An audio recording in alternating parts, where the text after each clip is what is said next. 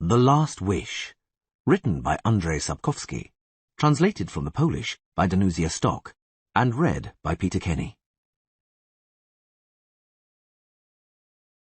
The Voice of Reason. 1. She came to him towards morning.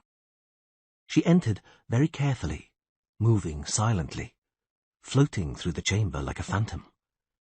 The only sound was that of her mantle brushing her naked skin. Yet this faint sound was enough to wake the Witcher. Or maybe it only tore him from the half-slumber in which he rocked monotonously, as though travelling through fathomless depths, suspended between the seabed and its calm surface amidst gently undulating strands of seaweed. He did not move, did not stir. The girl flitted closer, threw off her mantle, and slowly, hesitantly, rested her knee on the edge of the large bed. He observed her through lowered lashes, still not betraying his wakefulness. The girl carefully climbed onto the bedclothes and onto him, wrapping her thighs around him. Leaning forward on straining arms, she brushed his face with hair which smelt of chamomile. Determined and as if impatient, she leant over and touched his eyelids, cheeks, lips with the tips of her breasts. He smiled, very slowly, delicately, grasping her by the shoulders, and she straightened, escaping his fingers.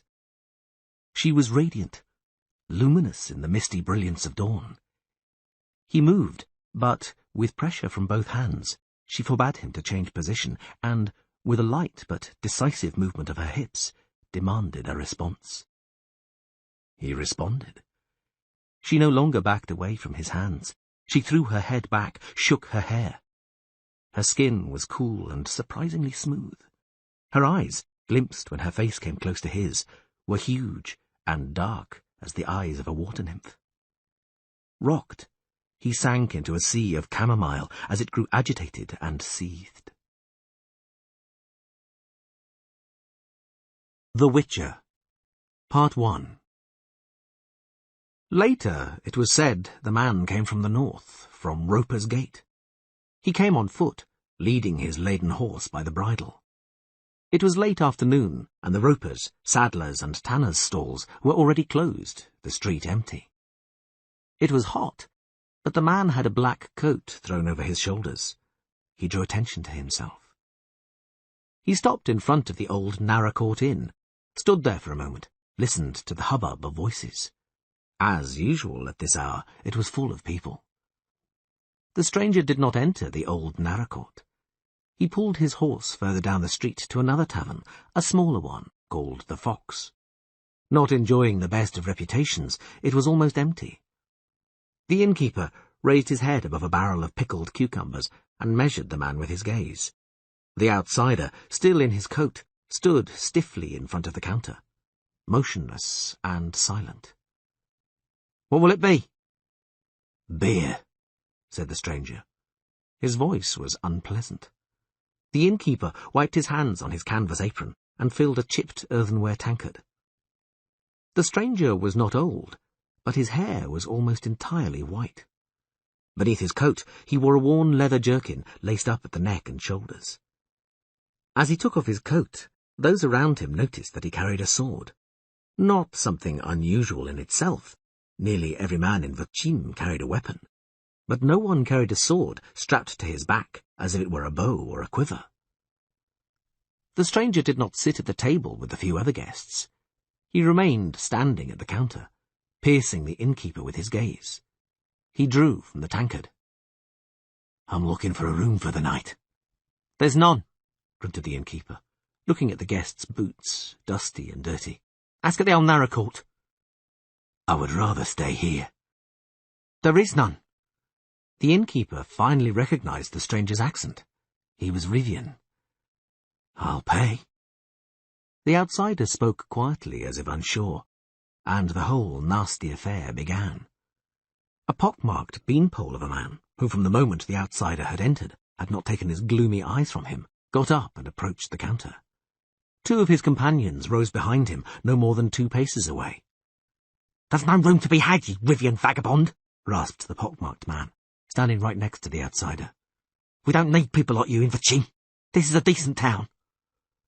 The outsider took his tankard and moved away.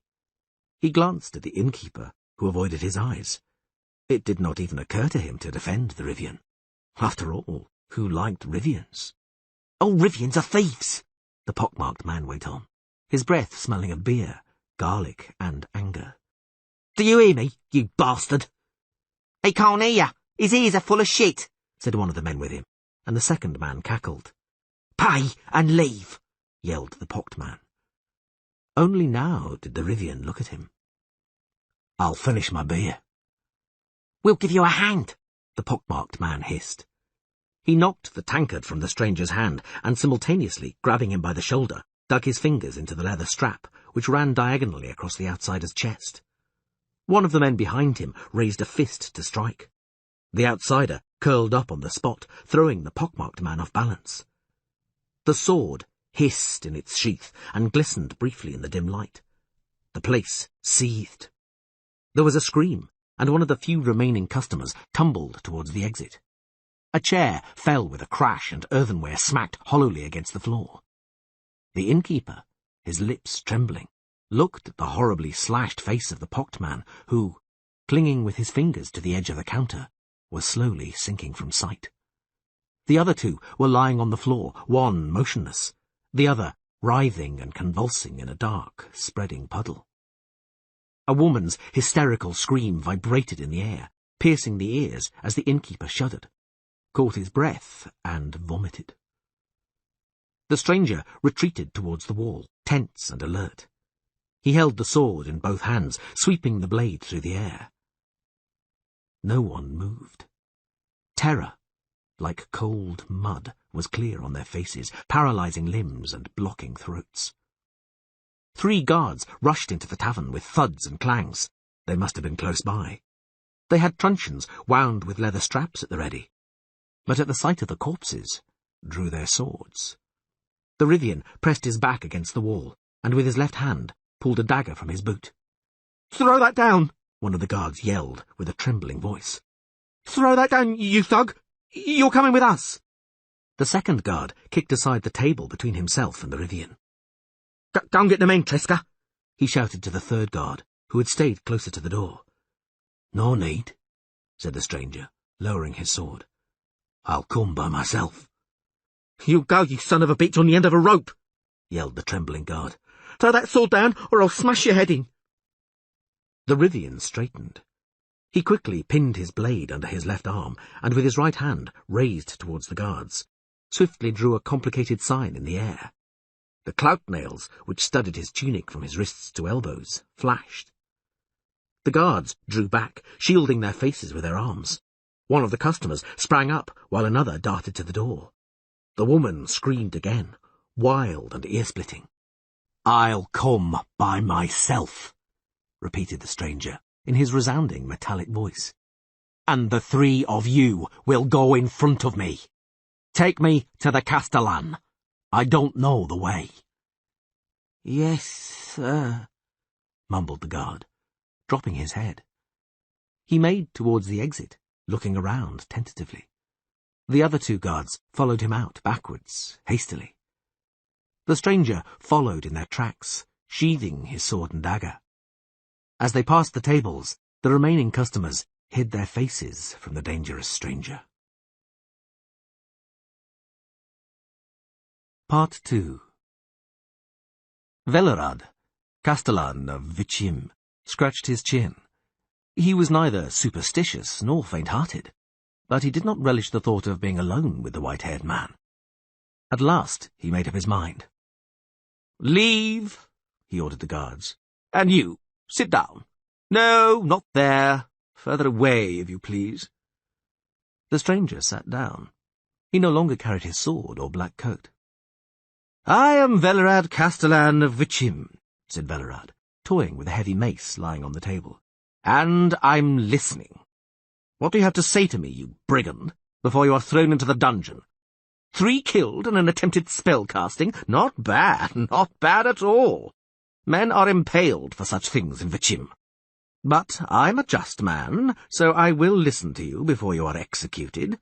Speak." The Rivian unbuttoned his jerkin and pulled out a wad of white goat leather. "You nail this crossways in taverns," he said quietly. "Is what's written here true?" "Ah!" Velerad grunted, looking at the runes etched into the leather.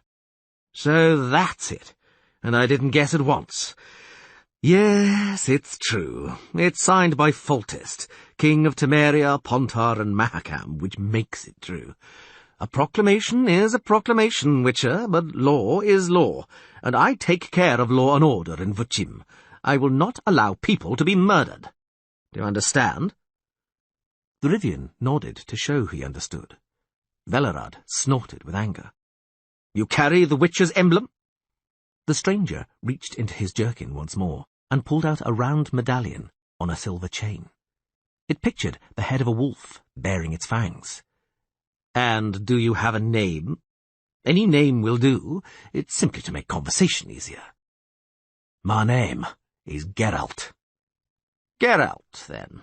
Of Rivia, I gather, from your accent." "Of Rivia." "Right. Do you know what, Geralt? This—" Velerad slapped the proclamation. "Let it go. It's a serious matter. Many have tried and failed already. This, my friend, is not the same as roughing up a couple of scoundrels." "I know. This is my job, Velerad, and that proclamation offers a 3,000 Oren reward." 3,000, Velerad scowled. "And the princess is a wife, or so rumour says, although gracious Foltest has not proclaimed that." "I'm not interested in the princess," Geralt said calmly. He was sitting motionless, his hands on his knees. "Just in the 3,000. "What times!" sighed the Castellan. "What foul times! 20 years ago, who would have thought, even in a drunken stupor, that such a profession as a witcher would exist? Itinerant killers of basilisks, travelling slayers of dragons and vodniks. Tell me, Geralt, are you allowed beer in your guild?" "Certainly." Velerad clapped his hands. "Beer!" he called. "And sit closer, Geralt. What do I care?" The beer, when it arrived, was cold and frothy. "Foul times," Velerad muttered, drinking deep from his tankard. "All sorts of filth has sprung up. Mahakam in the mountains is teeming with bogeymen. In the past it was just wolves howling in the woods, but now it's kobolds and spriggans wherever you spit, werewolves or some other vermin. Fairies and rusalkas snatch children from villages by the hundreds. We have diseases never heard of before. It makes my hair stand on end.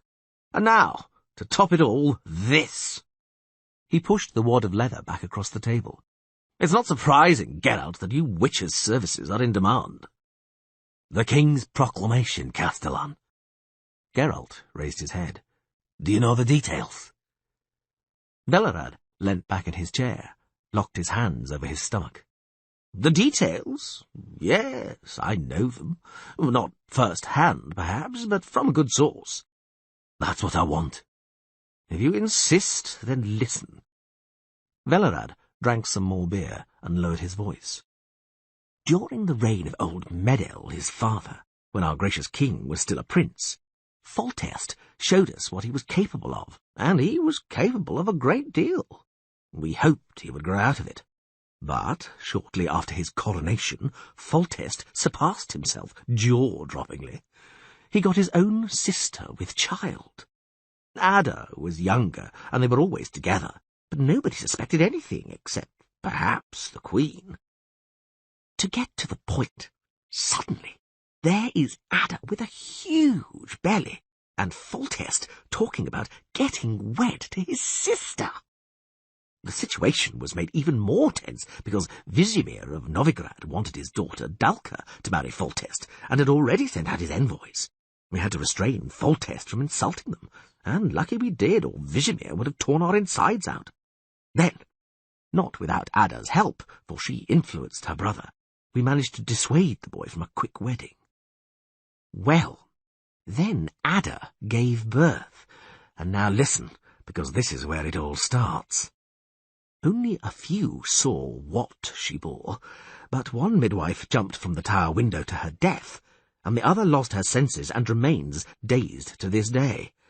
So I gather that the royal bastard, a girl, was not comely, and she died immediately. No one was in a hurry to tie the umbilical cord, nor did Ada, to her good fortune, survive the birth. But then Foltest stepped in again. Wisdom dictated that the royal bastard should have been burned or buried in the wilderness. Instead, on the orders of our gracious king, she was laid to rest in a sarcophagus in the vaults beneath the palace. It's too late for your wisdom now. Geralt raised his head. One of the knowing ones should have been sent for. You mean those charlatans with stars on their hats? Of course. About 10 of them came running later, when it became known what lay in the sarcophagus, and what scrambled out of it at night. Although it didn't start manifesting straight away. Oh, no. For 7 years after the funeral there was peace. Then, one night, it was a full moon, there were screams in the palace, shouting and commotion. I don't have to tell you, this is your trade, and you've read the proclamation. The infant had grown in the coffin. And how? Grown to have incredible teeth. In a word, she became a Strigger. Pity you didn't see the corpses as I did.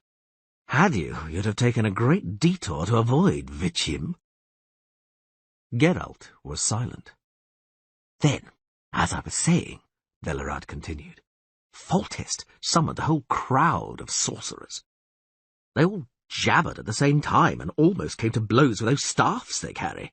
To beat off the dogs, no doubt, once they've been set loose on them, and I think they regularly are. I'm sorry, Geralt, if you have a different opinion of wizards. No doubt you do in your profession. But to me, they are swindlers and fools.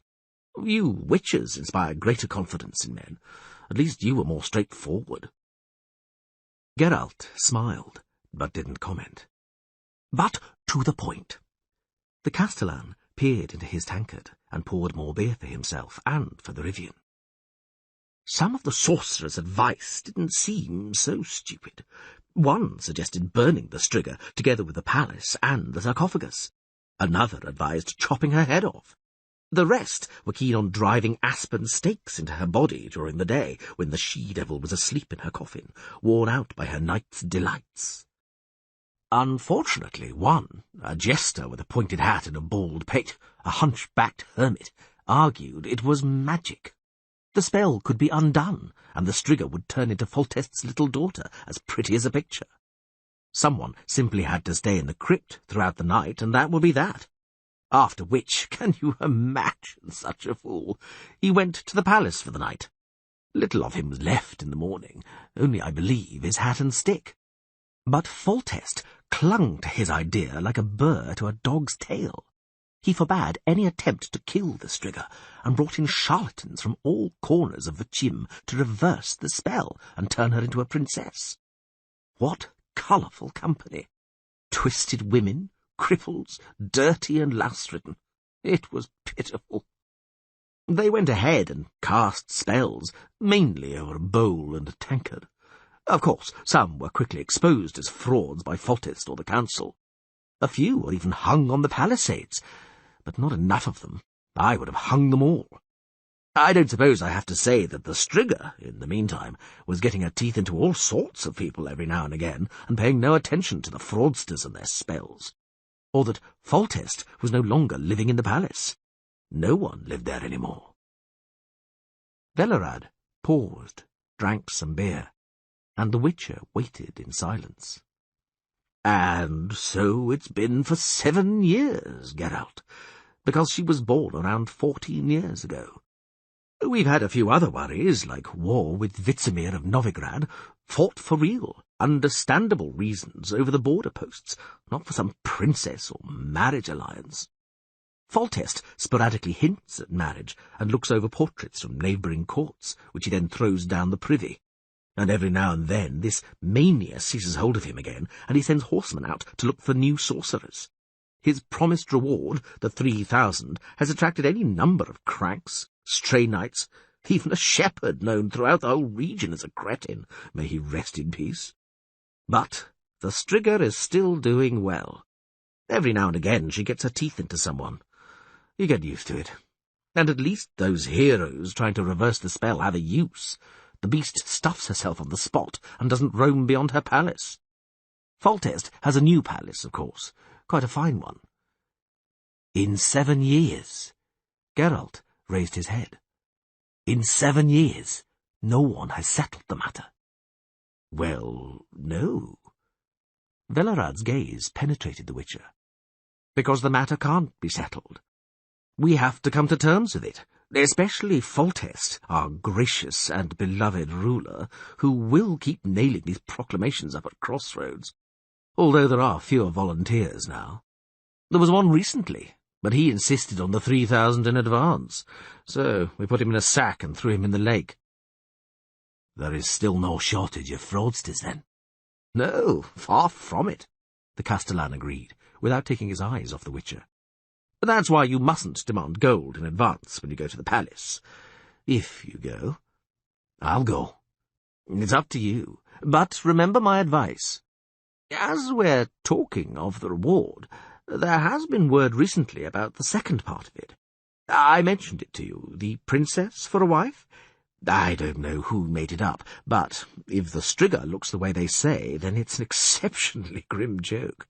Nevertheless, there's been no lack of fools racing to the palace for the chance of joining the royal family.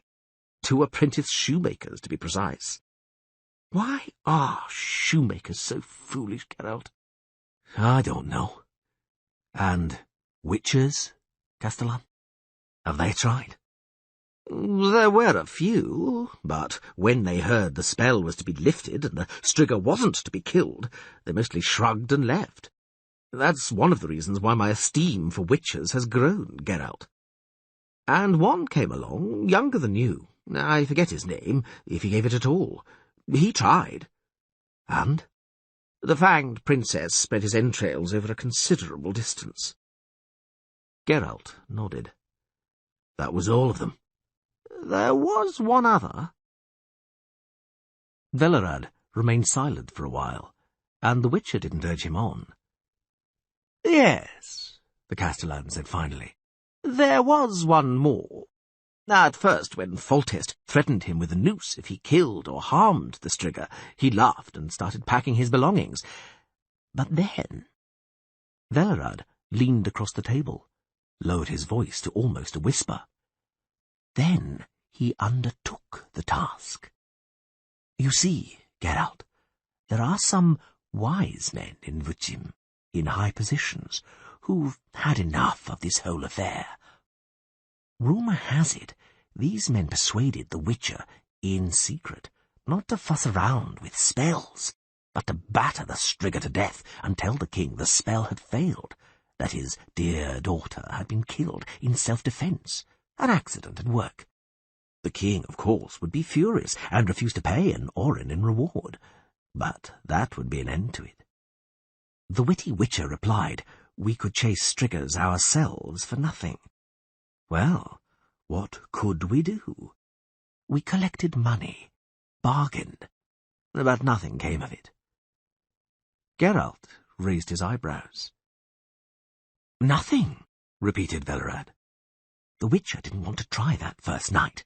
He trudged around, lay in wait, wandered about the neighbourhood. Finally, they say, he saw the Strigger in action, as she does not clamber from her crypt just to stretch her legs. He saw her and scarpered that night, without a word.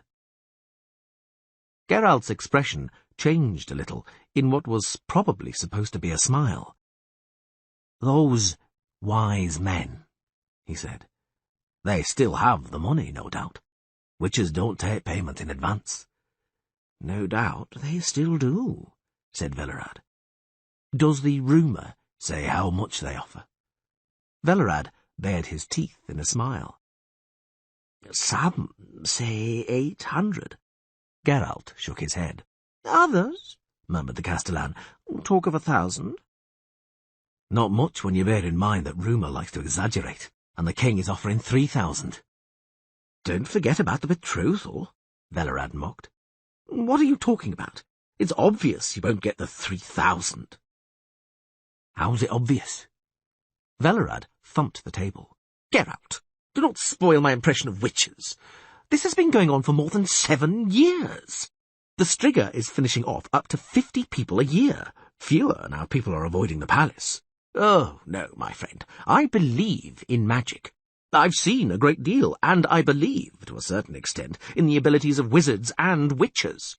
But all this nonsense about lifting the spell was made up by a hunchbacked, snotty old man who'd lost his mind on his hermit's diet. It's nonsense, which no one but Foltest believes. Ada gave birth to a Strigger because she slept with her brother. That is the truth, and no spell will help. Now the Strigger devours people, as Striggers do. She has to be killed, and that is that. Listen. 2 years ago, peasants from some god-forsaken hole near Mahakam were plagued by a dragon devouring their sheep. They set out together, battered the dragon to death with stanchions, and did not even think it worth boasting about. But we in Vichim are waiting for a miracle and bolting our doors every full moon, or tying our criminals to a stake in front of the palace, praying the beast stuffs herself and returns to her sarcophagus. Not a bad method, the Witcher smiled. Are there fewer criminals? Not a bit of it. Which way to the palace, the new one? I will take you myself. And what about the wise men's suggestion? Castellan, said Geralt. Why act in haste? After all, I really could have an accident at work, irrespective of my intentions. Just in case, the wise men should be thinking about how to save me from the king's anger and get those 1,500 orins of which rumour speaks ready. It was to be 1,000. No, Lord Velerad, the Witcher said categorically. The Witcher who was offered 1,000 ran at the mere sight of the Strigger without bargaining, so the risk is greater than 1,000. Whether it is greater than 1.5 remains to be seen. Of course, I will say goodbye beforehand. Geralt? Velerad scratched his head. 1,200. No, this isn't an easy task. The king is offering 3, and sometimes it's easier to lift a spell than to kill. But one of my predecessors would have done so, or killed the Strigger, if this were simple. You'd think they'd let themselves be devoured out of fear of the king? Then, Witcher? Velerad nodded wistfully. Our agreement stands. But a word of advice. Say nothing to the king about the danger of an accident at work.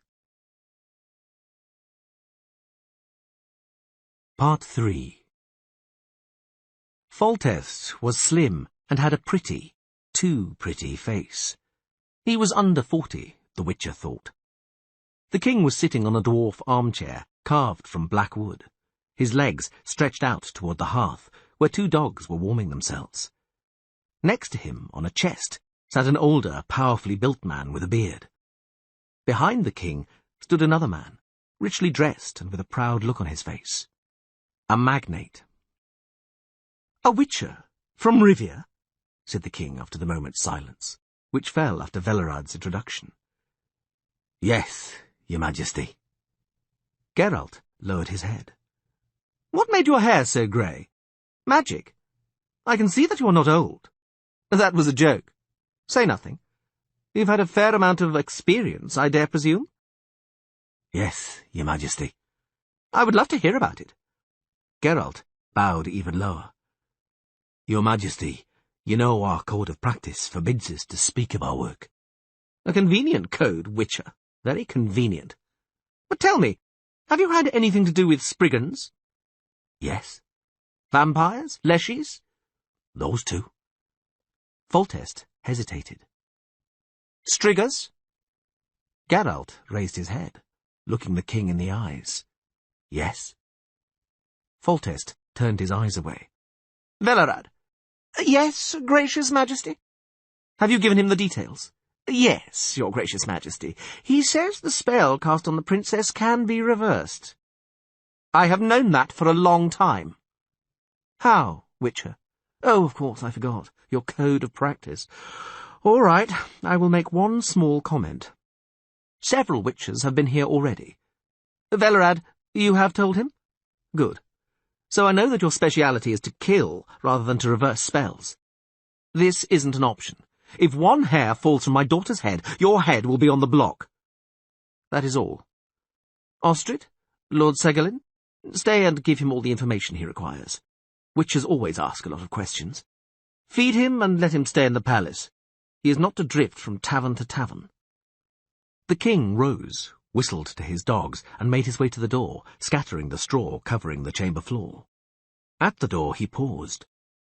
If you succeed, Witcher, the reward is yours. Maybe I will add something if you do well. Of course, the nonsense spread by common folk about marrying the princess carries not a word of truth. I am sure you don't believe I would give my daughter's hand to a stranger. No, Your Majesty, I don't. Good. That shows you have some wisdom. Foltest left, closing the door behind him.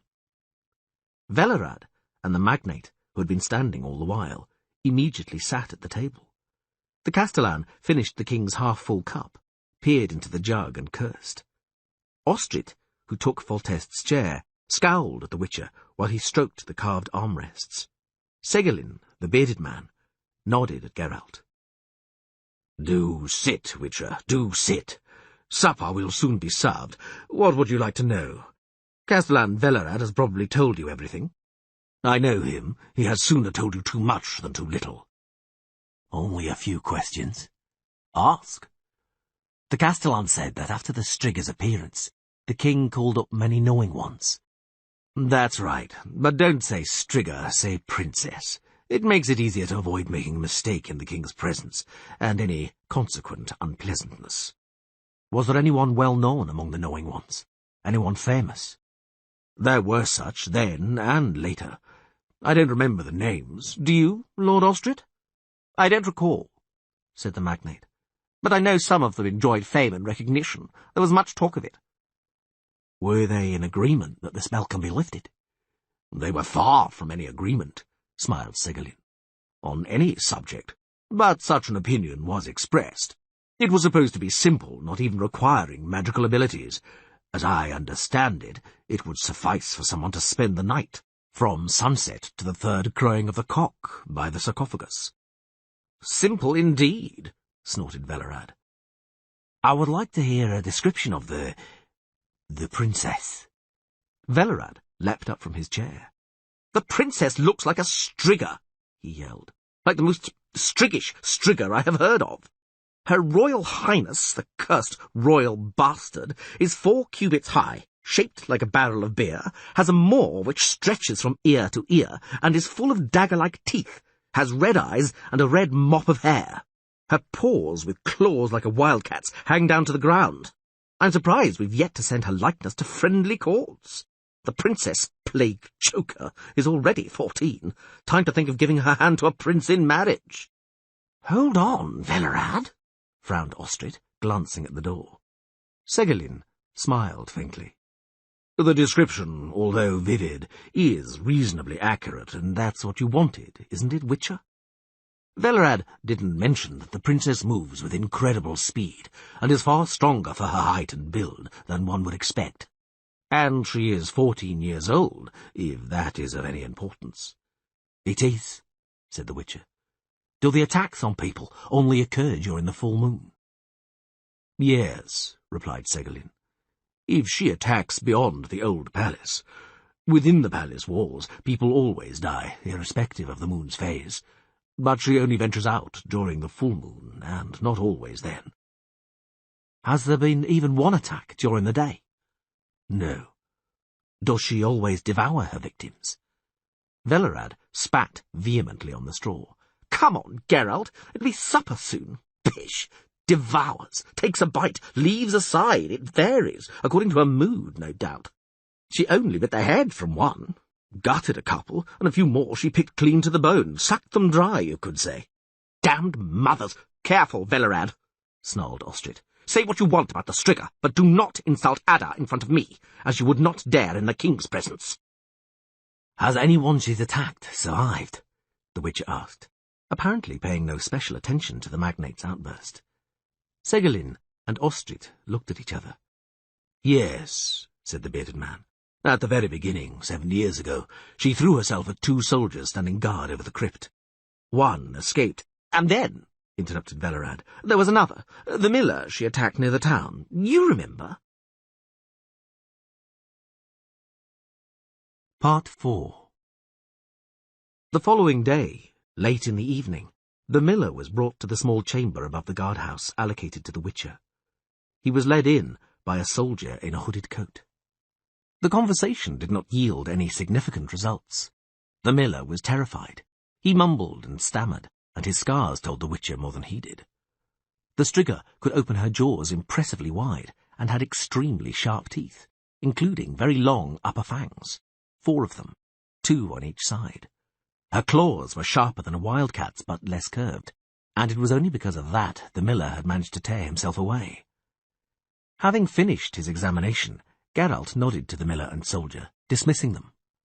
The soldier pushed the peasant through the door and lowered his hood. It was Foltest himself. "Sit, do not get up," said the king. "This visit is unofficial. Are you happy with the interview? I heard you were at the palace this morning." "Yes, your majesty." "When will you set about your task?" "It is 4 days until the full moon. After that." "You prefer to have a look at her yourself beforehand?" "There is no need, but having had her fill, the princess will be less active." "Striga, Master Witcher, Striga. Let us not play at diplomacy. She will be a princess afterwards. And that is what I have come to talk about. Answer me unofficially, briefly and clearly. Will it work or not? Don't hide behind your code." Geralt rubbed his brow. "I confirm, your majesty, that this spell might be reversed, and unless I am mistaken, it can be done by spending the night at the palace. The 3rd crowing of the cock, as long as it catches the Striga outside her sarcophagus, will end the spell. That is what is usually done with Strigas." "So simple?" "It is not simple. First you have to survive the night. Then there are exceptions to the rule. For example, not 1 night, but 3, consecutively.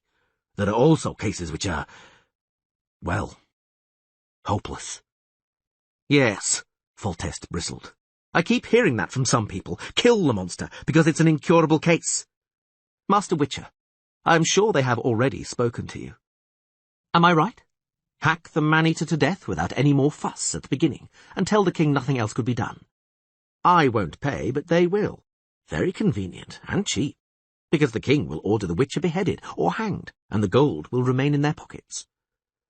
"The king unconditionally orders the Witcher to be beheaded." Geralt grimaced. Foltest looked the Rivian in the eyes for a long while. "The king does not know," he said finally, "but the Witcher should bear such an eventuality in mind." Geralt was silent for a moment. "I intend to do what is in my power," he said. "But if it goes badly, I will defend my life. Your Majesty, you must also be prepared for such an eventuality." Foltest got up. "You do not understand me. It's obvious you'll kill her if it becomes necessary, whether I like it or not, because otherwise she'll kill you, surely and inevitably. I won't punish anyone who kills her in self-defense, but I will not allow her to be killed without trying to save her. There have already been attempts to set fire to the old palace. They shot at her with arrows, dug pits and set traps and snares, until I hung a few of her attackers. But that is not the point. Witcher, listen." "I'm listening." "After the 3rd crowing of the cock, there will be no Striga, if I understand correctly. What will there be?" "If all goes well, a 14-year-old girl." "With red eyes? Crocodile's teeth?" "A normal 14-year-old, except that—" "Well?" "Physically." "I see. And mentally? Every day a bucket of blood for breakfast, a little girl's thigh?" "No. Mentally, there is no telling. On the level, I think, of a 3 or 4-year-old child. She'll require loving care for a long while." "That's obvious." "Witcher?" "I'm listening." "Can it happen to her again?" later on." Geralt was silent.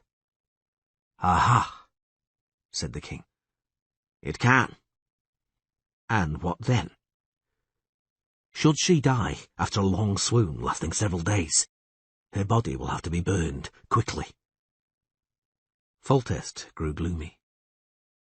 "I do not think it will come to that," added Geralt. "Just to be sure, I will give you some instructions, your majesty, to lessen the danger." "Right now? Is it not too soon, Master Witcher? And if—" "Right now," interrupted the Rivian. "Many things may happen, your majesty. It could be that you'll find the princess in the morning, the spell already broken, and my corpse." "Even so? Despite my permission to defend yourself? Which it seems wasn't that important to you." "This is a serious matter, your majesty. The risk is great. That is why you must listen. The princess should always wear a sapphire around her neck, or better, an inclusion on a silver chain, day and night." "What is an inclusion?" "A sapphire with a pocket of air trapped within the stone. Aside from that, every now and then you should burn juniper, broom and aspen in the fireplace of her chamber." Foltest grew pensive. "I thank you for your advice, Witcher. I will pay heed if— And now, listen to me carefully. If you find the case is hopeless, kill her. If you undo the spell, but the girl is not normal, if you have a shadow of a doubt as to whether you have been entirely successful, kill her. Do not worry. You have nothing to fear from me. I'll shout at you in front of others, banish you from the palace and the town, nothing more. Of course, I won't give you the reward, but maybe you'll manage to negotiate something from you-know-who." They were both quiet for a while. "Geralt." For the first time, Foltest called the Witcher by his name. "Yes." "How much truth is there in the rumour that the child is as she is because Ada was my sister?" "Not much. A spell has to be cast. They don't cast themselves. But I think your congress with your sister was the reason the spell was cast, and this is the result." "As I thought. That is what some of the knowing ones said, although not all of them. Geralt, where do such things come from? Spells, magic?" "I don't know, your majesty. Knowing ones study the causes of such phenomena. For us witches, the knowledge that concentrated will can cause such phenomena is enough. That, and the knowledge to fight them." "And kill them?" "Usually. Besides, that is what we're usually paid for. Only a few demand the reversal of spells, your majesty. As a rule, people simply want to defend themselves from danger. If the monster has men on its conscience, then revenge can also come into play." The king got up, took a few paces across the chamber, and stopped in front of the Witcher's sword, hanging on the wall. "With this?" he asked, not looking at Geralt. "No, that is for men." "So I heard. Do you know what, Geralt? I'm going to the crypt with you." "Out of the question." Foltest turned. His eyes glinted. "Do you know, sorcerer, that I have not seen her? Neither after she was born nor later. I was afraid. I may never see her, am I not right? At least I have the right to see my daughter while you're murdering her. I repeat, it's out of the question. It is certain death, for me as well as you. If my attention, my will, falters, no, your majesty." Foltest turned away, started towards the door. For a moment, Geralt thought he would leave without a word, without a parting gesture. But the king stopped and looked at him. "You inspire trust," he said, "although I know what a rogue you are. I was told what happened at the tavern. I'm sure you killed those thugs solely for word to spread, to shock people, to shock me. It's obvious that you could have dealt with them without killing. I'm afraid I'll never know whether you're going there to save my daughter or to kill her. But I agree to it. I have to agree. Do you know why?" Geralt did not reply. "Because I think," said the king. I think that she is suffering. Am I not right?" The Witcher fixed his penetrating eyes on the king. He didn't confirm it, didn't nod, didn't make the slightest gesture. But Foltest knew. He knew the answer. Part 5. Geralt looked out of the palace window for the last time. Dusk was falling rapidly. Beyond the lake, the distant lights of Vachim twinkled. There was a wilderness around the old palace, a strip of no-man's land with which, over 7 years, the town had cut itself off from this dangerous place, leaving nothing but a few ruins, rotten beams, and the remains of a gap-toothed palisade which had obviously not been worth dismantling and moving. As far away as possible, at the opposite end of the settlement, the king had built his new residence. The stout tower of his new palace loomed black in the distance against the darkening blue of the sky. In one of the empty, plundered chambers, the Witcher returned to the dusty table at which he was preparing, calmly and meticulously. He knew he had plenty of time. The Striga would not leave her crypt before midnight. On the table in front of him, he had a small chest with metal fittings. He opened it. Inside, packed tightly in compartments lined with dried grass, stood small vials of dark glass. The Witcher removed 3. From the floor, he picked up an oblong packet, thickly wrapped in sheepskins and fastened with a leather strap. He unwrapped it and pulled out a sword with an elaborate hilt, in a black, shiny scabbard, covered with rows of runic signs and symbols. He drew the blade, which lit up with a pure shine of mirror-like brightness. It was pure silver. Geralt whispered an incantation and drank, one after the other, the contents of 2 vials, placing his left hand on the blade of the sword after each sip. Then, wrapping himself tightly in his black coat, he sat down on the floor. There were no chairs in the chamber or in the rest of the palace. He sat, motionless, his eyes closed. His breathing, at first even, suddenly quickened, became rasping and tense, and then stopped completely. The mixture which helped the Witcher gain full control of his body was chiefly made up of veratrum, stramonium, hawthorn, and spurge. The other ingredients had no name in any human language. For anyone who was not, like Geralt, inured to it from childhood, it would have been lethal poison. The Witcher turned his head abruptly. In the silence, his hearing, sharpened beyond measure, easily picked out a rustle of footsteps through the courtyard overgrown with stinging nettles. It could not be the Striga. The steps were too light. Geralt threw his sword across his back, hid his bundle in the hearth of the ruined chimney place, and, silent as a bat, ran downstairs. It was still light enough in the courtyard for the approaching man to see the Witcher's face. The man, Ostrit, backed away abruptly.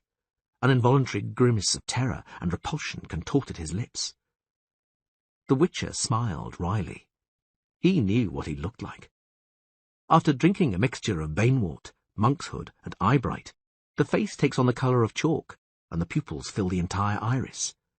But the mixture enables one to see in the deepest darkness, and this is what Geralt wanted. Ostrit quickly regained control. "You look as if you were already a corpse, Witcher," he said. "From fear, no doubt. Don't be afraid, I bring you reprieve." The Witcher did not reply. "Don't you hear what I say, you Rivian charlatan? You're saved, and rich." Ostrit hefted a sizable purse in his hand and threw it at Geralt's feet. 1,000 orins. Take it, get on your horse, and get out of here." The Rivian still said nothing. "Don't gawp at me!" Ostrit raised his voice. "And don't waste my time. I have no intention of standing here until midnight. Don't you understand? I do not wish you to undo the spell. No, you haven't guessed. I'm not in league with Velerad and Segalin. I don't want you to kill her. You're simply to leave. Everything is to stay as it is." The Witcher did not move. He did not want the magnate to realize how fast his movements and reactions now were. It was quickly growing dark. A relief, as even the semi-darkness of dusk was too bright for his dilated pupils. And why, sir, is everything to remain as it is? He asked, trying to enunciate each word slowly. Now that, Ostrit raised his head proudly, should really be of damn little concern to you. And what if I already know? Go on. It will be easier to remove Foltest from the throne if the Striga frightens the people even more. If the royal madness completely disgusts both magnates and common folk, am I right? I came here by way of Redania and Novigrad. There is much talk there that there are those in Vuchim who look to King Vitzimir as their saviour and true monarch. But I, Lord Ostrit, do not care about politics, or the successions to thrones, or revolutions in palaces. I am here to accomplish my task. Have you never heard of a sense of responsibility and plain honesty? About professional ethics? Careful to whom you speak, you vagabond! Ostrit yelled furiously, placing his hand on the hilt of his sword. I have had enough of this. I am not accustomed to hold such discussions. Look at you. Ethics, codes of practice, morality. Who are you to talk? A brigand who's barely arrived before he starts murdering men. Who bends double to Foltest and behind his back bargains with Velerad like a hired thug. And you dare to turn your nose up at me, you serf. Play at being a knowing one, a magician, you scheming witcher. Begone before I run the flat of my sword across your gob. The witcher did not stir. He stood calmly. You'd better leave, Lord Ostrit, he said. It's growing dark. Ostrit took a step back, drew his sword in a flash. You asked for this, you sorcerer. I'll kill you. Your tricks won't help you. I carry a turtle stone. Geralt smiled. The reputation of Turtlestone was as mistaken as it was popular. But the Witcher was not going to lose his strength on spells, much less expose his silver sword to contact with Ostrit's blade. He dived under the whirling blade, and with the heel of his hand and his silver-studded cuff, hit him in the temple. Part 6. Ostrit quickly regained consciousness and looked around in the total darkness. He noticed that he was tied up. He did not see Geralt standing right beside him, but he realized where he was and let out a prolonged, terrifying howl. "Keep quiet," said the Witcher. "Otherwise you'll lure her out before her time." You damned murderer! Where are you? Untie me immediately, you louse! You'll hang for this, you son of a bitch! Quiet! Ostrit panted heavily. You're leaving me here to be devoured by her? Tied up? He asked, quieter now, whispering a vile invective. "No," said the Witcher. "I'll let you go, but not now." You scoundrel! hissed Ostrit. To distract the Striga! Yes. Ostrit didn't say anything. He stopped wriggling and lay quietly. Witcher? Yes. It's true that I wanted to overthrow Foltest. I'm not the only one. But I'm the only one who wanted him dead. I wanted him to die in agony, to go mad, to rot alive. Do you know why? Geralt remained silent. I loved Ada, the king's sister, the king's mistress, the king's trollop. I loved her. Witcher, are you there? I am. I know what you're thinking, but it wasn't like that.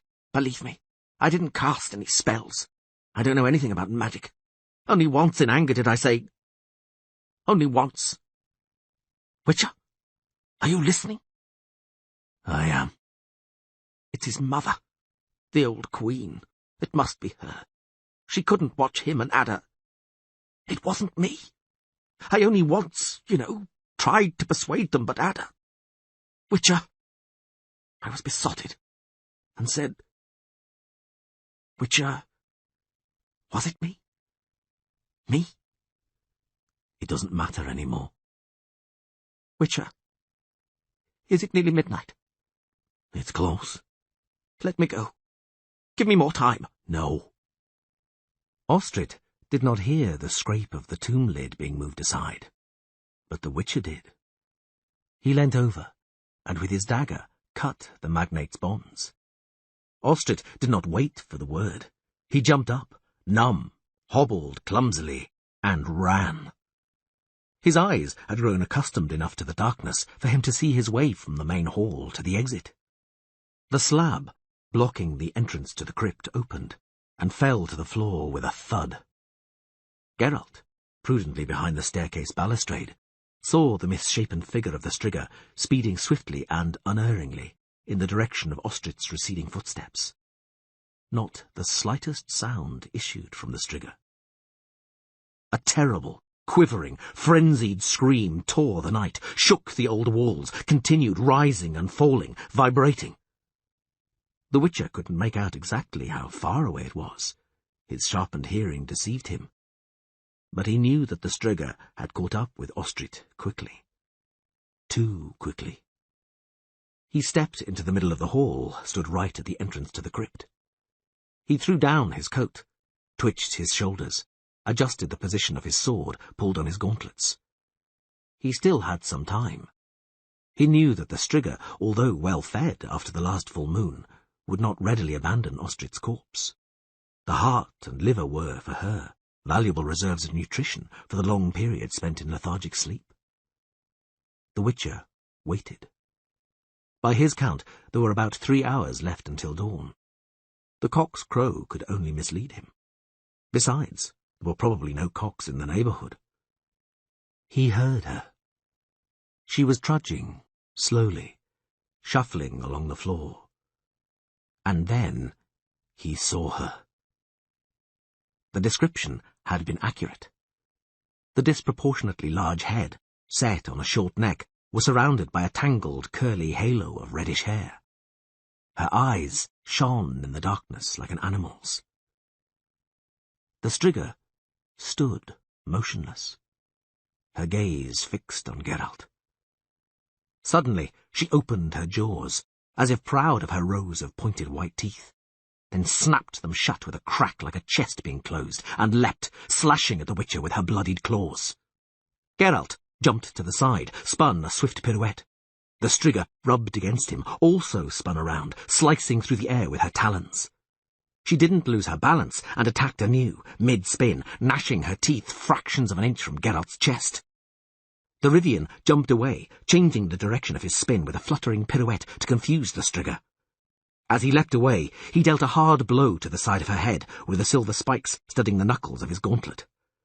The Striga roared horribly, filling the palace with a booming echo, fell to the ground, froze, and started to howl hollowly and furiously. The Witcher smiled maliciously.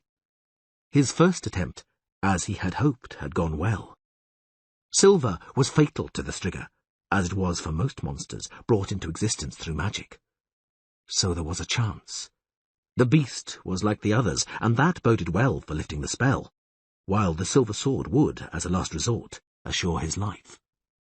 The Striga was in no hurry with her next attack. She approached slowly, baring her fangs, dribbling repulsively. Geralt backed away and, carefully placing his feet, traced a semicircle. By slowing and quickening his movements, he distracted the Striga, making it difficult for her to leap. As he walked, the Witcher unwound a long, strong silver chain, weighted at the end. The moment the Striga tensed and leapt, the chain whistled through the air and, coiling like a snake, twined itself around the monster's shoulders, neck and head. The Striga's jump became a tumble, and she let out an ear-piercing whistle. She thrashed around on the floor, howling horribly with fury or from the burning pain inflicted by the despised metal. Geralt was content. If he wanted, he could kill the Striga without great difficulty. But the Witcher did not draw his sword. Nothing in the Striga's behaviour had given him reason to think she might be an incurable case. Geralt moved to a safer distance, and without letting the writhing shape on the floor out of his sight, breathed deeply, focused himself. The chain snapped. The silver links scattered like rain in all directions, ringing against the stone. The Striga, blind with fury, tumbled to the attack, roaring. Geralt waited calmly, and, with his raised right hand, traced the sign of Ard in front of him. The Strigger fell back as if hit by a mallet, but kept her feet, extended her talons, bared her fangs. Her hair stood on end and fluttered, as if she were walking against a fierce wind. With difficulty, one rasping step at a time, she slowly advanced. But she did advance. Geralt grew uneasy. He did not expect such a simple sign to paralyze the Strigger entirely, but neither did he expect the beast to overcome it so easily. He could not hold the sign for long, it was too exhausting, and the Strigger had no more than 10 steps to go. He lowered the sign suddenly and sprung aside. The Strigger, taken by surprise, flew forward, lost her balance, fell, slid along the floor, and tumbled down the stairs into the crypt's entrance, yawning in the floor. Her infernal scream reverberated from below. To gain time, Geralt jumped onto the stairs leading to the gallery. He had not even climbed halfway up when the Strigger ran out of the crypt, speeding along like an enormous black spider. The Witcher waited until she had run up the stairs after him, then leapt over the balustrade. The Strigger turned on the stairs, sprang and flew at him in an amazing 10-meter leap. She did not let herself be deceived by his pirouettes this time. Twice her talons left their mark on the Rivian's leather tunic. But another desperately hard blow from the silver-spiked gauntlet threw the Strigger aside, shook her. Geralt, feeling fury building inside him, swayed, bent backwards, and with a mighty kick knocked the beast off her legs. The roar she gave was louder than all the previous ones. Even the plaster crumbled from the ceiling. The Strigger sprang up, shaking with uncontrolled anger and lust for murder. Geralt waited. He drew his sword, traced circles with it in the air, and skirted the Strigger, taking care that the movement of his sword was not in rhythm with his steps. The Strigger did not jump. She approached slowly, following the bright streak of the blade with her eyes. Geralt stopped abruptly, froze with his sword raised. The Strigger, disconcerted, also stopped. The Witcher traced a slow semicircle with the blade, took a step in the Strigger's direction, then another. Then he leapt, feigning a whirling movement with his sword above her head. The Strigger curled up, retreated in a zigzag. Geralt was close again, the blade shimmering in his hand. His eyes lit up with an ominous glow. A hoarse roar tore through his clenched teeth. The Strigger backed away, pushed by the power of concentrated hatred, anger, and violence which emanated from the attacking man, and struck her in waves, penetrating her mind and body. Terrified and pained by feelings unknown to her, she let out a thin, shaking squeak, turned on the spot, and ran off in a desperate, crazy escape down the dark tangle of the palace's corridors. Geralt stood quivering in the middle of the hall. Alone. It had taken a long time, he thought, before this dance on the edge of an abyss, this mad, macabre ballet of a fight, had achieved the desired effect, allowed him to physically become one with his opponent, to reach the underlayers of concentrated will which permeated the Strigger, the evil, twisted will from which the Strigger was born. The Witcher shivered at the memory of taking on that evil to redirect it, as if in a mirror against the monster. Never before had he come across such a concentration of hatred and murderous frenzy, not even from basilisks, who enjoyed a ferocious reputation for it. All the better, he thought, as he walked towards the crypt entrance and the blackness that spread from it like an enormous puddle. All the better, all the stronger was the blow received by the Strigger. This would give him a little more time until the beast recovered from the shock. The Witcher doubted whether he could repeat such an effort. The elixirs were weakening, and it was still a long time until dawn. But the Strigger could not return to her crypt before first light, or all his trouble would come to nothing. He went down the stairs. The crypt was not large. There was room for 3 stone sarcophagi. The slab covering the first was half pushed aside. Geralt pulled the 3rd vial from beneath his tunic, quickly drank its contents, climbed into the tomb, and stretched out in it. As he had expected, it was a double tomb, for mother and daughter. He had only just pulled the cover closed when he heard the Strigger's roar again. He lay on his back, next to Ada's mummified corpse, and traced the sign of Irden, on the inside of the slab. He laid his sword on his chest, stood a tiny hourglass filled with phosphorescent sand next to it, and crossed his arms. He no longer heard the Striga screams as she searched the palace. He had gradually stopped hearing anything as the Truelove and Celandine began to work. Part 7. When Geralt opened his eyes, the sand had passed through the hourglass, which meant his sleep had been even longer than he had intended. He pricked up his ears and heard nothing. His senses were now functioning normally. He took hold of his sword and, murmuring an incantation, ran his hand across the lid of the sarcophagus. He then moved the slab slightly, a couple of inches. Silence. He pushed the lid further, sat, holding his weapon at the ready, and lifted his head above the tomb. The crypt was dark, but the Witcher knew that outside dawn was breaking.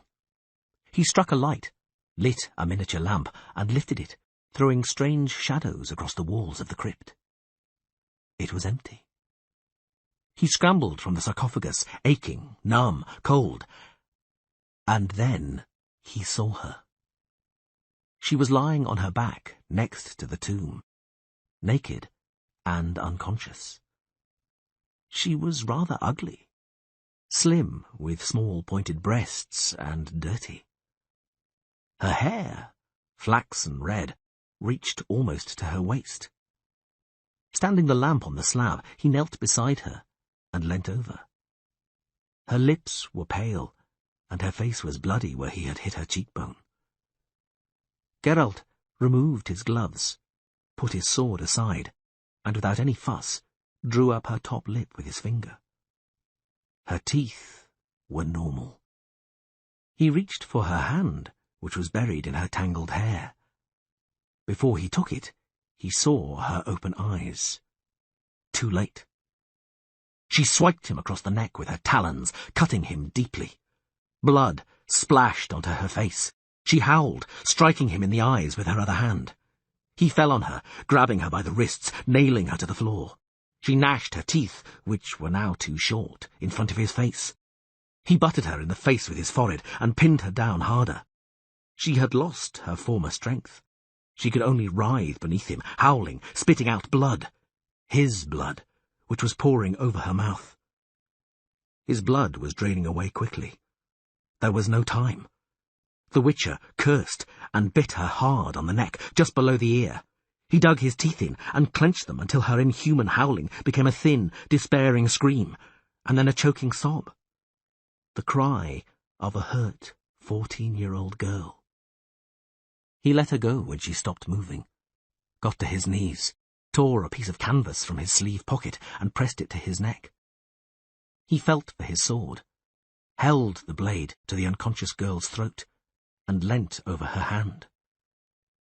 The nails were dirty, broken, bloodied, but normal. Completely normal. The Witcher got up with difficulty. The sticky, wet greyness of early morning was flooding in through the crypt's entrance. He made a move towards the stairs, but staggered and sat down heavily on the floor. Blood was pouring through the drenched canvas onto his hands, running down his sleeve.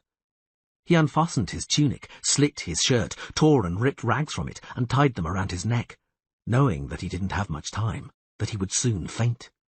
He succeeded, and fainted. In Vachim, beyond the lake, a cock, ruffling his feathers in the cold damp, crowed hoarsely for the third time. Part 8. He saw the whitened walls and beamed ceiling of the small chamber above the guardroom. He moved his head, grimacing with pain, and moaned. His neck was bandaged, thickly, thoroughly, professionally. "Lie still, Witcher," said Velerad. "Lie. Do not move." "My sword." "Yes, yes, of course. What is most important is your Witcher's silver sword. It's here, don't worry. both the sword and your little trunk, and the 3,000 orins. Yes, yes, don't utter a word. It is I who am an old fool, and you the wise witcher. Foltest has been repeating it over and over for the last 2 days. 2? Oh, yes, 2. She slit your neck open quite thoroughly. One could see everything you have inside there. You lost a great deal of blood. Fortunately, we hurried to the palace straight after the 3rd crowing of the cock. Nobody slept in Vuchim that night. It was impossible. You made a terrible noise. Does my talking tire you? The princess. The princess is like a princess. Thin, and somewhat dull-witted. She weeps incessantly and wets her bed, but Foltest says this will change. I don't think it will change for the worse. Do you, Geralt? The Witcher closed his eyes. Good.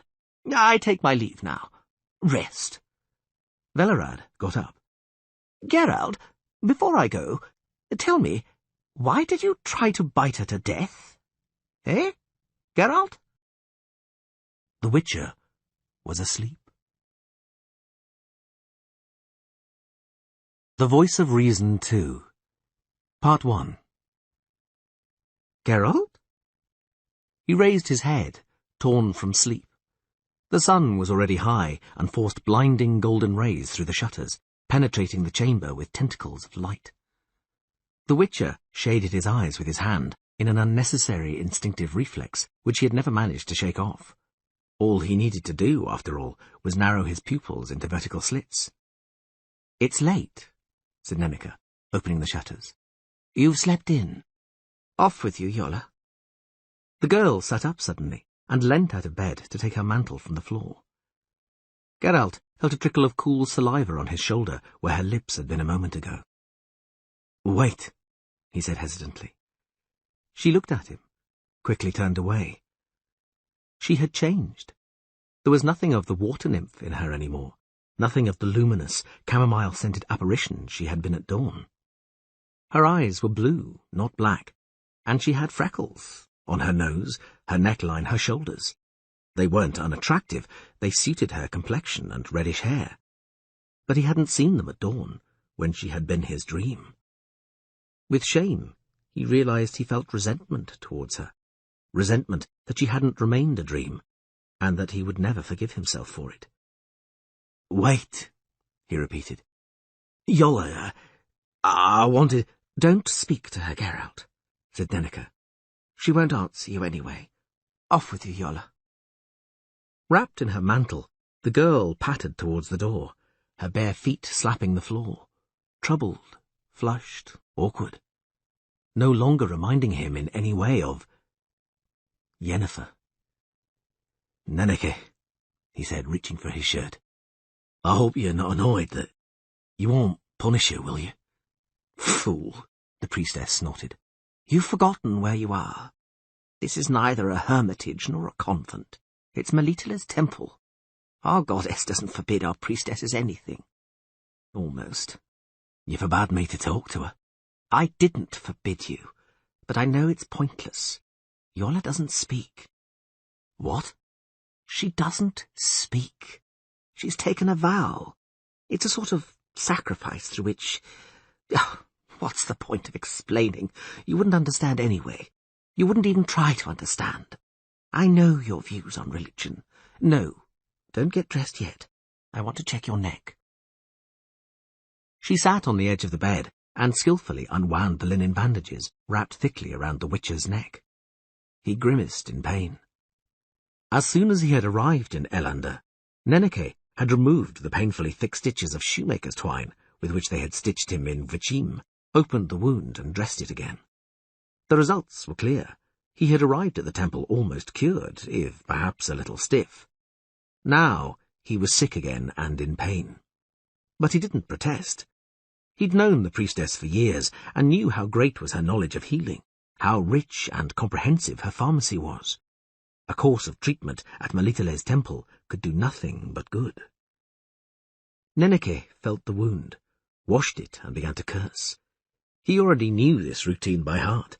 She had started on the very first day, and had never failed to moan when she saw the marks left by the Princess of Vuchim's talons. "It's terrible to let yourself be slashed like this by an ordinary strigger." Muscles, tendons, she only just missed your carotid artery. Great Melita!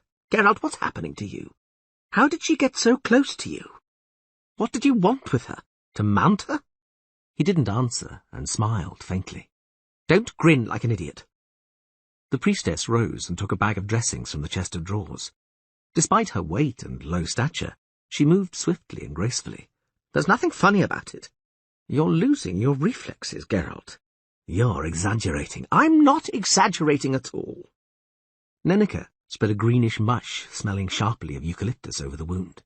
You shouldn't have allowed yourself to get wounded, but you did, and very seriously at that, fatally even. And even with your exceptional powers of regeneration, it'll be months before your neck is fully mobile again. I warn you, don't test your strength by fighting an agile opponent during that time. Thank you for the warning. Perhaps you could give me some advice, too. How am I supposed to live in the meantime? Rally a few girls, buy a cart and organise a travelling house of ill repute? Nenneke shrugged, bandaging his neck with quick, deft movements.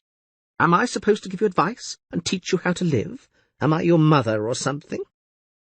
Right, that's done. You can get dressed. Breakfast's waiting for you in the refectory. Hurry up or you'll have to make it yourself.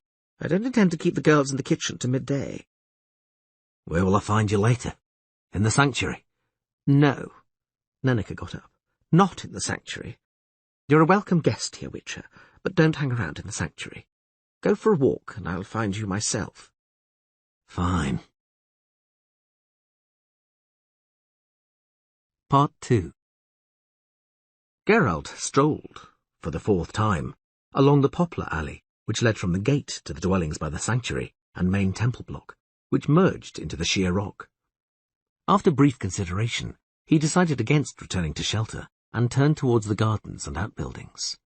Umpteen priestesses, clad in grey working garments, were toiling away, weeding the beds and feeding the birds in the henhouses. The majority of them were young or very young, virtually children. Some greeted him with a nod or a smile in passing. He answered their greetings, but didn't recognize any of them. Although he often visited the temple, once or even twice a year, he never saw more than 3 or 4 faces he knew. The girls came and went, becoming oracles in other temples, midwives and healers specializing in women's and children's diseases, wandering druids, teachers or governesses. But there was never a shortage of priestesses arriving from all over, even the remotest regions. Melitile's temple in Elander was well known and enjoyed well-earned fame. The cult of Melitile was one of the oldest, and in its day one of the most widespread cults from time immemorial. Practically every pre-human race and every primordial nomadic human tribe honoured a goddess of harvest and fertility, a guardian of farmers and gardeners, a patroness of love and marriage. Many of these religions merged into the cult of Melitile. Time, which was quite pitiless towards other religions and cults, effectively isolating them in forgotten, rarely visited little temples and oratories, buried amongst urban buildings, had proved merciful to Melitile. She did not lack either followers or sponsors. In explaining the popularity of the goddess, learned men who studied this phenomenon used to hark back to the pre-cults of the Great Mother, Mother Nature, and pointed to the links with nature's cycle, with the rebirth of life and other grandiloquently named phenomena. Geralt's friend, the troubadour Dandelion, who enjoyed a reputation as a specialist in every possible field, looked for simpler explanations. Melitile's cult, he deduced, was a typical woman's cult. Melitile was, after all, the patroness of fertility and birth. She was the guardian of midwives, and a woman in labour has to scream. Apart from the usual cries, usually promising never to give herself to any bloody man ever again in her life, a woman in labour has to call upon some godhead for help, and Melitile was perfect. And since women gave birth, give birth, and will continue to give birth, the goddess Melitile, the poet proved, did not have to fear for her popularity. Geralt. Nenneke, I was looking for you. Me? The priestess looked at him mockingly. Not Yola? Yola too, he admitted. Does that bother you? Right now, yes. I don't want you to get in her way and distract her. She's got to get herself ready and pray if something's to come of this trance. I've already told you, he said coldly. I don't want any trance. I don't think a trance will help me in any way. While I, Nenneke winced, don't think a trance will harm you in any way. I can't be hypnotized. I have immunity. I'm afraid for Yola. It might be too great an effort for a medium. Yola isn't a medium or a mentally ill soothsayer. That child enjoys the goddess's favour. Don't pull silly faces, if you please. As I said, your view on religion is known to me. It's never particularly bothered me, and no doubt it won't bother me in the future. I'm not a fanatic. You've a right to believe that we are governed by nature and the force hidden within her. You can think that the gods, including my Melitele, are merely a personification of this power, invented for simpletons so they can understand it better, accept its existence. According to you, that power is blind. But for me, Geralt, faith allows you to expect what my goddess personifies from nature. Order, law, goodness, and hope. I know. If you know that, then why your reservations about the trance? What are you afraid of? That I'll make you bow your head to a statue and sing canticles? Geralt, we'll simply sit together for a while. You, me, and Yola, and see if the girl's talents will let us see into the vortex of power surrounding you. Maybe we'll discover something worth knowing, and maybe we won't discover anything. Maybe the power and fate surrounding you won't choose to reveal themselves to us, will remain hidden and incomprehensible. I don't know. But why shouldn't we try? Because there's no point. I'm not surrounded by any vortex or fate. I never were. Why the hell would I delve into it? Geralt, you're sick. Injured, you mean? I know what I mean. There's something not quite right with you. I can sense that. After all, I have known you ever since you were a youngster. When I met you, you came up to my waist. And now I feel that you're spinning around in some damned whirlpool, tangled up in a slowly tightening noose. I want to know what's happening.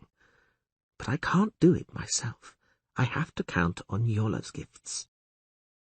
You want to delve too deeply. Why the metaphysics? I'll confide in you if you like. I'll fill your evenings with tales of ever more astounding events from the past few years.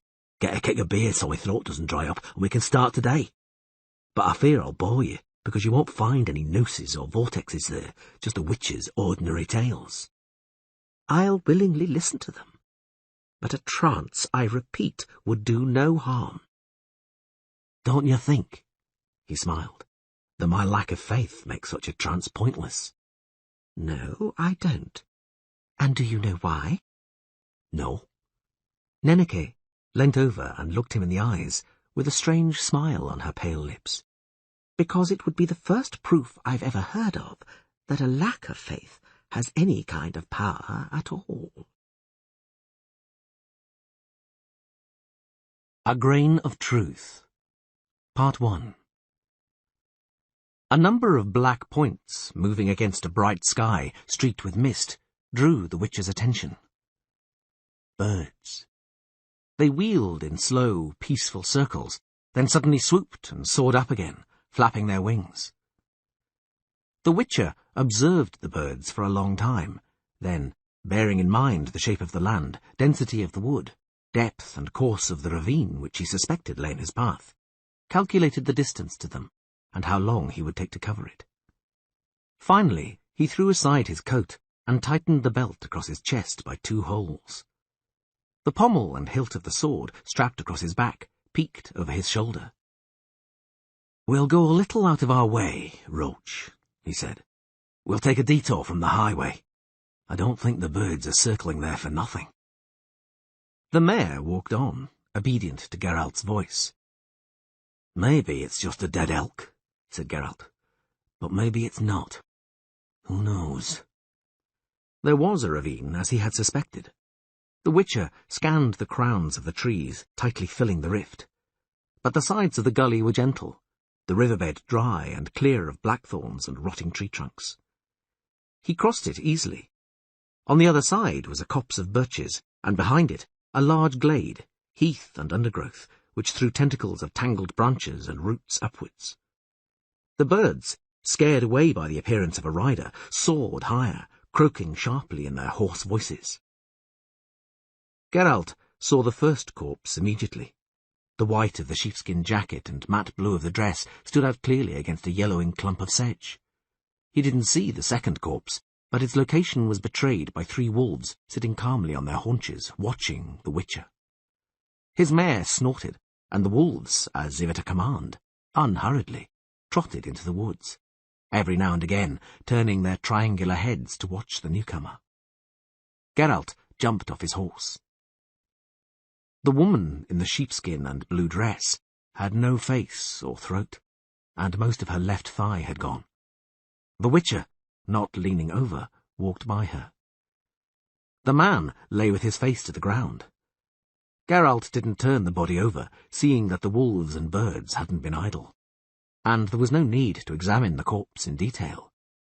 The shoulders and back of the woolen doublet were covered with thick black rivulets of dried blood.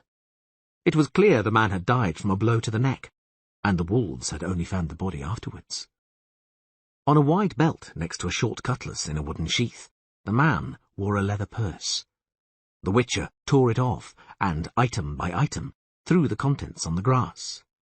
A tinderbox, a piece of chalk, sealing wax, a handful of silver coins, a folding shaving knife with a bone handle, a rabbit's ear, 3 keys, and a talisman with a phallic symbol. 2 letters written on canvas were damp with rain and dew, smudged beyond readability. The 3rd, written on parchment, was also ruined by damp, but still legible. It was a credit note made out by the Dwarves' Bank in Murivel to a merchant called Rulla Asper, or Aspen. It wasn't for a large sum. Bending over, Geralt lifted the man's right hand. As he had expected, the copper ring digging into the swollen blue finger carried the sign of the Armourers' Guild, a stylized helmet with visor, 2 crossed swords, and the rune A engraved beneath them. The Witcher returned to the woman's corpse. As he was turning the body over, something pricked him in the finger. A rose, pinned to the dress. The flower had withered, but not lost its colour. The petals were dark blue, very dark blue. It was the first time Geralt had seen such a rose. He turned the body over completely, and winced. On the woman's bare and bloody neck were clear bite marks, and not those of a wolf. The Witcher carefully backed away to his horse. Without taking his eyes from the forest edge, he climbed into the saddle. He circled the glade twice, and, leaning over, looked around, examining the ground closely. "So, Roach," he said quietly, "the case is reasonably clear. The armourer and the woman arrived on horseback from the direction of the forest. They were on their way home from Murivel, because nobody carries an uncashed credit note for long. Why they were going this way and not following the highway, I don't know. But they were crossing the heath side by side, and then, again, I don't know why, they both dismounted, or fell from their horses. The armourer died instantly. The woman ran, then fell and died, and whatever attacked her, which didn't leave any tracks, dragged her along the ground, with her throat in its teeth. The horses ran off. This happened 2 or 3 days ago." The mare snorted restlessly, reacting to his tone of voice. "The thing which killed them," continued Geralt, watching the forest's edge, "was neither a werewolf nor a leshy. Neither would have left so much for the scavengers. If there were swamps here, I'd say it was a kikimora or a viper, but there aren't any swamps here." Leaning over, the Witcher pulled back the blanket which covered the horse's side and uncovered another sword strapped to the saddlebag, one with a shining, ornate guard and black corrugated hilt.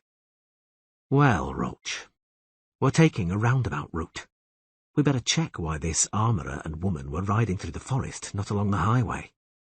If we pass by ignoring such incidents, we won't ever earn enough for your oats, will we?" The mare obediently moved forward across the heath, carefully sidestepping hollows. "Although it's not a werewolf, we won't take any risks," the Witcher continued, taking a bunch of dried monk's head from a saddlebag and hanging it by the bit. The mare snorted. Geralt unlaced his tunic a little and pulled out a medallion engraved with a wolf with bared jaws. The medallion, hanging on a silver chain, bobbed up and down in rhythm to the horse's gait, sparkling in the sun's rays like mercury. Part 2. He noticed the red tiles of the tower's conical roof from the summit of a hill as he cut across a bend in the faint trail. The slope, covered with hazel, dry branches, and a thick carpet of yellow leaves, wasn't safe to descend on horseback. The Witcher retreated, carefully rode down the incline, and returned to the main path. He rode slowly, stopped the horse every now and again, and, hanging from the saddle, looked out for tracks. The mare tossed her head, neighed wildly, stamped and danced on the path, kicking up a storm of dried leaves. Geralt, wrapping his left arm around the horse's neck, swept his right hand, the fingers arranged in the sign of Axia, over the mount's head as he whispered an incantation. "Is it as bad as all that?" he murmured, looking around and not withdrawing the sign. "Easy, Roach, easy." The charm worked quickly, but the mare, prodded with his heel, moved forward reluctantly, losing the natural springy rhythm of her gait. The Witcher jumped nimbly to the ground and went on by foot, leading her by the bridle. He saw a wall. There was no gap between the wall and the forest, no distinct break. The young trees and juniper bushes twined their leaves with the ivy and wild vines clinging to the stonework. Geralt looked up. At that same moment, he felt a prickle along his neck, as if an invisible soft creature had latched onto his neck, lifting the hairs there. He was being watched. He turned around smoothly. Roach snorted, the muscles in her neck twitched, moved under her skin. A girl was standing on the slope of the hill he had just climbed down, one arm resting on the trunk of an alder tree. Her trailing white dress contrasted with the glossy blackness of her dishevelled hair, falling to her shoulders. She seemed to be smiling, but she was too far away to be sure. "Greetings," he said, raising his hand in a friendly gesture. He took a step towards the girl. She turned her head a little, following his movements. Her face was pale, her eyes black and enormous. The smile, if it had been a smile, vanished from her face as though wiped away with a cloth. Geralt took another step. The leaves rustled underfoot, and the girl ran down the slope like a deer, flitting between the hazel bushes. She was no more than a white streak as she disappeared into the depths of the forest. The long dress didn't appear to restrict her ease of movement in the least. Roach neighed anxiously, tossing her head. Geralt, still watching the forest, instinctively calmed her with the sign again. Pulling the mare by the bridle, he walked slowly along the wall, wading through burdock up to the waist. He came to a sturdy gate with iron fittings and rusty hinges, furnished with a great brass knocker. After a moment's hesitation, Geralt reached out and touched the tarnished ring. He immediately jumped back, as at that moment the gate opened, squeaking, clattering, and raking aside clumps of grass, stones, and branches. There was no one behind it. The Witcher could only see a deserted courtyard, neglected and overgrown with nettles. He entered, leading Roach. The mare, still stunned by the sign, didn't resist, but she moved stiffly and hesitantly after him. The courtyard was surrounded on 3 sides by a wall and the remains of some wooden scaffolding. On the 4th side stood the mansion, its facade mottled by a pox of chipped plaster, dirty damp patches, and festooned with ivy. The shutters, with their peeling paint, were closed, as was the door. Geralt threw Roach's reins over the pillar by the gate and slowly made his way towards the mansion, following the gravel path past a small fountain full of leaves and rubbish. In the centre of the fountain, on a fanciful plinth, A white stone dolphin arched, turning its chipped tail upwards. Next to the fountain, in what, a very long time ago, used to be a flower bed, grew a rose bush. Nothing but the colour of the flowers made this bush unique, but the flowers were exceptional. Indigo, with a faint shade of purple on the tips of some of the petals. The Witcher touched one, brought his face closer and inhaled.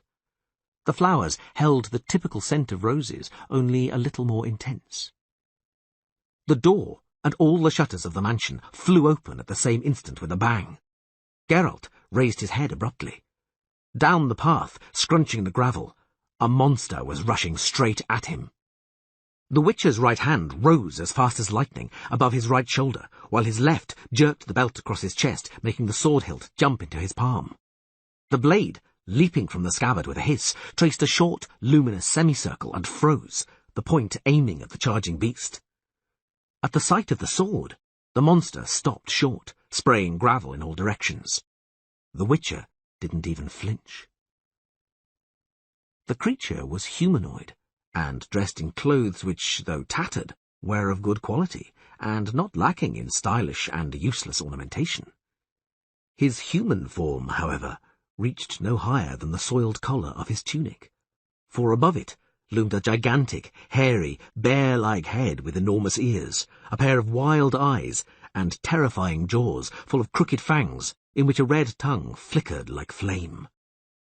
"Flee, mortal man!" the monster roared, flapping his paws but not moving from the spot. "I'll devour you, tear you to pieces!" The Witcher didn't move, didn't lower his sword. "Are you deaf? Away with you!" The creature screamed, then made a sound somewhere between a pig's squeal and a stag's bellowing roar, making the shutters rattle and clatter and shaking rubble and plaster from the sills. Neither Witcher nor monster moved. "Clear off while you're still in one piece!" roared the creature, less sure of himself. "Because if you don't, then—" "Then what?" interrupted Geralt. The monster suddenly gasped and tilted his monstrous head. "Look at him. Isn't he brave?" He spoke calmly, baring his fangs and glowering at Geralt with bloodshot eyes. "Lower that iron, if you please. Perhaps you've not realized you're in my courtyard.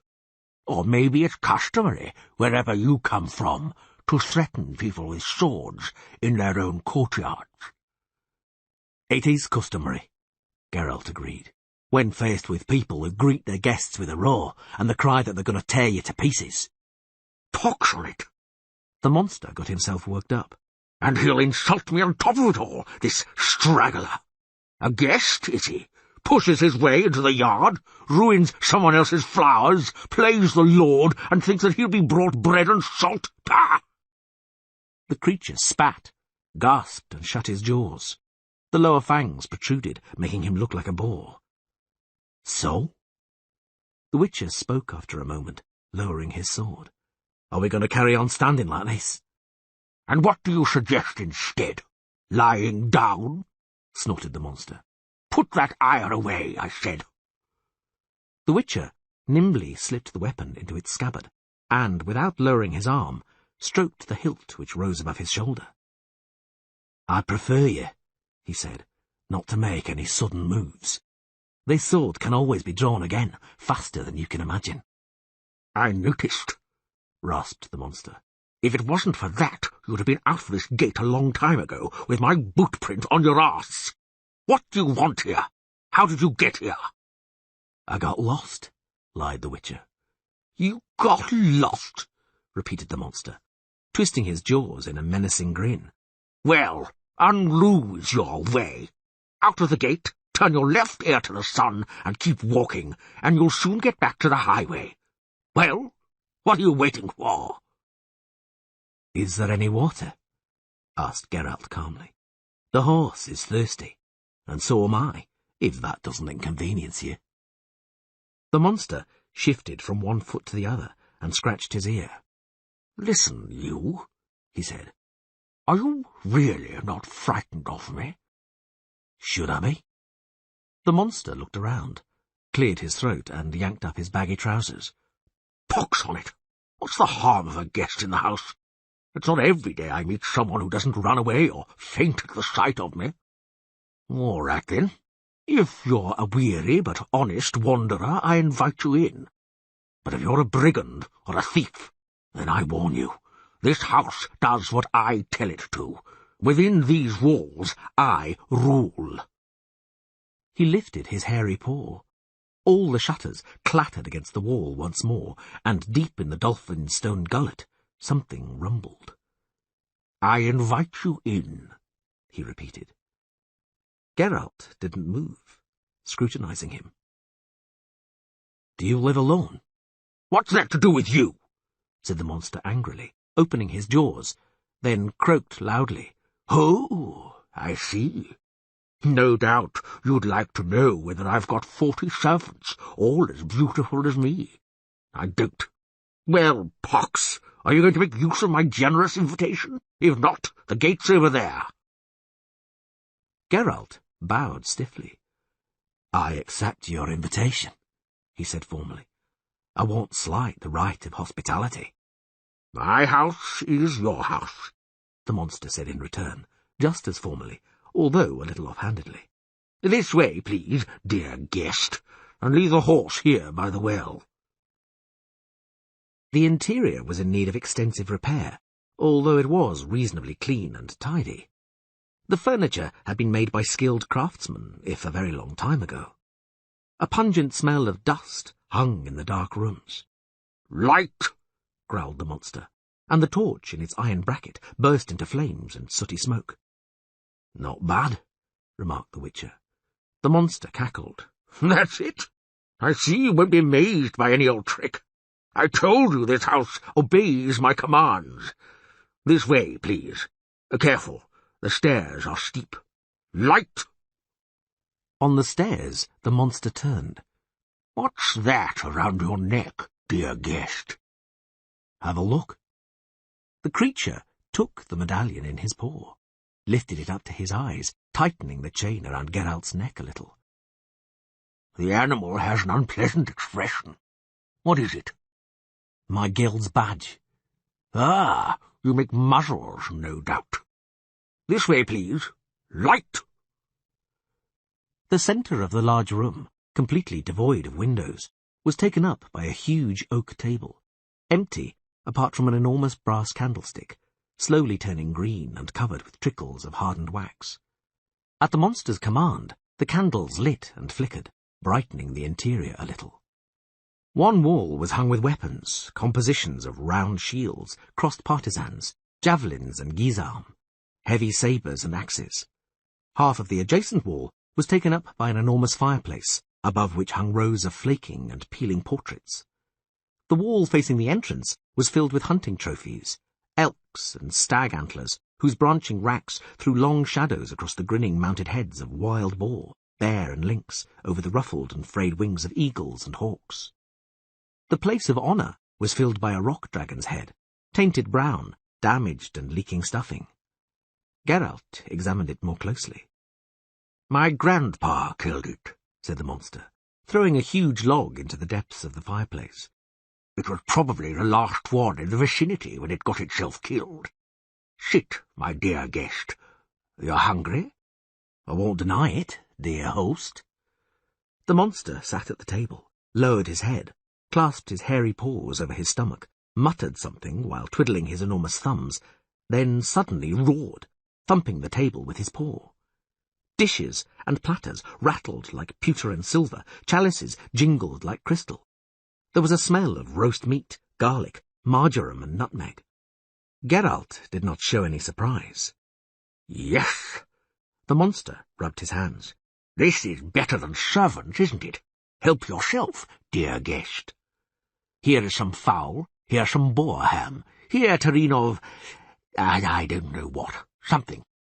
Here we have some hazel grouse. Pox, no, it's partridge.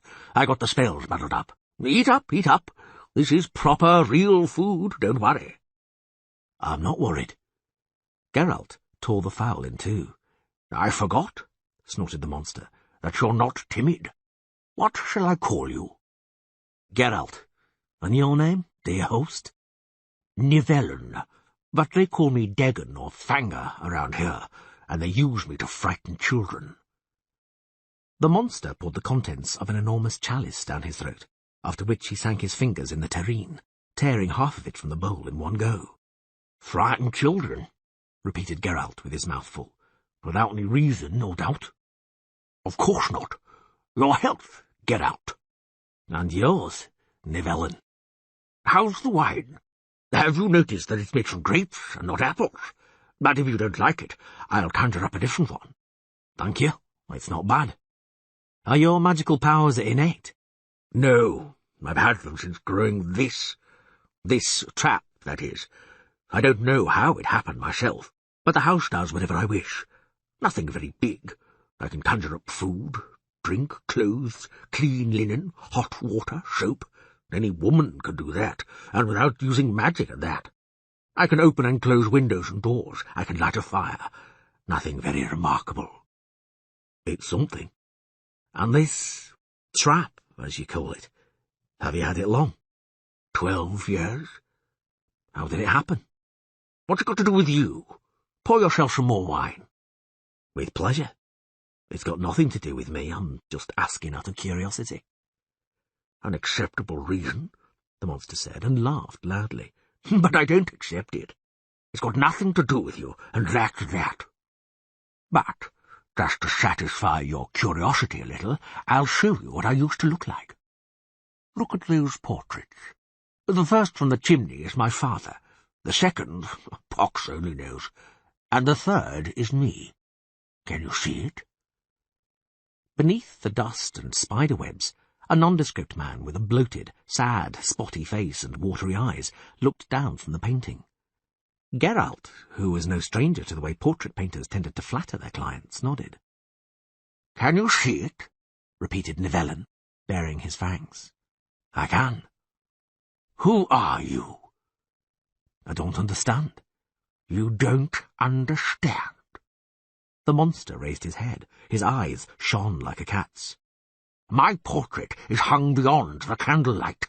I can see it, but I'm not human. At least, not at the moment. A human, looking at my portrait, would get up, go closer, and no doubt have to take the candlestick with him. You didn't do that, so the conclusion is simple. But I'm asking you plainly, are you human?" Geralt didn't lower his eyes. "If that's the way you put it," he answered after a moment's silence, "then not quite." "Ah, surely it would be tactless if I ask, in that case, what you are." "A witcher." "Ah," Nivellen repeated after a moment. "If I remember rightly, witches earn their living in an interesting way. They kill monsters for money." "You remember correctly." Silence fell again. Candle flames pulsated, flicked upwards in thin wisps of fire, glimmering in the cut crystal chalices. Cascades of wax trickled down the candlestick. Nivellen sat still, lightly twitching his enormous ears. "Let's assume," he said finally, "that you draw your sword before I jump on you. Let's assume you even manage to cut me down. With my weight, that won't stop me. I'll take you down through sheer momentum, and then it's teeth that'll decide. What do you think, Witcher? Which one of us has a better chance if it comes to biting each other's throats?" Geralt, steadying the carafe's pewter stopper with his thumb, poured himself some wine, took a sip, and leaned back into his chair. He was watching the monster with a smile, an exceptionally ugly one. "Yes," said Nivellen slowly, digging at the corner of his jaws with his claw. "One has to admit you can answer questions without using many words. It'll be interesting to see how you manage the next one. Who paid you to deal with me?" "No one. I'm here by accident." "You're not lying, by any chance?" "I'm not in the habit of lying." "And what are you in the habit of doing? I've heard about witches. They abduct tiny children, whom they feed with magic herbs. The ones who survive become witches themselves, sorcerers with inhuman powers. They are taught to kill, and all human feelings and reactions are trained out of them. They are turned into monsters in order to kill other monsters. I've heard it said it's high time someone started hunting witches, as there are fewer and fewer monsters and more witches.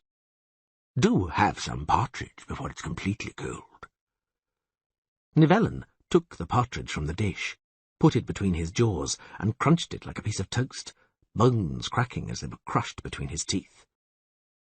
"Why don't you say anything?" he asked indistinctly, swallowing. "How much of the rumours about you witches is true?" "Practically nothing." "And what's a lie?" "That there are fewer and fewer monsters." "True, there's a fair number of them." Nivellen bared his fangs. "One is sitting in front of you, wondering if he did the right thing by inviting you in. I didn't like your guild badge right from the start, dear guest." "You aren't a monster, Nivellen," the Witcher said dryly. "Pox, that's something new. So, what am I? Cranberry pudding?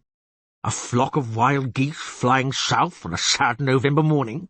No, maybe I'm the virtue that a miller's buxom daughter lost in spring.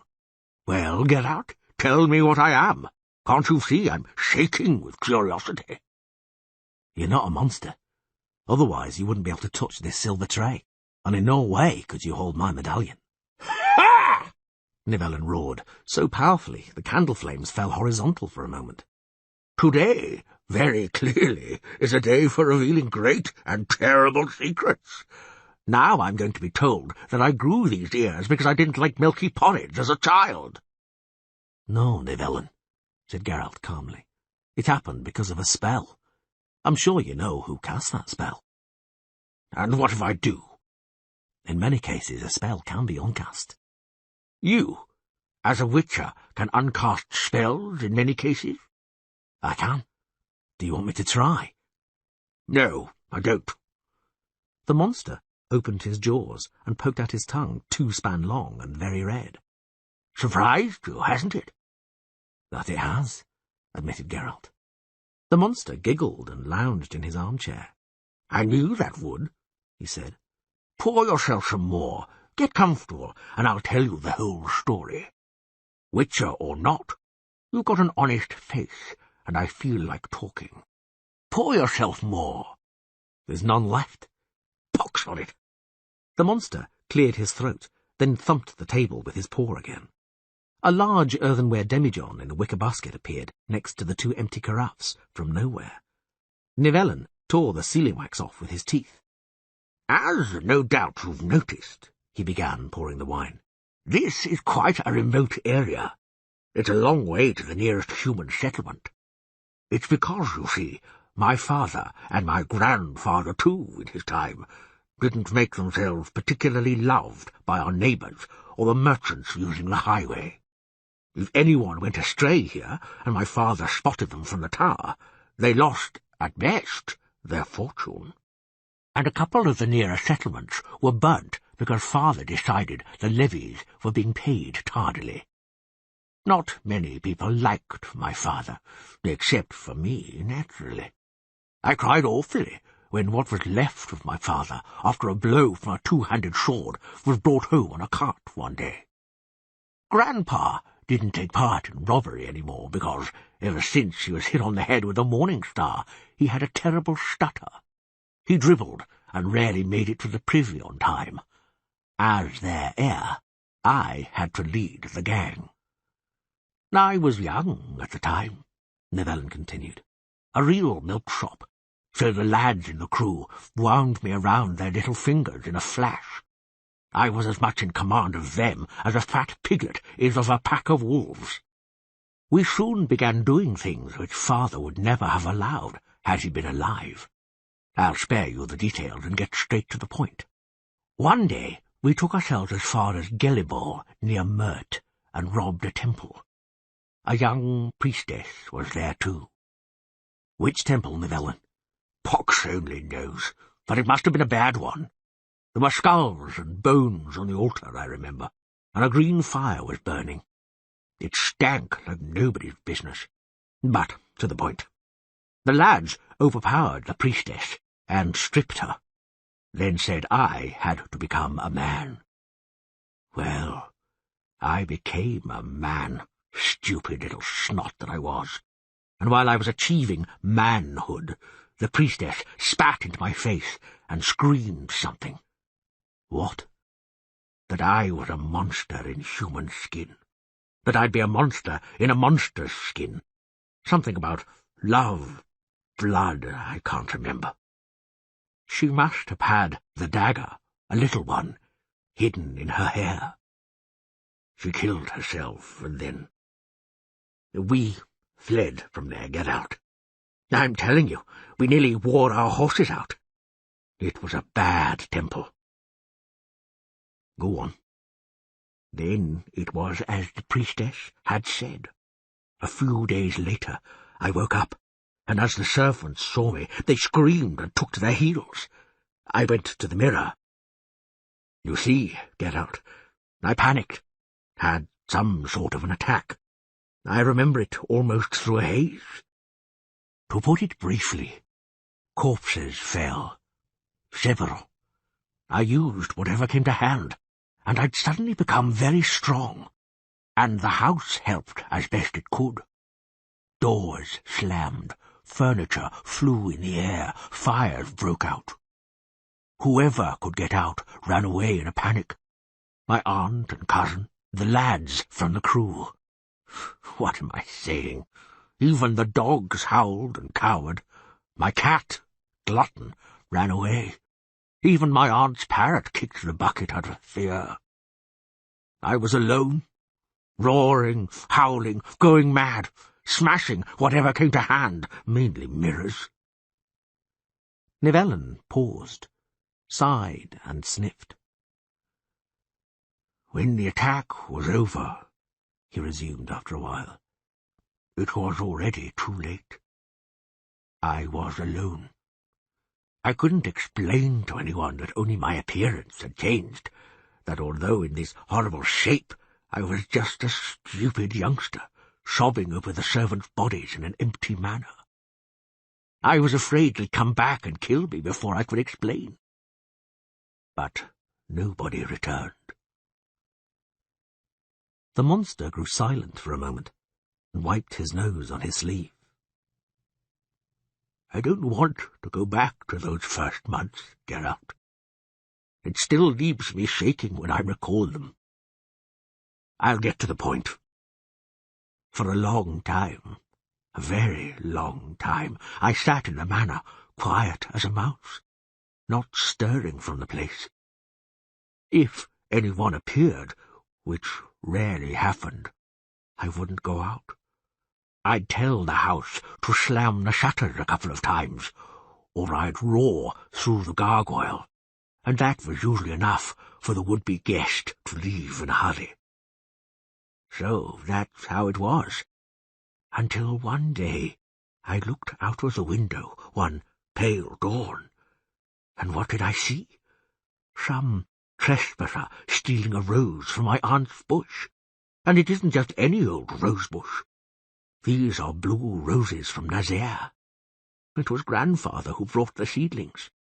I flew into a fury and jumped outside. The fat trespasser, when he got his voice back, he'd lost it when he saw me, squealed that he only wanted a few flowers for his daughter, that I should spare him, spare his life and his health. I was just ready to kick him out of the main gate, when I remembered something. Stories Linka, my nanny, the old bag, used to tell me. Pox on it, I thought. If pretty girls turn frogs into princes, or the other way round, then maybe there's a grain of truth in these stories. A chance. I leapt 4 yards, roared so loud Wild Vine tumbled from the wall, and I yelled, "Your daughter or your life!" Nothing better came to mind. The merchant, for he was a merchant, began to weep, then confessed that his daughter was only 8. Are you laughing? No. I didn't know whether to laugh or cry over my shitty fate. I felt sorry for the old trader. I couldn't watch him shake like that. I invited him inside, made him welcome, and when he was leaving, I poured gold and precious stones into his bag. There was still a fair fortune in the cellar from Father's Day. I hadn't quite known what to do with it, so I could allow myself this gesture. The merchant beamed and thanked me so profusely that he slobbered all over himself. He must have boasted about his adventure somewhere, because not 2 weeks had gone by when another merchant appeared. He had a pretty large bag ready with him, and a daughter, also pretty large. Llewellyn extended his legs under the table and stretched until the armchair creaked. I came to an understanding with the merchant in no time, he continued. He'd leave her with me for a year. I had to help him load the sack onto his mule. He wouldn't have managed by himself. And the girl? She had fits at the sight of me for a while.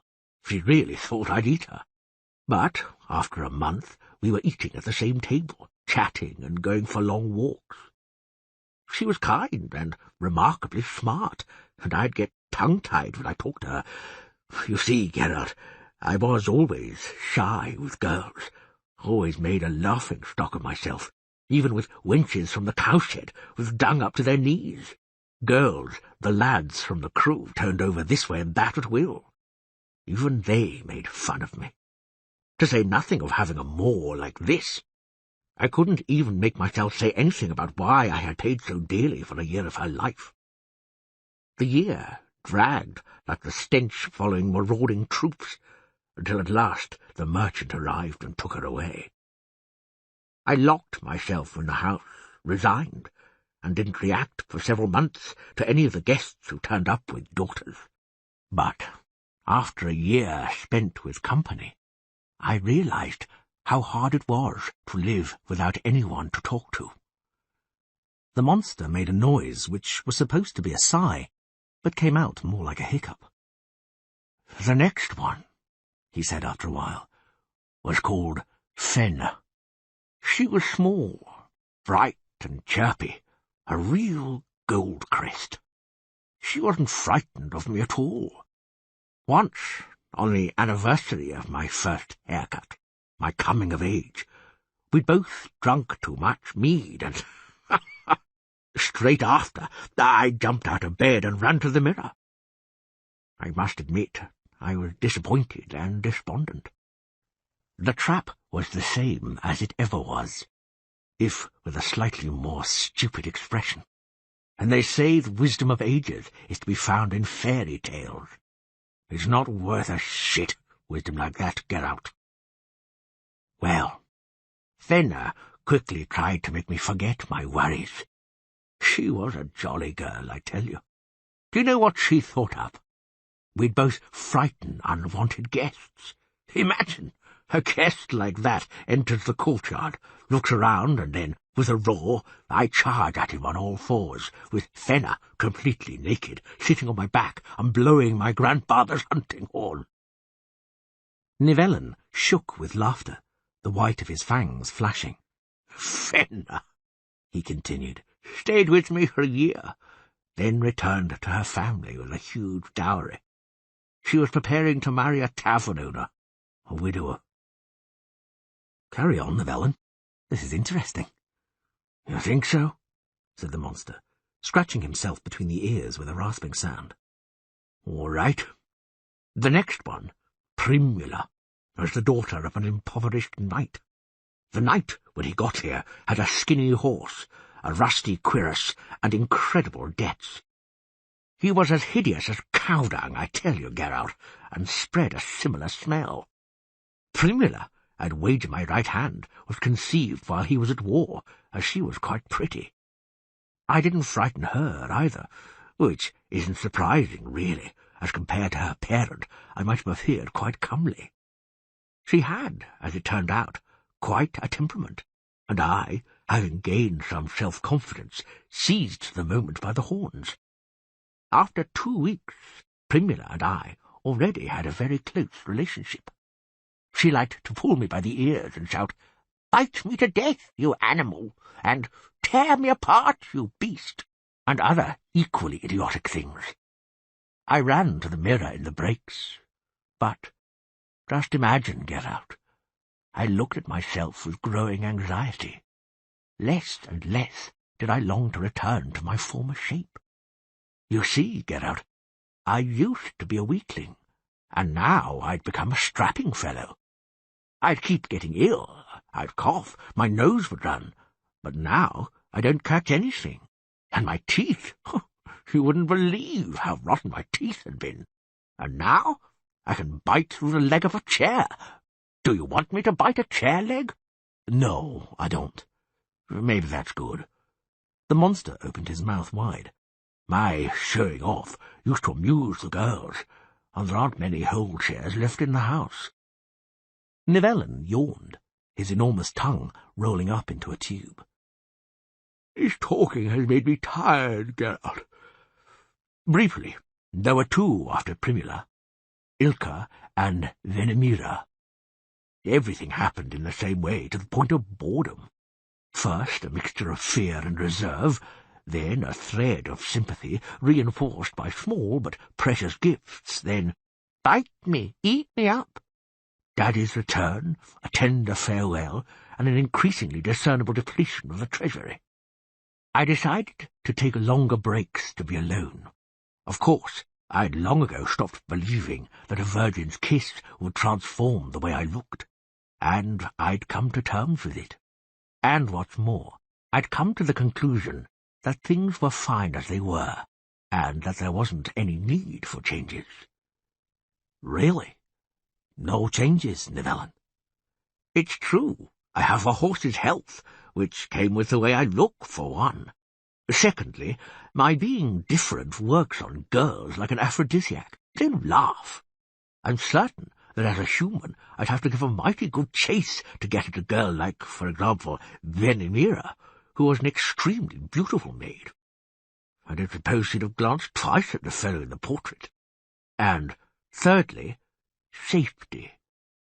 Father had enemies, and a couple of them had survived.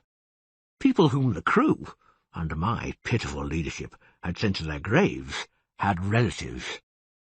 There's gold in the cellar. If it wasn't for the fear inspired by me, somebody would come and get it, if only peasants with pitchforks. You seem quite sure, Geralt remarked, playing with an empty chalice, that you haven't offended anyone in your present shape. No father, no daughter, no relative or daughter's betrothed. Leave off, Geralt. Nivellen was indignant. What are you talking about? The fathers couldn't contain themselves for joy.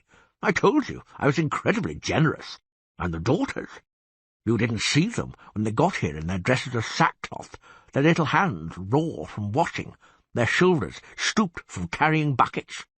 Even after 2 weeks with me, Primula still had marks on her back and thighs from the strap her knightly father had beaten her with. They walked around like princesses here, carried nothing but a fan, and didn't even know where the kitchen was. I dressed them up and covered them with trinkets. At the click of a finger, I'd conjure up hot water in the tin bath father had plundered for my mother at Isengard. Can you imagine? A tin bath? There's hardly a regent, what am I saying, hardly a lord who's got a tin bath at home. This was a house from a fairy tale for them, Geralt. And as far as bed is concerned, well, pox on it, virtue is rarer today than a rock dragon. I didn't force any of them, Geralt. But you suspected someone had paid me to kill you. Who would have? A scoundrel who wanted the contents of my cellar, but didn't have any more daughters, Nivellen said emphatically. Human greed knows no limits. And nobody else? And nobody else. They both remained silent, gazing at the nervous flicker of the candle flames. "Nivellen," said the Witcher suddenly, "are you alone now?" "Witcher," answered the monster, after a moment's hesitation, "I think that, in principle, I ought to insult you. take you by the neck and throw you down the stairs. Do you know why? Because you treat me like a dimwit. I noticed how you've been cocking your ears and glancing at the door. You know perfectly well that I don't live alone. Am I right? You are. I'm sorry. Pox on your apologies. Have you seen her? Yes, in the forest by the gate. Is she why merchants and daughters have been leaving here empty-handed for some time? So, you know about that too? Yes, she's the reason. Do you mind if I ask whether... Yes, I do mind. Silence again. Oh, well, it's up to you, the Witcher finally said, getting up. Thanks for your hospitality, dear host. Time I was on my way. Quite right. Nivellen also got up. For certain reasons, I can't offer you a room in the manor for the night, and I don't encourage you to spend the night in these woods. Ever since the area's been deserted, it's been bad at night here. You ought to get back to the highway before dusk. I'll bear that in mind, Nivellen. Are you sure you don't need my help? The monster looked at him askance. You think you could help me? You'd be able to lift this from me? I wasn't only thinking about that sort of help. You didn't answer my question. Although, you probably did. You wouldn't be able to. Geralt looked him straight in the eyes. You had some bad luck, he said. Of all the temples in Gelibol and the Nimnar Valley, you picked the church of Coram Actera, the lion-headed spider. In order to lift the curse thrown by the priestess of Coram Actera, you need knowledge and powers which I don't possess. And who does? So, you are interested after all. You said things were fine as they are. As they are, yes, but not as they might be. I'm afraid that... What are you afraid of? The monster stopped at the door to the room and turned. I've had enough of your questions, Witcher, which you keep asking instead of answering mine. Obviously, you've got to be asked in the right way. Listen. For some time now, I've had hideous dreams. Maybe the word monstrous would be more accurate. Am I right to be afraid? Briefly, please. Have you ever had muddy feet after waking from such a dream? Conifer needles in your sheets? No. And have no. Briefly, please. You're rightly afraid. Can anything be done about it? Briefly, please. No. Finally. Let's go. I'll see you out. In the courtyard, as Geralt was adjusting the saddlebags, Nivellen stroked the mare's nostrils and patted her neck. Roach, pleased with the caress, lowered her head. Animals like me, boasted the monster, and I like them too. My cat, Glutton, ran away at the beginning, but she came back later. For a long time, she was the only living creature who kept me company in my misfortune. Verena, too. He broke off with a grimace. Geralt smiled. Does she like cats too? Birds. Nivellen bared his teeth. I gave myself away, pox on it. But what's the harm? She isn't another merchant's daughter, Geralt, or another attempt to find a grain of truth in old folk tales. It's serious. We love each other. If you laugh, I'll sock you one. Geralt didn't laugh. You know your Verena, he said, is probably a Rusalka. I suspected as much. Slim, dark. She rarely speaks, and in a language I don't know. She doesn't eat human food. She disappears into the forest for days on end, then comes back. Is that typical? More or less. The Witcher tightened Roach's girth strap. No doubt you think she wouldn't return if you were to become human. I'm sure of it. You know how frightened Rusalkas are of people. Hardly anybody's seen a Rusalka from up close, but Verena and I... Pox on it. Take care, Geralt. Take care, Nivellen. The Witcher prodded the mare in the side with his heel and made towards the gate. The monster shuffled along at his side. "Geralt?" "Yes?" "I'm not as stupid as you think. You came here following the tracks of one of the merchants who'd been here lately. Has something happened to one of them?" "Yes." "The last was here 3 days ago, with his daughter. Not one of the prettiest, by the way. I commanded the house to close all its doors and shutters and give no sign of life. They wandered around the courtyard and left. The girl picked a rose from my aunt's rosebush and pinned it to her dress. Look for them somewhere else, but be careful. This is a horrible area. I told you that the forest isn't the safest of places at night. Ugly things are heard and seen." "Thanks, Nivellen. I'll remember about you. Who knows? Maybe I'll find someone who, maybe yes and maybe no.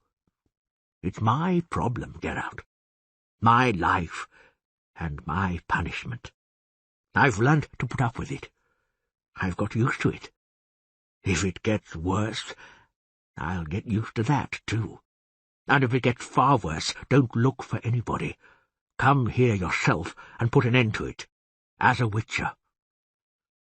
Take care, Geralt."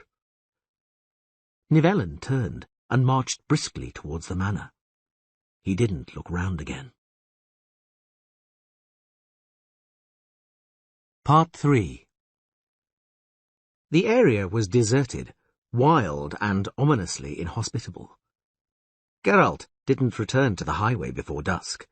He didn't want to take a roundabout route, so he took a shortcut through the forest.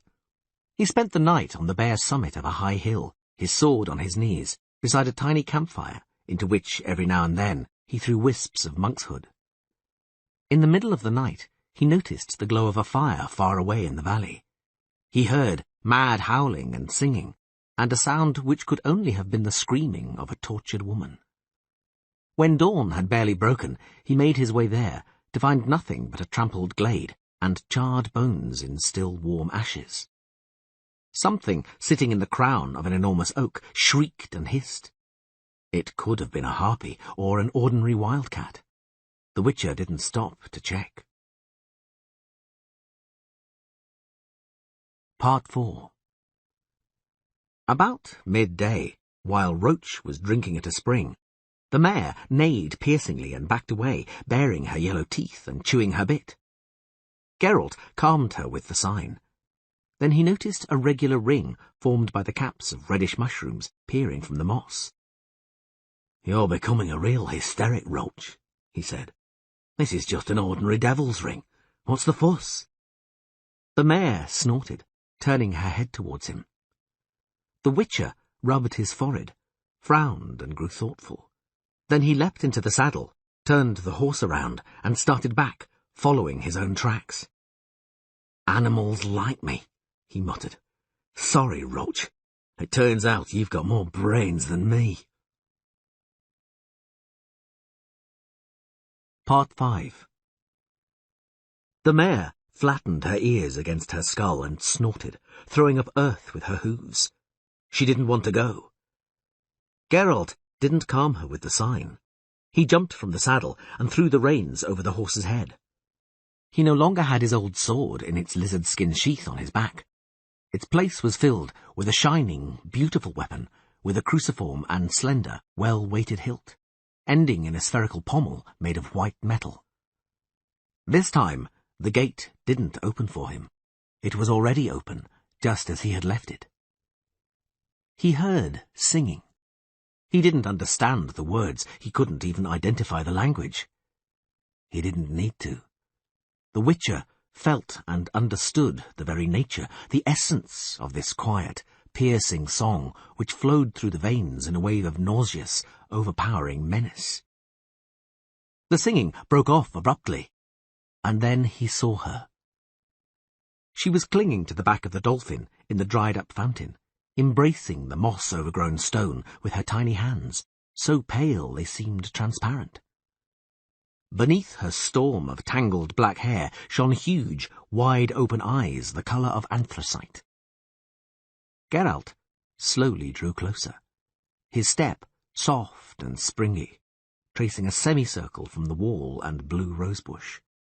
The creature, glued to the dolphin's back, followed him with her eyes, turning her petite face with an expression of longing and full of charm.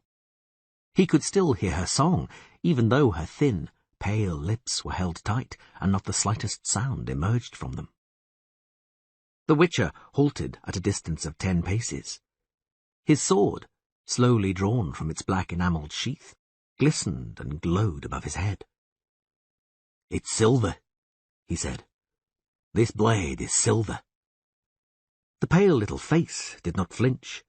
The anthracite eyes did not change expression. "You're so like a Rusalka," the Witcher continued calmly, "that you could deceive anyone. All the more as you're a rare bird, black-haired one.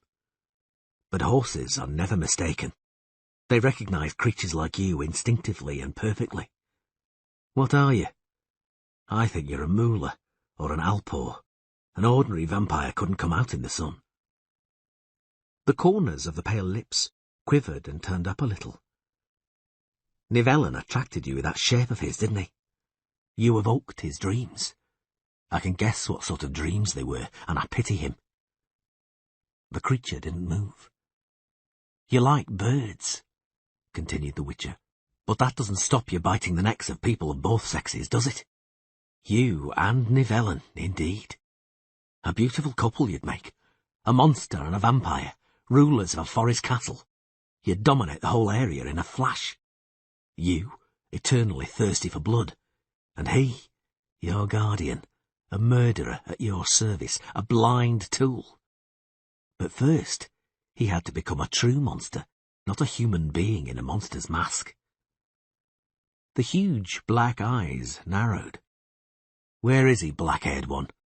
You were singing, so you've drunk some blood. You've taken the ultimate measure, which means you haven't managed to enslave his mind. Am I right?" The black-tressed head nodded slightly, almost imperceptibly, and the corners of the mouth turned up even more. The tiny little face took on an eerie expression. "No doubt you consider yourself the lady of this manor now." A nod, this time clearer. "Are you a moolah?" A slow shake of the head. The hiss which reverberated through his bones could only have come from the pale, ghastly, smiling lips, although the Witcher didn't see them move. "Alpor?" Denial. The Witcher backed away and clasped the hilt of his sword tighter. "That means you're—" The corners of the lips started to turn up higher and higher. The lips flew open. "Abruxa!" the Witcher shouted, throwing himself towards the fountain. From behind the pale lips glistened white, spiky fangs. The vampire jumped up, arched her back like a leopard, and screamed. The wave of sound hit the Witcher like a battering ram, depriving him of breath, crushing his ribs, piercing his ears and brain with thorns of pain. Flying backwards, he just managed to cross his wrists in the sign of heliotrope. The spell cushioned some of his impact with the wall, but even so the world grew dark, and the remainder of his breath burst from his lungs in a groan. On the dolphin's back, in the stone circle of the dried-up fountain, where a dainty girl in a white dress had sat just a moment ago, an enormous black bat flattened its glossy body, opening its long, narrow jaws wide, revealing rows of needle-like white teeth.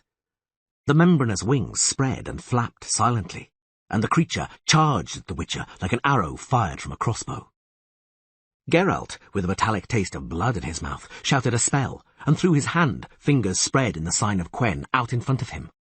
The bat, hissing, turned abruptly, then chuckled and veered up into the air before diving down vertically, straight at the nape of the Witcher's neck. Geralt jumped aside, slashed and missed. The bat, smoothly, gracefully drew in a wing, circled around him and attacked anew, opening its eyeless, toothed snout wide. Geralt waited, sword held with both hands, always pointed in the creature's direction. At the last moment, he jumped, not to the side, but forward, dealing a swinging cut which made the air howl. He missed. It was so unexpected that he lost his rhythm and dodged a fraction of a second too late. He felt the beast's talons tear his cheek, and a damp, velvety wing slapped against his neck. He curled up on the spot, transferred the weight of his body to his right leg, and slashed backwards sharply, missing the amazingly agile creature again. The bat beat its wings, soared up, and glided towards the fountain. As the crooked claws scraped against the stone casing, the monstrous, slobbering snout was already blurring, morphing, disappearing, although the pale little lips which were taking its place couldn't quite hide the murderous fangs. The Bruxa howled piercingly, modulating her voice into a macabre tune, glared at the Witcher with eyes full of hatred, and screamed again. The sound wave was so powerful it broke through the sign. Black and red circles spun in Geralt's eyes. His temples and the crown of his head throbbed. Through the pain drilling in his ears, he began to hear voices wailing and moaning, the sound of flute and oboe, the rustle of a gale. The skin on his face grew numb and cold. He fell to one knee and shook his head. The black bat floated towards him silently, opening its toothy jaws. Geralt, still stunned by the scream, reacted instinctively. He jumped up, and in a flash, matching the tempo of his movements to the speed of the monster's flight, took 3 steps forward, dodged, turned a semicircle, and then, quick as a thought, delivered a 2-handed blow. The blade met with no resistance. Almost no resistance. He heard a scream, but this time it was a scream of pain, caused by the touch of silver. The wailing Bruxa was morphing on the dolphin's back. On her white dress, slightly above her left breast, a red stain was visible beneath a slash no longer than a little finger. The Witcher ground his teeth. The cut, which should have sundered the beast in two, had been nothing but a scratch. "Shout, vampire," he growled, wiping the blood from his cheek. "Scream your guts out, lose your strength, and then I'll slash your pretty little head off." You will be the first to grow weak, sorcerer. I will kill you. The Bruxa's lips didn't move, but the Witcher heard the words clearly. They resounded in his mind, echoing and reverberating as if underwater. "We shall see," he muttered through his teeth as he walked, bent over in the direction of the fountain. "I will kill you. I'll kill you. I'll kill you. We shall see." "Verena!" Nivellen, his head hanging low and both hands clinging to the doorframe, stumbled from the mansion. He staggered towards the fountain, waving his paws unsteadily. Blood stained the cuff of his tunic. "Verena!" he roared again. The Bruxa jerked her head in his direction. Geralt, raising his sword to strike, jumped towards her, but the vampire's reaction was much faster. A sharp scream and another sound wave knocked the Witcher from his feet. He tumbled onto his back and scraped against the gravel of the path. The Bruxa arched and tensed to jump, her fangs flashing like daggers. Nivellen, spreading his paws like a bear, tried to grab her, but she screamed straight into his face, throwing him back against the wooden scaffolding under the wall, which broke with a sharp crash and buried him beneath a stack of timber. Geralt was already on his feet, running, tracing a semicircle around the courtyard, trying to draw the Bruxa's attention away from Nivellen. The vampire, fluttering her white dress, scurried straight at him, light as a butterfly, barely touching the ground. She was no longer screaming, no longer trying to morph. The Witcher knew she was tired and that she was still lethal. Behind Geralt's back, Nivellen was clattering under the scaffolding, roaring.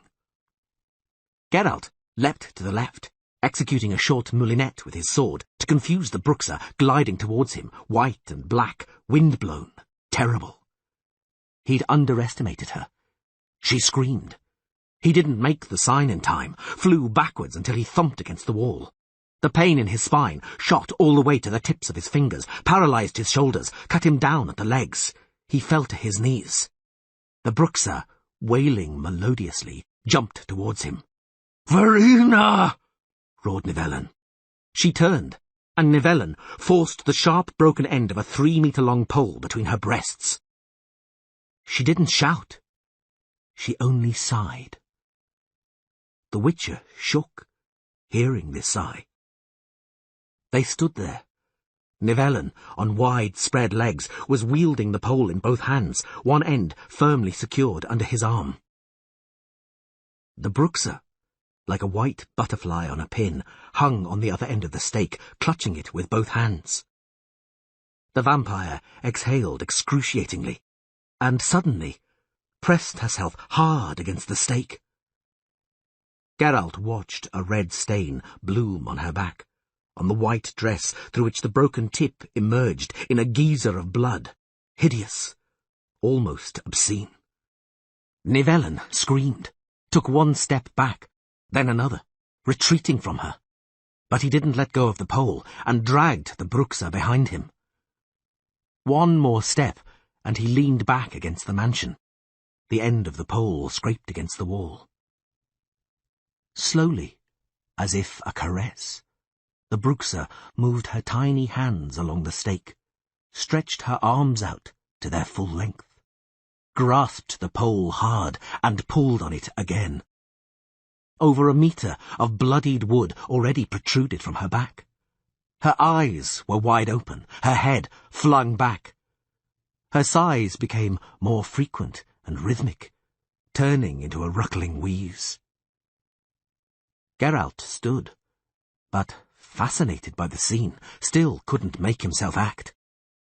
He heard words resounding dully within his skull, as if echoing around a cold, damp dungeon. Mine, or nobody's. I love you. Love you. Another terrible vibrating sigh, choking in blood. The bruxa moved further along the pole and stretched out her arms. Nivellen roared desperately, and, without letting go of the stake, tried to push the vampire as far from himself as possible. But in vain. She pulled herself closer and grabbed him by the head. He wailed horrifically and tossed his hairy head. The bruxa moved along the pole again and tilted her head towards Nivellen's throat. The fangs flashed a blinding white. Geralt jumped. Every move he made, every step was part of his nature, hard-learnt, automatic and lethally sure.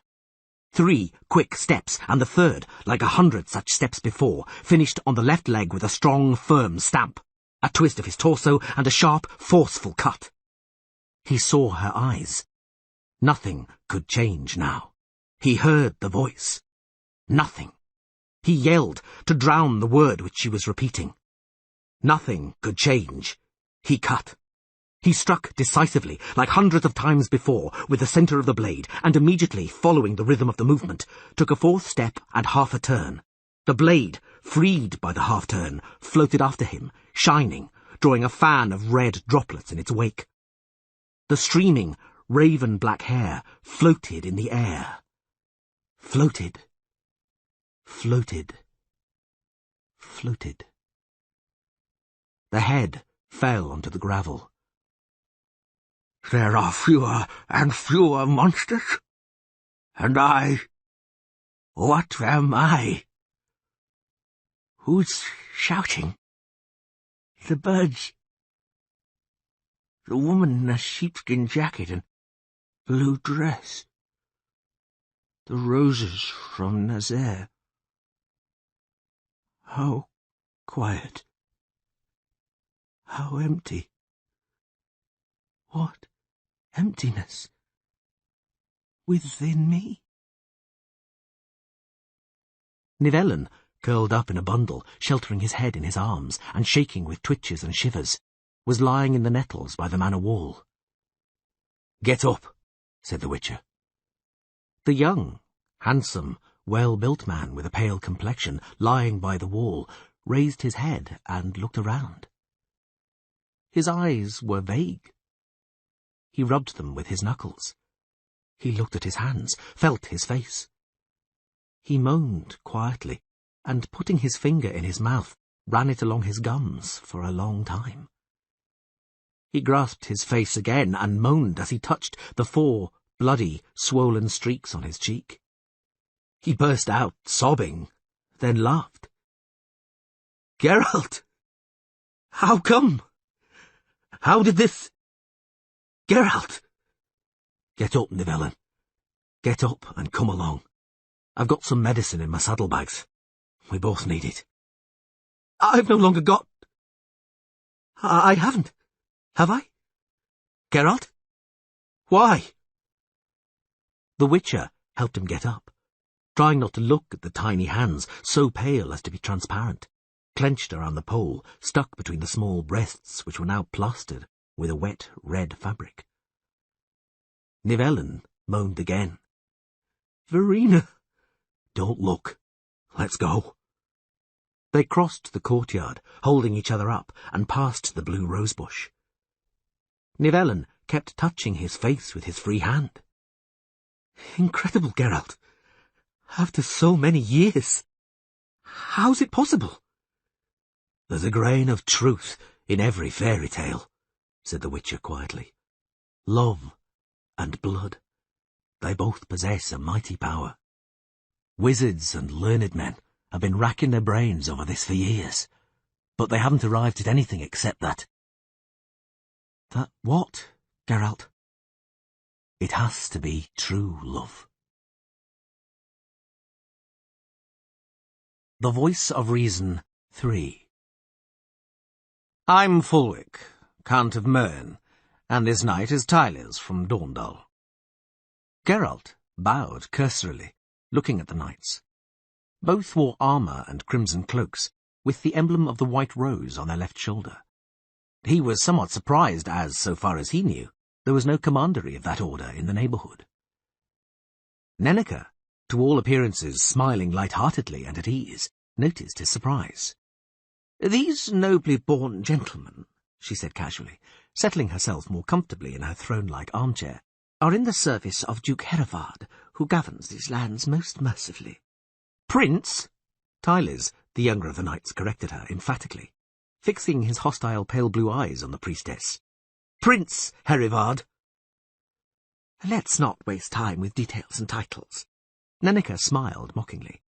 In my day, only those with royal blood were addressed as princes, but now, it seems, titles don't mean so much. Let's get back to our introductions, and why the Knights of the White Rose are visiting my humble temple. You know, Geralt, that the chapter is requesting investitures for the order from Herivard, which is why so many Knights of the Rose have entered his service, and a number of locals, like Tylers here, have taken vows and assumed the red cloak, which becomes him so well. My honour. The Witcher bowed once more, just as cursorily as before. I doubt it, the priestess remarked coldly. They haven't come here to honour you. Quite the opposite. They've arrived demanding that you leave as soon as possible. In short, they're here to chase you out. You consider that an honour? I don't. I consider it an insult. The noble knights have troubled themselves for no reason, shrugged Geralt. I don't intend to settle here. I'm leaving of my own accord without any additional incentives, and soon at that. Immediately, growled Tylers, with not a moment's delay. The prince orders. In this temple, I give the orders, interrupted Nenneke in a cold, authoritative voice. I usually try to ensure my orders don't conflict too much with Herivard's politics, as far as those politics are logical and understandable. In this case they are irrational, so I won't treat them any more seriously than they deserve. Geralt, Witcher of Rivia, is my guest. His stay is a pleasure to me, so he will stay in my temple for as long as he wishes. You have the audacity to contradict the prince, woman, Tylers shouted, then threw his cloak back over his shoulder to reveal his grooved, brass-edged breastplate in all its splendour. You dare to question our ruler's authority! Quiet! Nenneke snapped and narrowed her eyes. Lower your voice. Have a care who you speak to like that. I know who I'm talking to. The knight advanced a step. Fulwick, the older knight, grabbed him firmly by the elbow and squeezed until the armour-plated gauntlet grated. Tylers yanked furiously. And my words express the prince's will, the lord of this estate. We have got soldiers in the yard, woman. Nenneke reached into the purse at her belt and took out a small porcelain jar. I really don't know, she said calmly, what will happen if I smash this container at your feet, Tylers. Maybe your lungs will burst. Maybe you will grow fur, or maybe both. Who knows? Only merciful Melitele. Don't dare threaten me with your spells, priestess. Our soldiers, if any one of your soldiers touches one of Melitele's priestesses, they will hang before dusk from the acacias along the road to town, and they know that very well. As do you, Tylis, so stop acting like a fool. I delivered you, you shitty brat, and I pity your mother, but don't tempt fate. And don't force me to teach you manners. All right, the Witcher butted in, growing bored. It looks as though I'm becoming the cause of a serious conflict, and I don't see why I should. Sir Fulwick, you look more level-headed than your companion, who, I see, is beside himself with youthful enthusiasm. Listen, Fulwick, I assure you that I will leave in a few days. I also assure you that I have no intention to work here to undertake any commissions or orders. I'm not here as a Witcher, but on personal business. Count Fulwick met his eyes, and Geralt realized his mistake. There was pure, unwavering hatred in the White Rose Knight's eyes. The Witcher was sure that it was not Duke Herivard who was chasing him out, but Fulwick and his like. The knight turned to Nenneke, bowed with respect, and began to speak. He spoke calmly and politely. He spoke logically. But Geralt knew Fulwick was lying through his teeth. Venerable Nenneke, I ask your forgiveness, but Prince Herivard will not tolerate the presence of this Witcher on his lands. It is of no importance if he is hunting monsters or claims to be here on personal business. The prince knows that Witchers do not undertake personal business, but they do attract trouble like a magnet to filings. The wizards are rebelling and writing petitions. The druids are threatening. I don't see why Geralt should bear the consequences of the unruliness of local wizards and druids, interrupted the priestess. Since when has Herivard been interested in either's opinion? Enough of this discussion. Fulwick stiffened. Have I not made myself sufficiently clear, Venerable Nenneke? I will make it so clear as can't be clearer. Neither the prince nor the chapter of the order will tolerate the presence of this Witcher, Geralt, the Butcher of Blaviken, in Elendor for one more day. This isn't Elendor. The priestess sprang from her chair. This is the temple of Melitele, and I, Nenneke, the high priestess of Melitele, will not tolerate your presence on temple grounds a minute longer, sirs. Sir Fulwick, the Witcher said quietly, listen to the voice of reason. I don't want any trouble, nor do I believe that you particularly care for it. I'll leave this neighbourhood within 3 days. No, Nenneke, don't say anything, please. It's time for me to be on my way. 3 days. I don't ask for more. And you're right not to ask. The priestess spoke before Fulwick could react. Did you hear, boys? The Witcher will remain here for 3 days because that's his fancy, and I, priestess of Great Melitele, will for those 3 days be his host, for that is my fancy. Tell that to Herivard. No, not Herivard. Tell that to his wife, the noble Amelia, adding that if she wants to continue receiving an uninterrupted supply of aphrodisiacs from my pharmacy, she'd better calm her duke down. Let her curb his humours and whims, which look evermore like symptoms of idiocy. Enough! Tylis shouted so shrilly, his voice broke into a falsetto. I don't intend to stand by and listen as some charlatan insults my lord and his wife. I will not let such an insult pass unnoticed. It is the Order of the White Rose which will rule here now. It is the end of your nests of darkness and superstitions, and I, a knight of the White Rose— Shut up, you brat, interrupted Geralt, smiling nastily. Halt your uncontrolled little tongue. You speak to a lady who deserves respect, especially from a knight of the White Rose. Admittedly, to become one it's enough lately to pay 1,000 Novigrad crowns into the chapter's treasury, so the order's full of sons of moneylenders and tailors. But surely some manners have survived. But maybe I'm mistaken. Tylis grew pale and reached to his side. Sir Fulwick, said Geralt, not ceasing to smile. If he draws his sword, I'll take it from him and beat the snotty-nosed little brat's arse with the flat of his blade, and then I'll batter the door down with him. Tylis, his hands shaking, pulled an iron gauntlet from his belt, and, with a crash, threw it to the ground at the witch's feet. I'll wash away the insult to the order with your blood, mutant, he yelled. On beaten ground. Go into the yard. You've dropped something, son, Nenneke said calmly. So pick it up. We don't leave rubbish here. This is a temple. Fulwick, take that fool from here, or this will end in grief. You know what you're to tell Hereward, and I'll write a personal letter to him. You don't look like trustworthy messengers to me. Get out of here. You can find your way out, I hope. Fulwick, restraining the enraged Tylers with an iron grip, bowed, his armour clattering. Then he looked the Witcher in the eyes. The Witcher didn't smile. Fulwick threw his crimson cloak over his shoulders. "This wasn't our last visit, Venerable Nenneke," he said. "We'll be back." "That's just what I'm afraid of," replied the priestess coldly. "The displeasure's mine." The Lesser Evil. Part 1. As usual, cats and children noticed him first. A striped tomcat, sleeping on a sun-warmed stack of wood, shuddered, raised his round head, pulled back his ears, hissed, and bolted off into the nettles. 3-year-old Dragomir, fisherman Trilia's son, who was sitting on the hut's threshold, doing his best to make dirtier an already dirty shirt, started to scream as he fixed his tearful eyes on the passing rider. The Witcher rode slowly, without trying to overtake the hay-cart obstructing the road.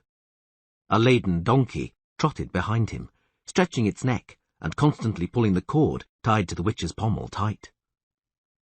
In addition to the usual bags, the long-eared animal was lugging a large shape wrapped in a saddlecloth on its back. The grey-white flanks of the ass were covered with black streaks of dried blood. The cart finally turned down a side street leading to a granary and harbour from which a sea breeze blew, carrying the stink of tar and ox's urine. Geralt picked up his pace. He didn't react to the muffled cry of the woman selling vegetables, who was staring at the bony, taloned paw sticking out beneath the horse blanket, bobbing up and down in time with the donkey's trot. He didn't look round at the crowd gathering behind him and rippling with excitement. There were, as usual, many carts in front of the alderman's house. Geralt jumped from the saddle, adjusted the sword on his back, and threw the reins over the wooden barrier. The crowd following him formed a semicircle around the donkey. Even outside, the alderman's shouts were audible. "It's forbidden, I tell you! Forbidden! God damn it! Can't you understand what I say, you scoundrel?" Geralt entered. In front of the alderman, small, podgy and red with rage, stood a villager holding a struggling goose by the neck. "What? By all the gods! Is that you, Geralt? Do my eyes deceive me?" And turning to the peasant again, "Take it away, you boor! Are you deaf?" "They said," mumbled the villager, squinting at the goose, "that a wee something must be given to his lordship, otherwise—" "Who said?" yelled the alderman. "Who? That I supposedly take bribes? I won't allow it, I say. Away with you. Greetings, Geralt." "Greetings, Coldamain." The alderman squeezed the Witcher's hand, slapped him on the shoulder. "You haven't been here for a good 2 years, Geralt, eh? You can never stay in one place for long, can you? Where are you coming from? Ah, dog's arse. What's the difference where? Hey, somebody bring us some beer. Sit down, Geralt, sit down. It's mayhem here, because we've the market tomorrow. How are things with you? Tell me." "Later. Come outside first." The crowd outside had grown twofold, but the empty space around the donkey hadn't grown any smaller. Geralt threw the horse blanket aside. The crowd gasped and pulled back. Coldamain's mouth fell open. "By all the gods, Geralt! What is it?" "A Kikimora. Is there any reward for it?"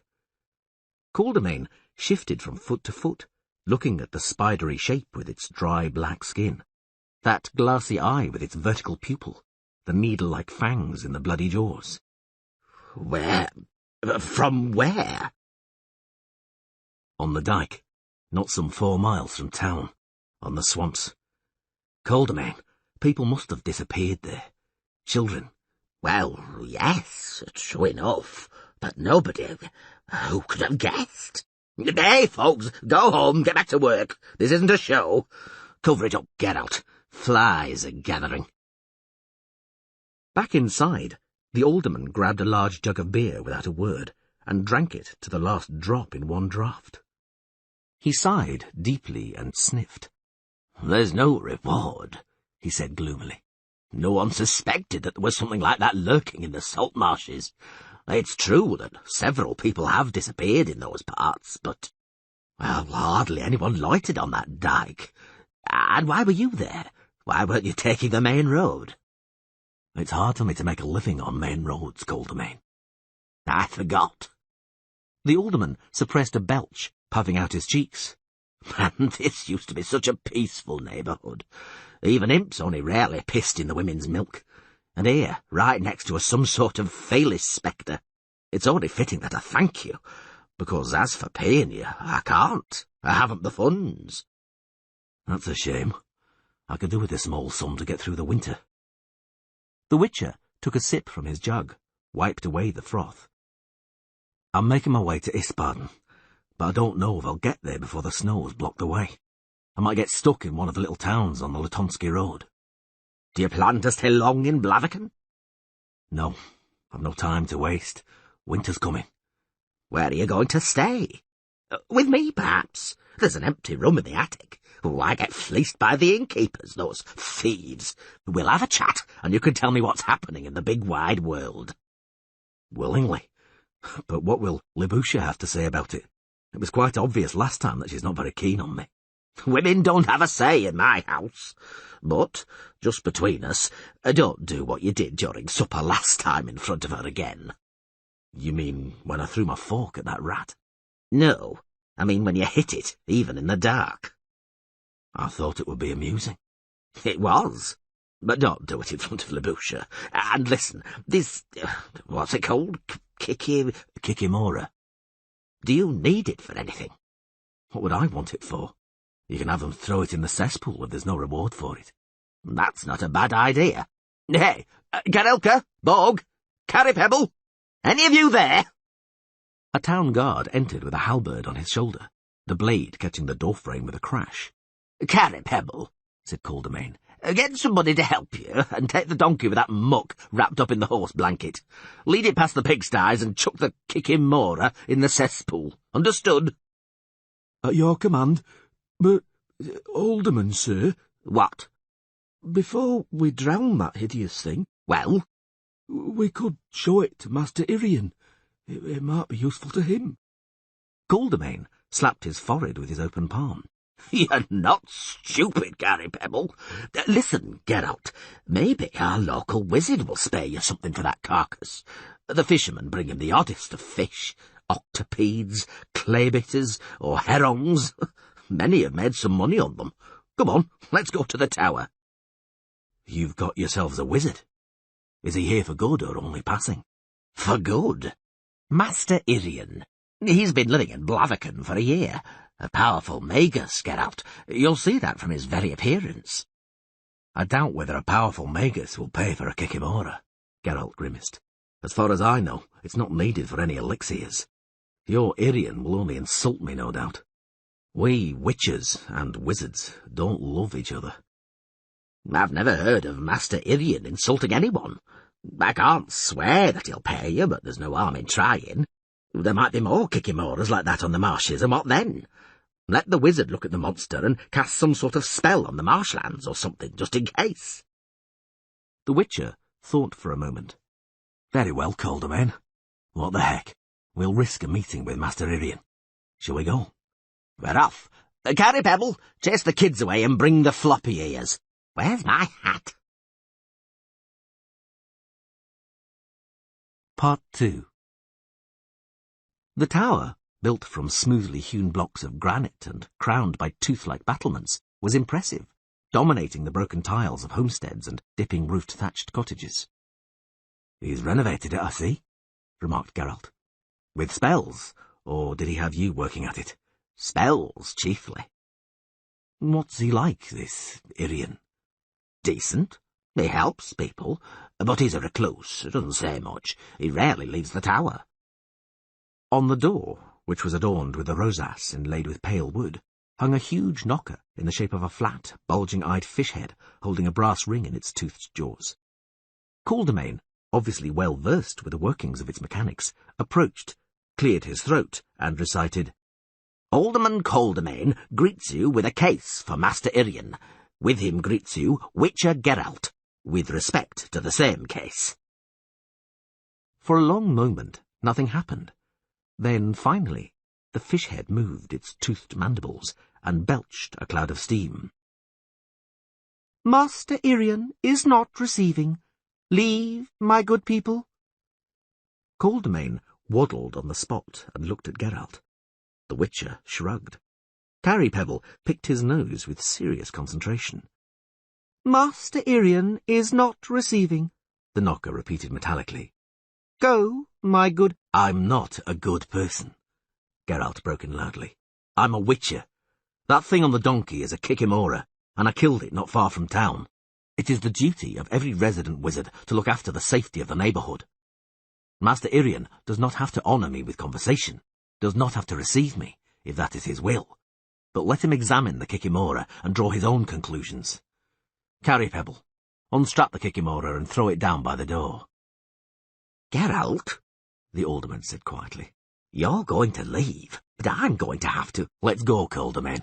Carrypebble, tear that finger out of your nose and do as I said." "One moment," the knocker said, in an entirely different tone. "Geralt, is that really you?" The Witcher swore quietly. "I'm losing patience. Yes, it's really me. So what?" "Come up to the door," said the knocker, puffing out a small cloud of steam. "Alone, I'll let you in." "What about the Kikimora?" "To hell with it. I want to talk to you, Geralt. Just you. Forgive me, Alderman." "What's it to me, Master Irian?" Coldemain waved the matter aside. "Take care, Geralt. We'll see each other later. Carrypebble, into the cesspool with the monster." "As you command." The Witcher approached the inlaid door, which opened a little bit, just enough for him to squeeze through, and then slammed shut, leaving him in complete darkness. "Hey!" he shouted, not hiding his anger. "Just a moment," answered a strangely familiar voice. The feeling was so unexpected that the Witcher staggered and stretched out his hand, looking for support. He didn't find any. The orchard was blossoming with white and pink, and smelled of rain. The sky was split by the many-coloured arc of a rainbow, which bound the crowns of the trees to the distant blue chain of mountains. The house, nestled in the orchard, tiny and modest, was drowning in hollyhocks. Geralt looked down and discovered that he was up to his knees in thyme. "Well, come on, Geralt," said the voice. "I'm in front of the house." He entered the orchard, walking through the trees. He noticed a movement to his left and looked round. A fair-haired girl, entirely naked, was walking along a row of shrubs, carrying a basket full of apples. The Witcher solemnly promised himself that nothing would surprise him any more. "At last! Greetings, Witcher!" "Stregobor!" Geralt was surprised. During his life, the Witcher had met thieves who looked like town councillors, councillors who looked like beggars, harlots who looked like princesses, princesses who looked like calving cows, and kings who looked like thieves. But Stregobor always looked as, according to every rule and notion, a wizard should look. He was tall, thin and stooping, with enormous bushy grey eyebrows and a long crooked nose. To top it off, he wore a black trailing robe with improbably wide sleeves, and wielded a long staff capped with a crystal knob. None of the wizards Geralt knew looked like Stregobor. Most surprising of all was that Stregobor was, indeed, a wizard. They sat in wicker chairs at a white marble-topped table on a porch surrounded by hollyhocks.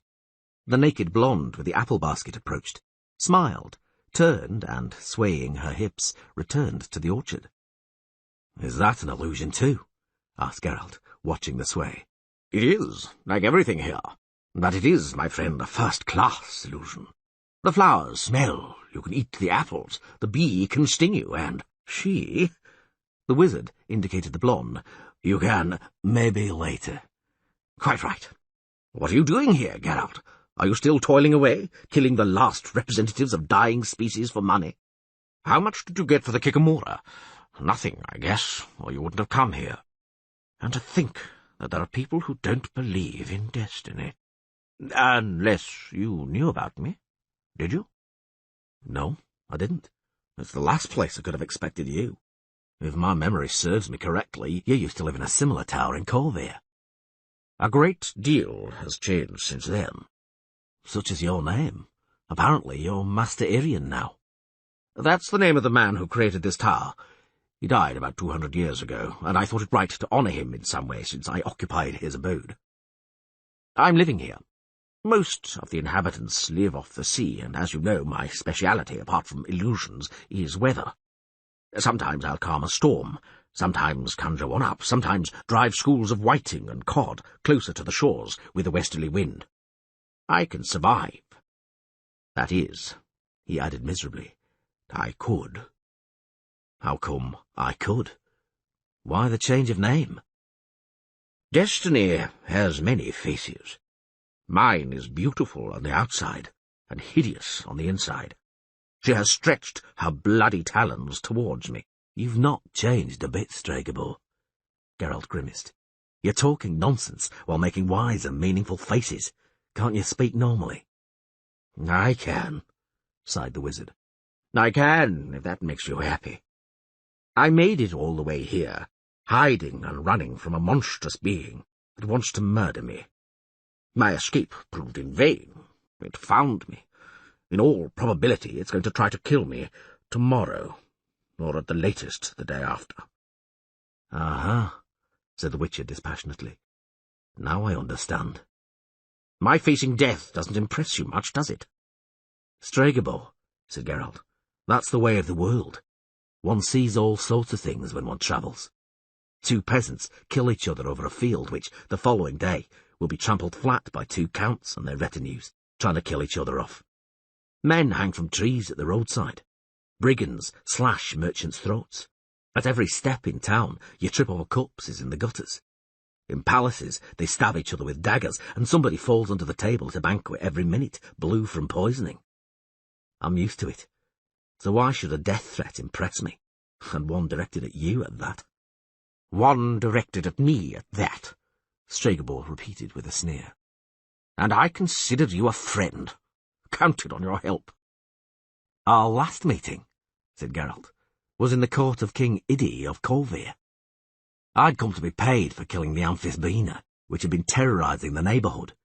You and your compatriot Zavist vied with each other to call me a charlatan, a thoughtless murdering machine and a scavenger. Consequently, not only didn't Idi pay me a penny, he gave me 12 hours to leave Corvair, and since his hourglass was broken, I barely made it. And now you say you're counting on my help.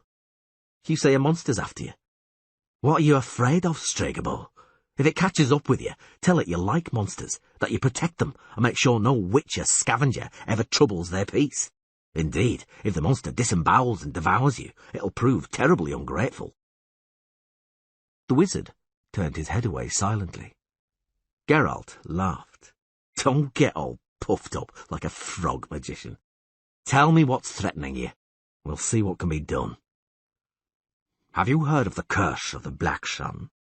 But of course, except that it was called the Mania of Mad Eltibald, after the wizard who started the lark and caused dozens of girls from good, even noble families, to be murdered or imprisoned in towers. They were supposed to have been possessed by demons, cursed, contaminated by the Black Sun, because that's what, in your pompous jargon, you called the most ordinary eclipse in the world. Eltibald wasn't mad at all. He deciphered the writing on Daukmeniers, on tombstones in the Vosgor necropolises, and examined the legends and traditions of Weretots. All of them spoke of the eclipse in no uncertain terms. The Black Sun was to announce the imminent return of Lilith, still honoured in the East under the name of Naya, and the extermination of the human race.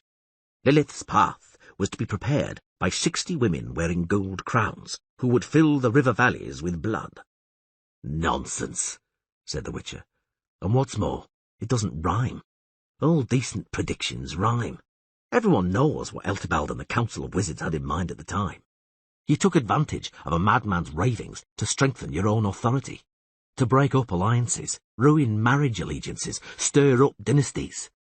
In a word, to tangle the strings of crowned puppets even more. And here you are, lecturing me about predictions, which any old storyteller at the marketplace would be ashamed of. You can have your reservations about Eltibal's theories, about how the predictions were interpreted, but you can't challenge the fact that there have been horrendous mutations among girls born just after the eclipse. And why not? I've heard quite the opposite. I was present when they did an autopsy on one of them, said the wizard. Geralt, what we found inside the skull and marrow could not be described. Some sort of red sponge. The internal organs were all mixed up. Some were missing completely. Everything was covered in moving cilia, bluish-pink shreds. The heart was 6-chambered, with 2 chambers practically atrophied. What do you say to that? I've seen people with eagle's talons instead of hands, people with a wolf's fangs, people with additional joints, additional organs, and additional senses, all of which were the effects of your messing about with magic. You've seen all sorts of mutations, you say. The magician raised his head. And how many of them have you slaughtered for money, in keeping with your witcher's calling? Well, because one can have a wolf's fangs and go no further than bearing them at the trollops in taverns, or one can have a wolf's nature too and attack children. And that's just how it was with the girls who were born after the eclipse. Their outright insane tendency to cruelty, aggression, sudden bursts of anger, and an unbridled temperament were noted. You can say that about any woman, sneered Geralt. What are you drivelling on about? You're asking me how many mutants I've killed. Why aren't you interested in how many I've extricated from spells, freed from curses? I, a witcher, despised by you. And what have you done, you mighty magicians? A higher magic was used, ours and that of the priests in various temples. All attempts ended in the girls' deaths. That speaks badly of you, not the girls. And so we've now got the first corpses. I take it the only autopsies were done on them. No, don't look at me like that. You know very well that there were more corpses, too. It was initially decided to eliminate all of them. We got rid of a few. Autopsies were done on all of them. One of them was even vivisectioned. And you sons of bitches have the nerve to criticise witches. Oh, Stregobor, the day will come when people will learn and get the better of you. I don't think a day like that will come soon, said the wizard caustically. Don't forget that we were acting in the people's defence. The mutant girls would have drowned entire countries in blood. So say you magicians, turning your noses up, so high and mighty with your auras of infallibility. While we're on the subject, surely you're not going to tell me that in your hunt for these so-called mutants, you haven't once made a mistake. All right, said Stregobor after a long silence. I'll be honest, although for my own sake I shouldn't. We did make a mistake. More than one. Picking them out was extremely difficult, and that's why we stopped getting rid of them and started isolating them instead. Your famous towers, snorted the Witcher. Our towers. But that was another mistake. We underestimated them. Many escaped. Then some mad fashion to free imprisoned beauties took hold of princes, especially the younger ones, who didn't have much to do and still less to lose. Most of them, fortunately, twisted their necks. As far as I know, those imprisoned in the towers died quickly. It's been said you must have helped them somewhat. That's a lie. But it is true that they quickly fell into apathy, refused to eat. What is interesting is that shortly before they died, they showed signs of the gift of clairvoyance. Further proof of mutation. Your proofs are becoming ever less convincing. Do you have any more? I do. Sylvina, the Lady of Narok, whom we never managed to get close to because she gained power so quickly. Terrible things are happening in Narok now. Fialka, Evermere's daughter, escaped her tower using a homemade rope and is now terrorizing North Velhad. Berniker of Talgar was freed by an idiot prince. Now he's sitting in a dungeon, blinded, and the most common feature of the Talgar landscape is a set of gallows. There are other examples, too. Of course there are, said the Witcher. In Yamalak, for instance, old man Abrad reigns. He's got scrofula. Not a single tooth in his head, was probably born some 100 years before this eclipse, and can't fall asleep unless someone's being tortured to death in his presence. He's wiped out all his relatives and emptied half of the country in crazy, how did you put it, attacks of anger? There are also traces of a rampant temperament. Apparently, he was nicknamed Abrad Jack-up-the-Skirt in his youth. Oh, Stregobor, it would be great if the cruelty of rulers could be explained away by mutations or curses. Listen, Geralt, no. You won't win me over with your reasons, nor convince me that Eltebald wasn't a murdering madman. So let's get back to the monster threatening you. You'd better understand that after the introduction you've given me, I don't like the story, but I'll hear you out. Without interrupting with spiteful comments? That I can't promise. Oh, well. Stregobor slipped his hands into the sleeves of his robe. And it'll only take longer. Well, the story begins in Creighton, a small principality in the north. The wife of Fredefalk, the Prince of Creighton, was Aridea, a wise, educated woman. She had many exceptional adepts of the magical arts in her family, and, through inheritance, no doubt, she came into possession of a rare and powerful artifact, one of Nehelania's mirrors. They're chiefly used by prophets and oracles, because they predict the future accurately, albeit intricately. Aridea quite often turned to the mirror with the usual question, I take it, interrupted Geralt. Who is the fairest of them all? I know, all Nehelania's mirrors are either polite or broken. You're wrong. Aridea was more interested in her country's fate, and the mirror answered her questions by predicting a horrible death for her, and for a great number of others by the hand, or fault, of Fredefalk's daughter from his first marriage. Aridea ensured this news reached the council, and the council sent me to Creighton. I don't have to add that Fredefalk's firstborn daughter was born shortly after the eclipse. I was quite discreet for a little while. She managed to torture a canary and 2 puppies during that time, and also gouged out a servant's eye with the handle of a comb. I carried out a few tests using curses, and most of them confirmed that the little one was a mutant. I went to Aridea with the news, because Fredefalk's daughter meant the world to him. Aridea, as I said, wasn't stupid. Of course, Geralt interrupted again, and no doubt she wasn't head over heels in love with her stepdaughter. She preferred her own children to inherit the throne. I can guess what followed. How come nobody throttled her, and you too, while they were at it? Stregobor sighed, raised his eyes to heaven, where the rainbow was still shimmering colourfully and picturesquely. I wanted to isolate her, but Aridea decided otherwise. She sent the little one out into the forest with a hired thug, a trapper. We found him later in the undergrowth, without any trousers, so it wasn't hard to recreate the turn of events. She had dug a brooch-pin into his brain, through his ear, no doubt while his attention was on entirely different matters.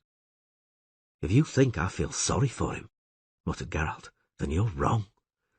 We organised a manhunt, continued Stregobor, but all traces of the little one had disappeared.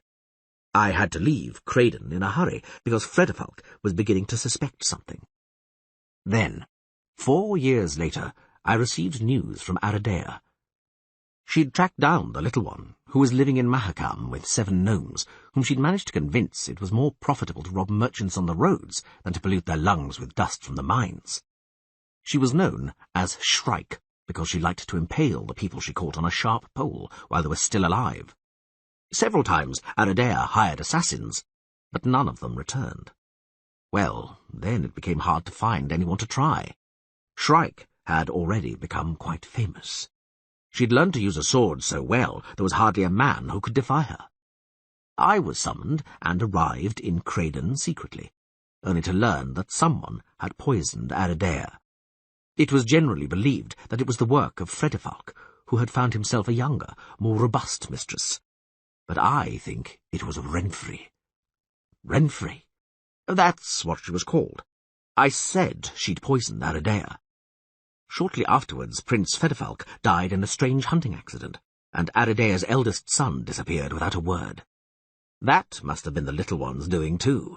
I say little, but she was 17 by then, and she was pretty well developed. Meanwhile, the wizard picked up after a moment's break. She and her gnomes had become the terror of the whole of Mahakam, until one day they argued about something, I don't know what, sharing out the loot, or whose turn it was to spend the night with her. Anyway, they slaughtered each other with knives. Only Shrike survived. Only her. And I was in the neighbourhood at the time. We met, face to face. She recognized me in a flash, and knew the part I'd played in Creighton. I tell you, Geralt, I had barely managed to utter a curse, and my hands were shaking like anything, when that wildcat flew at me with a sword. I turned her into a neat slab of mountain crystal, 6 ells by 9. When she fell into a lethargy, I threw the slab into the gnome's mine and brought the tunnels down on it. Shabby work, commented Geralt. That spell could have been reversed. Couldn't you have burnt her to cinders? You know so many nice spells, after all. No, it's not my speciality. But you're right. I did make a hash of it. Some idiot prince found her, spent a fortune on a counter-curse, reversed the spell, and triumphantly took her home to some out-of-the-way kingdom in the east. His father, an old brigand, proved to have more sense. He gave his son a hiding, and questioned Shrike about the treasures which she and the gnomes had seized, and which she'd hidden. His mistake was to allow his elder son to assist him when he had her stretched out, naked, on the executioner's bench. Somehow, the following day, that same eldest son, now an orphan bereft of siblings, was ruling the kingdom, and Shrike had taken over the office of first favourite. Meaning she can't be ugly? That's a matter of taste. She wasn't a favourite for long. Up until the first coup d'etat at the palace, to give it a grand name, it was more like a barn. It soon became clear that she hadn't forgotten about me. She tried to assassinate me 3 times in Kovia. I decided not to risk a 4th attempt and to wait her out in Pontar. Again she found me. This time I escaped to Angren, but she found me there too. I don't know how she does it. I cover my traces well. It must be a feature of her mutation. What stopped you from casting another spell to turn her into crystal? Scruples? No, I don't have any of those. She had become resistant to magic. That's impossible. It's not. It's enough to have the right artifact or aura. Or this could also be associated with her mutation, which is progressing. I escaped from Angren and hid here in Arksea in Blaviken. I've lived in peace for a year, but she's tracked me down again. How do you know? Is she already in town? Yes, I saw her in the crystal ball. The wizard raised his wand. She's not alone. She's leading a gang, which shows that she's brewing something serious. Geralt, I don't have anywhere else to run. I don't know where I could hide. The fact that you've arrived here exactly at this time can't be a coincidence. It's fate. The Witcher raised his eyebrows. What's on your mind? Surely it's obvious. You're going to kill her. I'm not a hired thug, Stregobor. You're not a thug, agreed. I kill monsters for money. Beasts which endanger people. Horrors conjured up by spells and sorceries cast by the likes of you. Not people. She's not human. She's exactly a monster, a mutant, a cursed mutant. You brought a Kikimora here. Shrike's worse than a Kikimora. A Kikimora kills because it's hungry, but Shrike does it for pleasure. Kill her, and I'll pay you whatever sum you ask, within reason, of course. I've already told you. I consider the story about mutations and Lilith's curse to be nonsense. The girl has her reasons for settling her account with you, and I'm not going to get mixed up in it. Turn to the alderman, to the town guards. You're the town wizard. You're protected by municipal law. I spit on the law, the alderman and his help, exploded Stregobor. I don't need defence. I need you to kill her. Nobody's going to get into this tower. I'm completely safe here. But what's that to me? I don't intend to spend the rest of my days here, and Shrike's not going to give up while I'm alive. Am I to sit here in this tower and wait for death? They did. Do you know what, magician? You should have left that hunt for the girls to other, more powerful wizards. You should have foreseen the consequences. Please, Geralt, no, Stregobor. The sorcerer was silent. The unreal sun in its unreal sky hadn't moved towards the zenith, but the Witcher knew it was already dusk in Blaviken. He felt hungry. Geralt, said Stregobor. When we were listening to Eltibald, many of us had doubts, but we decided to accept the lesser evil. Now I ask you to make a similar choice. Evil is evil, Stregobor, said the Witcher seriously, as he got up. Lesser, greater, middling, it's all the same. Proportions are negotiated, boundaries blurred. I'm not a pious hermit. I haven't done only good in my life. But if I'm to choose between one evil and another, then I prefer not to choose at all. Time for me to go. We'll see each other tomorrow. Maybe, said the wizard, if you get here in time. Part 3. The Golden Court, the country town's elegant inn, was crowded and noisy. The guests, locals and visitors, were mostly engaged in activities typical for their nation or profession. Serious merchants argued with dwarves over the price of goods and credit interest. Less serious merchants pinched the backsides of the girls carrying beer, cabbage and beans. Local nitwits pretended to be well-informed. Harlots were trying to please those who had money, while discouraging those who had none. Carters and fishermen drank as if there was no tomorrow. Some seamen were singing a song which celebrated the ocean waves, the courage of captains, and the graces of mermaids, the latter graphically and in considerable detail. "Exert your memory, friend," Caldermain said to the innkeeper, leaning across the counter in order to be heard over the din. 6 men and a wench, all dressed in black leather, studded with silver in the Novigradian style. I saw them at the turnpike. Are they staying here or at the tuna fish? The innkeeper wrinkled his bulging forehead and wiped a tankard on his striped apron. "Here, alderman," he finally said. "They say they've come for the market, but they all carry swords, even the woman, dressed, as you said, in black." "Well," the alderman nodded. "Where are they now? I don't see them here." "In the lesser alcove. They paid in gold." "I'll go in alone," said Geralt. "There's no point in making this an official affair in front of them all, at least for the time being. I'll bring her here." "Maybe that's best, but be careful. I don't want any trouble." "I'll be careful." The seamen's song, judging by the growing intensity of obscene words, was reaching its grand finale.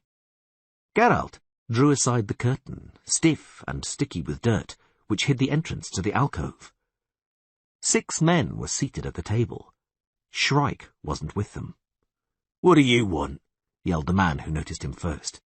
He was balding, and his face was disfigured by a scar which ran across his left eyebrow, the bridge of his nose, and his right cheek. "I want to see Shrike." 2 identical figures stood up. Identical motionless faces and fair, dishevelled shoulder-length hair. Identical tight-fitting black outfits glistening with silver ornaments. And with identical movements, the twins took identical swords from the bench. "Keep calm, Vire. Sit down, Nimir," said the man with the scar, leaning his elbows on the table. "Who'd you say you want to see, brother? Who's Shrike?" "You know very well who I mean." "Who's this, then?" asked a half-naked athlete, sweaty, girded crosswise with belts, and wearing spiked pads on his forearms. "Do you know him, Nohorn?" "No," said the man with the scar. "It's Sam Albino," giggled a slim, dark-haired man sitting next to Nohorn.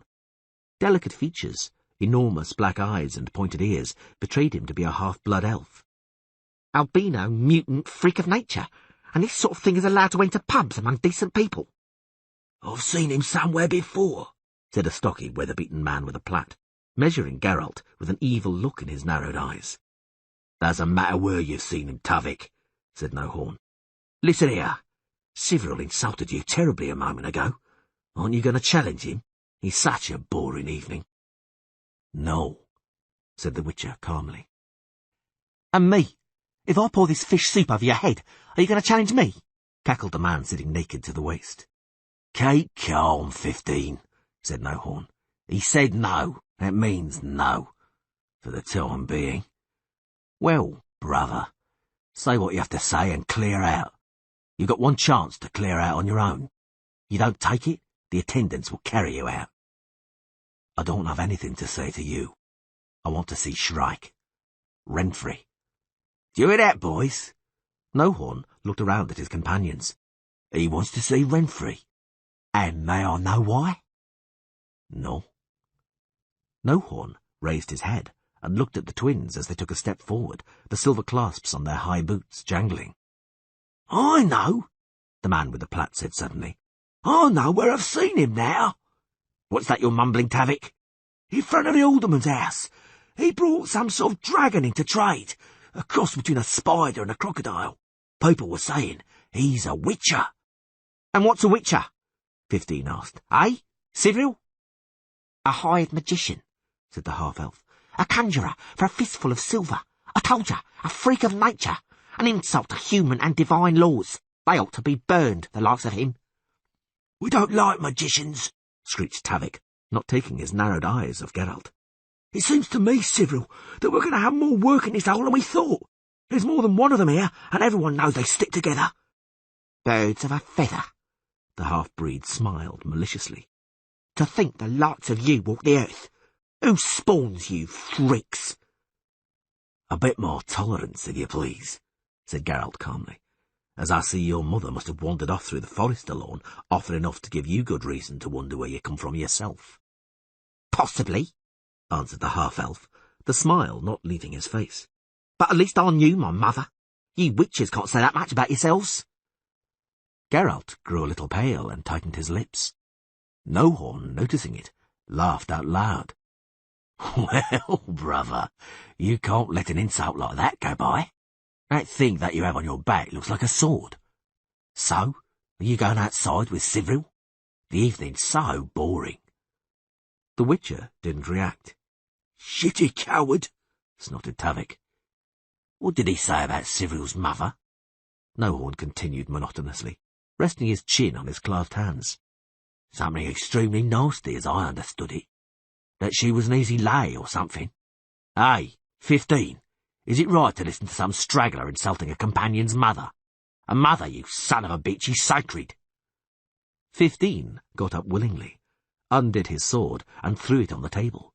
He stuck his chest out, adjusted the pads spiked with silver studs on his shoulders, spat, and took a step forward. If you've got any doubts, said Nohorn, then 15 is challenging you to a fist fight. I told you they'd carry you out of here. Make room. 15 moved closer and raised his fists. Geralt put his hand on the hilt of his sword. Careful, he said. One more step, and you'll be looking for your hand on the floor. Nohorn and Tavik leapt up, grabbing their swords. The silent twins drew theirs with identical movements. 15 stepped back. Only Cyril didn't move. What's going on here, damn it? Can't I leave you alone for a minute? Geralt turned round very slowly and looked into eyes the colour of the sea. She was almost as tall as him. She wore her straw-coloured hair unevenly cut, just below the ears. She stood with one hand on the door, wearing a tight velvet jacket clasped with a decorated belt. Her skirt was uneven, asymmetrical, reaching down to her calf on the left side, and on the right, revealing a strong thigh above a boot made of elk's leather. On her left side, she carried a sword. On her right, a dagger with a huge ruby set in its pommel. Lost your voices? He's a witcher, mumbled Nohorn. So what? He wanted to talk to you. So what? He's a sorcerer, 15 roared. We don't like sorcerers, snarled Tavik. Take it easy, boys, said the girl. He wants to talk to me. That's no crime. You carry on having a good time, and no trouble. Tomorrow's market day. Surely you don't want your pranks to disrupt the market. Such an important event in the life of this pleasant town. A quiet, nasty giggle reverberated in the silence which fell. Cyril, still sprawled out carelessly on the bench, was laughing. Come on, Renfrey, chuckled the half-blood. Important? Event? Shut up, Cyril, immediately. Cyril stopped laughing, immediately. Geralt wasn't surprised. There was something very strange in Renfrey's voice, something associated with the red reflection of fire on blades, the wailing of people being murdered, the whinnying of horses and the smell of blood. Others must also have had similar associations. Even Tavik's weather-beaten face grew pale. Well, white hair? Renfrey broke the silence. Let's go into the larger room. Let's join the alderman you came with. He wants to talk to me too, no doubt. At the sight of them, Caldermain, who was waiting at the counter, broke off his quiet conversation with the innkeeper, straightened himself, and folded his arms across his chest. "Listen, young lady," he said severely, not wasting time with banal niceties. "I know from this Witcher of Rivia here what brings you to Blaviken. Apparently you bear a grudge against our wizard." Maybe. What of it? Asked Renfrey quietly, in an equally brusque tone. "Only that there are tribunals to deal with grudges like that. He who wants to revenge a grudge using steel here in Arksey is considered a common bandit. And also that either you get out of Blaviken early in the morning with your black companions, or I throw you into prison how do you say it, Geralt?" "Preventively." "Exactly.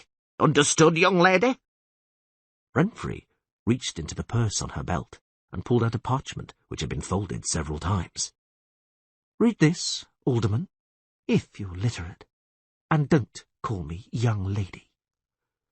Caldermain took the parchment, spent a long time reading it, then, without a word, gave it to Geralt.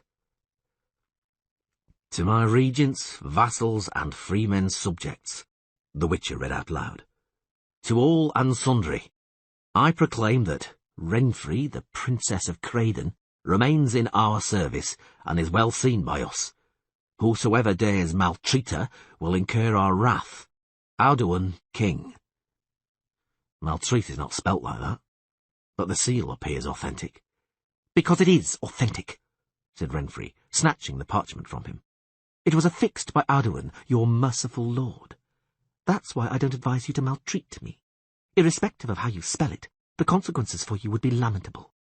You are not, honourable alderman, going to put me in prison, or call me young lady. I haven't infringed any law. For the time being." "If you infringe by even an inch," Caldermain looked as if he wanted to spit, "I'll throw you in the dungeon together with this piece of paper. I swear on all the gods, young lady. Come on, Geralt." "With you, Witcher." Renfrey touched Geralt's shoulder. "I'd still like a word." "Don't be late for supper," the alderman threw over his shoulder, "or Libusha will be furious."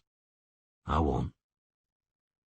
Geralt leant against the counter, fiddling with a wolf's head medallion hanging around his neck. He looked into the girl's blue-green eyes. "I've heard about you," she said. "You're Geralt, the white-haired Witcher from Rivia. Is Stregobor your friend?" "No." "That makes things easier." "Not much. Don't expect me to look on peacefully." Renfrey's eyes narrowed. "Stregobor dies tomorrow," she said quietly, brushing the unevenly cut hair off her forehead. "It would be the lesser evil if he died alone." "If he did, yes. But in fact, before Stregobor dies, several other people will die too. I don't see any other possibility." "Several, Witcher, is putting it mildly." "You need more than words to frighten me, Shrike." "Don't call me Shrike. I don't like it. The point is, I see other possibilities. It would be worth talking it over. But Libusha is waiting. Is she pretty, this Libusha?" "Is that all you had to say to me?" "No, but you should go. Libusha's waiting." Part 4. There was someone in his little attic room. Geralt knew it before he even reached the door, sensing it through the barely perceptible vibration of his medallion. He blew out the oil lamp which had lit his path up the stairs, pulled the dagger from his boot, slipped it into the back of his belt, and pressed the door handle. The room was dark, but not for a Witcher. He was deliberately slow in crossing the threshold. He closed the door behind him carefully. The next second, he dived at the person sitting on his bed, crushed them into the linen, forced his forearm under their chin, and reached for his dagger. He didn't pull it out. Something wasn't right. "Not a bad start." she said in a muffled voice, lying motionless beneath him. I expected something like this, but I didn't think we'd both be in bed so quickly. Take your hand from my throat, please. It's you. It's me. Now, there are two possibilities. The first, you get off me and we talk. The second, we stay in this position, in which case I'd like to take my boots off, at least. The Witcher released the girl, who sighed, sat up and adjusted her hair and skirt.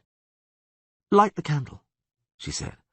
I can't see in the dark, unlike you, and I like to see who I'm talking to.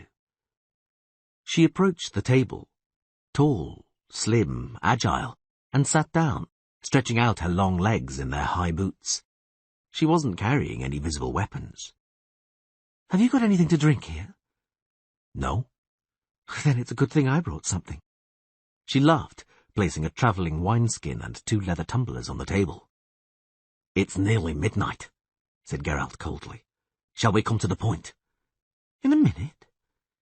Here, have a drink. Here's to you, Geralt. Likewise, Shrike. My name's Renfrey, damn it! She raised her head. I will permit you to omit my royal title, but stop calling me Shrike. Be quiet, or you'll wake the whole house. Am I finally going to learn why you crept in here through the window? You're slow-witted, Witcher. I want to save Blaviken from slaughter. I crawled over the rooftops like a she-cat in March in order to talk to you about it. Appreciate it. I do, said Geralt, except that I don't know what talk can achieve. The situation's clear. Stregobor is in his tower, and you'd have to lay siege to it in order to get to him. If you do that, your letter of safe conduct won't help you.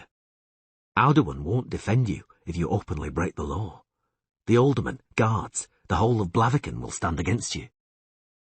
The whole of Blaviken would regret standing up to me. Renfrey smiled, revealing a predator's white teeth. Did you take a look at my boys? They know their trade, I assure you.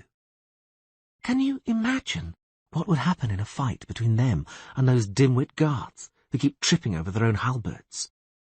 Do you imagine I would stand by and watch a fight like that? I'm staying at the alderman's, as you can see. If the need arises, I should stand at his side. I have no doubt, Renfrey grew serious, that you will. But you'll probably be alone, as the rest will cower in the cellars. No warrior in the world could match 7 swordsmen. So, Whitehair, let's stop threatening each other. As I said, slaughter and bloodshed can be avoided. There are 2 people who can prevent it. I'm all ears. One, said Renfrey, is Stregobor himself. He leaves his tower voluntarily. I take him to a deserted spot, and Blaviken sinks back into blissful apathy and forgets the whole affair. Stregobor may seem crazy, but he's not that crazy. Who knows, Witcher? Who knows? Some arguments can't be denied, like the Tridam ultimatum. I plan to present it to the sorcerer. What is it, this ultimatum? That's my sweet secret. As you wish, but I doubt it'll be effective. Stregobor's teeth chatter when he speaks of you. An ultimatum which would persuade him to voluntarily surrender himself into your beautiful hands would have to be pretty good. So, who's the other person? Let me guess. I wonder how sharp you are, Whitehair. It's you, Renfrey. You'll reveal a truly princely, what am I saying, royal magnanimity, and renounce your revenge. Have I guessed? Renfrey threw back her head and laughed, covering her mouth with her hand. Then she grew silent and fixed her shining eyes on the Witcher. Geralt, she said, I used to be a princess. I had everything I could dream of. Servants at my beck and call, dresses, shoes, cambric knickers, jewels and trinkets, ponies, goldfish in a pond, dolls, and a doll's house bigger than this room. That was my life, until Stregobor and that whore Aridea ordered a huntsman to butcher me in the forest and bring back my heart and liver. Lovely, don't you think? No. I'm pleased you evaded the huntsman, Renfrey.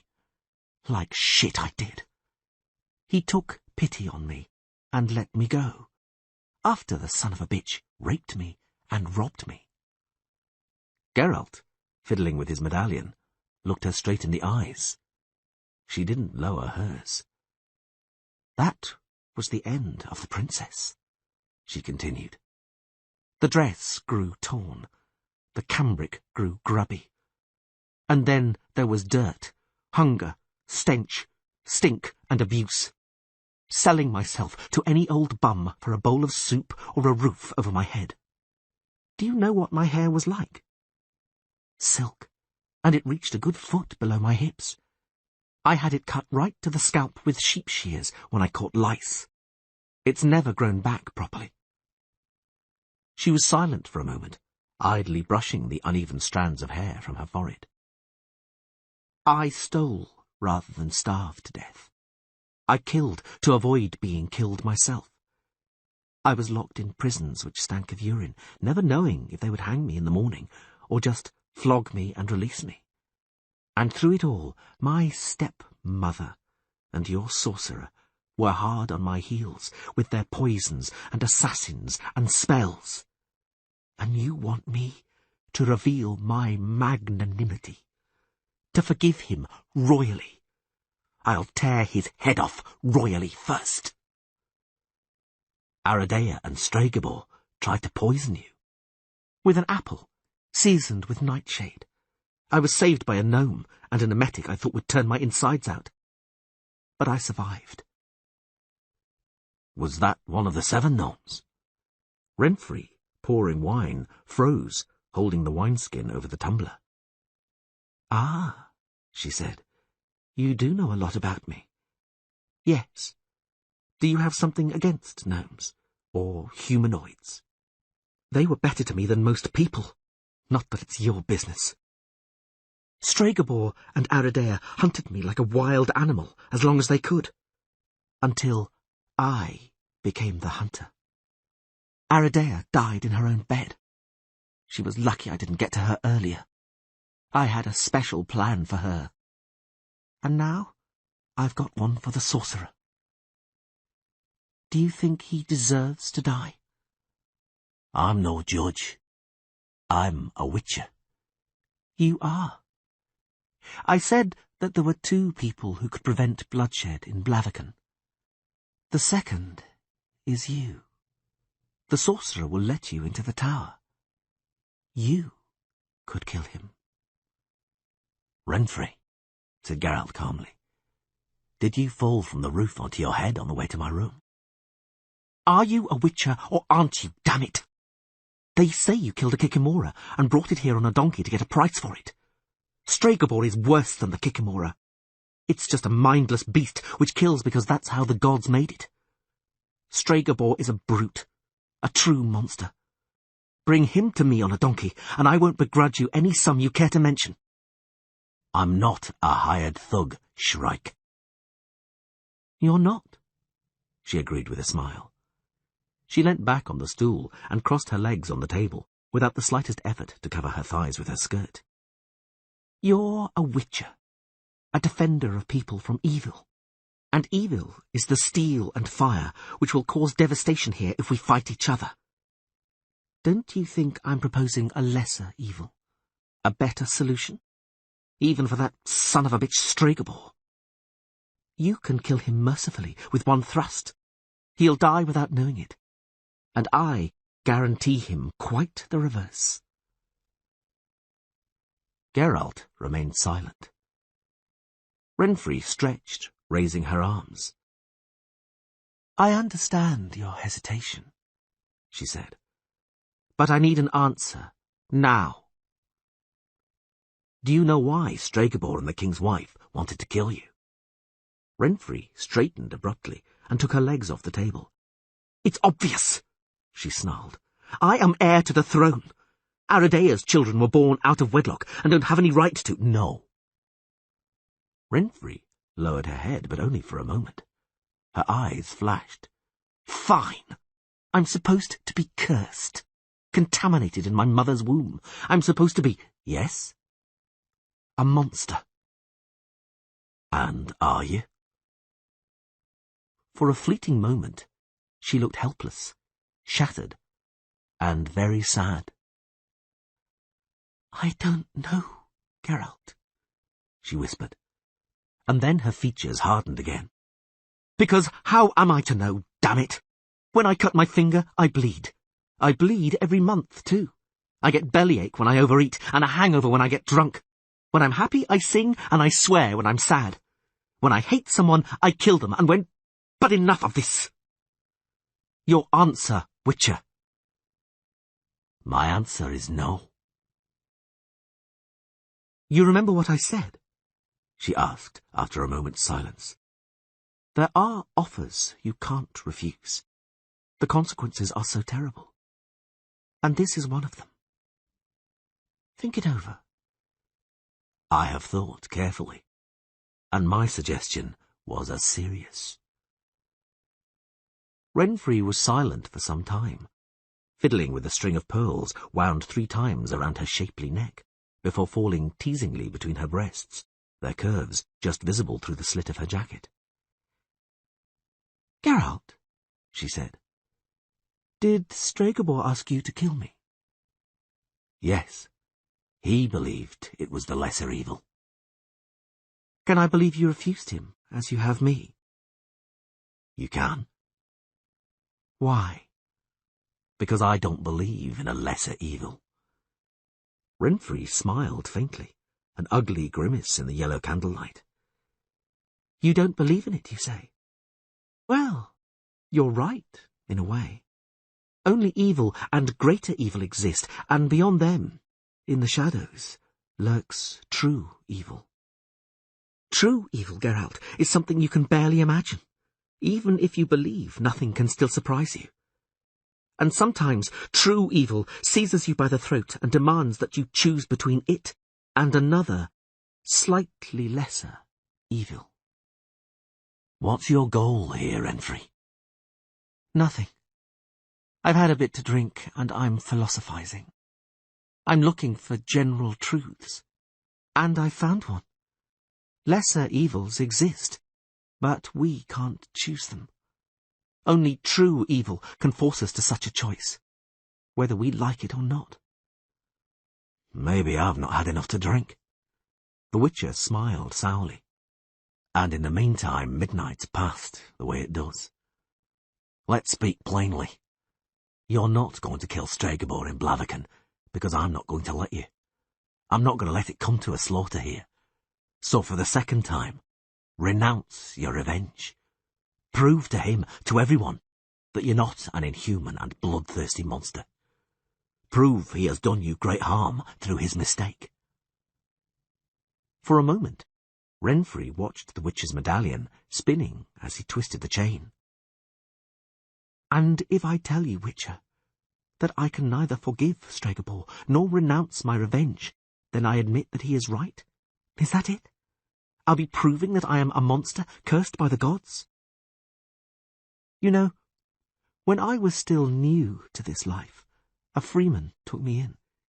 He took a fancy to me, even though I found him repellent. So every time he wanted to fuck me, he had to beat me so hard I could barely move, even the following day. One morning, I rose while it was still dark, and slashed his throat with a scythe. I wasn't yet as skilled as I am now, and the knife seemed too small. And as I listened to him gurgle and choke, watched him kicking and flailing, I felt the marks left by his feet and fists fade. And I felt, oh, so great that I left him whistling, sprightly, feeling so joyful, so happy. And it's the same each time. If it wasn't, who'd waste time on revenge? Renfrey, said Geralt, whatever your motives, you're not going to leave here joyful and happy. But you'll leave here alive early tomorrow morning, as the alderman ordered. You're not going to kill Stregobor in Blaviken. Renfrey's eyes glistened in the candlelight, reflecting the flame. The pearls glowed in the slit of her jacket. The wolf medallion, spinning round on its chain, sparkled. "I pity you," she said slowly, gazing at the medallion. "You claim a lesser evil doesn't exist. You're standing on a flagstone running with blood, alone and so very lonely, because you can't choose. But you had to. And you'll never know. You'll never be sure if you were right. And your reward will be a stoning and a bad word. I pity you." "And you?" asked the Witcher quietly, almost in a whisper. "I can't choose either." "What are you?" "I am what I am." "Where are you?" "I'm cold." "Renfrey."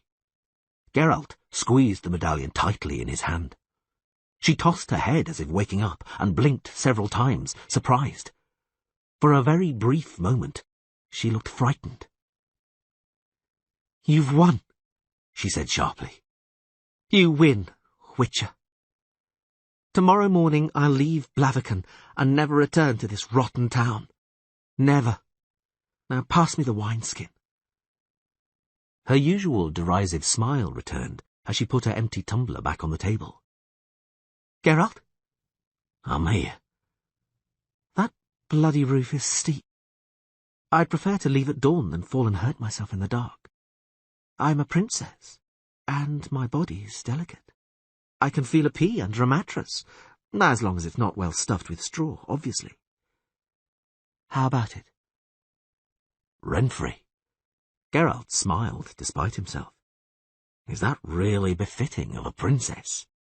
"What do you know about princesses, damn it? I've lived as one, and the joy of it is being able to do what you like. Do I have to tell you straight out what I want?"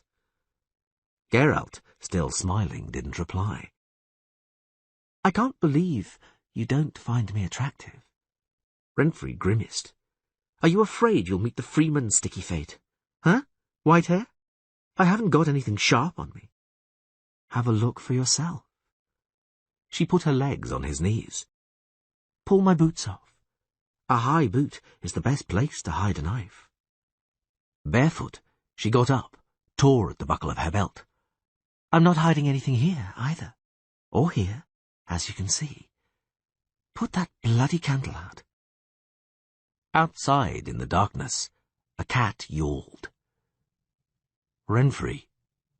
"What?" "Is this cambric?" "Of course it is, damn it.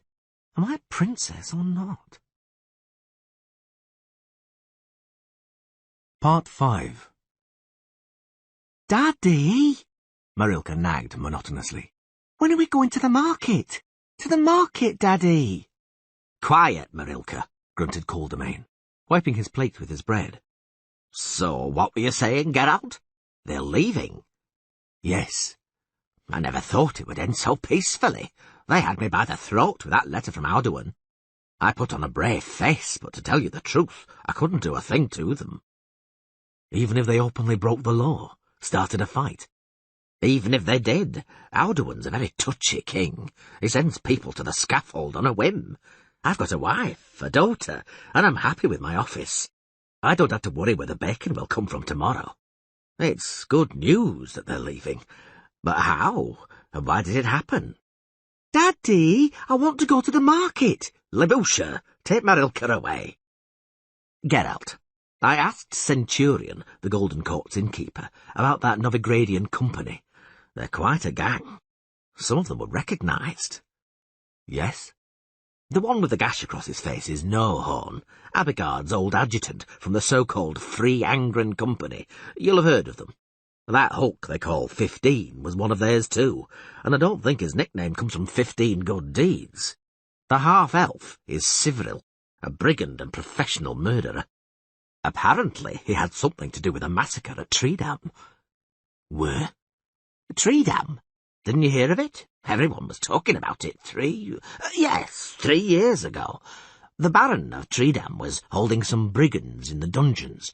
Their comrades, one of whom was that half-blood Sivril, seized a river ferry full of pilgrims during the Feast of Nice. They demanded the Baron set those others free, but the Baron refused, so they began murdering pilgrims one after another. By the time the Baron released his prisoners, they'd thrown a dozen pilgrims overboard to drift with the current, and following the deaths, the Baron was in danger of exile or even of execution. Some blamed him for waiting so long to give in, and others claimed he'd committed a great evil in releasing the men, in setting a precedent or something. The gang should have been shot from the banks, together with the hostages, or attacked on the boats. He shouldn't have given an inch. At the tribunal, the Baron argued he'd had no choice. He'd chosen the lesser evil, to save more than 25 people, women and children, on the ferry. The Treedam ultimatum, whispered the Witcher. Renfrey. What? Goldemain, the marketplace. What? She's deceived us. They're not leaving. They'll force Stregobor out of his tower, as they forced the Baron of Treedam's hand. Or they'll force me to... They're going to start murdering people at the market. It's a real trap. By all the gods! But where are you going? Sit down! Marilka, terrified by the shouting, huddled, keening in the corner of the kitchen. I told you, Libusha shouted, pointing to the Witcher. I said he only brings trouble. Silence, woman. Get out. Sit down. We have to stop them, right now, before people go to the market, and call the guards. As the gang leaves the inn, seize them and hold them. Be reasonable. We can't. I can't touch a hair of their heads if they've done nothing wrong. They'll defend themselves, and there'll be bloodshed. They are professionals. They'll slaughter my people, and it'll be my head for it if word gets to Alduin. I'll gather the guards, go to the market and keep an eye on them there. That won't achieve anything, Goldemain. If the crowd's already in the square, you can't prevent panic and slaughter. Renfrey has to be stopped right now, while the marketplace is empty. It's illegal. I can't permit it. It's only a rumour the half-elf was at Treedam. You could be wrong, and Alduin would flay me alive. We have to take the lesser evil. Get out, I forbid it. As alderman, I forbid it. Leave your sword. Stop! Marilka was screaming, her hands pressed over her mouth. Part 6. Shading his eyes with his hand, Sivril watched the sun emerge from behind the trees. The marketplace was coming to life. Wagons and carts rumbled past, and the first vendors were already filling their stalls. A hammer was banging, a cock crowing, and seagulls screeched loudly overhead. Looks like a lovely day, 15 said pensively. Sivril looked at him askance, but didn't say anything. The horse is all right, Tavik? Asked Nohorn, pulling on his gloves. Saddled and ready, but there's still not many of them in the marketplace. There'll be more. We should eat. Later. Dead right. You'll have time later, and an appetite. Look, said 15 suddenly. The Witcher was approaching from the main street, walking between stalls, coming straight towards them. Renfrey was right, Sivril said. Give me the crossbow, Nohorn. He hunched over, and holding the strap down with his foot, pulled the string back. He placed the bolt carefully in the groove as the Witcher continued to approach. Sivril raised the crossbow. Not one step closer, Witcher! Geralt stopped about 40 paces from the group. Where's Renfrey? The half-blood's pretty face contorted. At the tower. She's making the sorcerer an offer he can't refuse. But she knew you would come. She left a message for you. Speak. I am what I am. Choose. Either me or a lesser. You're supposed to know what it means. The Witcher nodded, raised his hand above his right shoulder, and drew his sword. The blade traced a glistening arc above his head. Walking slowly, he made his way towards the group. Sivril laughed, nastily, ominously. Renfrey said this would happen, Witcher, and left us something special to give you, right between the eyes. The Witcher kept walking, and the half-elf raised the crossbow to his cheek. It grew very quiet. The bowstring hummed. The Witcher's sword flashed, and the bolt flew upwards with a metallic whine, spinning in the air until it clattered against the roof and rumbled into the gutter. He deflected it, groaned 15. Deflected it in flight. There's one, ordered Sivril. Blades hissed as they were drawn from sheaths. The group pressed shoulder to shoulder, bristling with blades. The Witcher came on faster. His fluid walk became a run, not straight at the group quivering with swords, but circling it in a tightening spiral. As Geralt circled the group, Tavik's nerve failed. He rushed the Witcher, the twins following him. Don't disperse! Sivril roared, shaking his head and losing sight of the Witcher. He swore and jumped aside, seeing the group fall apart, scattering around the market stalls. Tavik went first. He was chasing the Witcher when he saw Geralt running in the opposite direction towards him. He skidded, trying to stop, but the Witcher shot past before he could raise his sword. Tavik felt a hard blow just above his hip, fell to his knees, and, when he saw his hip, started screaming. The twins simultaneously attacked the black, blurred shape rushing towards them, mistimed their attack, and collided with each other as Geralt slashed Vyre across the chest and Nimir in the temple, leading one twin to stagger, head down into a vegetable stall, and the other to spin in place and fall limply into the gutter. The marketplace boiled with vendors running away, stalls clattering to the ground, and screams rising in the dusty air. Tavik tried to stumble to his trembling legs, and fell painfully to the ground. "From the left, 15!" Nohorn roared, running in a semicircle to approach the Witcher from behind. 15 spun, but not quickly enough. He bore a thrust through the stomach, prepared to strike, and was struck again in the neck, just below his ear. He took 4 unsteady steps and collapsed into a fish cart, which rolled away beneath him. Sliding over the slippery cargo, 15 fell onto the flagstones, silver with scales.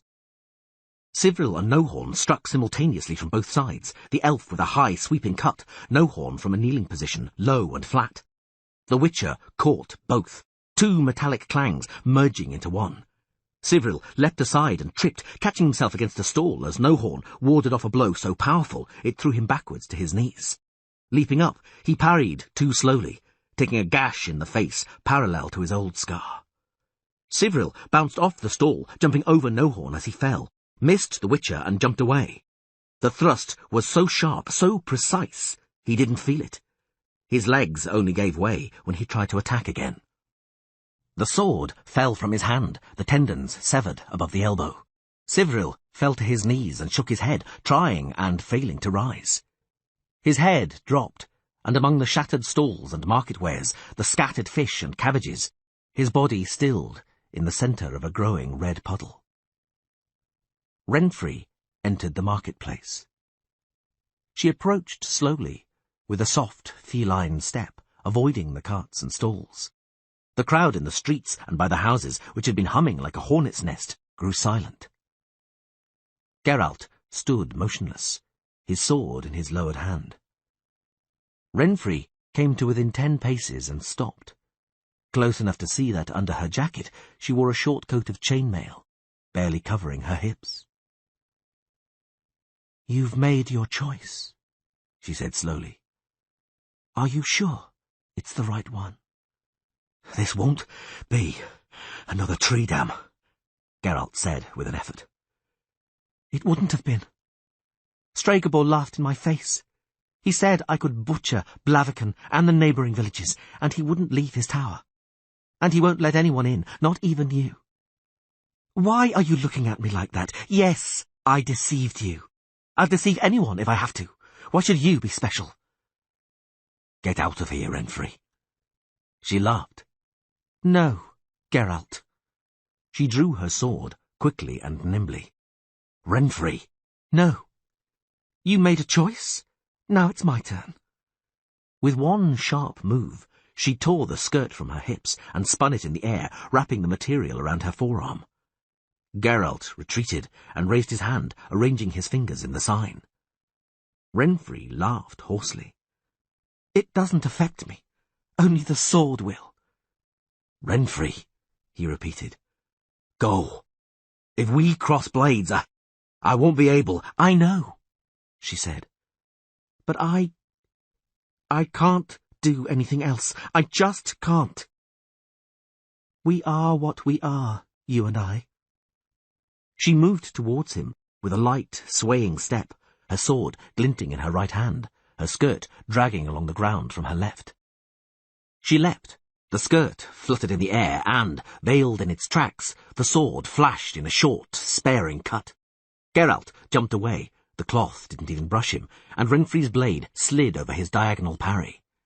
He attacked instinctively, spinning their blades, trying to knock her weapon aside. It was a mistake. She deflected his blade and slashed, aiming for his face. He barely parried and pirouetted away, dodging her dancing blade and jumping aside again. She fell on him, threw the skirt into his eyes, and slashed flatly from short range, spinning. Spinning with her, he avoided the blow. She knew the trick and turned with him, their bodies so close he could feel the touch of her breath as she ran the edge across his chest. He felt a twinge of pain, ignored it. He turned again in the opposite direction, deflected the blade flying towards his temple, made a swift feint, and attacked.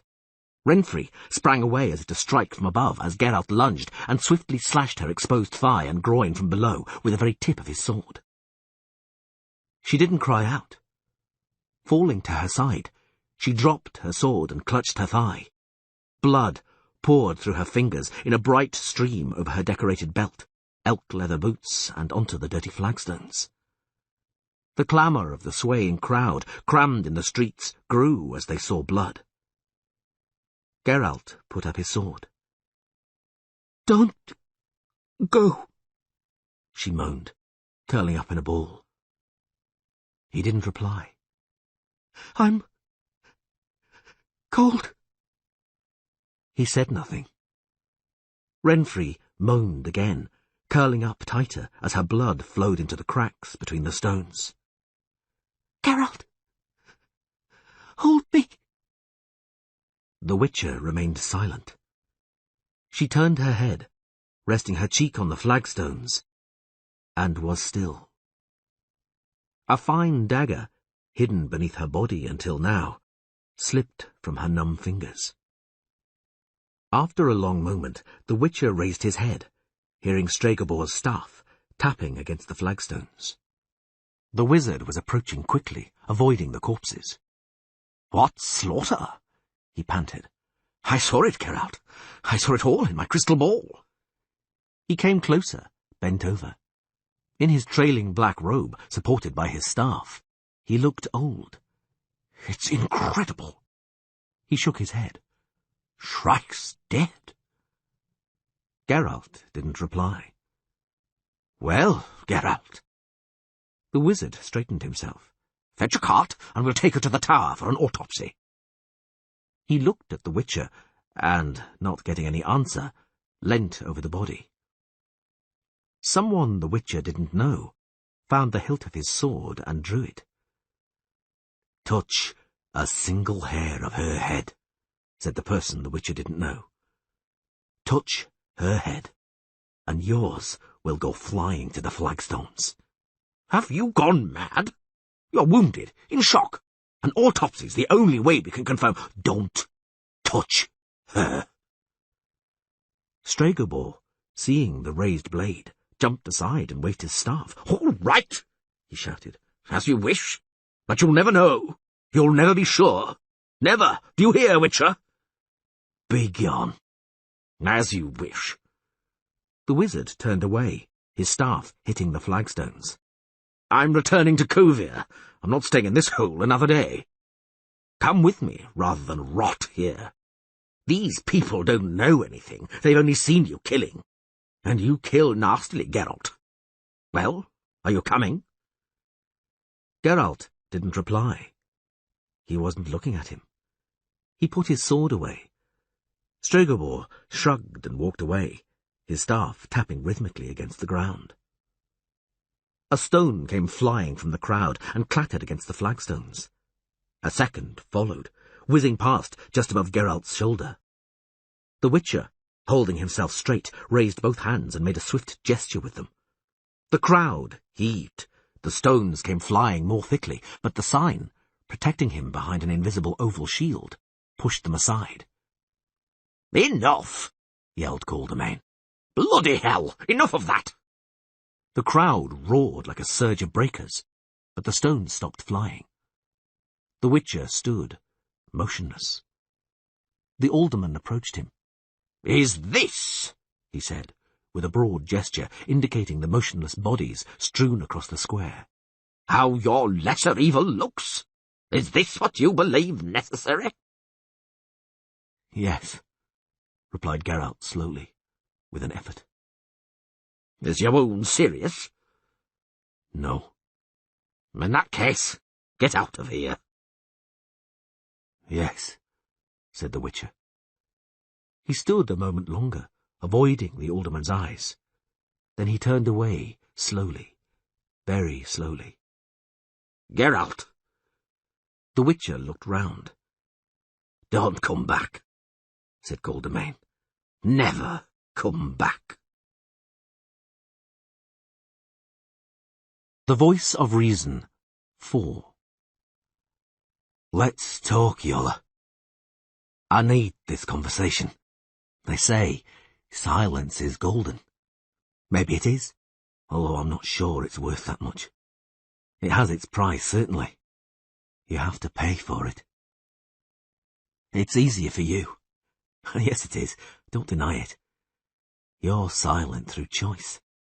You've made it a sacrifice to your goddess. I don't believe in Melitele.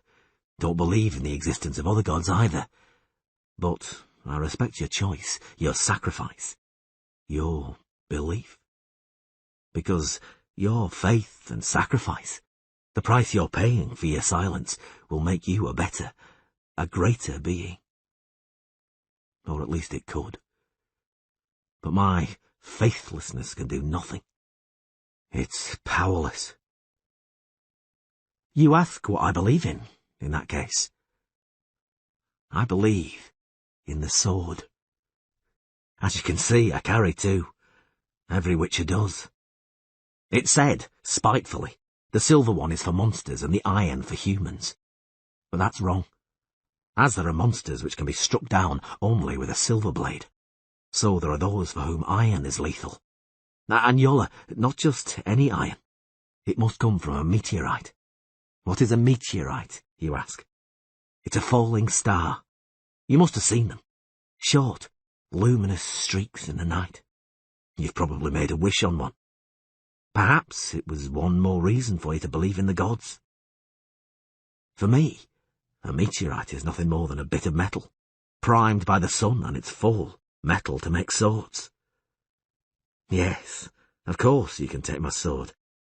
Feel how light it... no, don't touch the edge, you'll cut yourself. It's sharper than a razor, it has to be. I train in every spare moment. I don't dare lose my skill.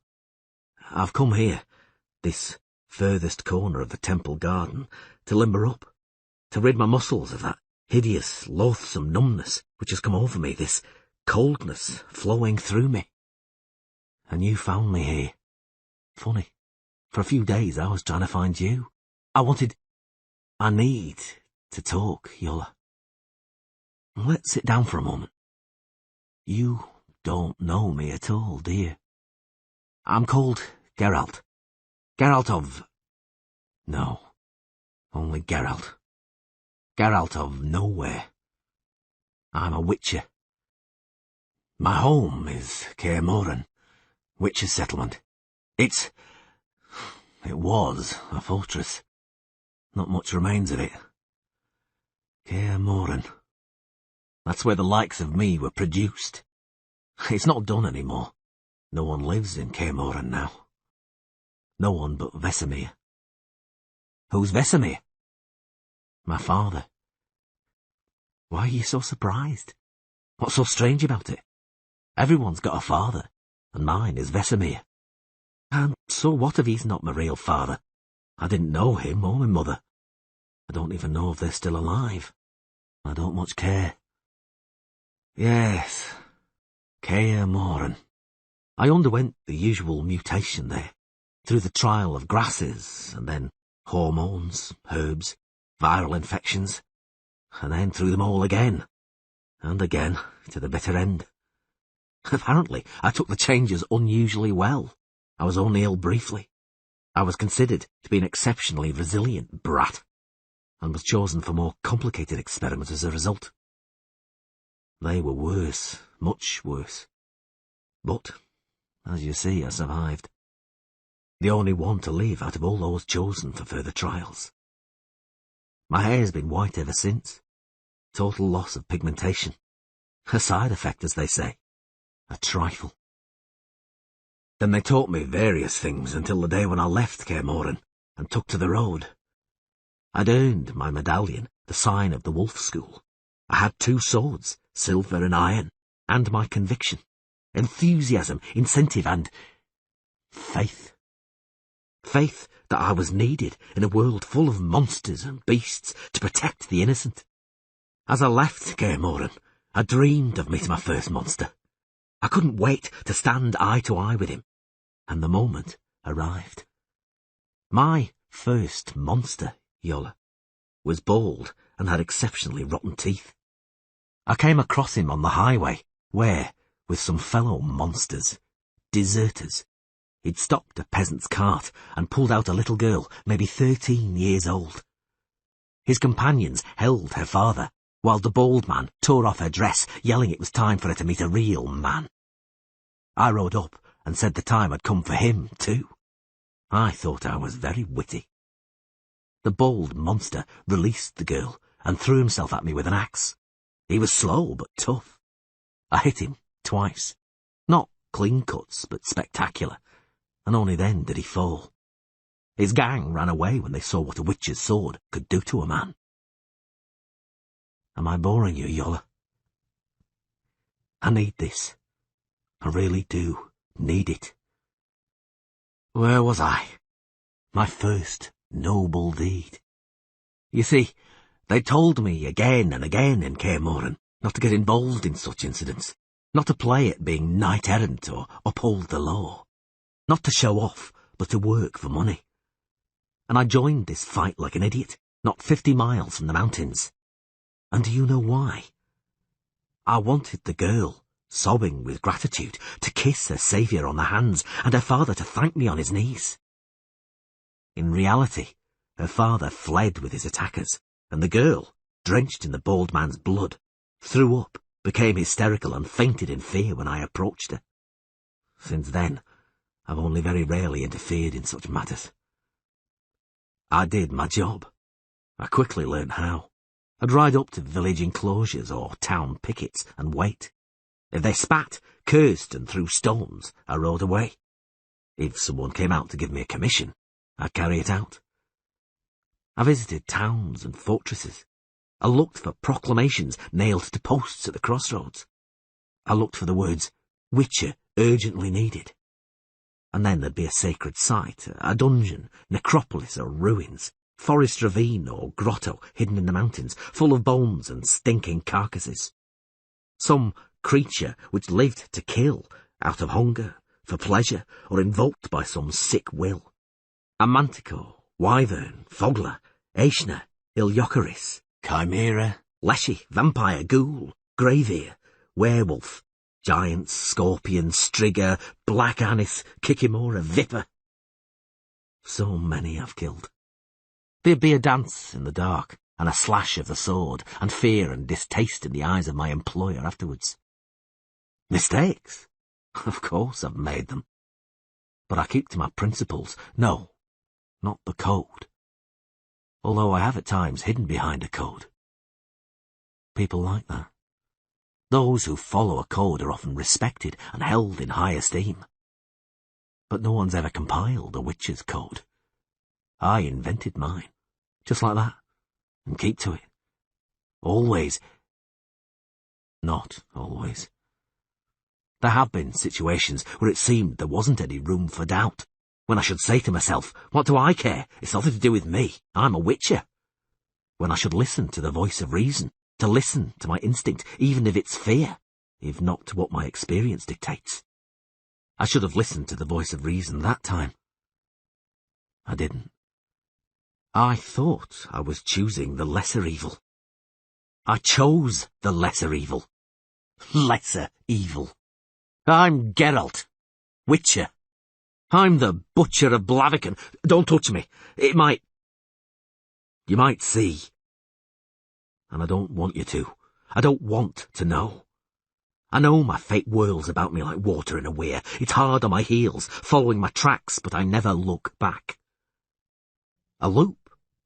Yes. That's what Nenneker sensed.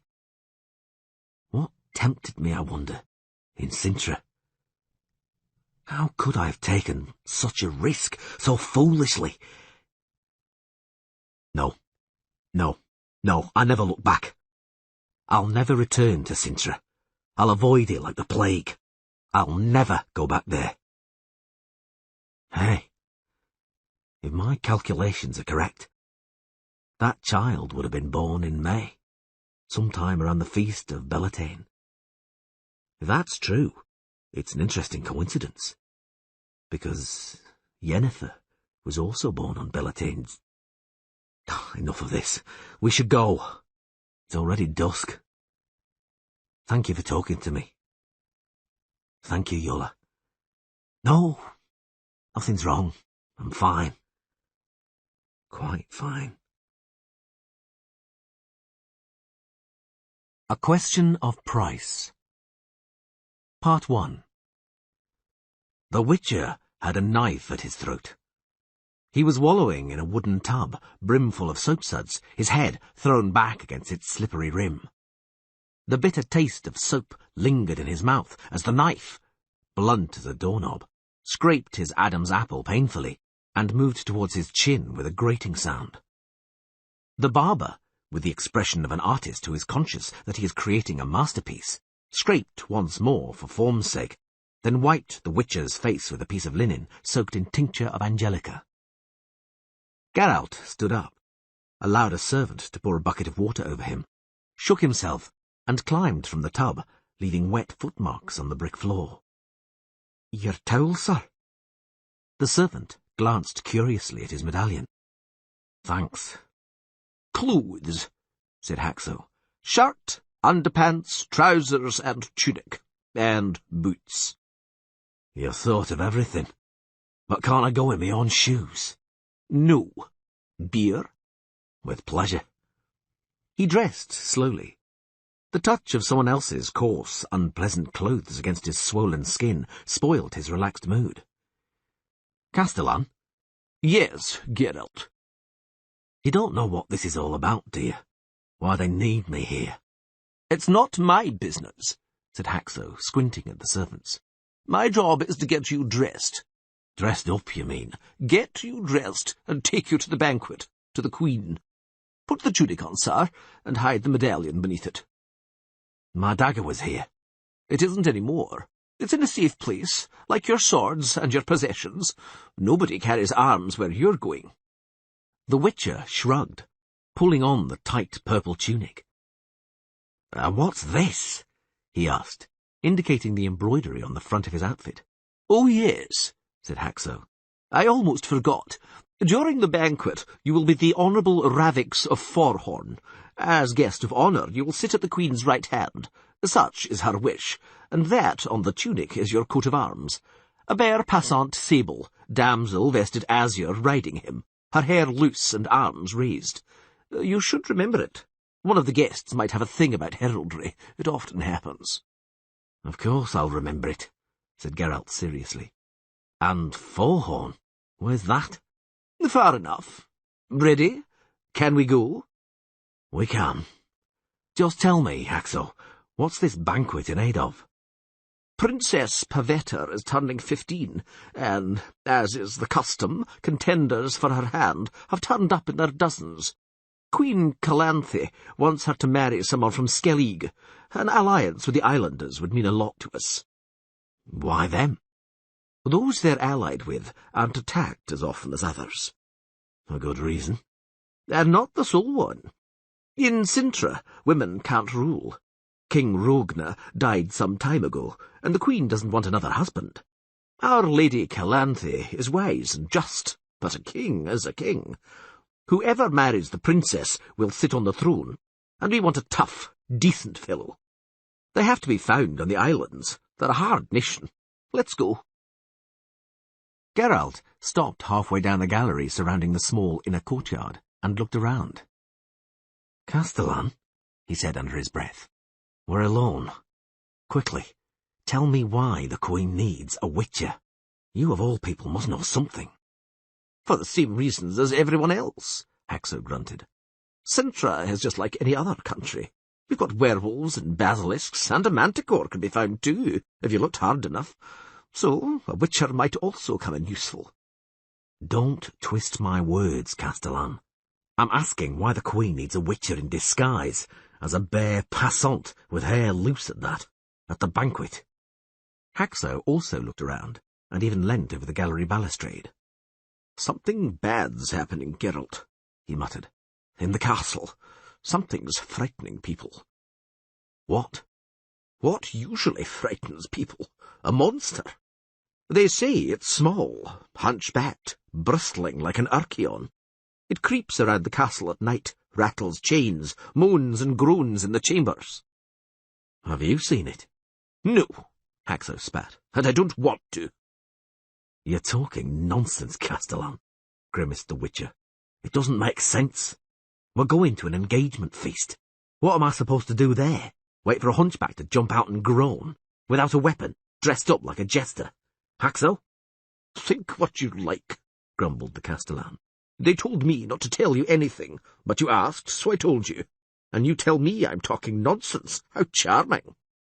I'm sorry. I didn't mean to offend you, Castellan. I was simply surprised. Stop being surprised. Haxo turned away, still sulking. Your job isn't to be surprised. And I strongly advise you, Witcher, that if the Queen orders you to strip naked, paint your arse blue, and hang yourself upside down in the entrance hall like a chandelier, you do it without surprise or hesitation.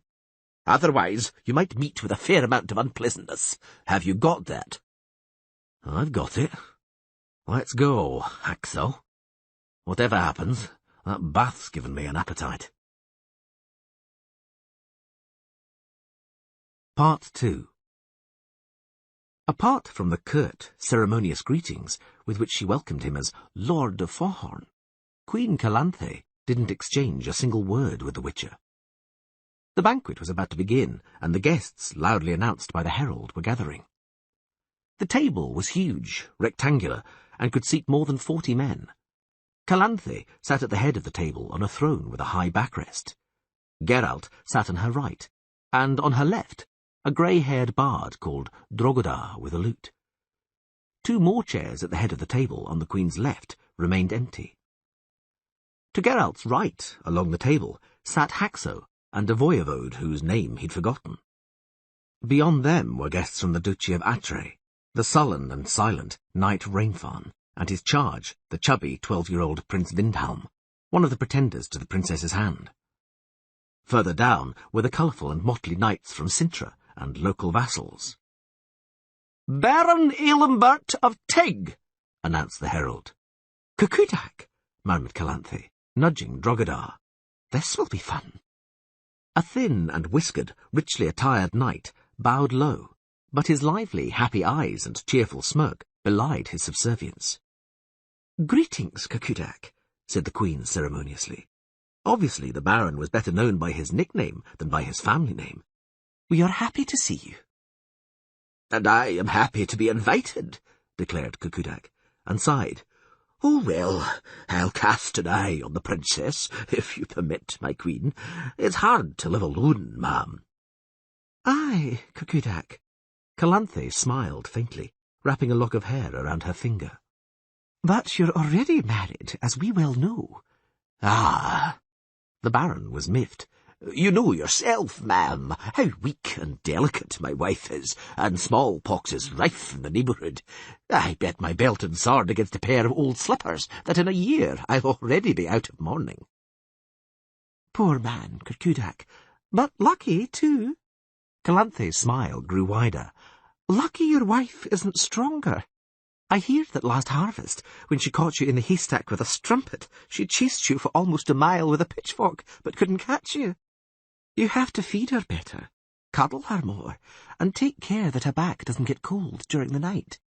Then, in a year, you'll see how much better she is. Kukudak pretended to grow doleful. I take your point, but can I stay for the feast? We'd be delighted, Baron.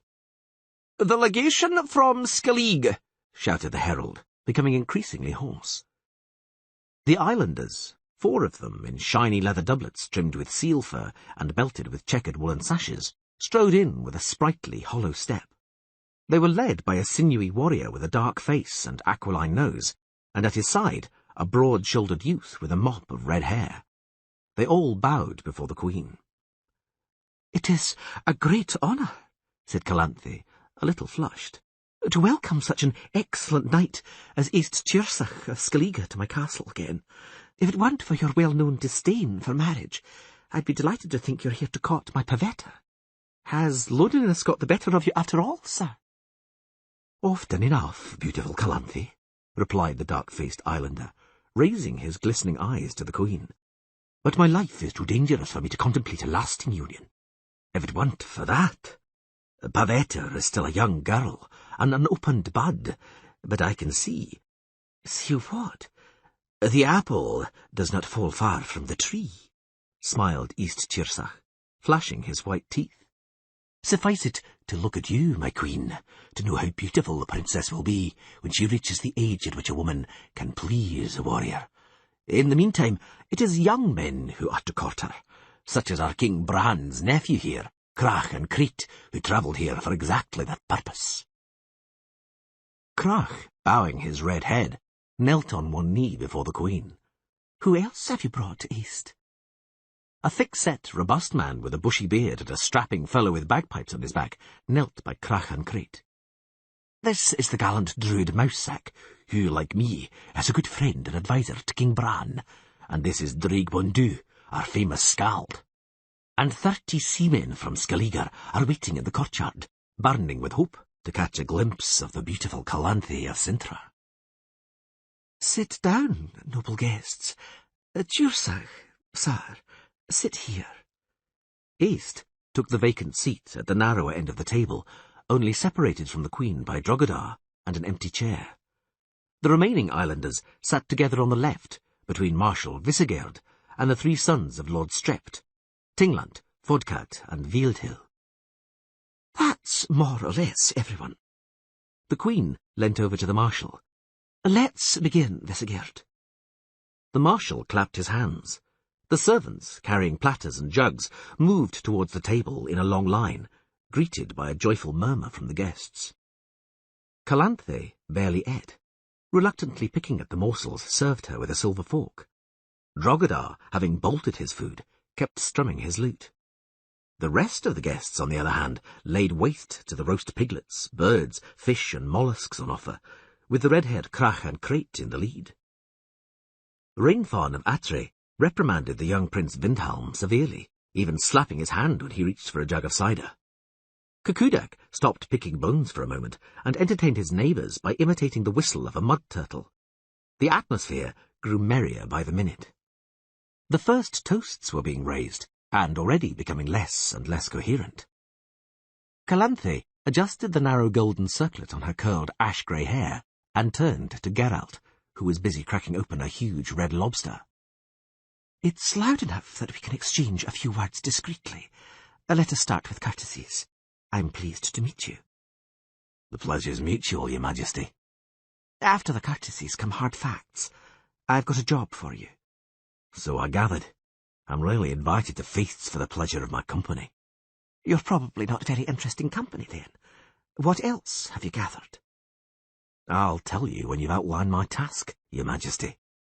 "Geralt," said Calanthe, her fingers tapping an emerald necklace, the smallest stone of which was the size of a bumblebee. "What sort of task do you expect as a witcher? What, digging a well, repairing a hole in the roof, weaving a tapestry of all the positions King Vridank and the beautiful Sero tried on their wedding night? Surely you know what your profession's about." "Yes, I do. I'll tell you what I've gathered, Your Majesty. I'm curious. I gathered that.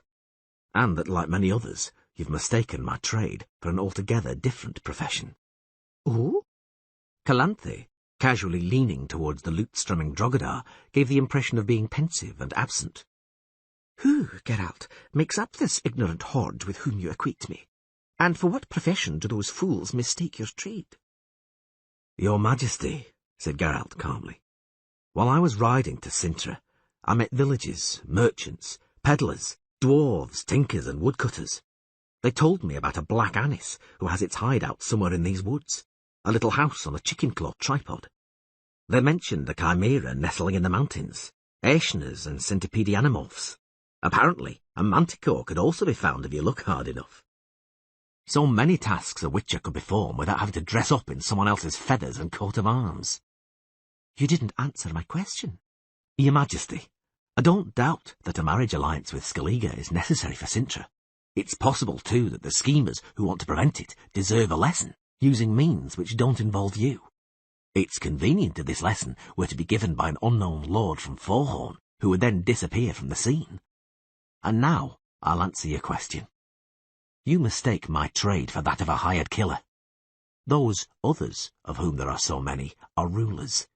It's not the first time I've been called to a court where the problems demand the quick solutions of a sword.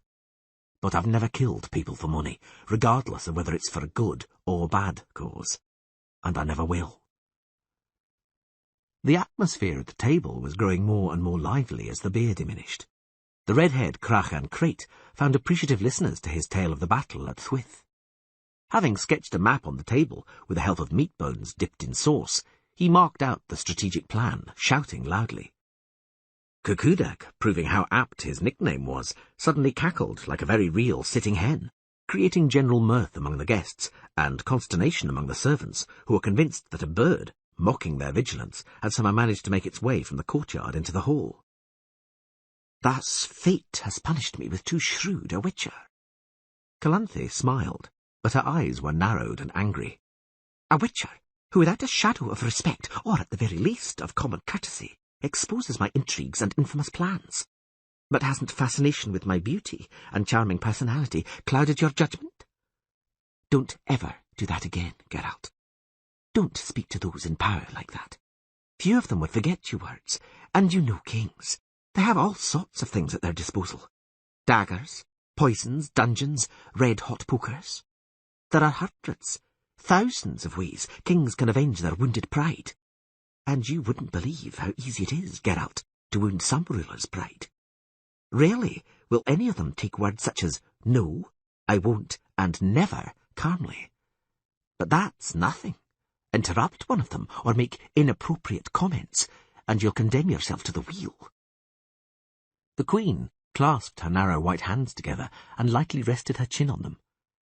Geralt didn't interrupt, nor did he comment. Kings, continued Calanthe, divide people into two categories. Those they order around, and those they buy, because they adhere to the old and banal truth that everyone can be bought. Everyone. It's only a question of price. Don't you agree? I don't need to ask. You're a witcher, after all. You do your job and take the money. As far as you're concerned, the idea of being bought has lost its scornful undertone. The question of your price, too, is clear, related as it is to the difficulty of the task and how well you execute it. And your fame, Geralt. Old men at fairs and markets sing of the exploits of the white-haired witcher from Rivia. If even half of it is true, then I wager your services are not cheap. So, it would be a waste of money to engage you in such simple, trite matters as palace intrigue or murder. Those can be dealt with by other, cheaper hands. Brak! Brak! Roared Kukudak suddenly, to loud applause. Geralt didn't know which animal he was imitating, but he didn't want to meet anything like it. He turned his head and caught the Queen's venomously green glance. Drogheda, his lowered head and face concealed by his curtain of grey hair, quietly strummed his lute. Ah, Geralt, said Calanthe, with a gesture forbidding a servant from refilling her goblet. I speak, and you remain silent. We're at a feast. We all want to enjoy ourselves. Amuse me. I'm starting to miss your pertinent remarks and perceptive comments. I'd also be pleased to hear a compliment or two, homage, or assurance of your obedience, in whichever order you choose. Oh, well, your Majesty, said the Witcher, I'm not a very interesting dinner companion. I'm amazed to be singled out for the honour of occupying this place. Indeed, someone far more appropriate should have been seated here. Anyone you wished. It would have sufficed for you to give them the order, or to buy them. It's only a question of price. Go on, go on. Calanthe tilted her head back and closed her eyes, the semblance of a pleasant smile on her lips. So, I'm honoured and proud to be sitting by Queen Calanthe of Cintra, whose beauty is surpassed only by her wisdom. I also regard it as a great honour that the Queen has heard of me, and that, on the basis of what she has heard, does not wish to use me for trivial matters. Last winter, Prince Hroberic, not being so gracious, tried to hire me to find a beauty who, sick of his vulgar advances, had fled the ball, losing a slipper. It was difficult to convince him that he needed a huntsman, and not a witcher. The Queen was listening with an enigmatic smile. Other rulers, too, unequal to you in wisdom, didn't refrain from proposing trivial tasks. It was usually a question of the murder of a stepson, stepfather, stepmother, uncle, aunt. It's hard to mention them all. They were all of the opinion that it was simply a question of price. The Queen's smile could have meant anything. And so, I repeat, Geralt bowed his head a little, that I can't contain my pride to be sitting next to you, ma'am. And pride means a very great deal to us witches. You wouldn't believe how much. A lord once offended a witch's pride by proposing a job that wasn't in keeping with either honour or the witch's code. What's more, he didn't accept a polite refusal and wished to prevent the witcher from leaving his castle. Afterwards, everyone agreed this wasn't one of his best ideas. Geralt, said Calanthe, after a moment's pause, you were wrong. You're a very interesting dinner companion. Kukudak, shaking beer froth from his whiskers and the front of his jacket, craned his neck and gave the penetrating howl of a she-wolf in heat. The dogs in the courtyard and the entire neighbourhood echoed the howl.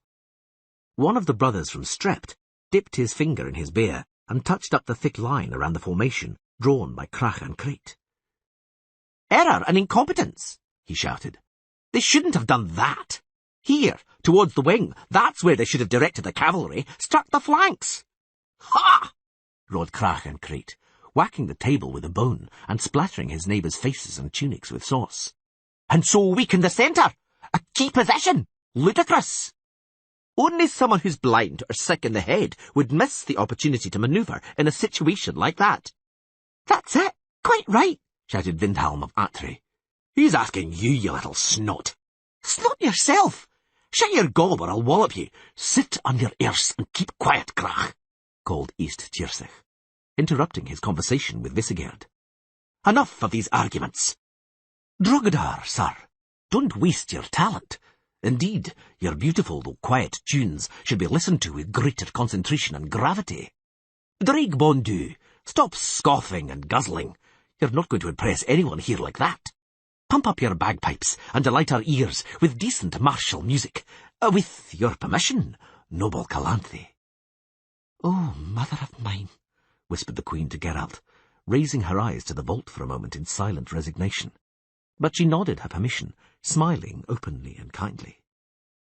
"Draig Bondu," said East, "play us the song of the Battle of Hocheboots. It won't leave us in any doubt as to the tactical manoeuvres of commanders, or as to who acquired immortal fame there, to the health of the heroic Calanthe of Cintra." "The health and glory!" the guests roared, emptying their goblets and clay cups. Draig Bondu's bagpipes gave out an ominous drone and burst into a terrible, drawn-out, modulated wail. The guests took up the song, beating out a rhythm on the table with whatever came to hand. Kukudak was staring avidly at the goat-leather sack, captivated by the idea of adopting its dreadful tones in his own repertoire. Hochgeboots, said Calanthe, looking at Geralt. My first battle. Although I fear rousing the indignation and contempt of such a proud witcher, I confess that we were fighting for money. Our enemy was burning villages which paid us levies, and we, greedy for our tributes, challenged them on the field. A trivial reason, a trivial battle, a trivial 3,000 corpses pecked to pieces by the crows. And look, instead of being ashamed, I'm proud as a peacock that songs are sung about me, even when sung to such awful music. Again she summoned her parody of a smile full of happiness and kindness, and answered the toast raised to her by lifting her own empty goblet. Geralt remained silent. Let's go on. Calanthe accepted a pheasant leg offered to her by Drogadar, and picked at it gracefully. As I said, you've aroused my interest. I've been told that witches are an interesting caste, but I didn't really believe it. Now I do. When hit, you give a note which shows you're fashioned of pure steel, unlike these men moulded from bird shit, which doesn't in any way change the fact that you're here to execute a task, and you'll do it without being so clever. Geralt didn't smile disrespectfully or nastily, although he very much wanted to. He held his silence. I thought, murmured the Queen, appearing to give her full attention to the pheasant's thigh, that you'd say something. Or smile. No? All the better. Can I consider our negotiations concluded? Unclear tasks, said the Witcher dryly, can't be clearly executed. What's unclear? You did, after all, guess correctly. I have plans regarding a marriage alliance with Skellige. These plans are threatened, and I need you to eliminate the threat. But here your shrewdness ends.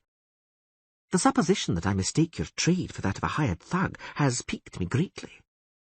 Accept, Geralt, that I belong to that select group of rulers who know exactly what witches do, and how they ought to be employed. On the other hand, if someone kills as efficiently as you do, even though not for money, he shouldn't be surprised if people credit him with being a professional in that field. Your fame runs ahead of you, Geralt. It's louder than Draig Bondu's accursed bagpipes, and there are equally few pleasant notes in it.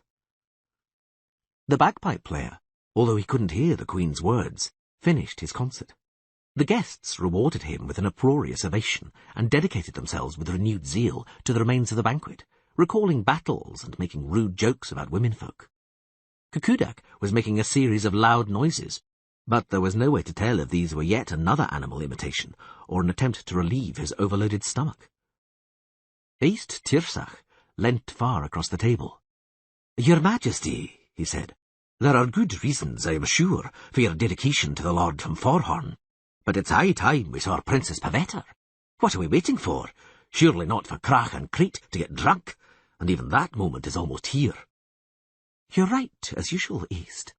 Calanthe smiled warmly. Geralt was amazed by her arsenal of smiles.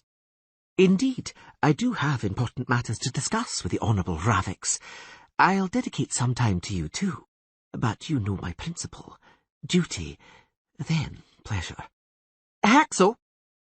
She raised her hand and beckoned the Castellan. Haxo rose without a word, bowed, and quickly ran upstairs, disappearing into the dark gallery. The Queen turned to the Witcher. "You heard? We've been debating for too long.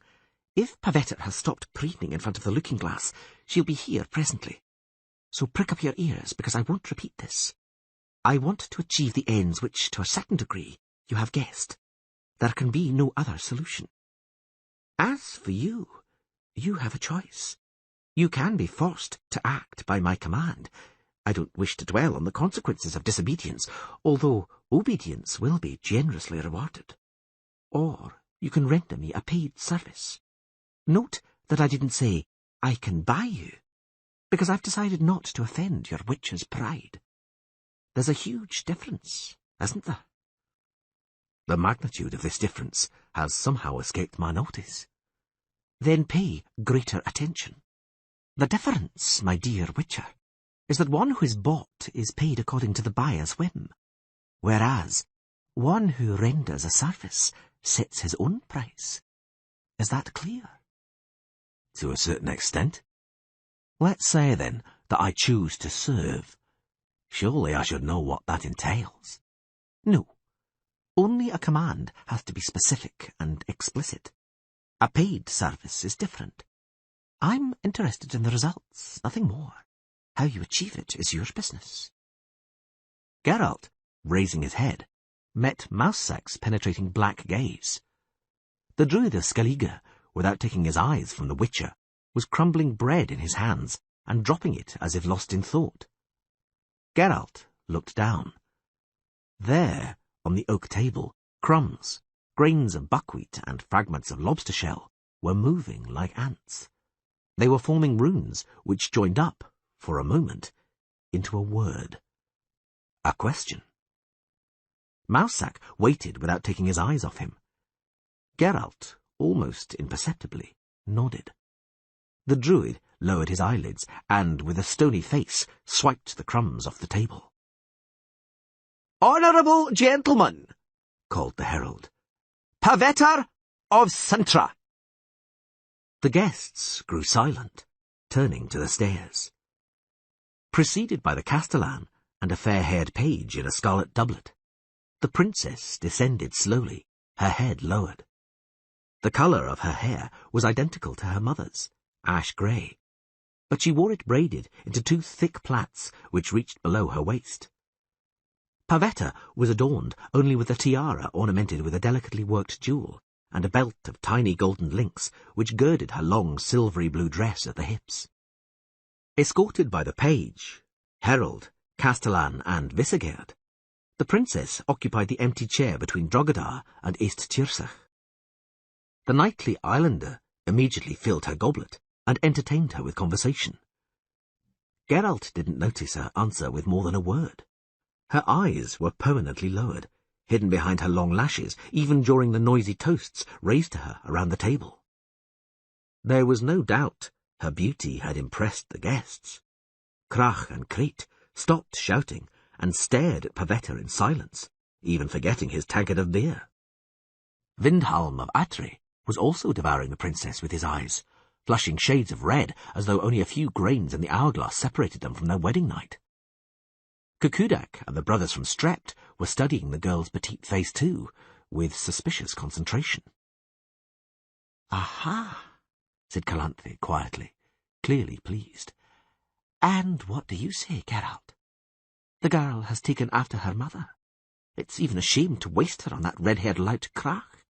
The only hope is that the pup might grow into someone with East Tirsach's class. It's the same blood, after all. Are you listening, Geralt?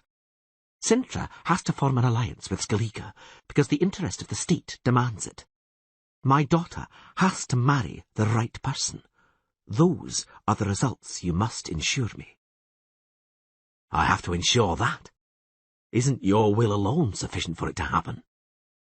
"Events might take such a turn that it won't be sufficient." "What can be stronger than your will?" "Destiny." "Uh-huh. So, I, a poor witcher, am to face down a destiny which is stronger than the royal will. A witcher fighting destiny. What irony!" "Yes, Geralt? What irony?" "Never mind. Your Majesty, it seems the service you demand borders on the impossible." "If it bordered on the possible," Calanthe drawled, "I would manage it myself. I wouldn't need the famous Geralt of Rivia. Stop being so clever. Everything can be dealt with. It's only a question of price." "Bloody hell, there must be a figure on your witch's price list for work that borders on the impossible. I can guess one, and it isn't low. You ensure me my outcome, and I will give you what you ask." "What did you say?" "I'll give you whatever you ask for, and I don't like being told to repeat myself. I wonder, Witcher, do you always try to dissuade your employers as strongly as you are me? Time is slipping away. Answer, yes or no." "Yes." "That's better. That's better, Geralt. Your answers are much closer to the ideal. They're becoming more like those I expect when I ask a question. So, discreetly, stretch your left hand out and feel behind my throne. Geralt slipped his hand under the yellow-blue drapery. Almost immediately, he felt a sword secured to the leather-upholstered backrest, a sword well known to him. Your Majesty, he said quietly, not to repeat what I said earlier about killing people, you do realize that a sword alone will not defeat destiny. I do. Calanthe turned her head away. A witcher is also necessary. As you see, I took care of that. Your Majesty— Not another word, Geralt. We've been conspiring for too long. They're looking at us, and East is getting angry. Talk to the Castellan. Have something to eat, drink, but not too much. I want you to have a steady hand. He obeyed. The Queen joined the conversation between Eist, Visigerd, and Moussac, with Pavetta's silent and dreamy participation. Drogodar had put away his lute and was making up for his lost eating time. Haxo wasn't talkative. The voivode with the hard-to-remember name, who must have heard something about the affairs and problems of Forhorn, politely asked whether the mares were foaling well. Geralt answered yes, much better than the stallions. He wasn't sure if the joke had been well taken, but the voivode didn't ask him any more questions. Moussac's eyes constantly sought the witches, but the crumbs on the table didn't move again. Cracha and Crete was becoming more and more friendly with the two brothers from Strept. The third, the youngest brother, was paralytic, having tried to match the drinking speed imposed by Drig Bondu. The Skald had emerged from it unscathed. The younger and less important lords gathered at the end of the table, tipsy, started singing a well-known song, out of tune, about a little goat with horns and a vengeful old woman with no sense of humour. A curly-haired servant and a captain of the guards wearing the gold and blue of Sintra ran up to Visigerd. The marshal, frowning, listened to their report, rose, and leaned down from behind the throne to murmur something to the Queen. Calanthe glanced at Geralt and answered with a single word. Visigerd leant over even further and whispered something more. The Queen looked at him sharply and, without a word, slapped her armrest with an open palm. The marshal bowed and passed the command to the captain of the guards. Geralt didn't hear it, but he did notice that Moussac wriggled uneasily and glanced at Pavetta. The princess was sitting motionless, her head lowered. Heavy footsteps, each accompanied by the clang of metal striking the floor, could be heard over the hum at the table. Everyone raised their heads and turned. The approaching figure was clad in armour of iron sheets and leather treated with wax. His convex, angular, black and blue breastplate overlapped a segmented apron and short thigh pads. The armour-plated brassards bristled with sharp steel spikes, and the visor, with its densely grated screen extending out in the shape of a dog's muzzle, was covered with spikes like a conker casing. Clattering and grinding, the strange guest approached the table and stood motionless in front of the throne. "Noble Queen! Honourable gentlemen," said the newcomer, bowing stiffly. "Please forgive me for disrupting your ceremonious feast. I am Erkion of Erlenwald." "Greetings, Erkion of Erlenwald," said Calanthe slowly. "Please take your place at the table. In Sintra, we welcome every guest." "Thank you, your Majesty." Erkion of Erlenwald bowed once again and touched his chest with a fist clad in an iron gauntlet. "But I haven't come to Sintra as a guest, but on a matter of great importance and urgency. If your Majesty permits, I will present my case immediately, without wasting your time." "Erkion of Erlenwald," said the Queen sharply. "A praiseworthy concern about our time does not justify lack of respect. And such as your speaking to us from behind an iron trellis. Remove your helmet, and we'll endure the time wasted while you do." "My face, your Majesty, must remain hidden for the time being, with your permission." An angry ripple, punctuated here and there with the odd curse, ran through the gathered crowd. Moussac, lowering his head, moved his lips silently. The Witcher felt the spell electrify the air for a second, felt it stir his medallion. Calanthe was looking at Erchion, narrowing her eyes and drumming her fingers on her armrest. Granted, she said finally. I choose to believe your motive is sufficiently important. So, what brings you here, Erchion without a face? Thank you, said the newcomer. But I'm unable to suffer the accusation of lacking respect, so I explain that it is a matter of a knight's vows. I am not allowed to reveal my face before midnight strikes. Calanthe, raising her hand perfunctorily, accepted his explanation. Erchion advanced, his spiked armour clanging. 15 years ago, he announced loudly, your husband, King Rogner, lost his way while hunting in Erlenwald. Wandering around the pathless tracts, he fell from his horse into a ravine and sprained his leg. He lay at the bottom of the gully and called for help, but the only answer he got was the hiss of vipers and the howling of approaching werewolves. He would have died without the help he received. I know what happened, the Queen affirmed. If you know it too, then I guess you are the one who helped him. Yes, it is only because of me he returned to you in one piece and well. I am grateful to you then, Erchion of Erlenwald. That gratitude is none the lesser for the fact that Rogner, gentleman of my heart and bed, has left this world. Tell me, if the implication that your aid was not disinterested does not offend another of your knightly vows, how I can express my gratitude. You well know my aid was not disinterested. You know, too, that I have come to collect the promised reward for saving the king's life. Oh, yes. Calanthe smiled, but green sparks lit up her eyes. So, you found a man at the bottom of a ravine, defenceless, wounded, at the mercy of vipers and monsters, and only when he promised you a reward did you help. And if he didn't want to, or couldn't promise you something, you'd have left him there, and to this day I wouldn't know where his bones lay. How noble! No doubt your actions were guided by a particularly chivalrous vow at the time. The murmur around the hall grew louder. And today you come for your reward, Erchion, continued the Queen, smiling even more ominously. After 15 years? No doubt you're counting the interest accrued over this period. This isn't the Dwarves' Bank, Erchion. You say Rogner promised you a reward. Ah, well, it will be difficult to get him to pay you. It would be simpler to send you to him, into the other world, to reach an agreement over who owes what. I loved my husband too dearly, Erchion, to forget that I could have lost him then, 15 years ago, if he hadn't chosen to bargain with you. The thought of it arouses rather ill feeling towards you.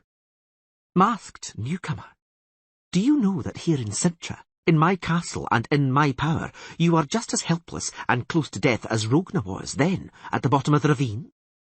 What will you propose? What price? What reward will you offer, if I promise you will leave here alive? The medallion on Geralt's neck twitched. The Witcher caught Mousesack's clearly uneasy gaze. He shook his head a little and raised his eyebrows questioningly. The Druid also shook his head and, with a barely perceptible move of his curly beard, indicated Erchion. Geralt wasn't sure. "Your words, your Majesty," called Erchion, "are calculated to frighten me, to kindle the anger of the honourable gentlemen gathered here, and the contempt of your pretty daughter, Pavetta. But above all, your words are untrue, and you know it." "You accuse me of lying like a dog?" An ugly grimace crept across Calanthe's lips. "You know very well, your Majesty," the newcomer continued adamantly, "what happened then in Erlenwald. You know Rogner, once saved, vowed of his own will to give me whatever I asked for. I call upon everyone to witness my words. When the king, rescued from his misadventure, reached his retinue, he asked me what I demanded, and I answered. I asked him to promise me whatever he had left at home, without knowing or expecting it. The king swore it would be so, and on his return to the castle he found you, Calanthe, in labour. Yes, your Majesty, I waited for 15 years, and the interest on my reward has grown. Today I look at the beautiful Pavetta, and see that the wait has been worth it. Gentlemen and knights, some of you have come to Sintra to ask for the princess's hand. You have come in vain. From the day of her birth, by the power of the royal oath, the beautiful Pavetta has belonged to me." An uproar burst forth among the guests. Some shouted, someone swore, someone else thumped his fist on the table and knocked the dishes over. Wieldhill of Strept pulled a knife out of the roast lamb and waved it about. Crach and Crate, bent over, was clearly trying to break a plank from the table trestle. "That's unheard of!" yelled Visigerd. "What proof do you have? Proof!" "The Queen's face," exclaimed Erkion, extending his hand, "is the best proof." Pavetta sat motionless, not raising her head. The air was growing thick with something very strange. The Witcher's medallion was tearing at its chain under the tunic. He saw the Queen summon a page and whisper a short command. Geralt couldn't hear it, but he was puzzled by the surprise on the boy's face and the fact that the command had to be repeated. The page ran towards the exit. The uproar at the table continued as Aist Tirsach turned to the Queen. "Calanthe," he said calmly, "is what he says true?" "And if it is?" the Queen muttered through her teeth, biting her lips and picking at the green sash on her shoulder. "So what?" "If what he says is true," Aist frowned, "then the promise will have to be kept." "Is that so?" "Or am I to understand," the Islander asked grimly, "that you treat all promises this lightly, including those which have etched themselves so deeply in my memory?" Geralt, who had never expected to see Calanthe blush deeply with tears in her eyes and trembling lips, was surprised. "Aist," whispered the Queen, "this is different." "Is it, really?" "Oh, you son of a bitch!" Crach and Crate yelled unexpectedly, jumping up. "The last fool who said I'd acted in vain was pinched apart by crabs at the bottom of Alan Bay. I didn't sail here from Scaliger to return empty-handed. A suitor has turned up, some son of a trollop. Someone bring me a sword and give that idiot some iron. We'll soon see who—" "Maybe you could just shut up, Crach," Aist snapped scathingly, resting both fists on the table. "Draigbondu, I render you responsible for his future behaviour." "And are you going to silence me too, Tirsach?" shouted Rainfawn of Atre, standing up. "Who is going to stop me from washing the insult thrown at my prince away with blood? And his son, Windhelm, the only man worthy of Pavetta's hand and bed. Bring the swords. I'll show that Archeon, or whatever he's called, how we of Atre take revenge for such abuse.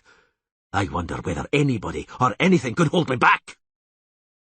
"Yes, regard for good manners," said Aist Tirsach calmly. "It is not proper to start a fight here, or challenge anyone without permission from the lady of the house. What is this? It's the throne room of Sintra, an inn where you can punch each other's heads and stab each other with knives as the fancy takes you." Everybody started to shout again, to curse and swear and wave their arms about. But the uproar suddenly stopped, as if cut by a knife, at the short, furious roar of an enraged bison. "Yes," said Kukudak, clearing his throat and rising from his chair. "Aist has it wrong. This doesn't even look like an inn anymore. It's more like a zoo, so a bison should be at home here. Honourable Calanthe, allow me to offer my opinion." "A great many people, I see," said Calanthe in a drawling voice, "have an opinion on this problem, and are offering it even without my permission. Strange that you aren't interested in mine. And in my opinion, this bloody castle will sooner collapse on my head than I give my Pavetta to this crank. I haven't the least intention—" "Rogna's oath," Erkion began, but the Queen silenced him, banging her golden goblet on the table. "Rogna's oath means about as much to me as last year's snows. And as for you, Erkion, I haven't decided whether to allow Crach or Rainfawn to meet you outside or to simply hang you. You're greatly influencing my decision with your interruption." Geralt, still disturbed by the way his medallion was quivering, looked around the hall. Suddenly, he saw Pavetta's eyes, emerald green like her mother's. The princess was no longer hiding them beneath her long lashes. She swept them from Mousesack to the Witcher ignoring the others. Mousesack, bent over, was wriggling and muttering something. Kukudak, still standing, cleared his throat meaningfully. "Speak," the Queen nodded, "but be brief." "As you command, your Majesty.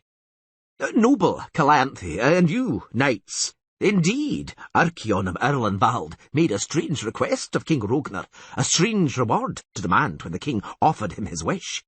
But let us not pretend we've never heard of such requests, of the lore of surprise, as old as humanity itself, of the price a man who saves another can demand, of the granting of a seemingly impossible wish. You will give me the first thing that comes to greet you. It might be a dog, you'll say, a halberdier at the gate, even a mother-in-law, impatient to holler at a son-in-law when he returns home. Or you'll give me what you find at home, yet don't expect. After a long journey, honourable gentleman, and an unexpected return, this could be a lover in the wife's bed. But sometimes it's a child marked out by destiny." "Briefly, Kukudak," Calanthe frowned. "As you command." "Sirs, have you not heard of children marked out by destiny? Was not the legendary hero Zatrit Varuter given to the dwarves as a child because he was the first person his father met on his return? And Mad Day, who demanded a traveller give him what he left at home without knowing it? That surprise was the famous Supri, who later liberated Mad Day from the curse which weighed him down.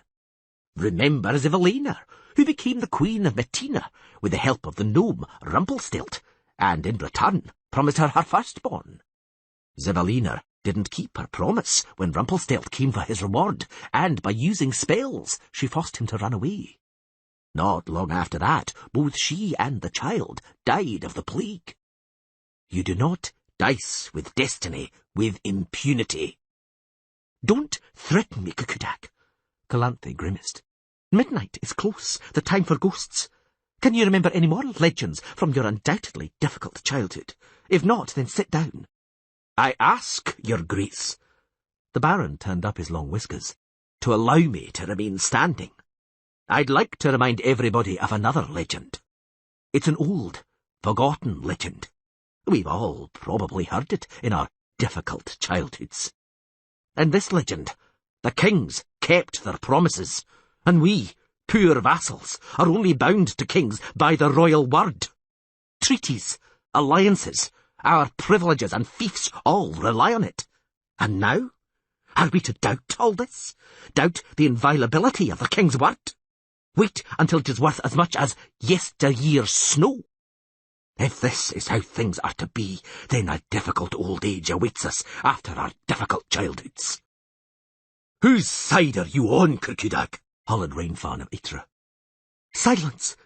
Let him speak." "This cackler, full of hot air, insults Her Majesty." "The Baron of Tig is right." "Silence!" Calanthe said suddenly, getting up. "Let him finish." "I thank you, graciously," bowed Kukudak, "but I have just finished." Silence fell, strange after the commotion his words had caused. Calanthe was still standing. Geralt didn't think anyone else had noticed her handshake as she wiped her brow. "My lords," she said finally, "you deserve an explanation. Yes, this Archeon speaks the truth. Rognar did swear to give him that which he did not expect. It looks as if our lamented king was an oaf as far as a woman's affairs are concerned, and couldn't be trusted to count to 9. He confessed the truth on his deathbed because he knew what I'd do to him if he'd admitted it earlier. He knew what a mother whose child is disposed of so recklessly is capable of." The knights and magnates remained silent. Archeon stood motionless, like a spiked iron statue. "And Kukudak," continued Calanthe. "Well, Kukudak has reminded me that I am not a mother, but a queen. Very well, then. As queen, I shall convene a council tomorrow. Sintra is not a tyranny. The council will decide whether a dead king's oath is to decide the fate of the successor to the throne. It will decide whether Pavetta and the Stone of Sintra are to be given to a stranger, or to act according to the kingdom's interest. Calanthe was silent for a moment, looking askance at Geralt.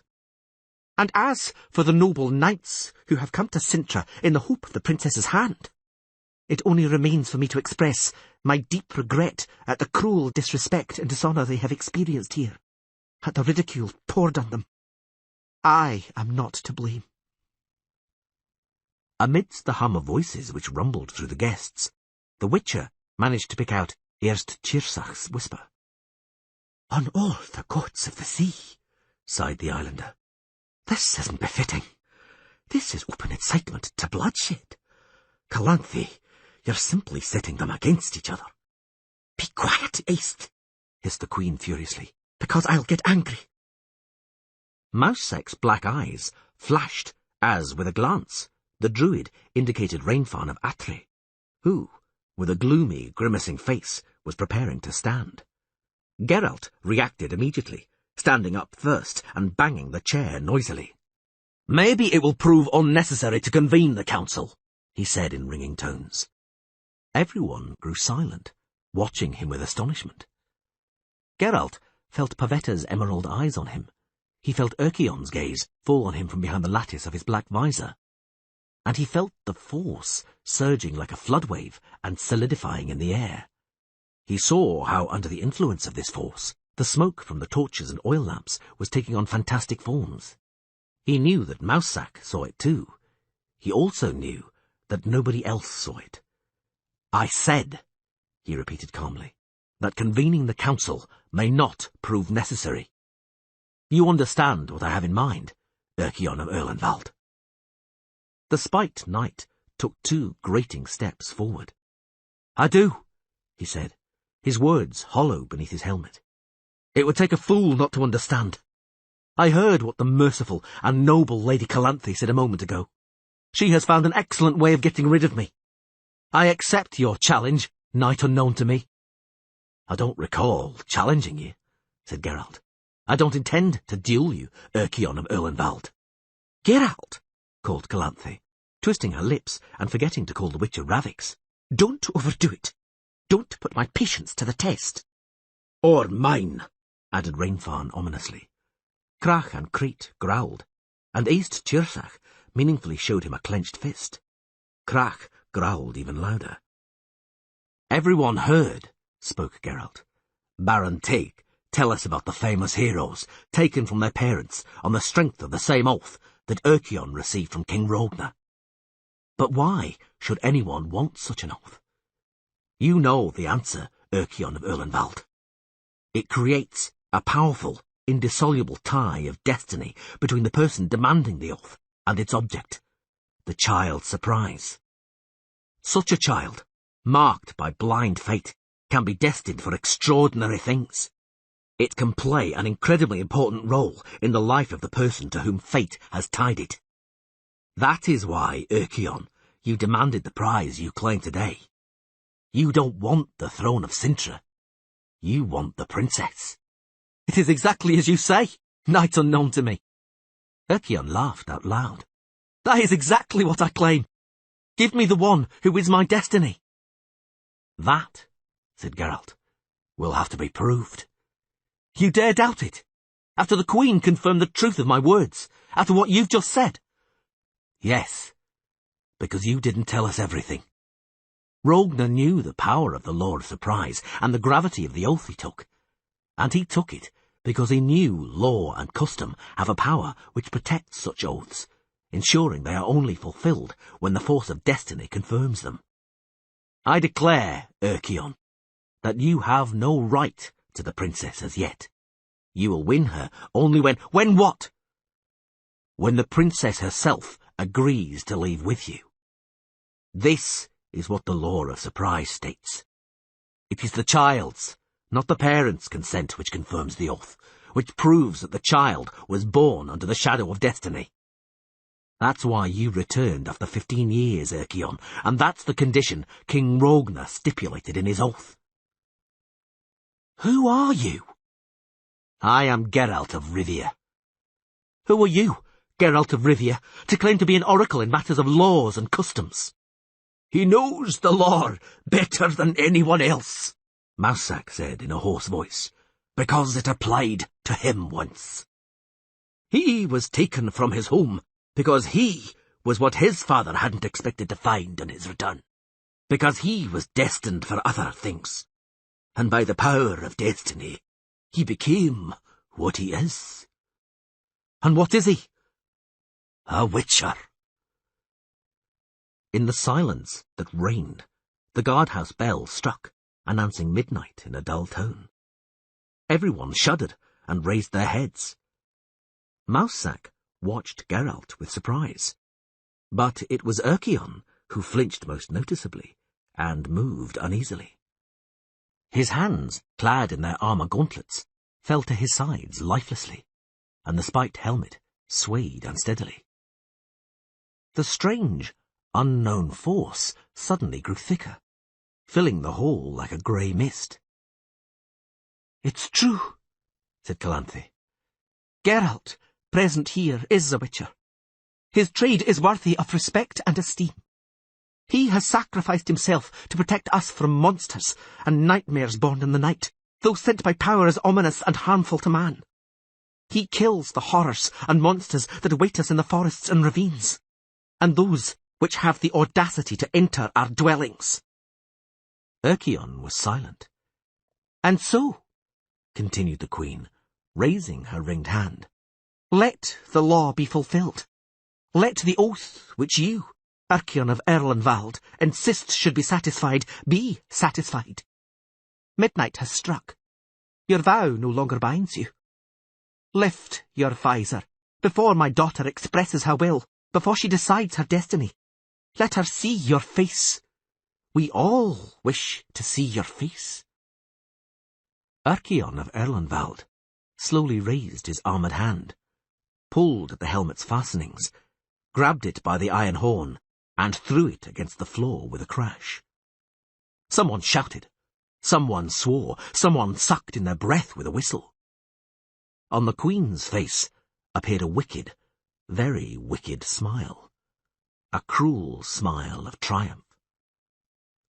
Above the wide, semicircular breastplate, two bulbous black button eyes looked out, eyes set to either side of a blunt, elongated muzzle covered in reddish bristles and full of sharp white fangs.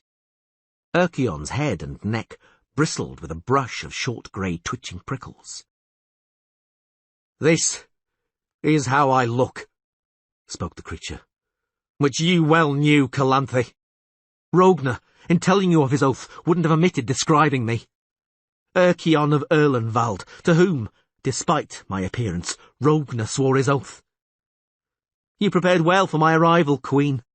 Your own vassals have pointed out your haughty and contemptuous refusal to keep Rogner's word.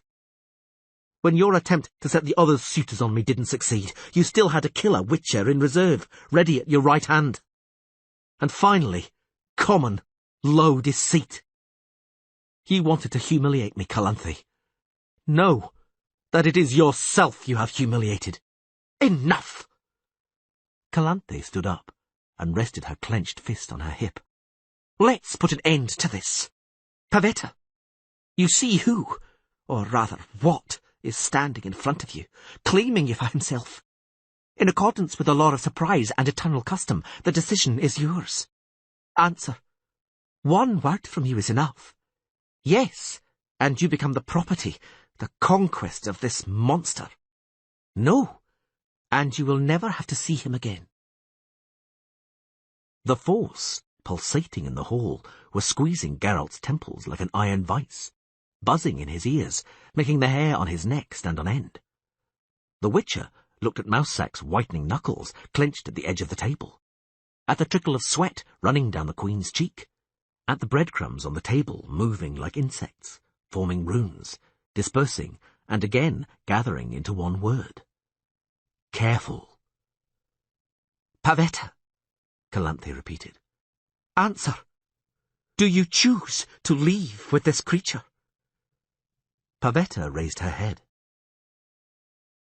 "Yes." The force filling the hall echoed her, rumbling hollowly in the arches of the vault. No one, absolutely no one, made the slightest sound. Calanthe, very slowly, collapsed into her throne. Her face was completely expressionless. Everyone heard. Erchion's calm voice resounded in the silence. You too, Calanthe. As did you, Witcher, cunning, hired thug.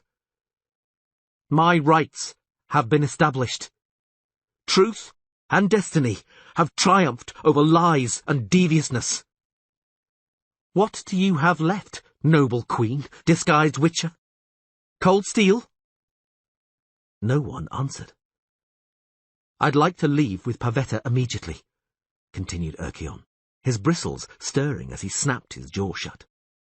But I won't deny myself one small pleasure. It is you, Calanthe, who will lead your daughter here to me and place her white hand in mine. Calanthe slowly turned her head in the witch's direction. Her eyes expressed a command. Geralt didn't move, sensing that the force condensing in the air was concentrated on him, only on him. Now he understood. The queen's eyes narrowed, her lips quivered. What? What's this? Yelled Crach-an-Cret, jumping up. Her white hand, and his! The princess with this bristly stinker, with this pig snout. And I wanted to fight him like a knight, Rainfawn chimed in. This horror, this beast. Loose the dogs on him, the dogs! Guards! Cried Calanthe. Everything happened at once. Crach-an-Cret seized a knife from the table and knocked his chair over with a crash. Obeying Aist's command, Drig Bondu, without a thought, whacked the back of his head with his bagpipes as hard as he could. Crach dropped onto the table between a sturgeon in grey sauce and the few remaining arched ribs of a roast boar. Rainfawn leapt towards Erchion, flashing a dagger drawn from his sleeve. Cacudac, springing up, kicked a stool under his feet, which Rainfawn jumped agilely. But a moment's delay was enough. Erchion deceived him with a short feint and forced him to his knees with a mighty blow from his armoured fist. Cacudac fell to snatch the dagger from Rainfawn, but was stopped by Prince Windhelm, who clung to his thigh like a bloodhound. Guards, armed with guisarmes and lances, ran in from the entrance. Calanthe, upright and threatening, with an authoritative abrupt gesture, indicated Erchion to them. Pavetta started to shout, East Tirsach to curse. Everyone jumped up, not quite knowing what to do. Kill him! Shouted the queen. Erchion, huffing angrily and baring his fangs, turned to face the attacking guards. He was unarmed, but clad in spiked steel, from which the points of the guisarme bounced with a clang. But the blows knocked him back, straight into Rainfawn, who was just getting up, and immobilized him by grabbing his legs. Erchion let out a roar, and with his iron elbow guards, deflected the blades aimed at his head. Rainfawn jabbed him with his dagger, but the blade slid off the breastplate. The guards, crossing their spear shafts, pinned him to the sculpted chimney. Rainfawn, who was hanging onto his belt, found a chink in the armour, and dug the dagger into it. Erchion curled up. Dooney! Pavetta shrilled, as she jumped onto the chair. The Witcher, sword in hand, sprang onto the table and ran towards the fighting men, knocking plates, dishes and goblets all over the place. He knew there wasn't much time. Pavetta's cries were sounding more and more unnatural. Rainfawn was raising his dagger to stab again. Geralt cut, springing from the table into a crouch. Rainfawn wailed and staggered to the wall. The Witcher spun, and with the centre of his blade, slashed a guard who was trying to dig the sharp tongue of his lance between Erchion's apron and breastplate. The guard tumbled to the ground, losing his helmet. More guards came running in from the entrance. This is not befitting, roared East Tirsach, grabbing a chair. He shattered the unwieldy piece of furniture against the floor with great force, and, with what remained in his hand, threw himself at those advancing on Erchion. Erchion, caught by two guisarme hooks at the same time, collapsed with a clang, cried out and huffed as he was dragged along the floor. A third guard raised his lance to stab down, and Geralt cut him in the temple with the point of his sword. Those dragging Erkion stepped back quickly, throwing down their gizarm, while those approaching from the entrance backed away from the remnants of chair brandished by East like the magic sword Balmur in the hand of the legendaries at Tretovaruta. Pavetta's cries reached a peak and suddenly broke off. Geralt, sensing what was about to happen, fell to the floor, watching for a greenish flash. He felt an excruciating pain in his ears, heard a terrible crash, and a horrifying wail ripped from numerous throats, and then the princess's even, monotonous, and vibrating cry. The table, scattering dishes and food all around, was rising and spinning. Heavy chairs were flying around the hall and shattering against the walls. Tapestries and hangings were flapping, raising clouds of dust. Cries and the dry crack of gizarm shafts, snapping like sticks, came from the entrance. The throne, with Calanthe sitting on it, sprang up and flew across the hall like an arrow, smashing into the wall with a crash and falling apart.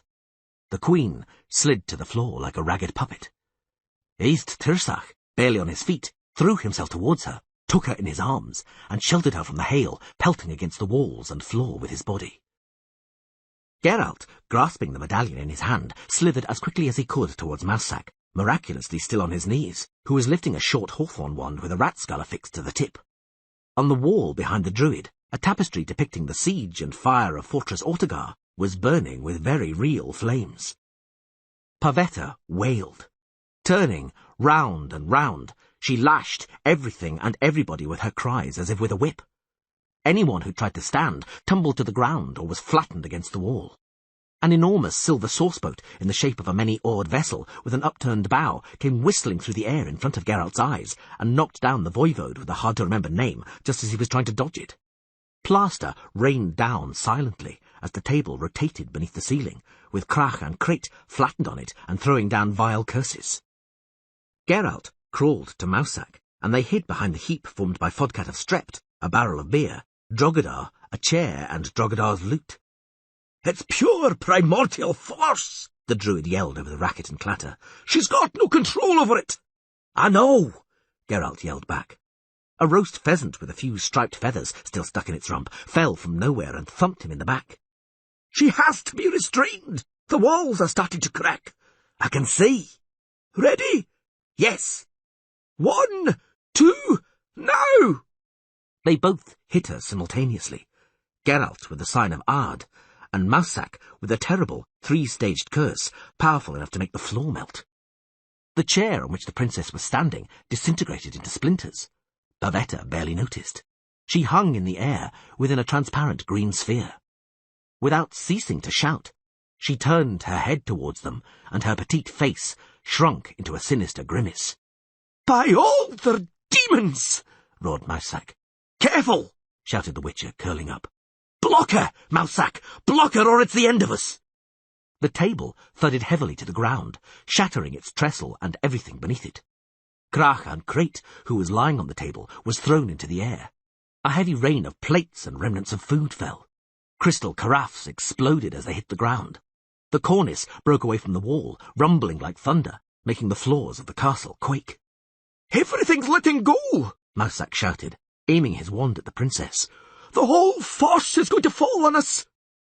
Geralt, with a blow of his sword, deflected a huge double-pronged fork which was flying straight at the druid. "Block it, Mousesack!" Emerald eyes sent 2 flashes of green lightning at them. They coiled into blinding, whirling funnels, from the centres of which the force, like a battering ram which exploded the skull, put out the eyes and paralysed the breath, descended on them. Together with the force, glass, maiolica, platters, candlesticks, bones, nibbled loaves of bread, planks, slats, and smouldering firewood from the hearth poured over them. Crying wildly, like a great capercaillie, Castellan Haxo flew over their heads.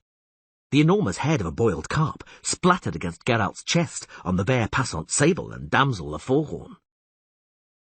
Through Mousesack's wall-shattering curses, through his own shouting and the wailing of the wounded, the din, clatter and racket, through Pavetta's wailing, the Witcher suddenly heard the most terrible sound.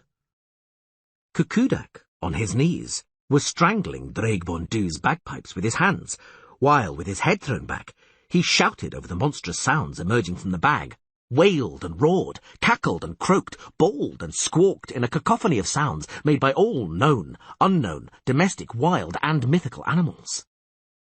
Pavetta fell silent, horrified, and looked at the Baron with her mouth agape. The force eased off abruptly. "Now!" yelled Mousesack, waving his wand. "Now, Witcher!" They hit her. The greenish sphere surrounding the princess burst under their blow like a soap bubble, and the vacuum instantly sucked in the force raging through the room. Pavetta flopped heavily to the ground and started to weep. After the pandemonium, a moment's silence rang in their ears.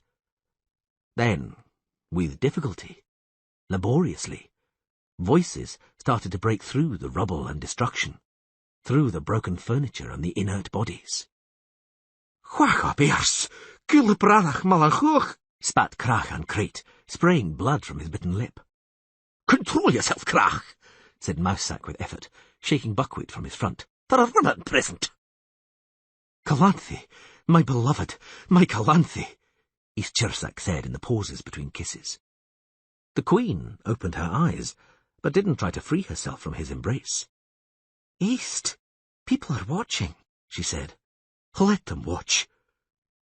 "Would somebody care to explain what that was?" asked Marshal Visegerd, crawling from beneath a fallen tapestry. "No," said the Witcher. "A doctor!" Vindhalm of Atre, leaning over Rainfarn, shouted shrilly. "Water!" Vealdhill, one of the brothers from Stret, called, stifling the smouldering tapestry with his jacket. "Water! Quickly!" "And beer," Kukudak croaked. A few knights, still able to stand, were trying to lift Pavetta, but she pushed their hands aside, got up on her own, and unsteadily walked towards the hearth. There, with his back resting against the wall, sat Erchion, awkwardly trying to remove his blood-smeared armour.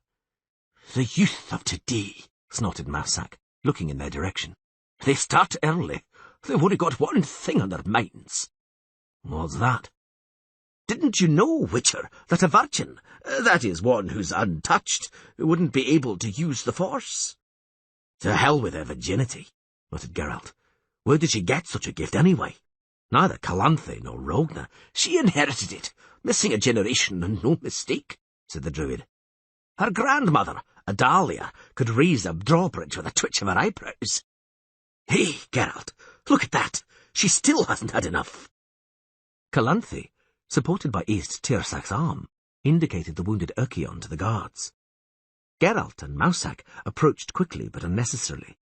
The guards recoiled from the semi-reclining figure, and, whispering and muttering, backed away. Erchion's monstrous snout softened, blurred, and was beginning to lose its contours. The spikes and bristles rippled and became black, shiny, wavy hair and a beard, which bordered a pale, angular, masculine face, dominated by a prominent nose. "What?" stammered East Tirsack. "Who's that? Erchion?" "Dooney," said Pavetta softly. Calanthe turned away with pursed lips. "Cursed," murmured East. "But how?" "Midnight has struck," said the Witcher. "Just this minute. The bell we heard before was early. The bell ringer's mistake. Am I right, Calanthe?" "Right. Right," groaned the man called Dooney, answering instead of the Queen, who had no intention of replying anyway. "But maybe instead of standing there talking, someone could help me with this armour and call a doctor? That madman Rainfarn stabbed me under the ribs."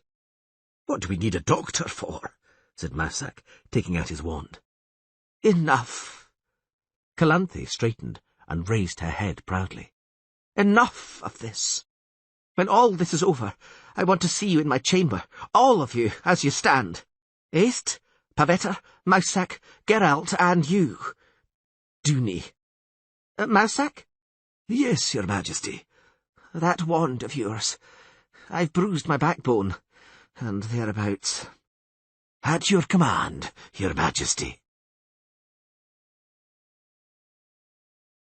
Part 3. A curse. continued Dooney, rubbing his temple. Since birth. I never found a reason for it, or who did it to me. From midnight to dawn, an ordinary man. From dawn, you saw what. Eckerspark, my father, wanted to hide it. People are superstitious in Mecht. Spells and curses in the royal family could prove fatal for the dynasty. One of my father's knights took me away from court and brought me up.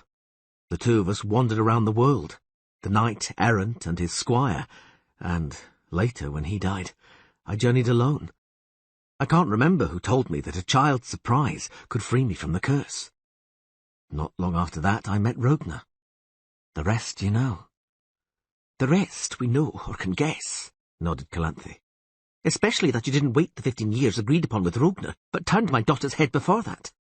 Pavetta, since when? The princess lowered her head and raised a finger. There! You little sorceress, right under my nose. Let me just find out who let him into the castle at night. Let me at the ladies-in-waiting you went gathering primroses with.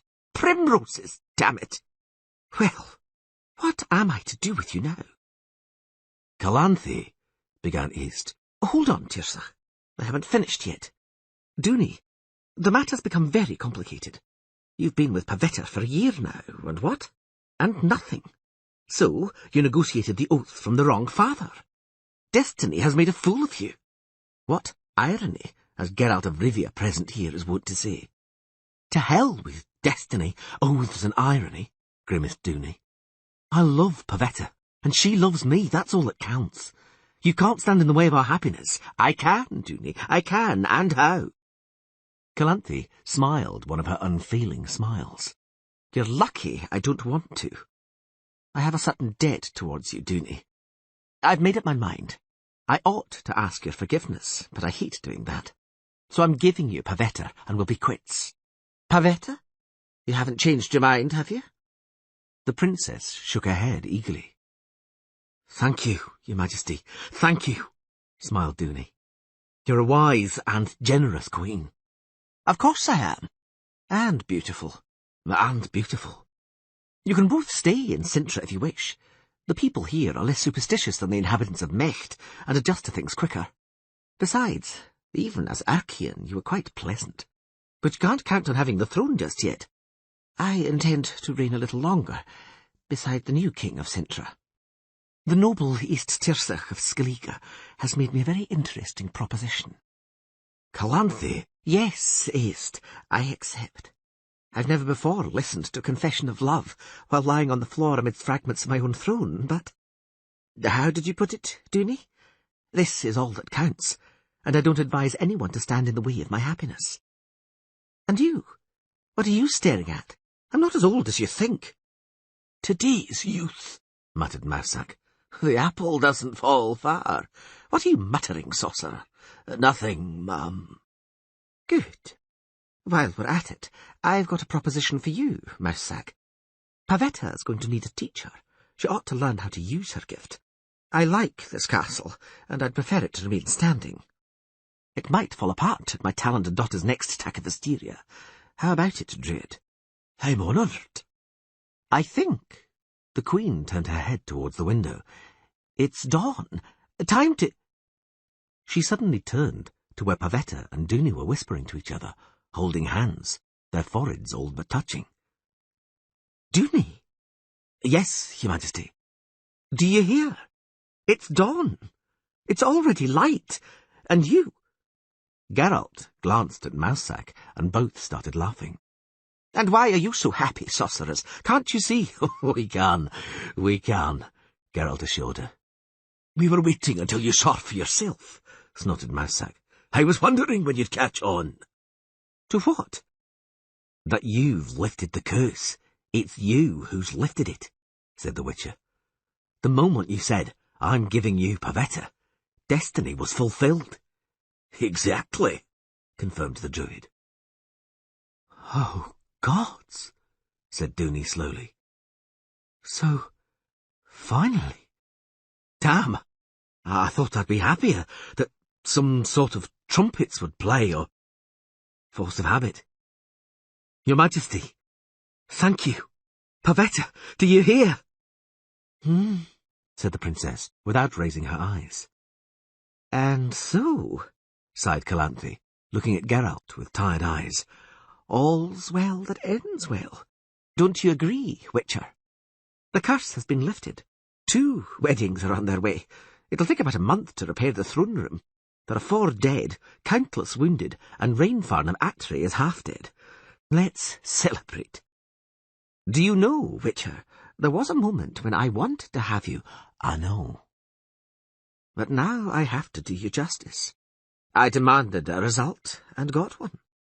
Cintra is allied to Skellige. My daughter's marrying the right man. For a moment, I thought all this would have been fulfilled according to destiny anyway, even if I hadn't had you brought in for the feast and sat you next to me. But I was wrong. Rainfarn's dagger could have changed destiny, and Rainfarn was stopped by a sword held by a witcher. You've done an honest job, Geralt. Now it's a question of price. Tell me what you want. Hold on, said Dooney, fingering his bandaged side. A question of price, you say? It is I who am in debt. It's up to me. Don't interrupt. Calanthe narrowed her eyes. Your mother-in-law hates being interrupted. Remember that. And you should know that you're not in any debt. It so happens that you are the subject of my agreement with Geralt.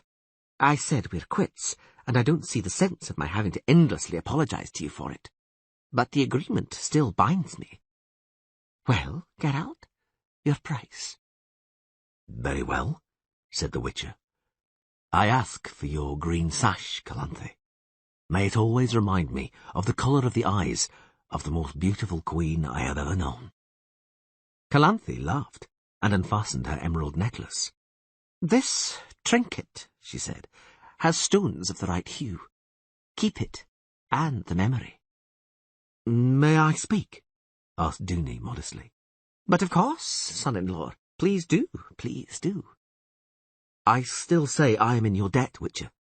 It is my life that Rainfarn's dagger endangered. I would have been beaten to death by the guards without you. If there's talk of a price, then I should be the one to pay. I assure you, I can afford it. What do you ask, Geralt? Dooney, said Geralt slowly. A Witcher who is asked such a question has to ask to have it repeated. I repeat, therefore, because you see, I am in your debt for still another reason. When I found out who you were, there in the hall, I hated you and thought very badly of you. I took you for a blind, bloodthirsty tool, for someone who killed coldly and without question, who wipes his blade clean of blood and counts the cash. But I've become convinced that the witch's profession is worthy of respect.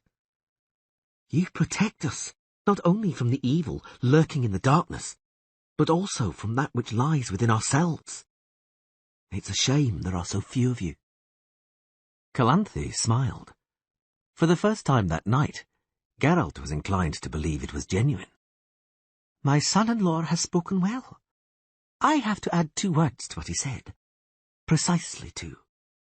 Forgive, Geralt. And I, said Dooney, ask again. What do you ask for? Dooney, said Geralt seriously. Calanthe, Pavetta, and you, righteous knight Tirsach, future king of Cintra. In order to become a Witcher, you have to be born in the shadow of destiny, and very few are born like that. That's why there are so few of us. We're growing old, dying, without anyone to pass our knowledge, our gifts on to. We lack successors, and this world is full of evil, which waits for the day none of us are left. Geralt? Whispered Calanthe. Yes, you're not wrong, Queen. Dooney, you will give me that which you already have, but do not know. I'll return to Cintra in 6 years to see if destiny has been kind to me. Pavetta? Dooney opened his eyes wide. Surely you're not... Pavetta! Exclaimed Calanthe. Are you? Are you? The princess lowered her eyes and blushed, then replied. The Voice of Reason, 5.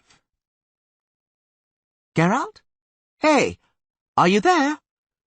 He raised his head from the coarse, yellowed pages of the History of the World by Roderick de Novembre, an interesting if controversial work which he had been studying since the previous day. Yes, I am. What's happened, Nenneke? Do you need me? You've got a guest. Again? Who is it this time? Duke Herivard himself? No, it's Dandelion this time, your fellow. That idler, parasite, and good-for-nothing. That priest of art. The bright, shining star of the ballad and love poem. As usual, he's radiant with fame, puffed up like a pig's bladder and stinking of beer. Do you want to see him? Of course. He's my friend, after all. Nenneke, peeved, shrugged her shoulders. I can't understand that friendship. He's your absolute opposite. Opposites attract. Obviously. There, he's coming. She indicated with her head. Your famous poet. He really is a famous poet, Nenneke. Surely you're not going to claim you've never heard his ballads. I've heard them. The priestess winced.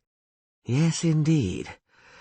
Well, I don't know much about it, but maybe the ability to jump from touching lyricism to obscenities so easily is a talent.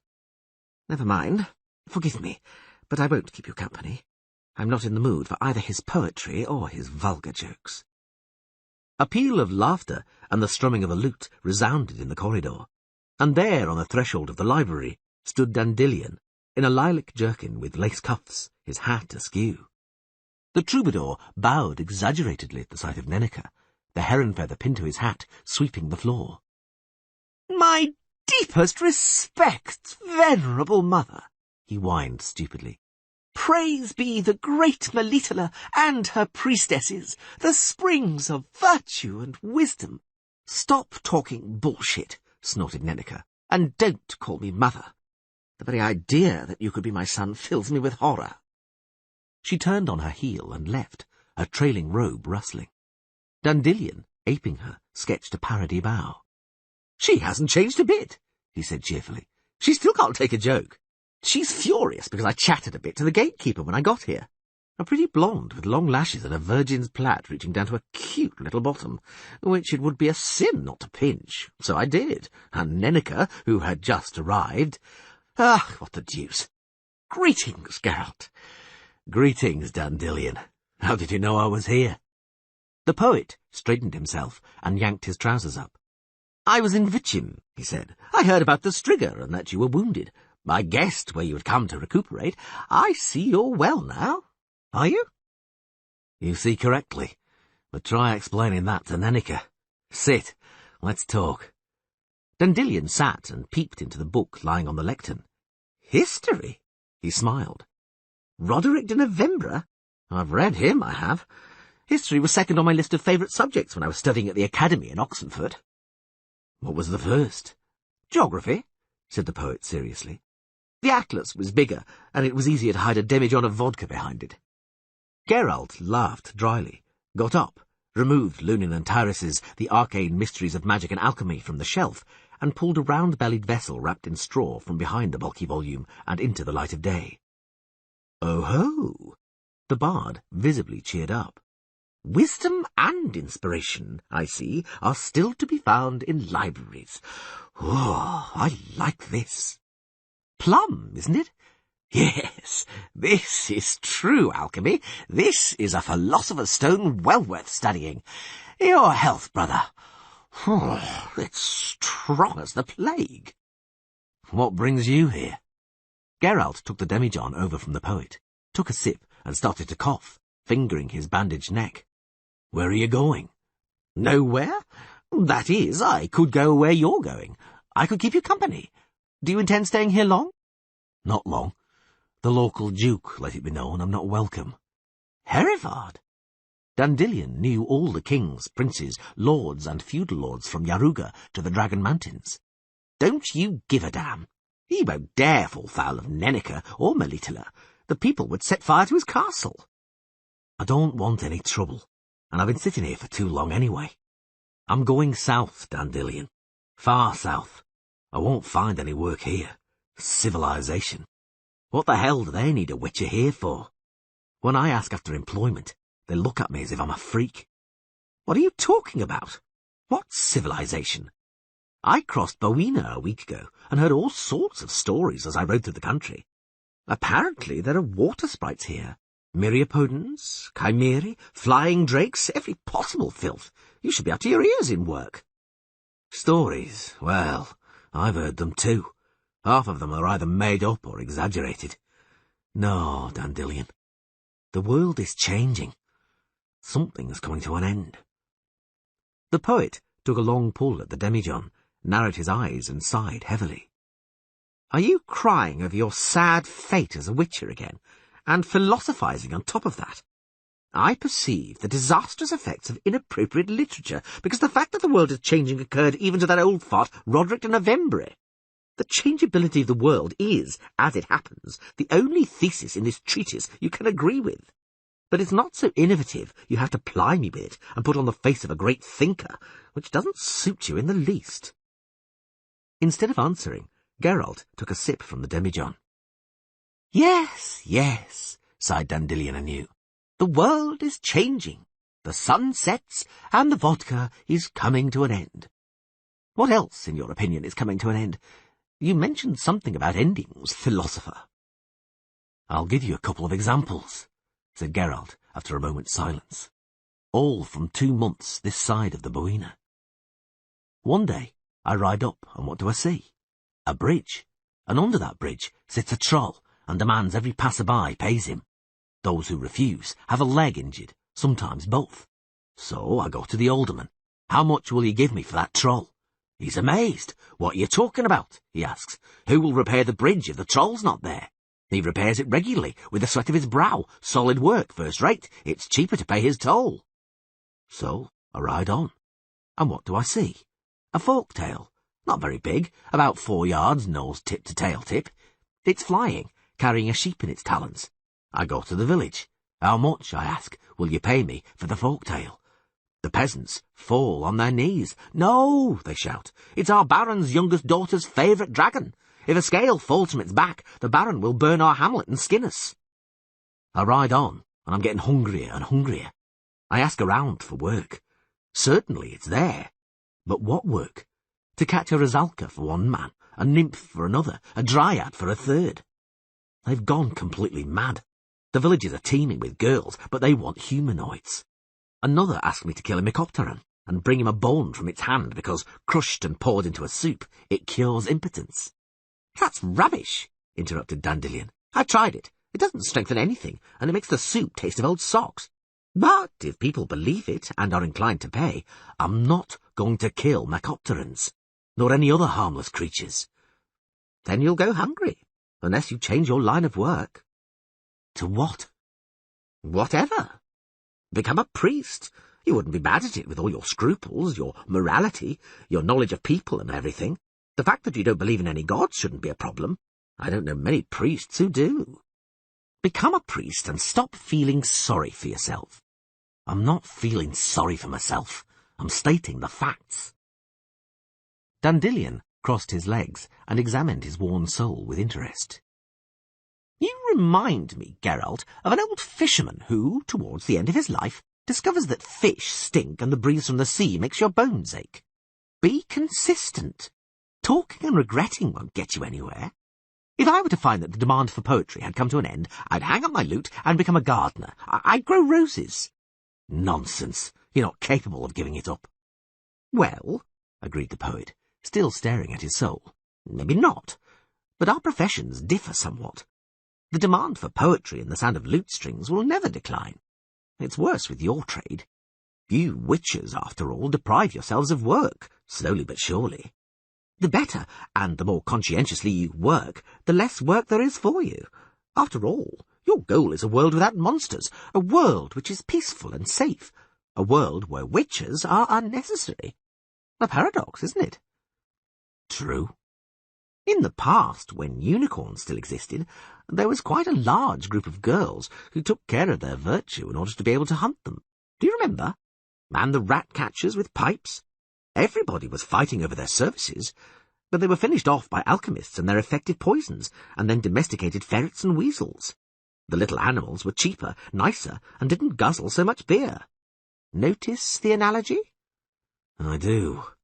So, use other people's experiences. The unicorn virgins, when they lost their jobs, immediately popped their cherry. Some, eager to make up for the years of sacrifice, became famous far and wide for their technique and zeal. The rat catchers? Well, you better not copy them, because they, to a man, took to drink and went to the dogs. Well, now it looks as if the time's come for witches. You're reading Roderick de Novembre? As far as I remember, there are mentions of witches there, of the first ones who started work some 300 years ago. In the days when the peasants used to go to reap the harvest in armed bands, when villages were surrounded by a triple stockade, when merchant caravans looked like the march of regular troops and loaded catapults stood on the ramparts of the few towns night and day. Because it was us, human beings, who are the intruders here. This land was ruled by dragons, manticores, griffins and amphisbaenas, vampires and werewolves, striga, kikimoras, chimerae and flying drakes.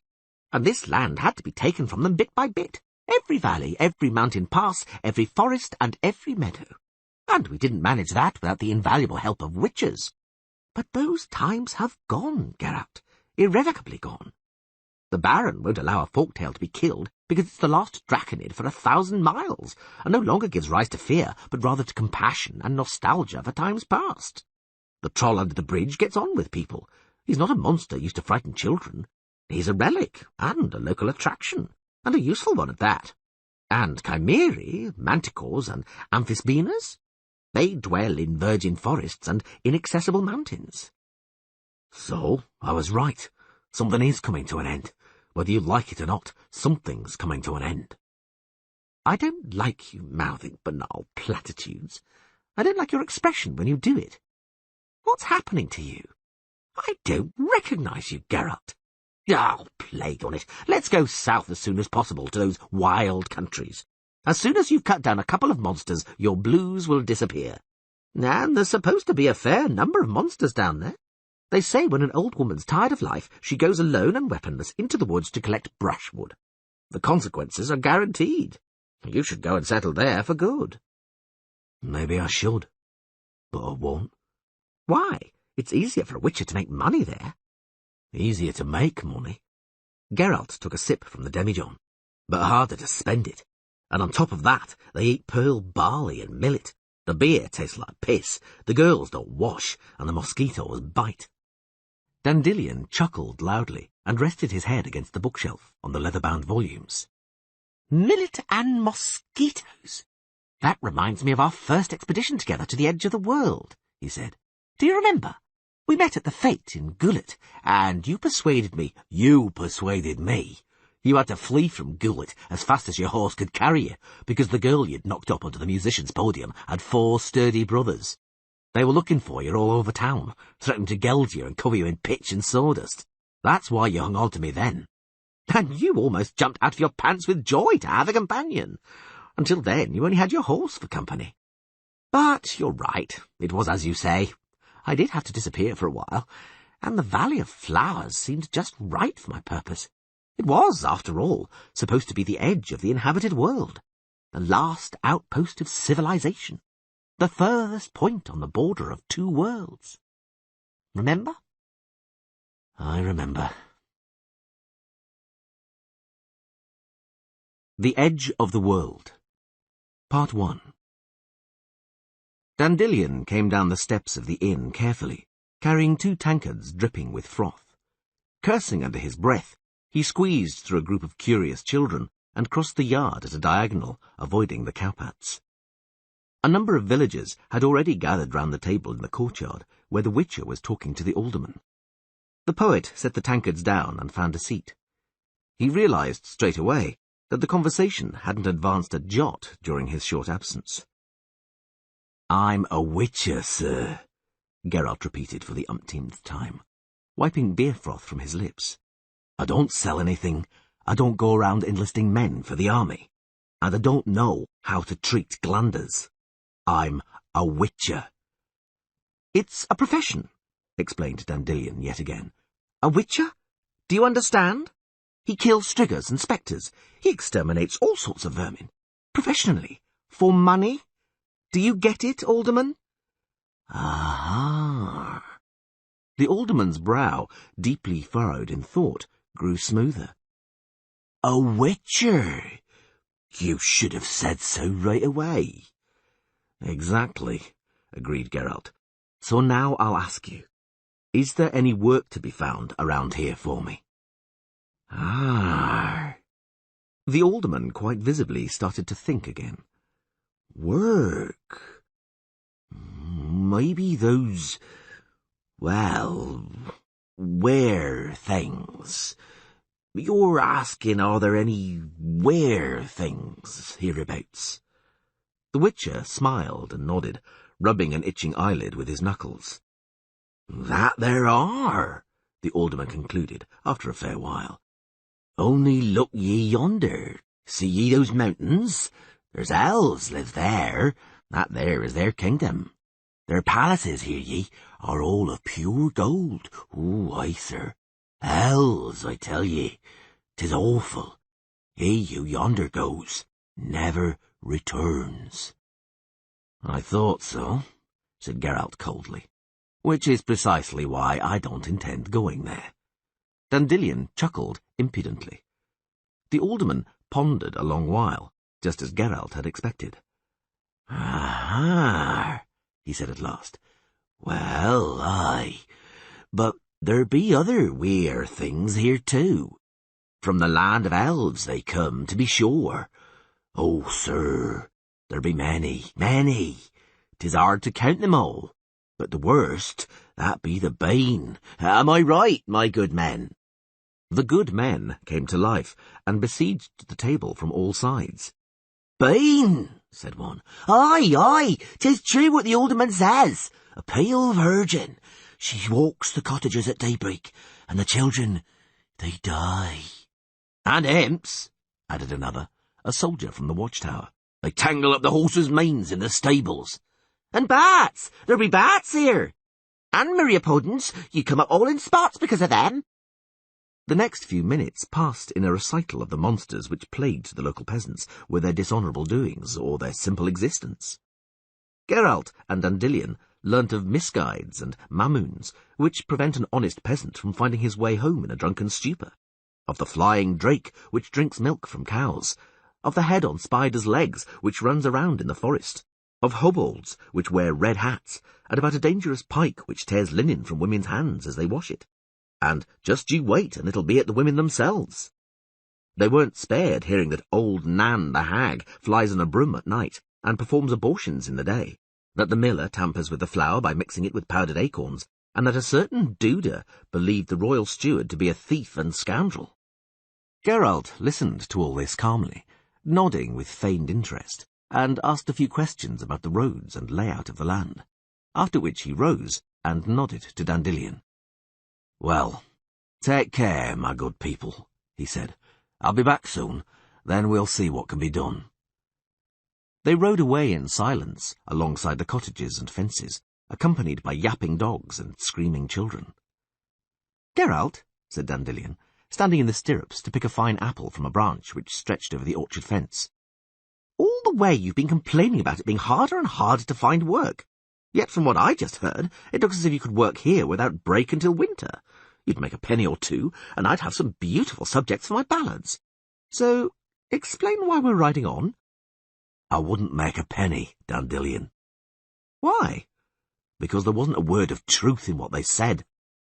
I beg your pardon? None of the creatures they mentioned exist. You're joking! Dandelion spat out a pip and threw the apple core at a patched mongrel. No, it's impossible. I was watching them carefully, and I know people. They weren't lying.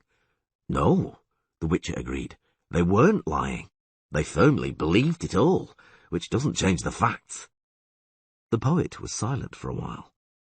None of those monsters. None? That can't be. Something of what they listed must be here. At least one. Admit it. All right, I admit it. One does exist for sure. Ha! What? A bat. They rode out beyond the last fences, onto a highway between beds yellow with oilseed and cornfields rolling in the wind. Loaded carts travelled past them in the opposite direction. The bard pulled his leg over the saddlebow, rested his lute on his knee, and strummed nostalgic tunes, waving from time to time at the giggling, scantily clad girls wandering along the sides of the road, carrying rakes on their robust shoulders. "Geralt," he said suddenly, "but monsters do exist. Maybe not as many as before, maybe they don't lurk behind every tree in the forest, but they are there. They exist. So how do you account for people inventing ones, then? What's more, believing in what they invent, eh, famous witcher? Haven't you wondered why?" "I have, famous poet, and I know why." "I'm curious." "People," Geralt turned his head, "like to invent monsters and monstrosities. Then they seem less monstrous themselves. When they get blind drunk, cheat, steal, beat their wives, starve an old woman, when they kill a trapped fox with an axe or riddle the last existing unicorn with arrows, they like to think that the Bane, entering cottages at daybreak, is more monstrous than they are. They feel better then. They find it easier to live." "I'll remember that," said Dandelion after a moment's silence. "I'll find some rhymes and compose a ballad about it." "Do, but don't expect a great applause."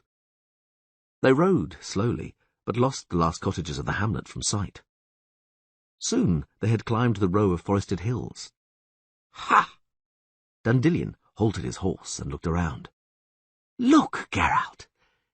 Isn't it beautiful here? Idyllic, damn it. A feast for the eyes." The land sloped gently down to a mosaic of flat, even fields, picked out in variously coloured crops. In the middle, round and regular like a leaf of clover, sparkled the deep waters of 3 lakes, surrounded by dark strips of alder thickets. The horizon was traced by a misty blue line of mountains rising above the black, shapeless stretch of forest. "We're riding on, Dandelion." The road led straight towards the lakes alongside dikes and ponds, hidden by alder trees and filled with quacking mallards, garganys, herons and grebes. The richness of bird life was surprising alongside the signs of human activity. The dikes were well maintained and covered with fascines, while the sluice gates had been reinforced with stones and beams. The outlet boxes, which were not in the least rotten, trickled merrily with water. Canoes and jetties were visible in the reeds by the lakes, and bars of set nets and fish pots were poking out of the deep waters. Dandelion suddenly looked around. "Someone's following us," he said, excited. "In a cart." "Incredible," scoffed the Witcher, without looking around. "In a cart, and I thought that the locals rode on bats." "Do you know what?" growled the troubadour. "The closer we get to the edge of the world, the sharper your wit. I dread to think what it will come to." They weren't riding fast, and the empty cart, drawn by 2 piebald horses, quickly caught up with them. "Whoa!" The driver brought the horses to a halt just behind them. He was wearing a sheepskin over his bare skin, and his hair reached down to his brows. "The gods be praised, noble sirs." "We too," replied Dandelion, familiar with the custom, "praise them." "If we want to," murmured the Witcher. "I call myself Netley," announced the carter. "I was watching ye speak to the alderman at Upper Posada. I know ye to be a witcher." Geralt let go of the reins and let his mare snort at the roadside nettles. "I did hear," Netley continued, "the alderman prattle ye stories. I marked your expression, and 'twas nae strange to me. In a long time now I'd nae heard such balder-dashing lies." Dandelion laughed. Geralt was looking at the peasant attentively, silently. Netley cleared his throat. "Care ye nae to be hired for real proper work, sir?" he asked. "There be something I have for ye." "And what is that?" Netley didn't lower his eyes. "It be nae good to speak of business on the road. Let us drive on to my home, to Lower Posada. There we'll speak. Anyways, 'tis that way ye be heading." "Why are you so sure?" "That's 'cause ye have nae other way here, and your horses' noses be turned in that direction, not their butts." Dandelion laughed again. "What do you say to that, Geralt?" "Nothing," said the Witcher. It's no good to talk on the road. On our way, then, Honourable Netley. Tie ye the horses to the frame and sit yourselves down in the cart, the peasant proposed. It'd be more comfortable for ye. Why rut your arses on the saddle? Too true. They climbed onto the cart. The Witcher stretched out comfortably on the straw. Dandelion, evidently afraid of getting his elegant green jerkin dirty, sat on the plank. Netley clucked his tongue at the horses, and the vehicle clattered along the beam-reinforced dike. They crossed a bridge over a canal overgrown with water lilies and duckweed, and past a strip of cut meadows. Cultivated fields stretched as far as the eye could see. It's hard to believe that this should be the edge of the world, the edge of civilization, said Dandelion. Just look, Geralt. Rye like gold, and a mounted peasant could hide in that corn, and all that oilseed. Look, how enormous. You know about agriculture. We poets have to know about everything, said Dandelion haughtily. Otherwise we'd compromise our work. One has to learn, my dear fellow, learn. The fate of the world depends on agriculture, so it's good to know about it. Agriculture feeds, clothes, protects from the cold, provides entertainment and supports art. You've exaggerated a bit with the entertainment and art. And booze. What's that made of? I get it. Not very much, you don't. Learn. Look at those purple flowers. They're lupins. They's be vetch, to be true, interrupted Netley.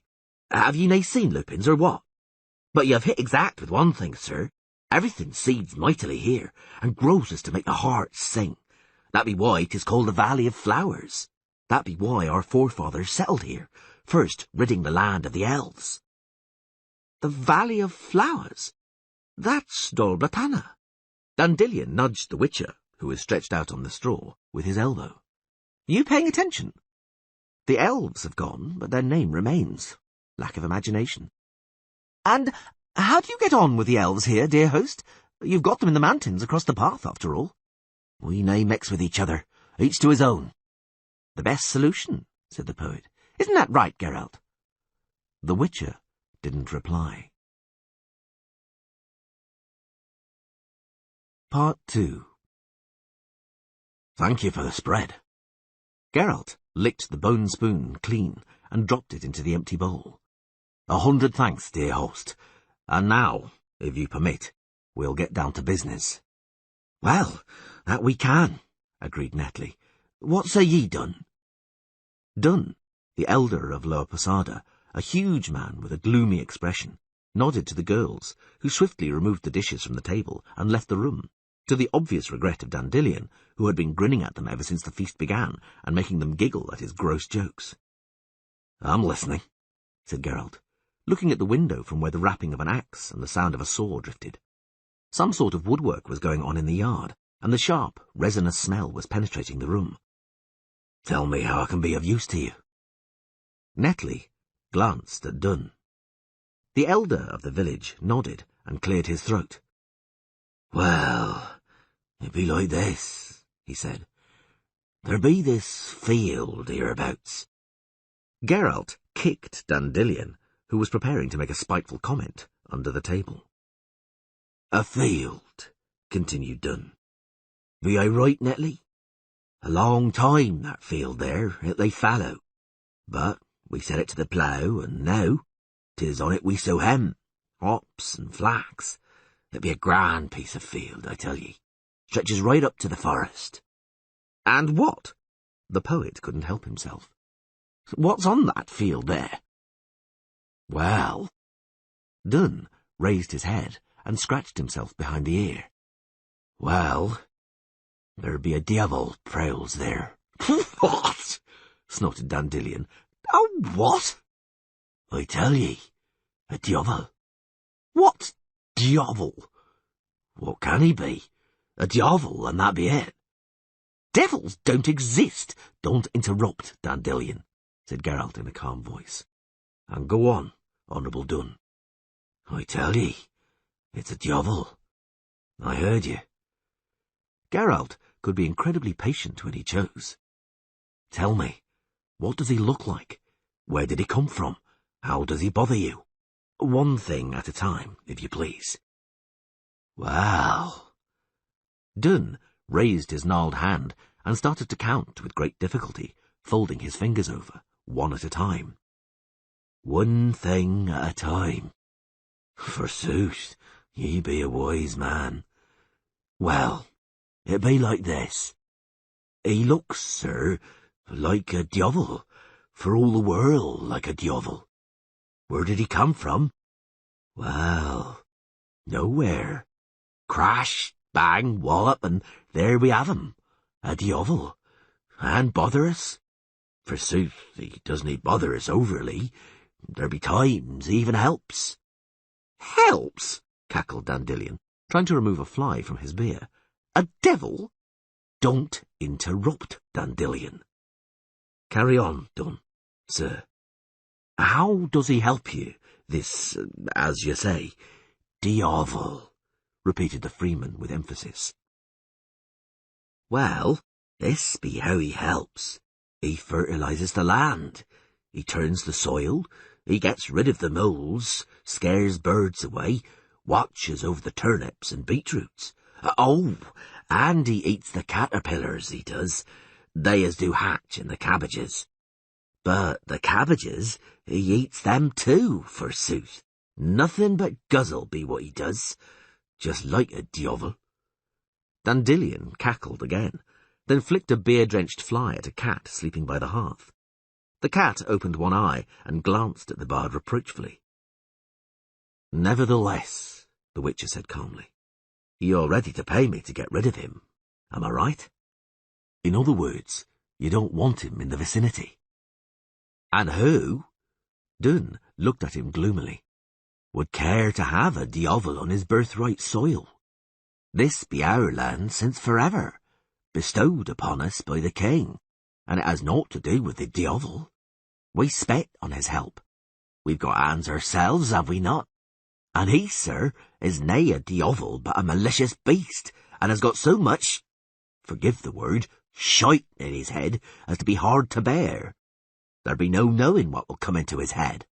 Once he fouled the well, then chased a lass, frightening and threatening to fuck her. He steals, sir, our belongings and victuals. He destroys and breaks things, makes a nuisance of himself, churns the dikes, digs ditches like some muskrat or beaver. The water from one pond trickled out completely, and the carp in it died. He smoked a pipe in the haystack, he did, the son of a whore, and all the hay it went up in smoke." "I see," interrupted Geralt. "So he does bother you?" "Nay." Dun shook his head. "He doesn't bother us. He be simply up to mischief, that's what he be." Dandelion turned to the window, muffling his laughter. The Witcher kept silent. "Oh, what be there to talk about?" said Netley, who had been silent until then. "Ye be a Witcher, nay? So do ye something about this devil. It be work ye be looking for in Upper Posada. I heard so myself. So ye have work. We'll pay ye what needs be, but take note. We don't want ye killing the devil, no way." The Witcher raised his head and smiled nastily. "Interesting," he said. "Unusual, I'd say." "What?" frowned Dun. "An unusual condition. Why all this mercy? He should nae be killed." Dun frowned even more. "Because in this valley he should nae be, and that be it," interrupted Netley. "Only catch him, sir, or drive him off yon, over the 7th mountain, and you will nae be hard done by when ye be paid." The Witcher stayed silent, still smiling. "Seal it, will ye? The deal?" asked Dun. "First, I'd like a look at him, this devil of yours." The freemen glanced at each other. "It be your right," said Netley, then stood up. "And your will. The devil, he do prowl the whole neighbourhood at night, but at day he dwells somewhere in the hemp, or among the old willows in the marshland. You can take a look at him there. We won't hasten ye. Ye be wanting rest, then rest as long as ye will. Ye will nae go wanting in comfort and food, as befits the custom of hospitality. Take care." "Geralt!" Dandelion jolted up from his stool and looked out into the yard at the freeman walking away from the cottage. "I can't understand anything any more. A day hasn't gone by since our chat about imagined monsters, and you suddenly get yourself hired hunting devils. And everybody, except ignorant Freeman, obviously, knows that devils are an invention. They're mythical creatures. What's this unexpected zeal of yours supposed to mean? Knowing you a little, as I do, I take it you haven't abased yourself so as to get us bed, board, and lodging, have you? Indeed, grimaced Geralt. It does look as if you know me a little, Singer. In that case, I don't understand. What is there to understand? There's no such things as devils, yelled the poet, shaking the cat from sleep once and for all. No such thing! To the devil with it! Devils don't exist! True. Geralt smiled. But, Dandelion, I could never resist the temptation of having a look at something that doesn't exist. Part 3. One thing is certain, muttered the Witcher, sweeping his eyes over the tangled jungle of hemp spreading before them. This devil is not stupid. How did you deduce that? Dandelion was curious. From the fact that he's sitting in an impenetrable thicket? Any old hare has enough brains for that. It's a question of the special qualities of hemp. A field of this size emits a strong aura against magic. Most spells will be useless here. And there, look, do you see those poles? Those are hops. Their pollen has the same effect. It's not mere chance. The rascal senses the aura and knows he's safe here.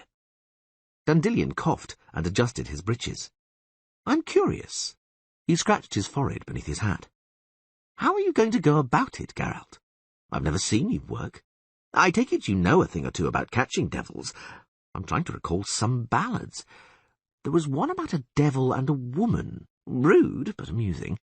The woman, you see— Spare me, Dandelion. As you wish.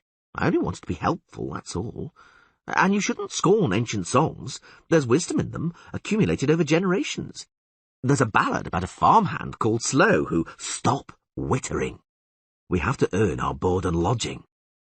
What do you want to do? Rummage around a bit in the hemp. That's original, snorted the troubadour, though not too refined. And you? How would you go about it? Intelligently, Dandelion sniffed. Craftily. With a hounding, for example.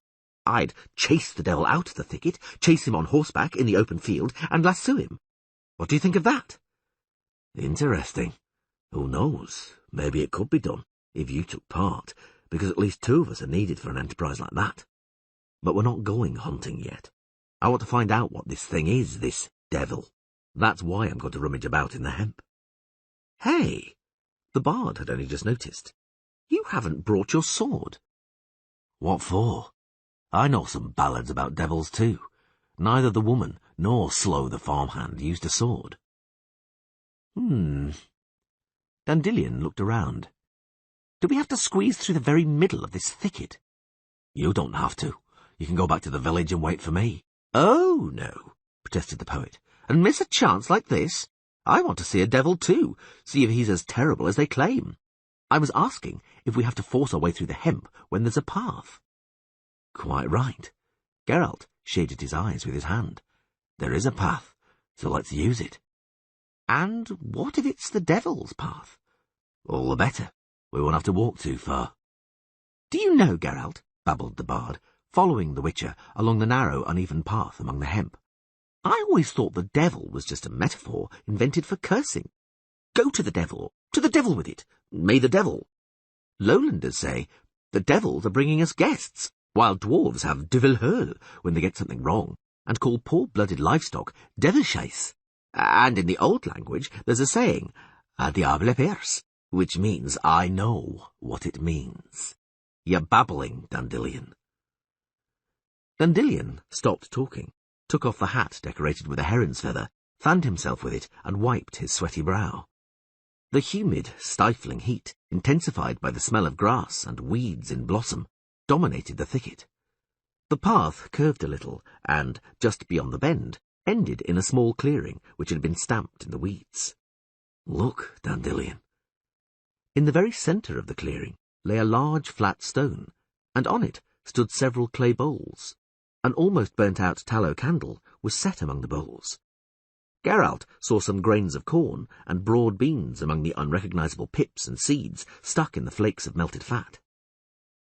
"As I suspected," he muttered. "They're bringing him offerings." "That's just it," said the poet, indicating the candle. "And they burn a tallow candle for the devil. But they're feeding him seeds, I see, as if he were a finch.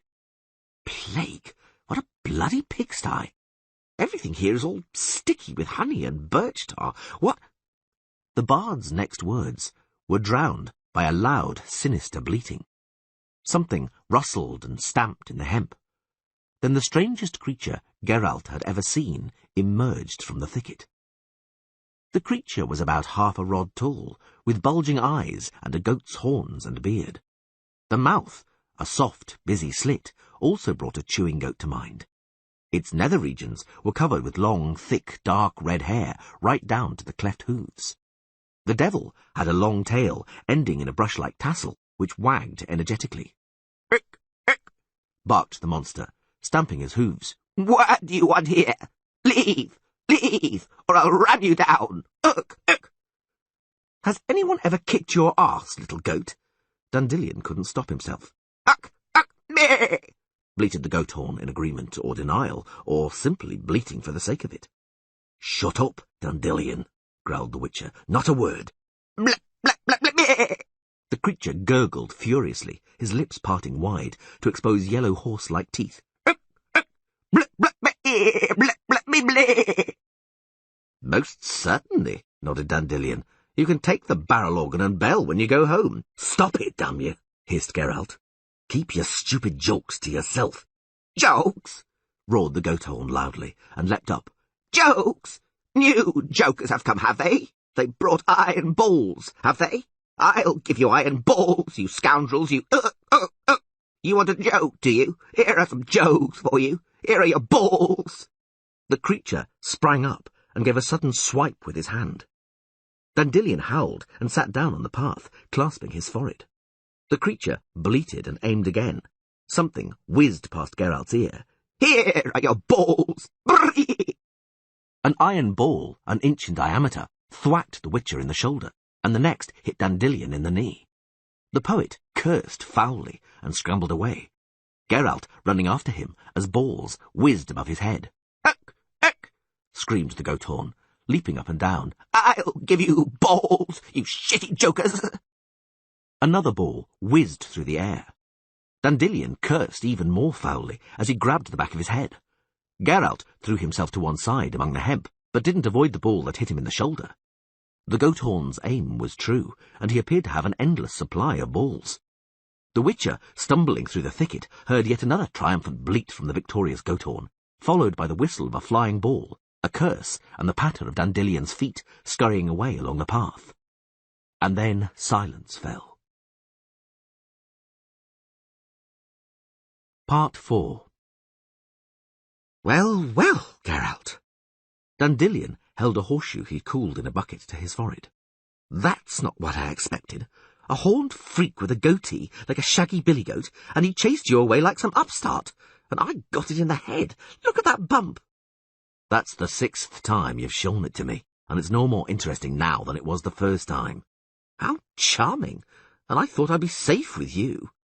"I didn't ask you to traipse after me in the hemp, and I did ask you to keep that foul tongue of yours quiet. You didn't listen, so now you can suffer. In silence, please, because they're just coming." Netley and Dun walked into the day room. Behind them hobbled a grey-haired old woman, twisted as a pretzel, led by a fair-haired and painfully thin teenage girl. "Honourable Dun, Honourable Netley," the Witcher began without introduction.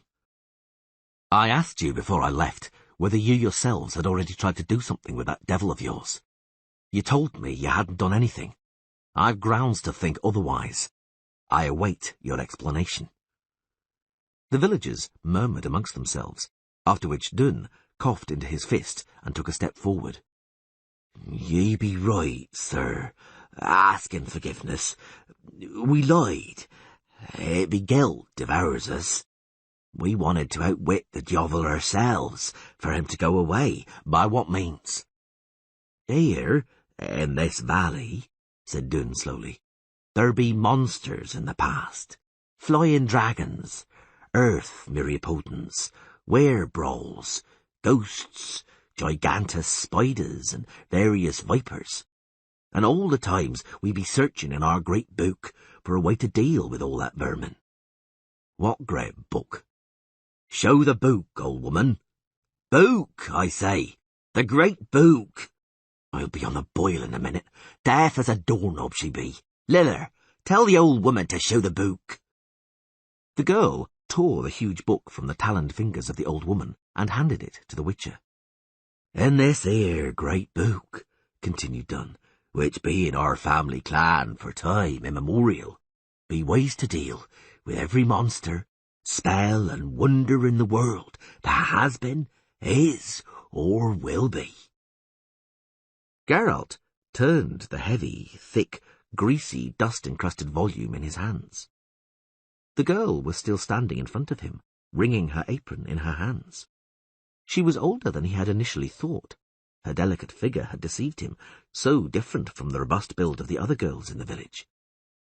He laid the book down on the table and turned its heavy wooden cover. Take a look at this, Dandelion. The first runes, the bard worked out, peering over his shoulder, the horseshoe still pressed to his forehead. The writing used before the modern alphabet, still based on elfin runes and dwarves' ideograms. A funny sentence construction, but that's how they spoke then. Interesting etchings and illuminations. It's not often you get to see something like this, Geralt, and if you do, it's in libraries belonging to temples and not villages at the edge of the world. By all the gods, where did you get that from, dear peasants? Surely you're not going to try to convince me that you can read this. Woman, can you read the first runes? Can you read any runes? What? The fair-haired girl moved closer to the woman and whispered something into her ear. Read? The crone revealed her toothless gums in a smile. Me? No, sweetheart. 'Tis a skill I've never mastered. Explain to me, said Geralt coldly, turning to Doon and Netley. How do you use the book if you can't read runes?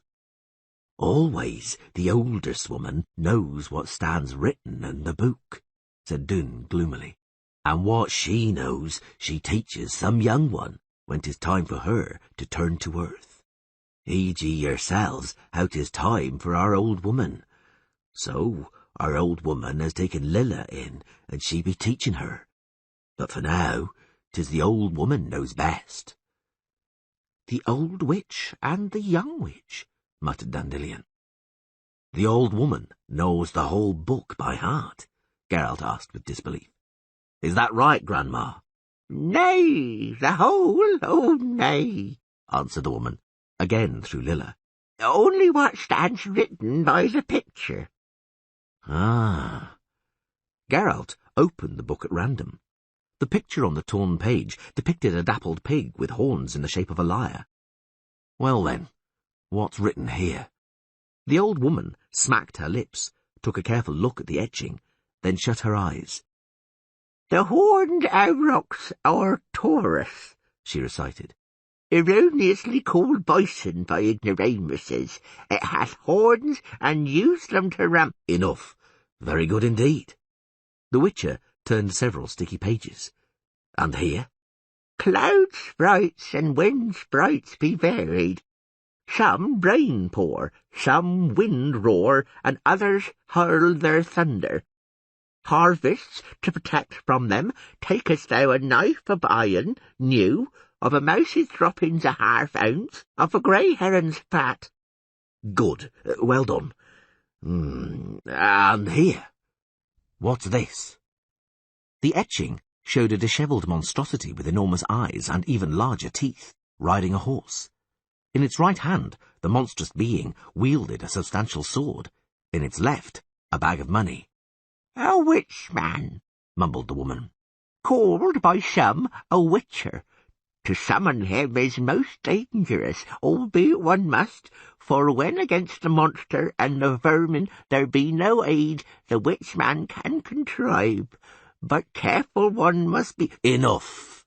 muttered Geralt. Enough, Grandma, thank you. No, no, protested Dandelion, with a malicious smile. How does it go on? What a greatly interesting book. Go on, Granny, go on. But careful one must be to touch not the witch-man, for thus the mange can one acquire. And lasses, do from him hide away, for lustful the witch-man is above all measure. Quite correct, spot on, laughed the poet, and Lilla, so it seemed to Geralt, smiled almost imperceptibly. Though the witch-man greatly covetous and greedy for gold be, mumbled the old woman, half closing her eyes, giveth he not such a one more than, for a drowner, 1 silver penny or 3 halves, for a werecat, silver pennies 2, for a plumard, silver pennies. Those were the days, muttered the Witcher. Thank you, Grandma. And now, show us where it speaks of the devil, and what the book says about devils. This time 'tis grateful I'd be to heareth more, for to learn the ways and means he did use to deal with him most curious am I. Careful, Geralt, chuckled Dandelion. You're starting to fall into their jargon. It's an infectious mannerism. The woman, controlling her shaking hands with difficulty, turned several pages. The Witcher and the poet leaned over the table. The etching did, in effect, show the ball-thrower, horned, hairy, tailed, and smiling maliciously. The diavol, recited the woman, also called willower or sylvan. For livestock and domestic fowl, a tiresome and great pest is he. Be it your will to chase him from your hamlet, takest thou— Well, well, murmured Dandelion. Takest thou of nuts 1 fistful, continued the woman, running her finger along the parchment. Next, takest thou of iron balls a 2nd fistful, of honey an utricle, of birch tar a 2nd, of grey soap a firkin, of soft cheese another. There, where the diavol dwelleth, goest thou when 'tis night, commenceth then to eat the nuts. Anon the diavol, who hath great greed, will hasten and ask if they are tasty indeed. Givest to him then the balls of iron. Damn you, murmured Dandelion. Pockstick, quiet, said Geralt. Well, Grandma, go on.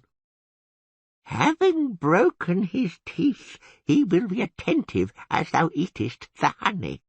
Of said honey will he himself desire. Givest him of birch tar, then yourself eateth soft cheese. Soon, hearest thou, will the diavol grumbleth and tumbleth, but makest of it as naught. Yet, if the diavol desireth soft cheese, givest him soap, for soap the diavol withstandeth not. You got to the soap, interrupted Geralt with a stony expression, turning towards Dun and Netley. In no way, groaned Netley.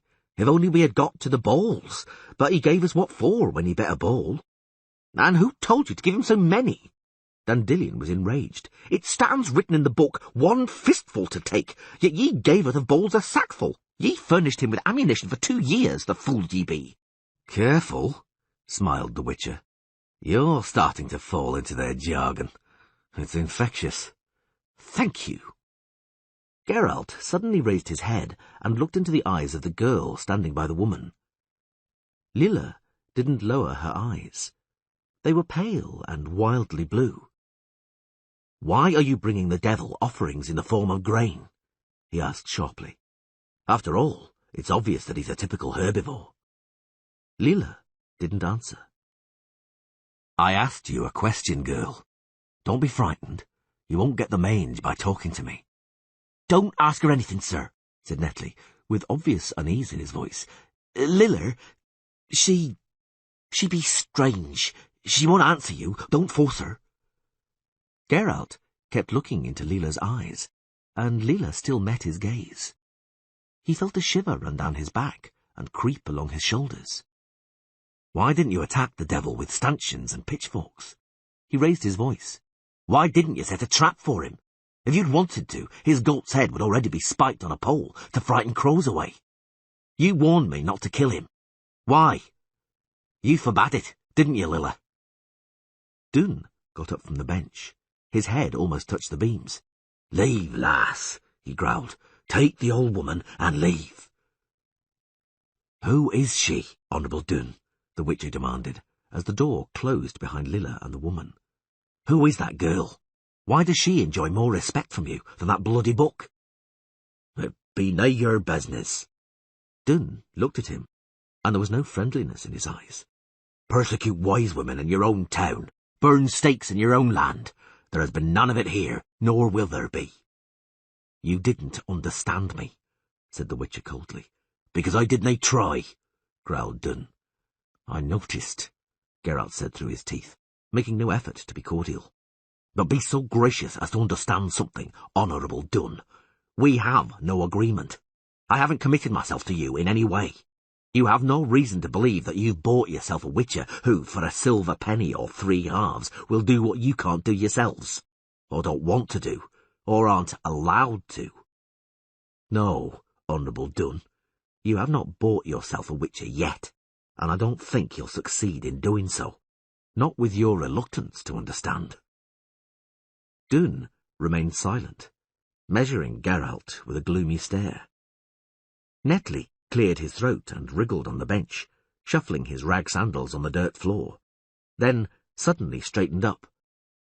"Witcher, sir," he said, "do nae be enraged.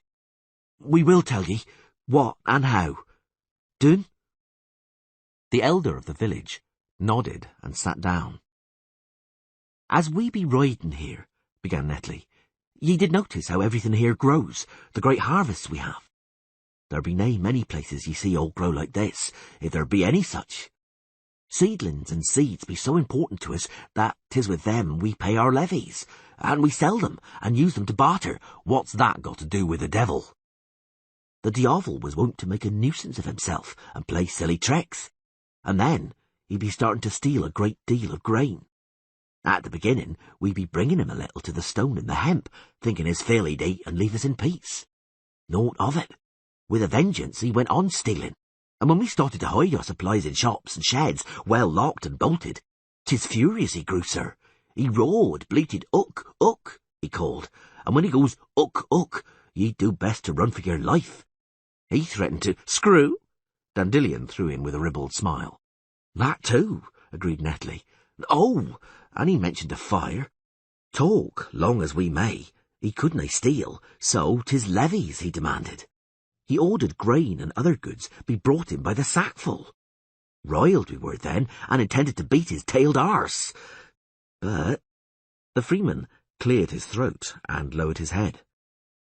"Ye need nae beat about the bush," said Dun suddenly. "We judged the Witcher wrong. Tell him everything, Netley." "The old woman forbade us to beat the devil," said Netley quickly. "But we know 'tis Leela, because the woman only says what Leela tell her to, and you know yourself, sir, we listen." "I've noticed." Geralt twisted his lips in a smile. "The woman can only waggle her chin and mumble a text which she doesn't understand herself. And you stare at the girl with gaping mouths as if she were the statue of a goddess. You avoid her eyes, but try to guess her wishes, and her wishes are your command." "Who is this Leela of yours?" "But ye have guessed that, sir. A prophetess, a wise one. But say naught of this to anyone. We ask ye, if word were to get to the steward, or, God's forbid, to the viceroy." "Don't worry," said Geralt seriously. "I know what that means, and I won't betray you." The strange women and girls called prophetesses or wise ones, who could be found in villages, didn't enjoy the favour of those noblemen who collected levies and profited from farming. Farmers always consulted prophetesses on everything and believed them blindly and boundlessly. Decisions based on their advice were often completely contrary to the politics of lords and overlords. Geralt had heard of incomprehensible decrees, the slaughter of entire pedigree herds, the cessation of sowing or harvesting, and even the migration of entire villages. Local lords, therefore, opposed the superstition, often brutally, and freemen very quickly learnt to hide the wise ones. But they didn't stop listening to their advice, because experience proved the wise ones were always right in the long run. Leila did not permit us to kill the Diovel, continued Netley.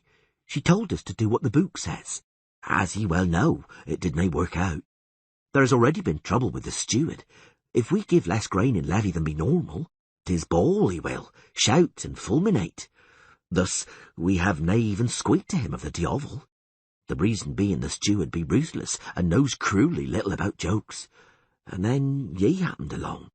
We asked Leila if we could hire ye. And? She said, through the woman, that she need first of all to look at ye. And she did. That she did. And accepted ye she has, that we know. We can tell what Leila accepts and what she doesn't. She never said a word to me. She ne'er a spoken word to anyone, save the old woman. But if she had not accepted ye, she would nae have entered the room for all in the world. Geralt reflected. That's interesting. A prophetess who, instead of prophesying, doesn't say a word. How did she come to be among you? We nae know, Witcher, sir, muttered Doon. But as for the old woman, so the older folk remember, it be like this. The old woman afore her took a close-tongued girl under her wing too, one as which came from no one knows, and that girl, she be our old woman. My grandfather would say the old woman be reborn that way. Like the moon she be reborn in the sky, and ever anew she be. Do they laugh? I'm not laughing. Geralt shook his head. I've seen too much to laugh at things like that. Nor do I intend to put my nose into your affairs, Honourable Doon. My questions aim to establish the bond between Leila and the devil. You've probably realised yourselves that one exists. So, if you're anxious to be on good terms with your prophetess, then I can give you only one way to deal with the devil. You must get to like him. Know ye, sir, said Netley, it be nae only a matter of the Diovel. Leila does nae let us harm anything, any creature. Of course, Dandelion butted in. Country prophetesses grow from the same tree as druids, and a druid will go so far as to wish the gadfly sucking his blood to enjoy its meal. Ye hits it on the head. Netley faintly smiled. Ye hits the nail right on the head. 'Twas the same with us and the wild boars that dug up our vegetable beds. Look out the window. Beds as pretty as a picture. We have found a way. Leila doesn't even know. What the eyes do nae see, the heart will nae miss. Understand? I understand, muttered Geralt. And how? But we can't move forward. Leila or no Leila, your devil is a Sylvan, an exceptionally rare but intelligent creature. I won't kill him. My code doesn't allow it. If he be intelligent, said Doon, go speak reason to him. Just so, Netley joined in. If the Diovel has brains, that will mean he steals grain according to reason. So ye, Witcher, find out what he wants. He doesn't eat that grain after all. Not so much, at least. So what does he want grain for? To spite us? What does he want? Find out and chase him off in some Witcher way. Will you do that? I'll try, decided Geralt. But what? Your book, my friends, is out of date. Do you see what I'm getting at? Well, forsooth, grunted Doon. Not really. I'll explain, Honourable Doon, Honourable Netley. If you're counting on my help costing you a silver penny or 3 halves, then you are bloody well mistaken. Part 5. Aye! A rustle, an angry "uk, uk," and the snapping of stakes reached them from the thicket. Hey! repeated the Witcher, prudently remaining hidden. Show yourself, Willower. Willower yourself. So what is it? Devil? Devil yourself. The Sylvan poked his head out from the hemp, baring his teeth. What do you want? To talk. Are you making fun of me, or what? Do you think I don't know who you are? The peasants hired you to throw me out of here, eh? That's right, admitted Geralt indifferently. And that's precisely what I wanted to chat to you about. What if we were to come to an understanding? That's where it hurts, bleated the Sylvan. "You'd like to get off lightly, wouldn't you? Without making an effort, eh? Fool the other one. Life, my good man, means competition. The best man wins. If you want to win with me, prove you're the best. Instead of coming to an understanding, we'll have competitions. The winner dictates the conditions. I propose a race from here to the old willow on the dyke." "I don't know where the dyke is, or the old willow." "I wouldn't suggest the race if you knew. I like competitions, but I don't like losing." "I've noticed. No, we won't race each other. It's very hot today." "Pity. So, maybe we'll pit ourselves against each other in a different way." The Sylvan bared his yellow teeth and picked up a large stone from the ground. "Do you know the game, who shouts loudest? I shout first. Close your eyes." "I have a different proposition." "I'm all ears." "You leave here without any competitions, races, or shouting, of your own accord, without being forced." "You can shove such a proposition a diable en earth." The devil demonstrated his knowledge of the old language. "I won't leave here. I like it here." "But you've made too much of a nuisance of yourself here. Your pranks have gone too far." "Duvel shies to you with my pranks." The Sylvan, as it turned out, also knew the dwarf's tongue. "And your proposition is also as worth as much as duvel shies. I'm not going anywhere unless you beat me at some game. Shall I give you a chance? We'll play at riddles if you don't like physical games. I'll give you a riddle in a minute, and if you guess it, you win and I leave. If you don't, I stay and you leave. Rack your brains, because the riddle isn't easy." Before Geralt could protest, the Sylvan bleated, stamped his hooves, whipped the ground with his tail, and recited, "Little pink leaves, pods small and full. It grows in soft clay, not far from the stream. On a long stalk, its flower is moist. But to a cat, please show it not, 'cause if you do, he'll eat the lot." "Well, what is it? Guess."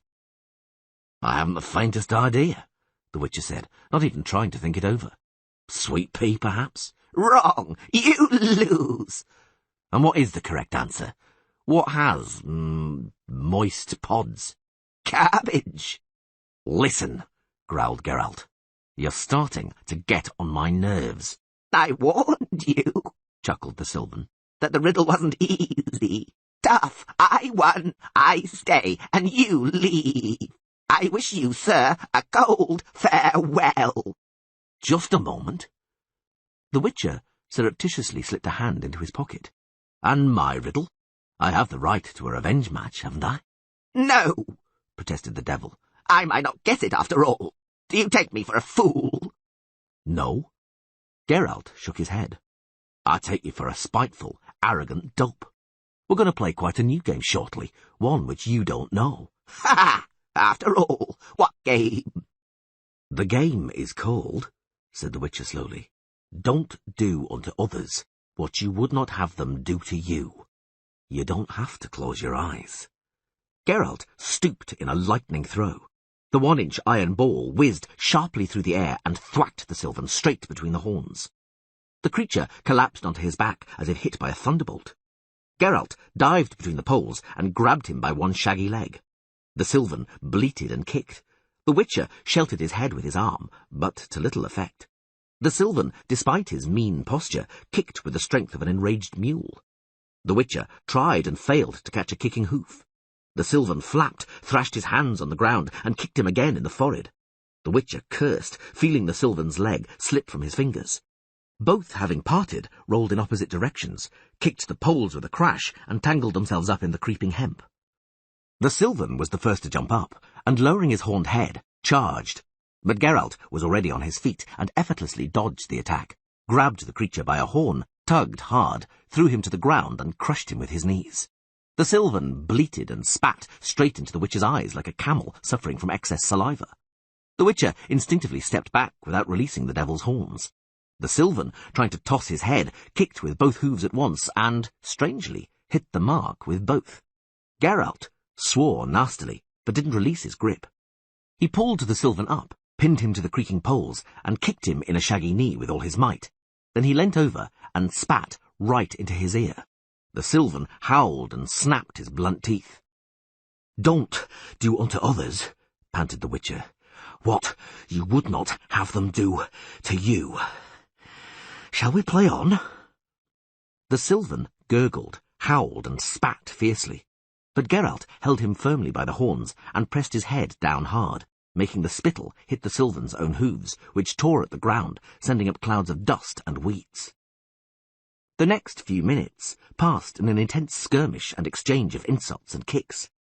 If Geralt was pleased about anything, it was only that nobody could see him, for it was a truly ridiculous sight. The force of the next kick tore the combatants apart and threw them in opposite directions into the hemp thicket.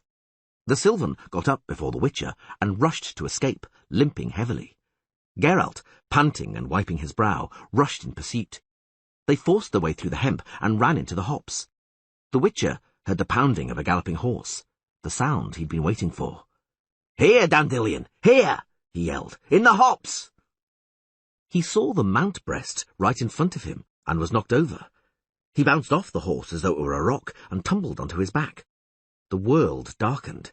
He managed to roll to the side behind the hop poles to avoid the hooves. He sprung up nimbly, but another rider rode into him, knocking him down again. Then suddenly someone threw themselves at him and pinned him to the ground. Then there was a flash and a piercing pain in the back of his head. And darkness. Part 6. There was sand on his lips. When he tried to spit it out, he realized he was lying face down on the ground, and he was tied up. He raised his head a little and heard voices. He was lying on the forest floor by a pine tree. Some 20 paces away stood unsaddled horses. They were obscured behind the feathery fronds of ferns, but one of those horses was, without a doubt, Dandelion's chestnut. 3 sacks of corn, he heard. Good, Torquil. Very good. You've done well. "That's not all," said the bleating voice, which could only be the Sylvan devil. "Look at this, Galar. It looks like beans, but it's completely white, and the size of it. And this is called oil seed. They make oil from it." Geralt squeezed his eyes shut, then opened them again. No, it wasn't a dream. The devil and Galar, whoever he was, were using the old language, the language of elves. But the words corn, beans, and oilseed were in the common tongue. "And this, what's this?" asked Galar. "Flaxseed. Flax, you know. You make shirts from flax. It's much cheaper than silk, and more hard-wearing. It's quite a complicated process, as far as I know, but I'll find out the ins and outs." "As long as it takes root, this flax of yours, as long as it doesn't go to waste like the turnip," grumbled Galar, in the same strange volapuk. "Try to get some new turnip seedlings, Torquil." "Have no fear," bleated the Sylvan. "There's no problem with that here. Everything grows like hell. I'll get you some, don't worry." "And one more thing," said Galar. "Finally found out what that 3-field system of theirs is all about." The Witcher carefully raised his head and tried to turn round. "Geralt!" He heard a whisper. "Are you awake?" "Dandelion," he whispered back. "Where are we? What's happening?" Dandelion only grunted quietly. Geralt had had enough. He cursed, tensed himself, and turned onto his side. In the middle of the glade stood the Sylvan Devil with, as he now knew, the sweet name of Torquil. He was busy loading sacks, bags, and packs onto the horses. He was being helped by a slim, tall man who could only be Galar. The latter, hearing the Witcher move, turned around. His hair was black with a distinct hint of dark blue. He had sharp features, big, bright eyes, and pointed ears. Galar was an elf from the mountains, a pure-blooded Aen-Shi, a representative of the old people. Galar wasn't alone. 6 more sat at the edge of the glade. One was busy emptying Dandelion's packs, another strummed the troubadour's lute. The remainder, gathered around an untied sack, were greedily devouring turnips and raw carrots. "Vanadin, Toruviel," said Galar, indicating the prisoners with a nod of his head. "Vedrai endli." Torquil jumped up and bleated, "No, Galar, no! Philip Andrel has forbidden it. Have you forgotten?" "No, I haven't forgotten." Galar threw 2 tied sacks across the horse's back. "But we have to check if they haven't loosened the knots." "What do you want from us?" the troubadour moaned, as one of the elves knocked him to the ground with his knee and checked the knots. "Why are you holding us prisoners? What do you want?" "I'm Dandelion, a poor—" Geralt heard the sound of a blow. He turned round, twisted his head. The elf standing over Dandelion had black eyes and raven hair, which fell luxuriantly over her shoulders, except for 2 thin plaits braided at her temples. She was wearing a short leather camisole over a loose shirt of green satin and tight woolen leggings tucked into riding boots. Her hips were wrapped around with a coloured shawl which reached halfway down her thighs. "Quiglose?" she asked, looking at the Witcher and playing with the hilt of the long dagger in her belt. "Quillen pavien is lea." "Nelia," he contested. "Tein pavien ein she." "Did you hear?" The elf turned to her companion, the tall she, who, not bothering to check Geralt's knots, was strumming away at Dandelion's lute with an expression of indifference on his long face. "Did you hear, Vanadin? The ape-man can talk. He can even be impertinent." The she shrugged, making the feathers decorating his jacket rustle. "All the more reason to gag him, Toruviel." The elf leant over Geralt. She had long lashes, an unnaturally pale complexion, and parched, cracked lips. She wore a necklace of carved golden birch pieces on a thong wrapped around her neck several times. "Well, say something else, ape-man," she hissed. "We'll see what your throat, so used to barking, is capable of." "What's this? Do you need an excuse to hit a bound man?" The Witcher turned over on his back with an effort and spat out the sand. "Hit me without any excuses. I've seen how you like it. Let off some steam." The elf straightened. "I've already let off some steam on you while your hands were free," she said. "I rode you down and swiped you on the head, and I'll also finish you off when the time comes." He didn't answer. "I'd much rather stab you from close up, looking you in the eyes," continued the elf. "But you stink most hideously human, so I'll shoot you." "As you wish." The Witcher shrugged, as far as the knots let him. "Do as you like, noble Ain she. You shouldn't miss a tied-up, motionless target." The elf stood over him, legs spread, and leant down, flashing her teeth. "No, I shouldn't," she hissed. "I hit whatever I want. But you can be sure you won't die from the first arrow, or the second. I'll try to make sure you can feel yourself dying." "Don't come so close," he grimaced, pretending to be repulsed. "You stink most hideously, Ain she." The elf jumped back, rocked on her narrow hips, and forcefully kicked him in the thigh. Geralt drew his legs in and curled up, knowing where she was aiming next.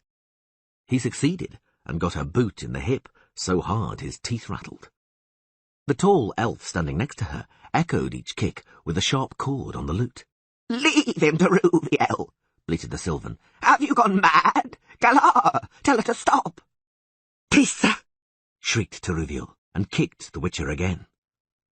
The tall she tore so violently at the strings that one snapped with a protracted whine. "Enough of that! Enough, for God's sake!" Dandelion yelled fretfully, wriggling and tumbling in the ropes. "Why are you bullying him, you stupid whore? Leave us alone! And you, leave my lute alone, all right?" Toruviel turned to him with an angry grimace on her cracked lips. "Musician?" she growled. "A human, yet a musician, a lutenist?"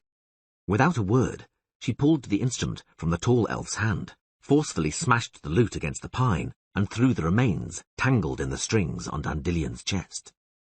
"Play on a cow's horn, you savage, not a lute!" The poet turned as white as death. His lips quivered. Geralt, feeling cold fury rising up somewhere within him, drew Toruviel's eyes with his own. "What are you staring at?" hissed the elf, leaning over. "Filthy ape-man! Do you want me to gouge out those insect eyes of yours?" Her necklace hung down just above him. The Witcher tensed, lunged, and caught the necklace in his teeth, tugging powerfully, curling his legs in and turning on his side. Teruviel lost her balance and fell on top of him. Geralt wriggled in the ropes like a fish, crushed the elf beneath him, tossed his head back with such force that the vertebrae in his neck cracked, and, with all his might, butted her in the face with his forehead. Teruviel howled and struggled. They pulled him off her brutally, and tugging at his clothes and hair, lifted him. One of them struck him. He felt rings cut the skin over his cheekbone, and the forest danced and swam in front of his eyes. He saw Teruviel lurch to her knees, blood pouring from her nose and mouth. The elf wrenched the dagger from its sheath, but gave a sob, hunched over, grasped her face, and dropped her head between her knees. The tall elf in the jacket, adorned with colourful feathers, took the dagger from her hand and approached the Witcher. He smiled as he raised the blade. Geralt saw him through a red haze. Blood from his forehead, which he'd cut against Teruviel's teeth, poured into his eye sockets. "No!" bleated Torquil, running up to the elf and hanging onto his arm. "Don't kill him! No!" "Vorle, Vanadin," a sonorous voice suddenly commanded. "Quisin, kill me viljen, Galar." Geralt turned his head as far as the fist clutching his hair permitted. The horse, which had just entered the glade, was as white as snow, its mane long, soft and silky as a woman's hair. The hair of the rider, sitting in the sumptuous saddle, was identical in colour, pulled back at the forehead by a bandana studded with sapphires. Torquil, bleating now and then, ran up to the horse, caught hold of the stirrup, and showered the white-haired elf with a torrent of words. The she interrupted him with an authoritative gesture, and jumped down from his saddle. He approached Teruviel, who was being supported by two elves, and carefully removed the bloodied handkerchief from her face. Teruviel gave a heartrending groan. The she shook his head and approached the Witcher. His burning black eyes, shining like stars in his pale face, had dark rings beneath them, as if he had not slept for several nights in a row. "You stink, even when bound," he said quietly, in unaccented common tongue. "Like a basilisk. I'll draw my conclusions from that." "Teruviel started it," bleated the devil. "She kicked him when he was tied up, as if she'd lost her mind." With a gesture, the elf ordered him to be quiet. At his command, the other she dragged the Witcher and Dandelion under the pine tree and fastened them to the trunk with belts. Then they all knelt by the prostrate Teruviel, sheltering her. After a moment, Geralt heard her yell and fight in their arms. "I didn't want this," said the Sylvan, still standing next to them. "I didn't, human. I didn't know they'd arrive just when they stunned you and tied your companion up. I asked them to leave you there, in the hops, but—" "They couldn't leave any witnesses," muttered the Witcher. "Surely they won't kill us, will they?" groaned Dandelion. "Surely they won't." Torquil said nothing, wiggling his soft nose. "Bloody hell," the poet groaned. "They're going to kill us. What's all this about, Geralt? What did we witness?" "Our sylvan friend is on a special mission in the Valley of Flowers. Am I right, Torquil? At the elves' request, he's stealing seeds, seedlings, knowledge about farming. What else, devil?" "Whatever I can," bleated Torquil. "Everything they need, and show me something they don't need. They're starving in the mountains, especially in winter, and they know nothing about farming. And before they've learned to domesticate game or poultry, and to cultivate what they can in their plots of land, they haven't got the time, human." "I don't care a shit about their time. What have I done to them?" groaned Dandelion. "What wrong have I done them?" "Think carefully," said the white-haired elf, approaching without a sound. "And maybe you can answer the question yourself. He's simply taking revenge for all the wrong that man has done the elves." The Witcher smiled wryly. "It's all the same to him who he takes his revenge on. Don't be deluded by his noble bearing and elaborate speech, Dandelion. He's no different than the black eyes who knocked us down. He has to unload his powerless hatred on somebody." The elf picked up Dandelian's shattered lute. For a moment, he looked at the ruined instrument in silence, and finally threw it into the bushes. "If I wanted to give vent to hatred, or a desire for revenge," he said, playing with a pair of soft white leather gloves, "I'd storm the valley at night, burn down the village and kill the villagers. Childishly simple. They don't even put out a guard. They don't see or hear us when they come to the forest. Can there be anything simpler, anything easier than a swift, silent arrow from behind a tree? But we are not hunting you. It is you, man with strange eyes, who is hunting our friend, the Sylvan Torquay." "That's exaggerating," bleated the devil. "What hunt? We were having a bit of fun." "It is you humans who hate anything that differs from you, be it only by the shape of its ears." The elf went on calmly, paying no attention to the Sylvan. "That's why you took our land from us, drove us from our homes, forced us into the savage mountains. You took our Dol Blatana, the Valley of Flowers. I am Filavandrel Ean Fidail of Silver Towers, of the Fairlawn family from White Ships. Now, exiled and hounded to the edge of the world, I am Filavandrel of the edge of the world." "The world is huge," muttered the Witcher. "We can find room. There's enough space." "The world is huge," repeated the elf. "That's true, human. But you have changed this world. At first, you used force to change it. You treated it as you treat anything that falls into your hands. Now, it looks as if the world has started to fit in with you. It's given way to you. It's given in." Geralt didn't reply. "Torquay spoke the truth," continued Filavandrel. "Yes, we are starving. Yes, we are threatened with annihilation. The sun shines differently. The air is different. Water is not as it used to be. The things we used to eat, made use of, are dying, diminishing, deteriorating. We never cultivated the land. Unlike you humans, we never tore at it with hoes and ploughs.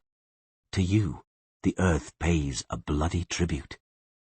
It bestowed gifts on us. You tear the earth's treasures from it by force. For us, the earth gave birth and blossomed because it loved us. Well, no love lasts forever, but we still want to survive. Instead of stealing grain, you can buy it, as much as you need. You still have a great many things that humans consider valuable. You can trade." Filavandrel smiled contemptuously. "With you? Never." Geralt frowned, breaking up the dried blood on his cheek. "The devil with you, then, and your arrogance and contempt. By refusing to cohabit, you're condemning yourselves to annihilation. To cohabit, to come to an understanding, that's your only chance." Filavandrel leaned forwards, his eyes blazing. "Cohabit on your terms?" he asked, in a changed yet still calm voice. "Acknowledging your sovereignty, losing our identity? Cohabit as what? Slaves? Pariahs? Cohabit with you from beyond the walls you've built to fence yourselves away in towns? Cohabit with your women and hang for it? Or look on at what half-blood children must live with? Why are you avoiding my eyes, strange human? How do you find cohabiting with neighbours from whom, after all, you do differ somewhat?" "I manage." The Witcher looked him straight in the eyes. "I manage because I have to, because I've no other way out, because I've overcome the vanity and pride of being different. I've understood that they are a pitiful defence against being different. Because I've understood that the sun shines differently when something changes, but I'm not the axis of those changes. The sun shines differently, but it will continue to shine, and jumping at it with a hoe isn't going to do anything. We've got to accept facts, Elf. That's what we've got to learn. That's what you want, isn't it? With his wrist, Filavandrel wiped away the sweat above his white brows. Is that what you want to impose on others? The conviction that your time has come, your human era and age, and that what you're doing to other races is as natural as the rising and the setting of the sun? That everybody has to come to terms with it, to accept it? And you accuse me of vanity. And what are the views you're proclaiming? Why don't you humans finally realize that your domination of the world is as natural and repellent as lice multiplying in a sheepskin coat? You could propose we cohabit with lice and get the same reaction, and I'd listen to the lice as attentively if they, in return for our acknowledgement of their supremacy, were to agree to allow common use of the coat. So don't waste time discussing it with such an unpleasant insect, Elf, said the Witcher, barely able to control his voice. I'm surprised you want to arouse a feeling of guilt and repentance in such a louse as me. You're pitiful, Filavandrel. You're embittered, hungry for revenge and conscious of your own powerlessness. Go on, thrust the sword into me. Revenge yourself on the whole human race. You'll see what relief that'll bring you. First kick me in the balls or the teeth, like Teruviel. Filavandrel turned his head. Teruviel is sick, he said. I know that disease and its symptoms. Geralt spat over his shoulder. The treatment I gave her ought to help. This conversation is senseless. Filavandrel stepped away. I'm sorry we've got to kill you. Revenge has nothing to do with it, it's purely practical. Turqua has to carry on with his task, and no one can suspect who he's doing it for. We can't afford to go to war with you, and we won't be taken in by trade and exchange. We're not so naive that we don't know your merchants are just outposts of your way of life. We know what follows them, and what sort of cohabitation they bring. Elf? Dandelion, who had remained silent until now, said quietly, I've got friends. People who'll pay ransom for us, in the form of provisions, if you like, or any form. Think about it. After all, those stolen seeds aren't going to save you. Nothing will save them any more. Geralt interrupted him. Don't grovel, Dandelion. Don't beg him. It's pointless and pitiful. For someone who has lived such a short time, Filavandrel forced a smile. You show an astounding disdain for death, human.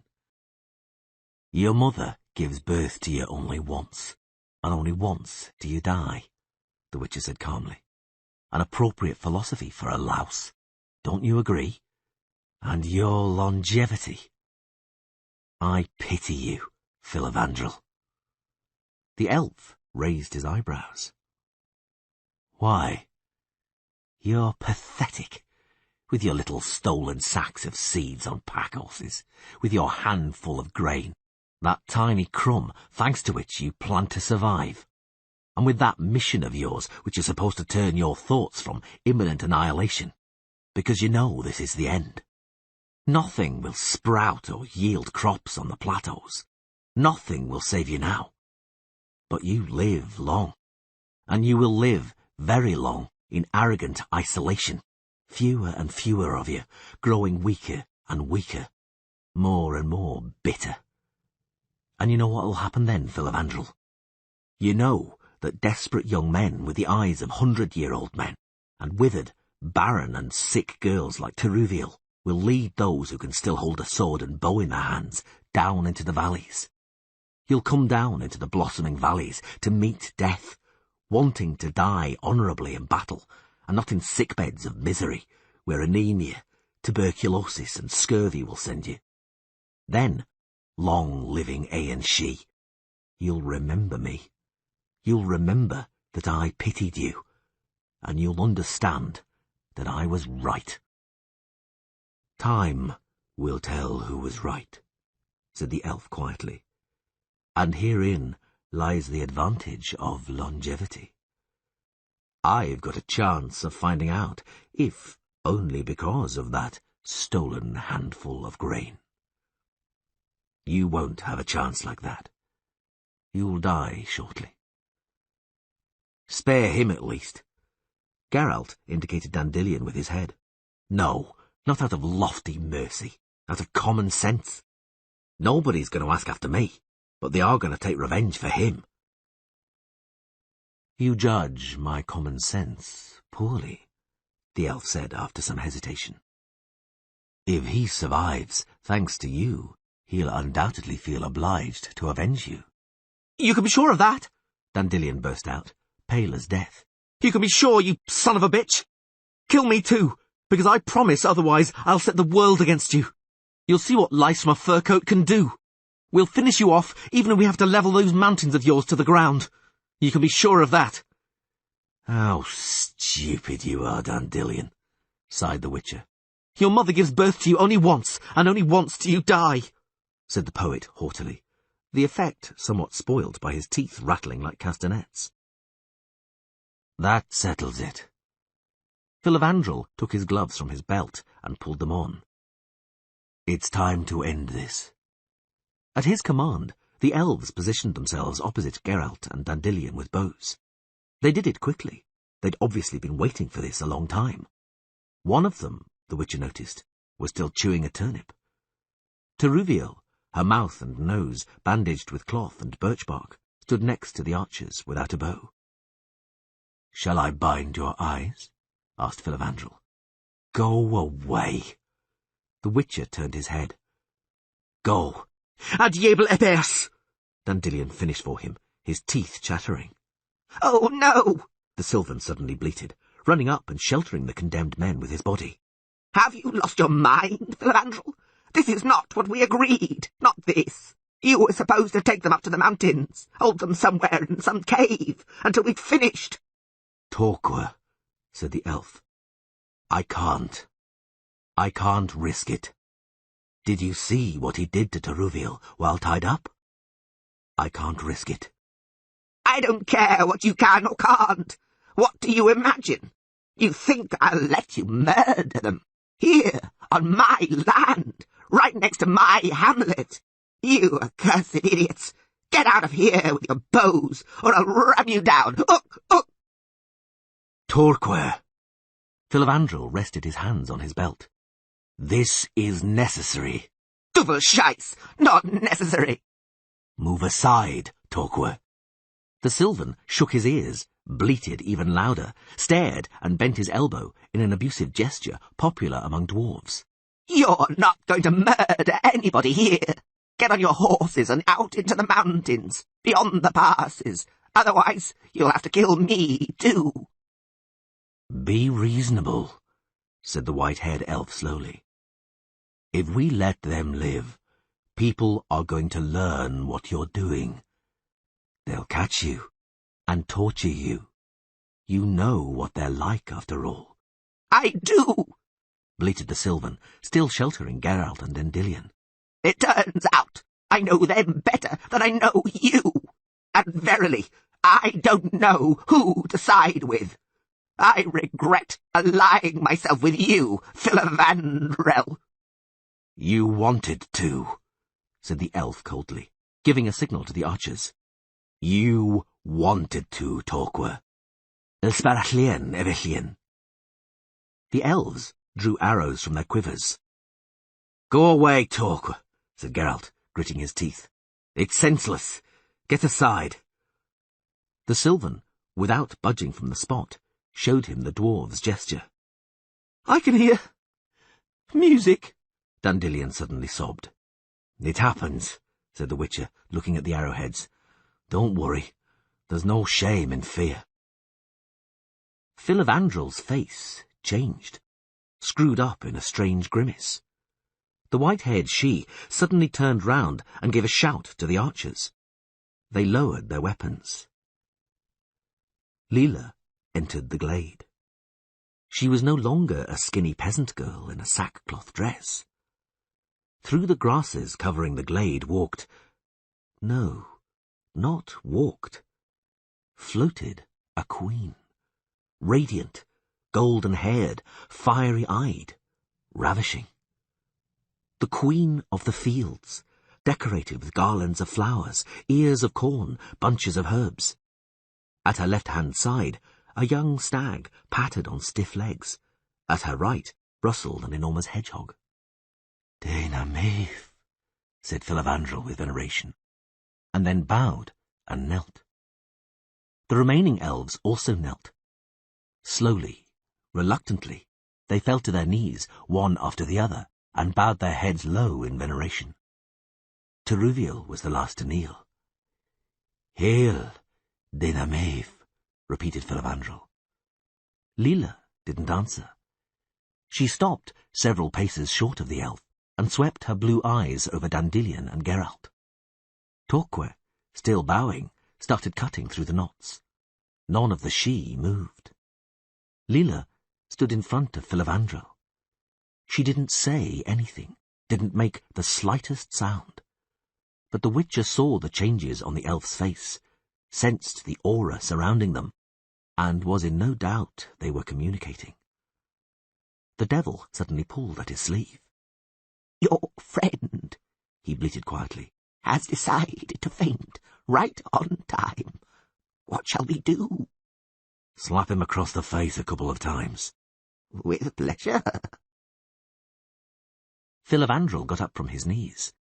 At his command, the elves fell to saddling the horses as quick as lightning. Come with us, Dana Maeve, said the white-haired elf. We need you. Don't abandon us, Eternal One. Don't deprive us of your love. We'll die without it. Leela slowly shook her head and indicated east, the direction of the mountains.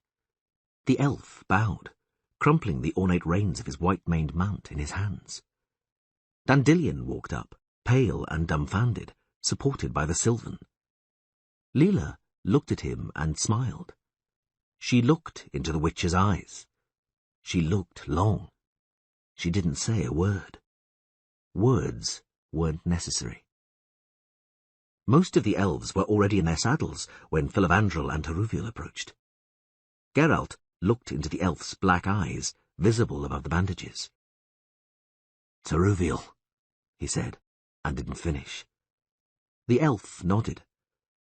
From her saddle-bow she took a lute, a marvellous instrument of light, tastefully inlaid wood, with a slender engraved neck. Without a word, she handed the lute to Dandelion.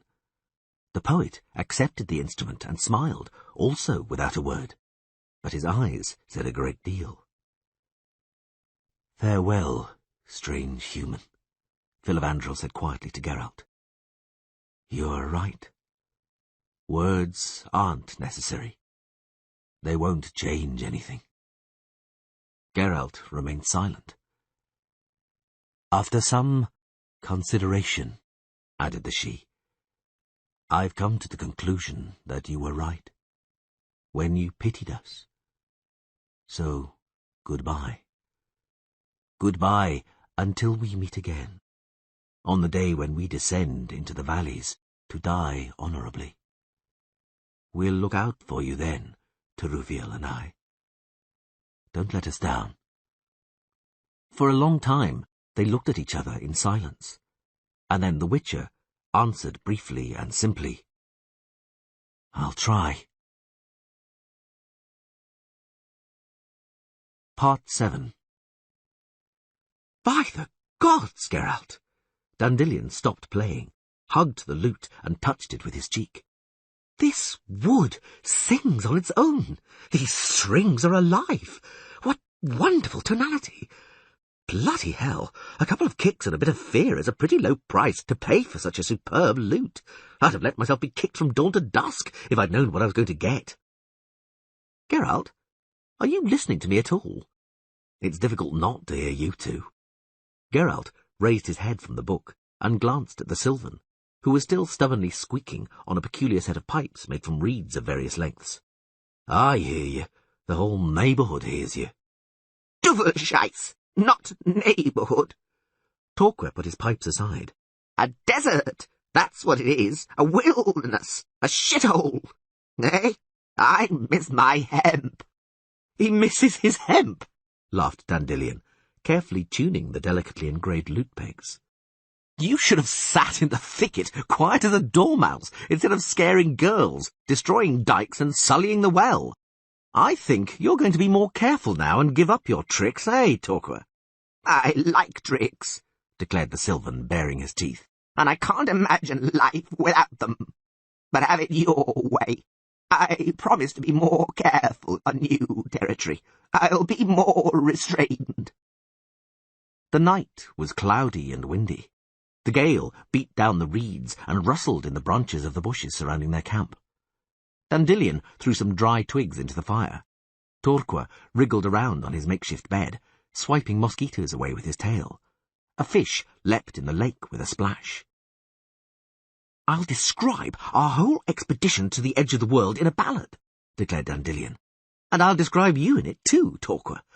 "Don't think you'll get away with it," growled the Sylvan. "I'll write a ballad too then, and describe you, but in such a way as you won't be able to show your face in decent company for 12 years. So watch out."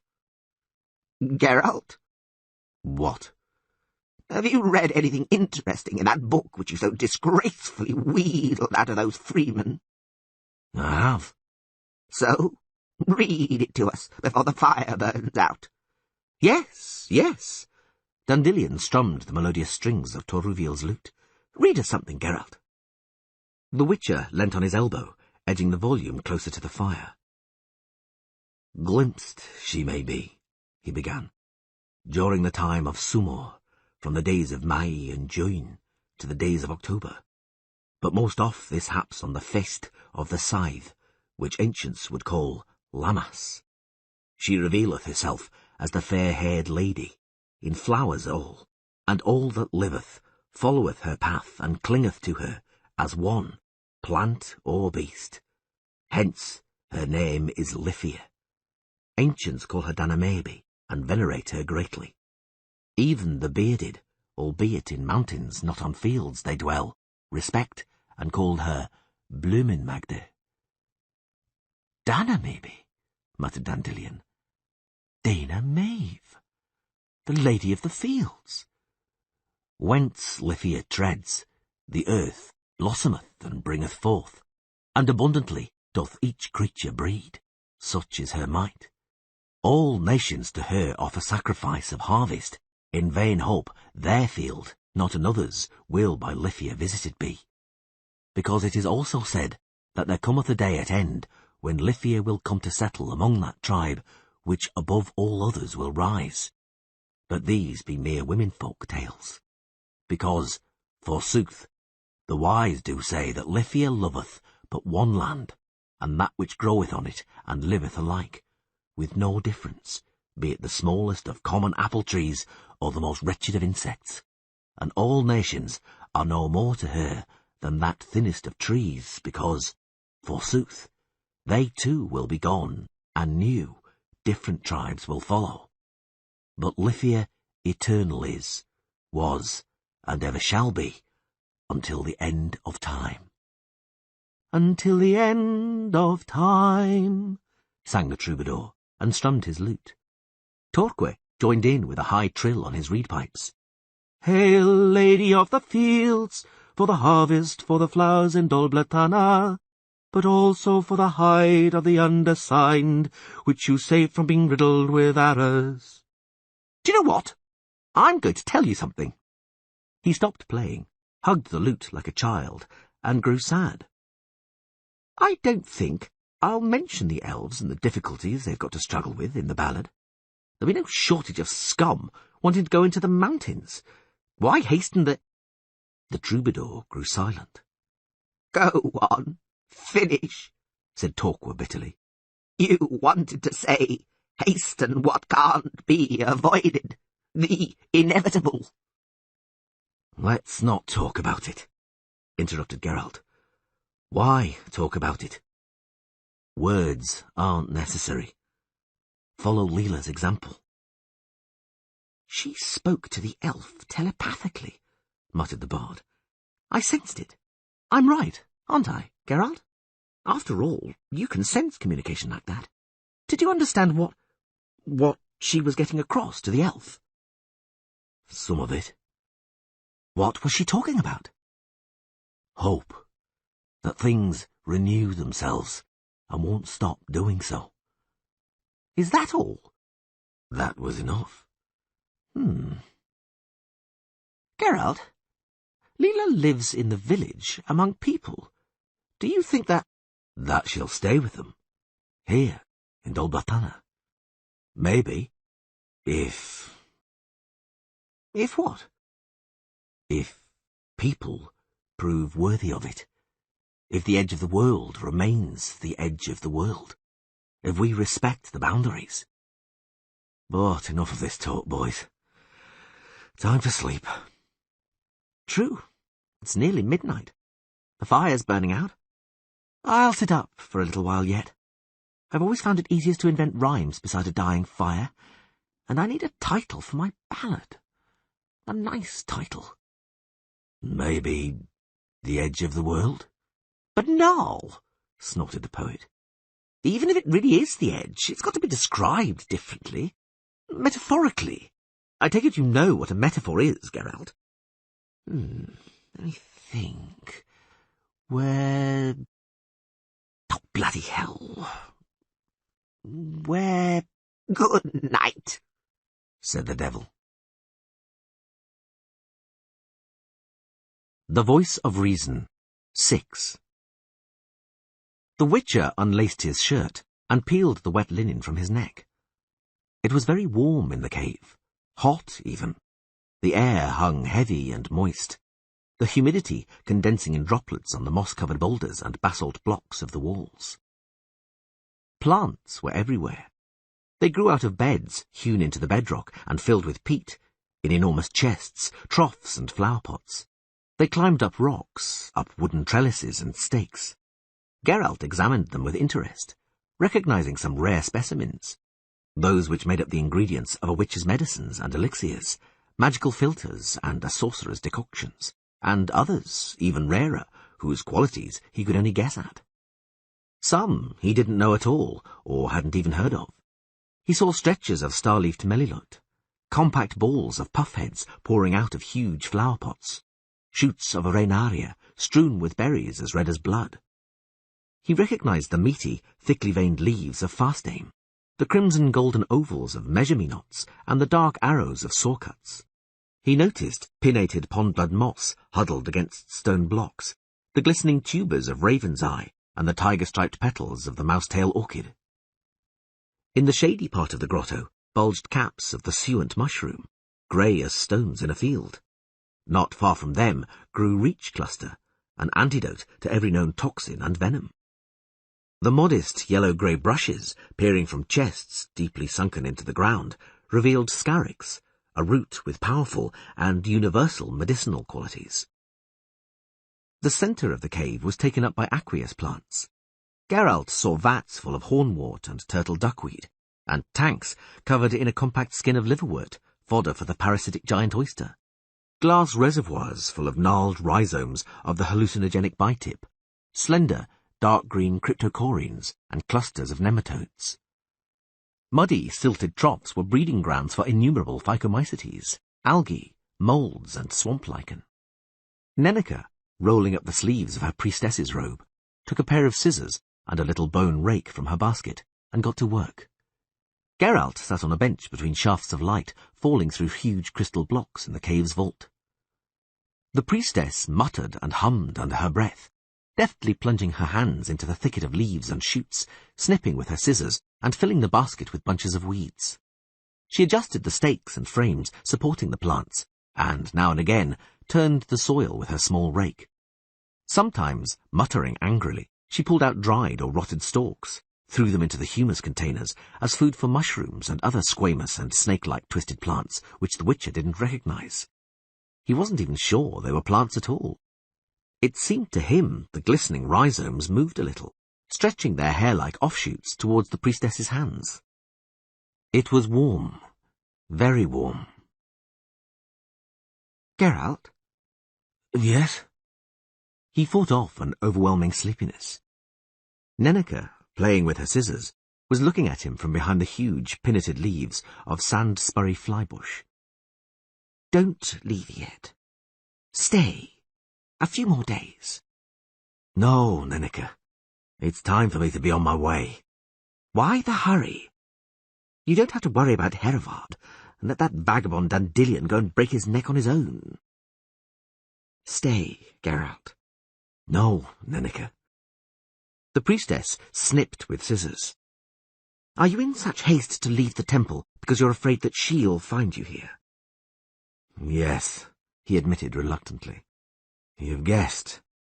It wasn't exactly difficult, she muttered. But don't worry, Yennefer's already been here, 2 months ago.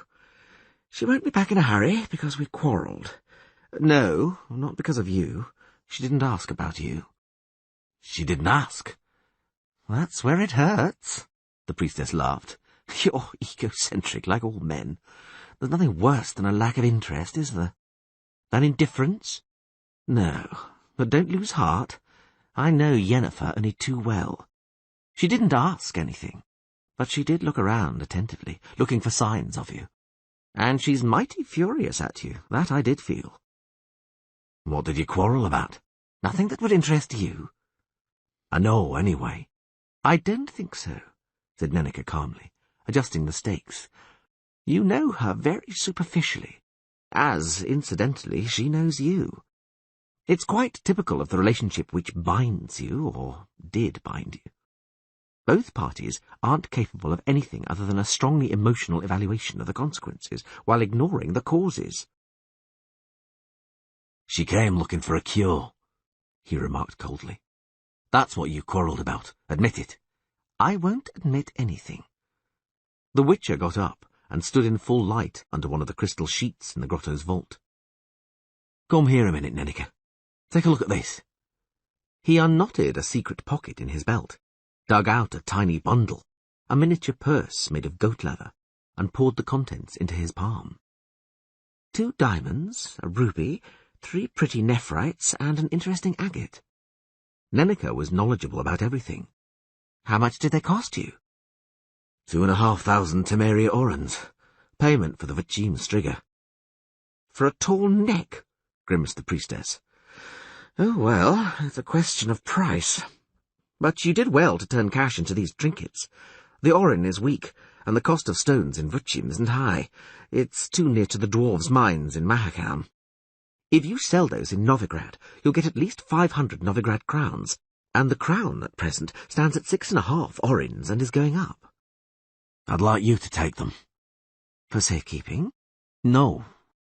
Keep the nephrites for the temple as, shall we say, my offering to the goddess Melitele, and the remaining stones are for her, for Yennefer. Give them to her when she comes to visit you again, which will no doubt be soon. Nenneke looked him straight in the eyes. I wouldn't do this if I were you. You'll make her even more furious, if that's possible, believe me. Leave everything as it is, because you're no longer in a position to mend anything or make anything better. Running away from her, you behaved, well, let's say in a manner not particularly worthy of a mature man. By trying to wipe away your guilt with precious stones, you'll behave like a very, very over-mature man. I really don't know what sort of a man I can stand less. She was too possessive, he muttered, turning away his face. I couldn't stand it. She treated me like— Stop it, she said sharply. Don't cry on my shoulder. I'm not your mother, and I won't be your confidant either. I don't give a shit how she treated you, and I care even less how you treated her. And I don't intend to be a go-between or give these stupid jewels to her. If you want to be a fool, do it without using me as an intermediary. You misunderstand. I'm not thinking of appeasing or bribing her, but I do owe her something, and the treatment she wants to undergo is apparently very costly. I want to help her, that's all. You're more of an idiot than I thought. Nenneke picked up the basket from the ground. A costly treatment. Help? Geralt, these jewels of yours are, to her, knick-knacks not worth spitting on. Do you know how much Yennefer can earn for getting rid of an unwanted pregnancy for a great lady? I do happen to know, and that she earns even more for curing infertility. It's a shame she can't help herself in that respect. That's why she's seeking help from others. Like you. No one can help her. It's impossible. She's a sorceress. Like most female magicians, her ovaries are atrophied, and it's irreversible. She'll never be able to have children. Not all sorcerers are handicapped in this respect. I know something about that, and you do too. Nenneker closed her eyes. Yes, I do. Something can't be a rule if there are exceptions to it. And please don't give me any banal untruths about exceptions proving the rule. Tell me something about exceptions as such. Only one thing, she said coldly, can be said about exceptions. They exist. Nothing more. But Yennefer, well, unfortunately she isn't an exception. At least, not as regards the handicap we're talking about. In other respects, it's hard to find a greater exception than her. Sorcerers, Geralt wasn't put off by Nenneker's coldness or her illusion, have raised the dead. I know of proven cases, and it seems to me that raising the dead is harder than reversing the atrophy of any organs. You're mistaken, because I don't know of one single proven, fully successful case of reversing atrophy or regenerating endocrine glands. Geralt, that's enough. This is beginning to sound like a consultation. You don't know anything about these things. I do. And if I tell you that Yennefer has paid for certain gifts by losing others, then that's how it is. If it's so clear, then I don't understand why she keeps on trying to— You understand very little, interrupted the priestess. Bloody little. Stop worrying about Yennefer's complaints and think about your own. Your body was also subjected to changes which are irreversible. She surprises you, but what about you? It ought to be clear to you, too, that you're never going to be human, but you still keep trying to be one, making human mistakes. Mistakes a witcher shouldn't be making. He leant against the wall of the cave and wiped the sweat from his brow. You're not answering, stated Nenneker, smiling faintly. I'm not surprised. It's not easy to speak with the voice of reason. You're sick, Geralt. You're not fully fit. You react to elixirs badly. You've got a rapid pulse rate, the dilation of your eyes is slow, your reactions are delayed. You can't get the simplest signs right, and you want to hit the trail? You have to be treated. You need therapy. And before that, a trance. Is that why you sent Yola to me, as part of the therapy, to make the trance easier? You're a fool, but not to such an extent. Nenneker turned away and slipped her hands among the meaty stalks of creepers which the Witcher didn't recognize. Well, have it your way, she said easily. Yes, I sent her to you, as part of the therapy. And let me tell you, it worked. Your reactions were much better the following day. You were calmer. And Yola needed some therapy too. Don't be angry. I'm not angry because of the therapy, or because of Yola. But at the voice of reason you're hearing? He didn't answer. A trance is necessary, repeated Nenneker, glancing around at her cave garden. Yola's ready. She's made both physical and psychic contact with you. If you want to leave, let's do it tonight. No, I don't want to. Look, Nenneker, Yola might start to prophesy during the trance, to predict, read the future. That's just it. Exactly. And I don't want to know the future. How could I do what I'm doing if I knew it? Besides, I know it anyway. Are you sure? He didn't answer. Oh, well, all right, she sighed. Let's go. Oh, and Geralt, I don't mean to pry, but tell me, how did you meet? You and Yennefer. How did it all start? The Witcher smiled. It started with me and Dandelion not having anything for breakfast and decided to catch some fish. Am I to understand that instead of fish you caught Yennefer? I'll tell you what happened, but maybe after supper. I'm hungry. Let's go then. I've got everything I need. The Witcher made a move towards the exit, and once more looked around the cave hothouse. Nenneke. Uh-huh. Half of the plants you got here don't grow anywhere else anymore. Am I right? Yes, more than half. How come? If I said it was through the goddess Melitele's grace, I dare say that wouldn't be enough for you, would it? I dare say it wouldn't. That's what I thought. Nenneke smiled.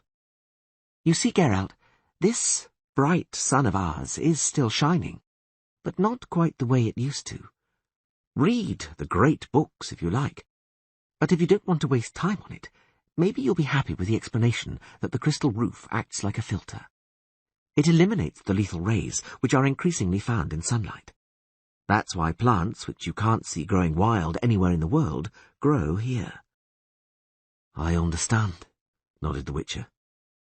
And us, Nenneke? What about us? The sun shines on us too. Shouldn't we shelter under a roof like that?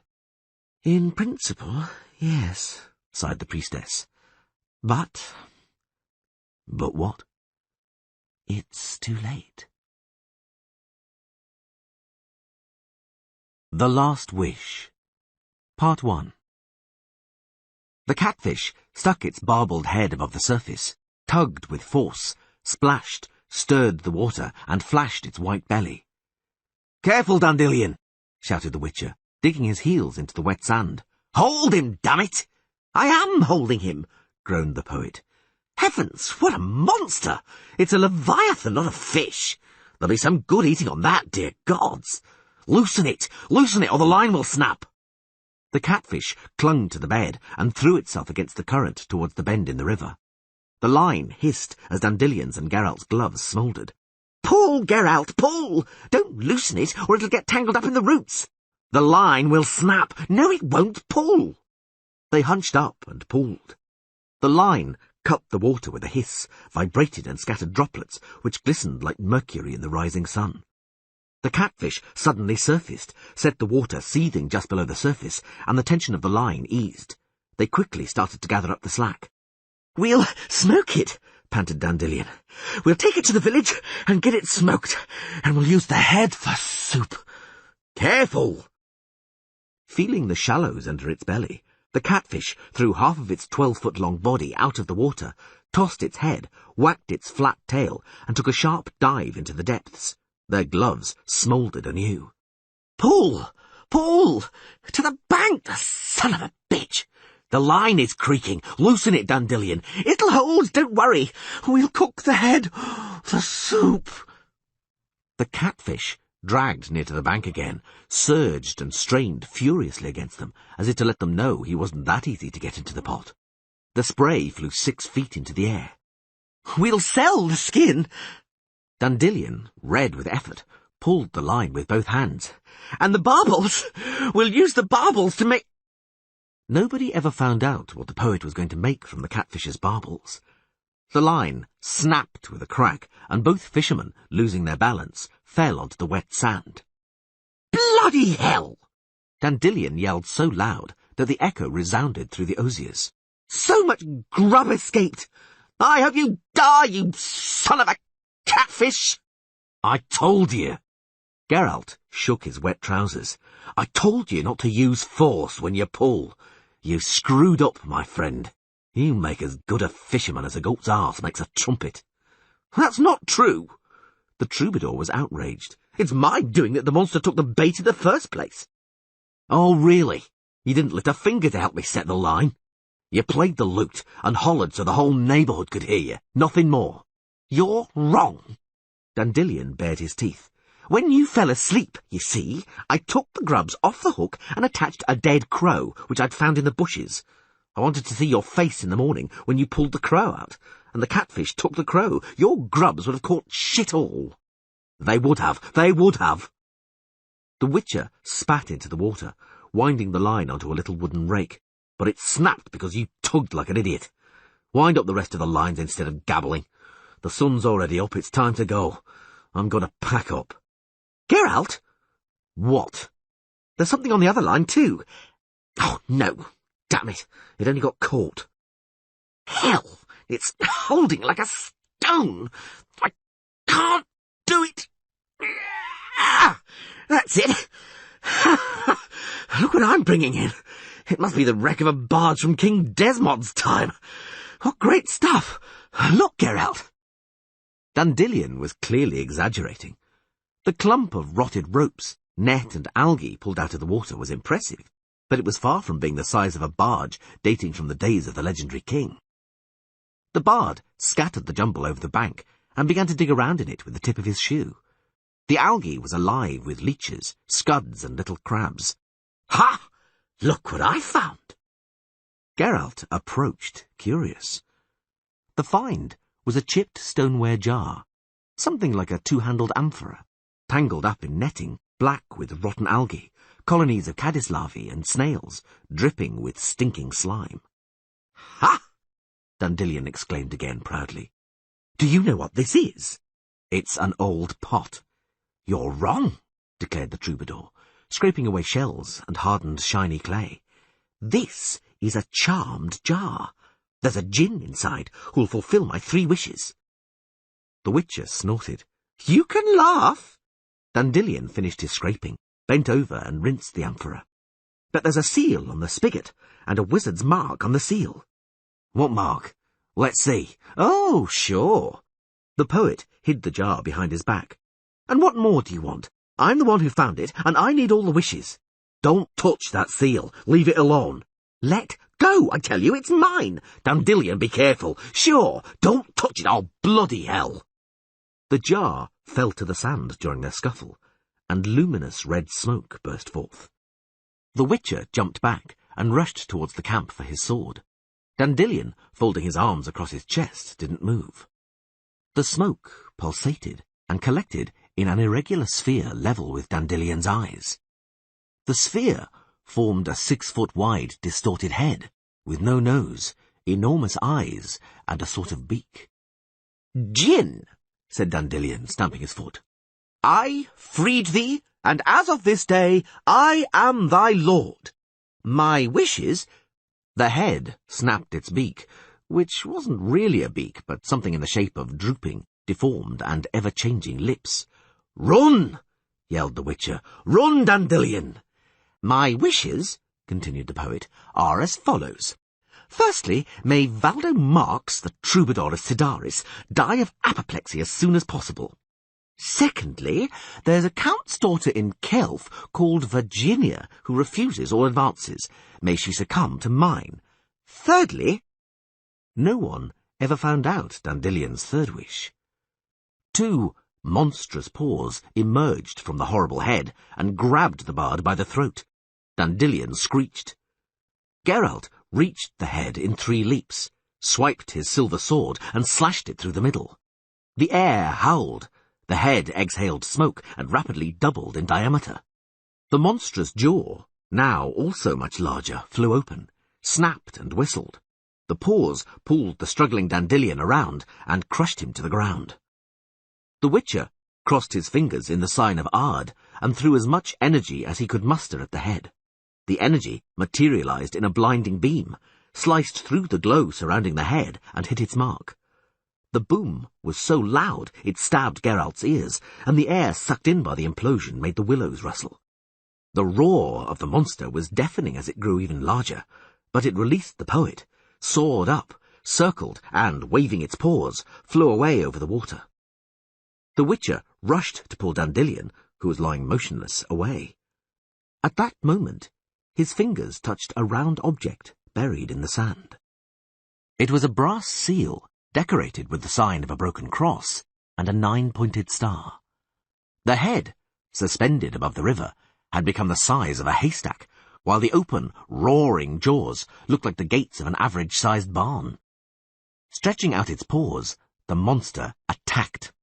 Geralt, not having the least idea of what to do, squeezed the seal in his fist and, extending his hand towards the assailant, screamed out the words of an exorcism a priestess had once taught him. He had never used those words until now because, in principle, he didn't believe in superstitions. The effect surpassed his expectations. The seal hissed and grew hot, burning his hand. The gigantic head froze in the air, suspended, motionless above the river. It hung like that for a moment, then, at last, it began to howl, roar, and dispersed into a pulsating bundle of smoke, into a huge whirling cloud. The cloud whined shrilly and whisked upstream with incredible speed, leaving a trail of churned-up water on the surface. In a matter of seconds, it had disappeared into the distance. Only a dwindling howl lingered across the water. The Witcher rushed to the poet, cowering on the sand. "Dandelion! Are you dead? Dandelion, damn it! What's the matter with you?" The poet jerked his head, shook his hands, and opened his mouth to scream. Geralt grimaced and narrowed his eyes. Dandelion had a trained, loud tenor voice, and when frightened could reach extraordinary registers. But what emerged from the bard's throat was a barely audible hoarse croak. "Dandelion! What's the matter with you? Answer me!"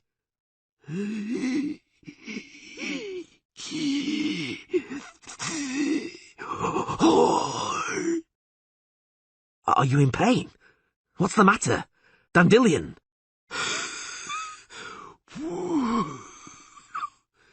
"Don't say anything. If everything's all right, nod."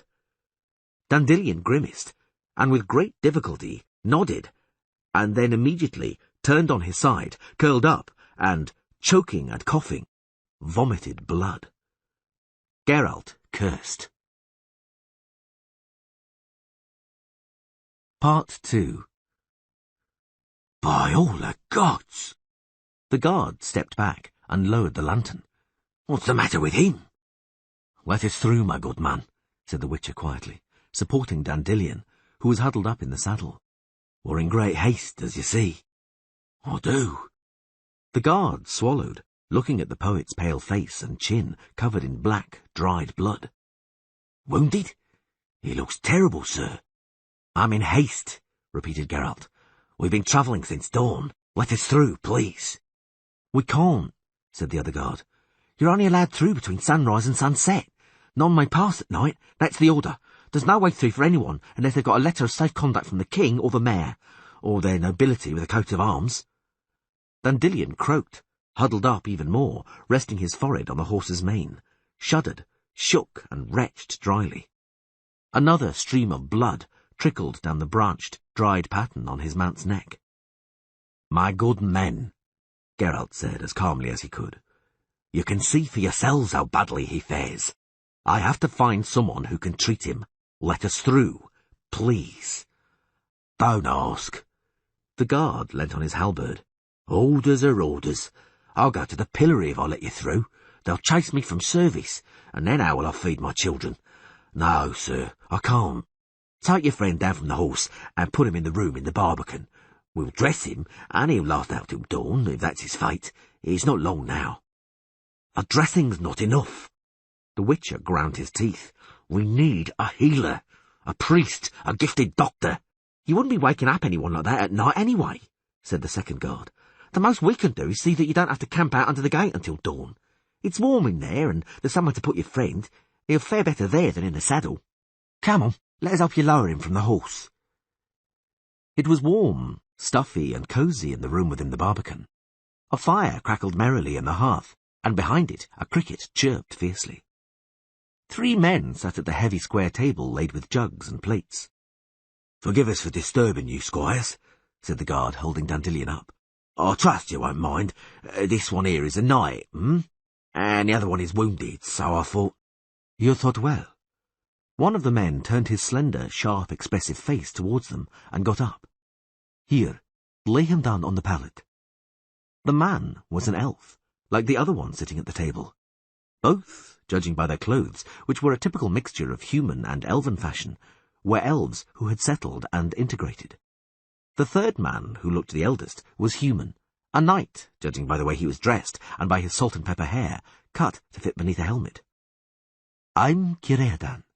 The taller of the elves, with an expressive face, introduced himself. As was usual with representatives of the old people, it was difficult to guess his age. He could have been 20 or 120. "This is my cousin Erdil, and this nobleman is the knight Vratimir." "A nobleman?" muttered Geralt. But a closer look at the coat of arms embroidered on his tunic shattered his hopes. A shield, divided per cross and bearing golden lilies, was cut diagonally by a silver bar. Vratimir was not only illegitimate, but came from a mixed human-non-human union. As a result, although he was entitled to use a coat of arms, he couldn't consider himself a true nobleman, and the privilege of crossing the city gate after dusk most certainly wasn't extended to him. Unfortunately, the witch's scrutiny did not escape the elf's attention. We too have to remain here until dawn. The law knows no exceptions, at least not for the likes of us. We invite you to join our company, Sir Knight. Geralt of Rivia. The Witcher introduced himself. A Witcher, not a knight. What's the matter with him? Kiredan indicated Dandelion, whom the guards had laid on a pallet in the meantime. It looks like poisoning. If it is poisoning, then I can help. I've got some good medicine with me. Geralt sat down, then quickly gave a guarded account of events at the river. The elves looked at each other, and the knight spat through his teeth and frowned. Extraordinary, Kiredan remarked. What could it have been? A gin in a bottle, muttered Vratimir, like a fairy tale. Not quite. Geralt indicated Dandelion, curled up on the pallet. I don't know of any fairy tale that ends like this. That poor fellow's injuries, said Kiredan, are evidently of a magical nature. I fear that my medicine will not be of much use, but I can at least lessen his suffering. Have you already given him a remedy, Geralt? A pain-killing elixir. Come and help me. You can hold his head up. Dandelion greedily drank the medicine diluted with wine, choked on his last sip, wheezed and covered the leather pillow with spittle. I know him, Erdil said. He's Dandelion, the troubadour and poet. I saw him singing at the court of King Ithane in Sidaris once. A troubadour, repeated Kiredan, looking at Geralt. That's bad, very bad. The muscles of his neck and throat are attacked. Changes in his vocal cords are starting to take place. The spell's action has to be halted as soon as possible, otherwise this might be irreversible. That means... Does that mean he won't be able to talk? Talk, yes, maybe. Not sing. Geralt sat down at the table without saying a word, and rested his forehead on his clenched fists.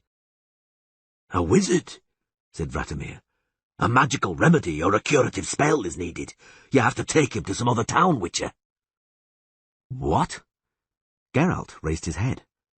And here, in Rinda. Isn't there a wizard here? Magicians are hard to come by in the whole of Britannia, said the knight. Isn't that true? Ever since King Heribert placed an exorbitant tax on spells, magicians have boycotted the capital and those towns which are rigorous in executing the king's edicts. And the councillors of Rinda are famous for their zeal in this respect. Kiredan, Erdil, am I right? You are, confirmed Erdil. But, Kiredan, may I? You have to, said Kiredan, looking at the Witcher. There's no point in making a secret of it. Everyone knows anyway. There's a sorceress staying in the town right now, Geralt. Incognito, no doubt. Not very, smiled the elf. The sorceress in question is something of an individualist. She's ignoring both the boycott imposed on Rinda by the Council of Wizards and the disposition of the local councillors, and is doing rather splendidly out of it. The boycott means there's tremendous demand for magical services here, and of course, the sorceress isn't paying any levies. And the town council puts up with it. The sorceress is staying with a merchant, a trade broker from Novigrad, who is also the honorary ambassador. Nobody can touch her there. She has asylum.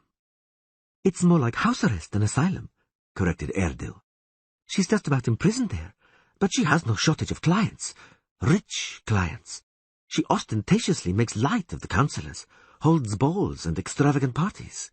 While the councillors are furious, turn whoever they can against her, and tarnish her reputation as best they can, Kiredan cut in. They spread foul rumours about her, and hope, no doubt, that the Novigrad hierarchy will forbid the merchant to grant her asylum. I don't like meddling in things like that, muttered Geralt, but I've got no choice. What's the merchant ambassador's name? Bo Berant. The Witcher thought that Kireadan grimaced as he pronounced the name. Oh, well, it really is your only hope. Or rather, the only hope for that poor fellow moaning on the bed. But whether the sorceress will want to help you, I don't know. Be careful when you go there, said Erdil. The mayor's spies are watching the house. You know what to do if they stop you.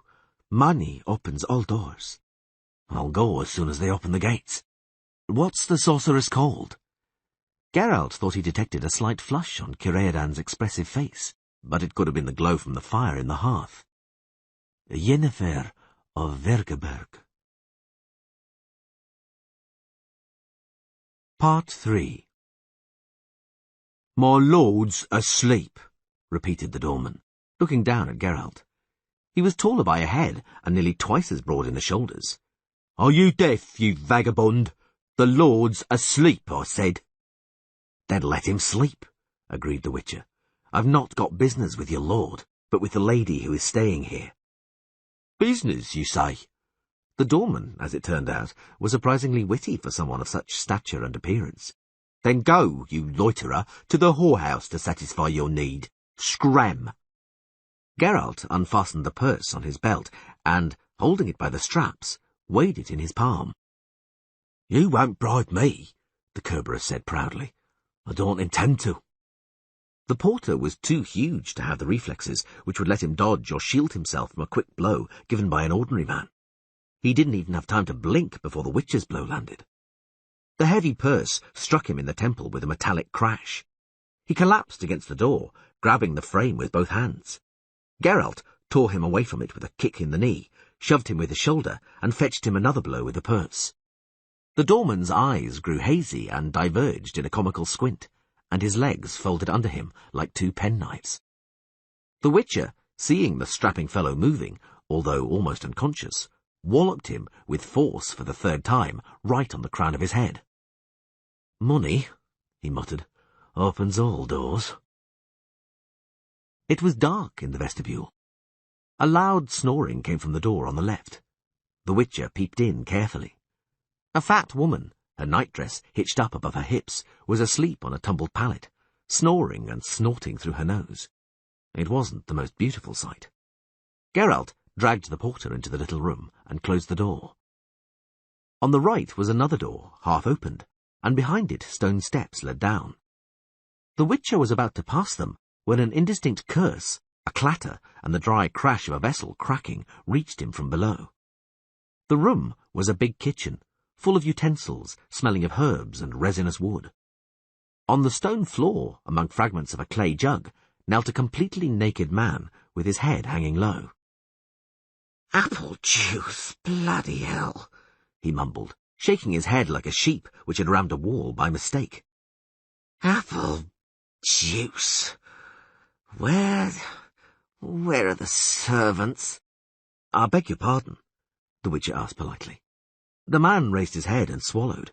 His eyes were vague and very bloodshot. She wants juice from apples, he stated, then got up with evident difficulty, sat down on a chest covered with a sheepskin coat, and leant against the stove. I have to take it upstairs because... Do I have the pleasure of speaking to the merchant, Borberant? Quieter. The man grimaced painfully. Don't yell. Listen, in that barrel there, juice, apple. Pour it into something and help me get upstairs, all right? Geralt shrugged, then nodded sympathetically. He generally avoided overdoing the alcohol, but the state in which the merchant found himself was not entirely unknown to him. He found a jug and a tin mug among the crockery, and drew some juice from the barrel. He heard snoring and turned. Borberant was fast asleep, his head hanging on his chest. For a moment, the Witcher considered pouring juice over him to wake him up, but he changed his mind. He left the kitchen carrying the jug. The corridor ended in a heavy inlaid door. He entered carefully, opening it just enough to slip inside. It was dark, so he dilated his pupils and wrinkled his nose. A heavy smell of sour wine, candles and overripe fruit hung in the air, and something else that brought to mind a mixture of the scents of lilac and gooseberries. He looked around. The table in the middle of the chamber bore a battlefield of jugs, carafes, goblets, silver plates, dishes, and ivory-handled cutlery. A creased tablecloth, which had been pushed aside, was soaked in wine, covered in purple stains, and stiff with wax, which had trickled down the candlesticks. Orange peel glowed like flowers among plum and peach stones, pear cores and grape stalks. A goblet had fallen over and smashed. The other was in one piece, half full, with a turkey bone sticking out of it. Next to the goblet stood a black, high-heeled slipper. It was made of basilisk skin. There wasn't a more expensive raw material which could be used in the making of shoes. The other slipper lay under a chair on top of a carelessly discarded black dress with white frills and an embroidered flowery pattern.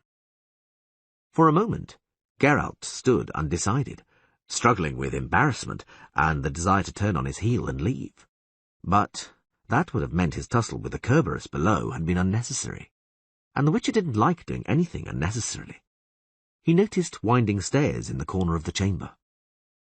On the steps, he found 4 withered white roses and a napkin stained with wine and crimson lipstick. The scent of lilac and gooseberries grew stronger. The stairs led to a bedroom, the floor of which was covered in an enormous shaggy animal skin. A white shirt with lace cuffs and umpteen white roses lay on the skin, and a black stocking. The other stocking hung from one of the 4 engraved posts which supported the domed canopy over the bed. The engravings on the posts depicted nymphs and fauns in various positions. Some of the positions were interesting, others funny. Many repeated themselves. Geralt cleared his throat loudly, looking at the abundant black locks visible from under the eiderdown. The eiderdown moved and moaned. Geralt cleared his throat even louder. "Beau?" the abundance of black locks asked indistinctly. "Have you brought the juice?" "Yes." A pale, triangular face, violet eyes, and narrow, slightly contorted lips appeared beneath the black tresses. "Oh." The lips became even more contorted. "Oh, I'm dying of thirst." "Here you are." The woman sat up, scrambling out of the bedclothes. She had pretty shoulders, a shapely neck, and around it a black velvet choker with a star-shaped jewel sparkling with diamonds. Apart from the choker, she had nothing on. "Thank you." She took the mug from his hand, drank greedily, then raised her arms and touched her temples. The eiderdown slipped down even further. Geralt averted his eyes, politely, but unwillingly. "Who are you?" asked the black-haired woman, narrowing her eyes and covering herself with the eiderdown. "What are you doing here? And where, damn it, is Berant?" Which question shall I answer first? He immediately regretted his sarcasm. The woman raised her hand, and a golden streak shot out from her fingers. Geralt reacted instinctively, crossing both hands in the sign of heliotrope, and caught the spell just in front of his face. But the discharge was so strong that it threw him back against the wall. He sank to the floor. "No need," he shouted, seeing the woman raise her hand again. "Lady Yennefer, I come in peace, with no evil intentions." A stamping came from the stairs, and servants loomed in the bedroom doorway.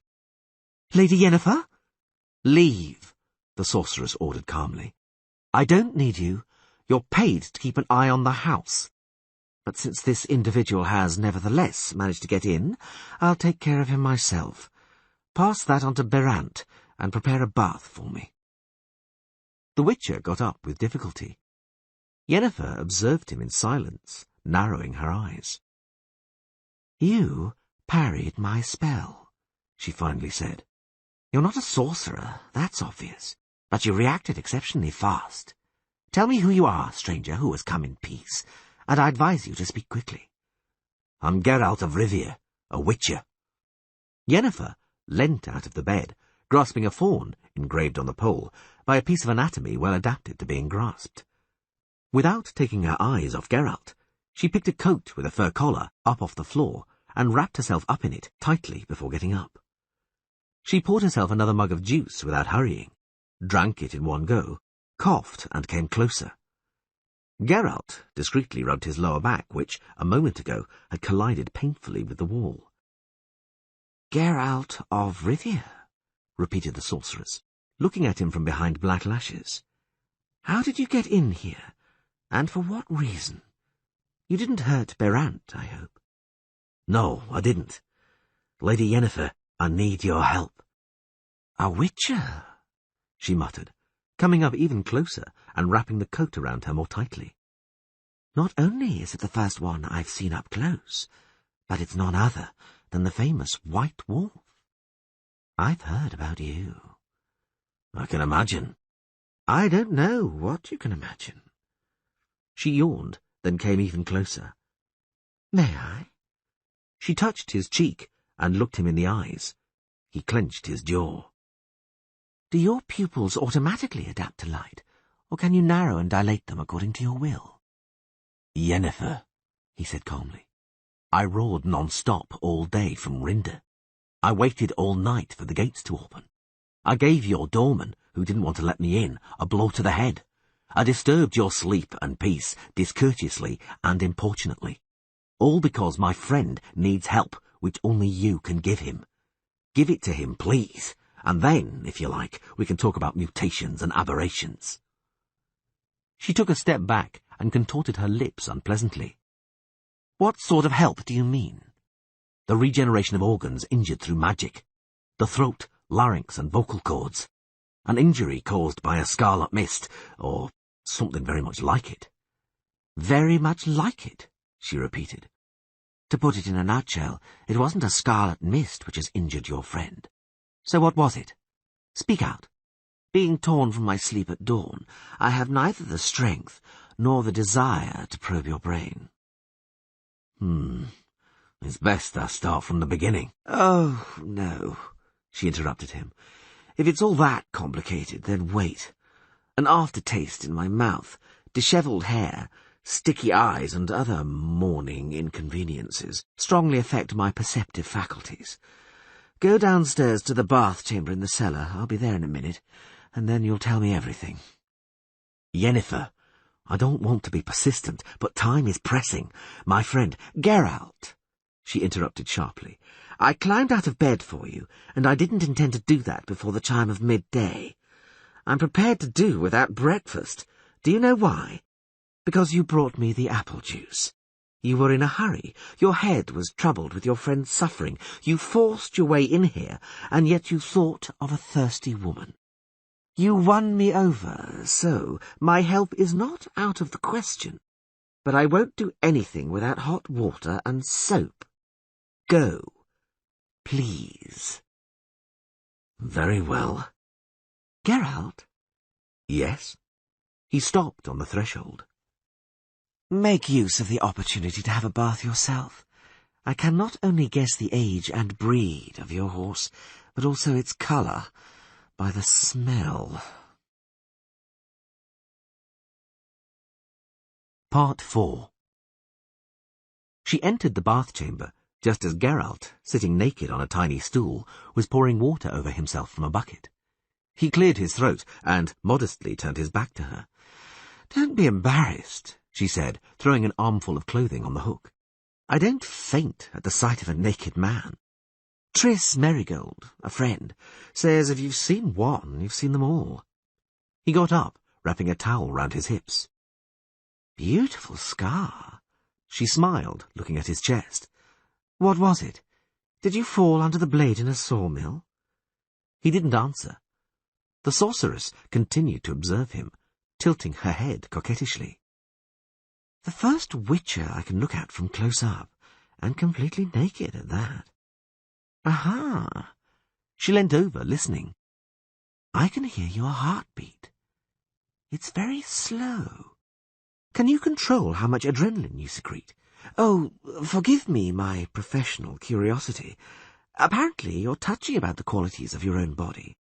You're wont to describe these qualities using words which I greatly dislike, lapsing into pompous sarcasm with it, something I dislike even more."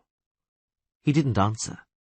"Well, Enough of that. My bath is getting cold. Yennefer moved as if she wanted to discard her coat, then hesitated. I'll take my bath while you talk, to save time, but I don't want to embarrass you. And besides, we hardly know each other. So then, taking decency into account, I'll turn round, he proposed hesitantly. No. I have to see the eyes of the person I'm talking to. I've got a better idea. He heard an incantation being recited, felt his medallion quiver, and saw the black coat softly slip to the floor. Then he heard the water splashing. Now I can't see your eyes, Yennefer, he said. And that's a pity. The invisible sorceress snorted and splashed in the tub. Go on. Geralt finished struggling with his trousers, pulling them on under his towel, and sat on the bench. Buckling up his boots, he related the adventure by the river, cutting out most of the skirmish with the catfish. Yennefer didn't seem the type to be interested in fishing. When he got to the part where the cloud creature escaped from the jar, the huge soapy sponge froze. Well, well, he heard. That's interesting. A gin in a bottle. No gin, he contested. It was some variant of scarlet mist, some new, unknown type. The new and unknown type deserves to be called something, said the invisible Yennefer. The name gin is no worse than any other. Continue, please. He obeyed. The soap in the tub foamed relentlessly as he continued his tale, and the water overflowed. Something caught his eye. Looking more carefully, he discerned outlines and shapes revealed by the soap covering the invisible Yennefer. They fascinated him to the extent that he was struck dumb. Go on. A voice coming from nothingness, from above the outlines which so absorbed him, urged, What happened next? That's all, he said. I chased him away, that gin, as you call him. How? The ladle rose and poured water. The soap vanished, as did the shapes. Geralt sighed. With an incantation, he said. An exorcism. Which one? The ladle poured water once more. The Witcher started to observe the ladle's action more diligently, because the water, albeit briefly, also revealed this and that. He repeated the incantation, substituting the vowel E with an intake of breath according to the safety rule. He thought he'd impress the sorceress by knowing the rule, so he was surprised when he heard laughter coming from the tub. What's so funny? That exorcism of yours. The towel flew off its peg and suddenly began to wipe the rest of the outlines. Triss is going to kill herself laughing when I tell her. Who taught you that, Witcher? That incantation? A priestess from Huldra's sanctuary. It's a secret language of the temple. Secret to some.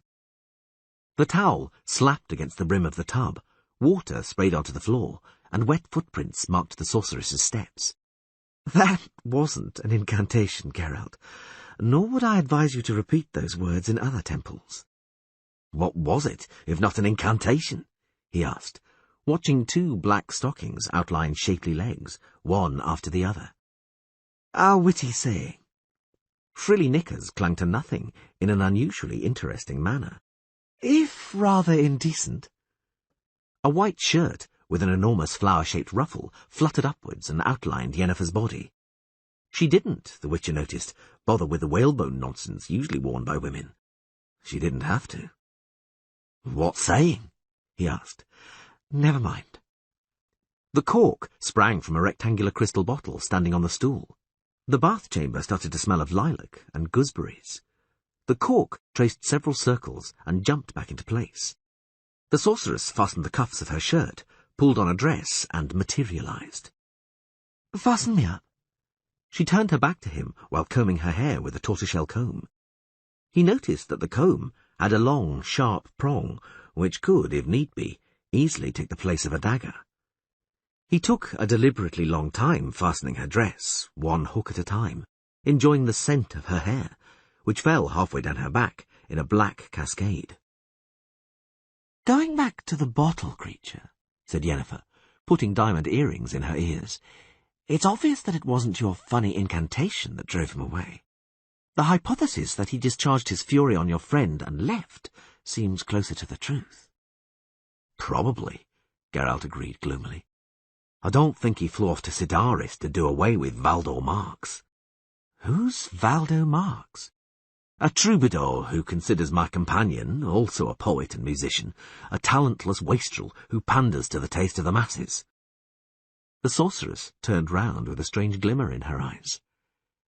Could it be that your friend managed to express a wish? Two, both stupid. Why do you ask? This fulfilling of wishes by genies is nonsense. After all, jinns, spirits of the lamp. Clearly nonsense, repeated Yennefer with a smile. Of course. It's an invention, a fairy tale devoid of any sense, like all the legends in which good spirits and fortune-tellers fulfill wishes.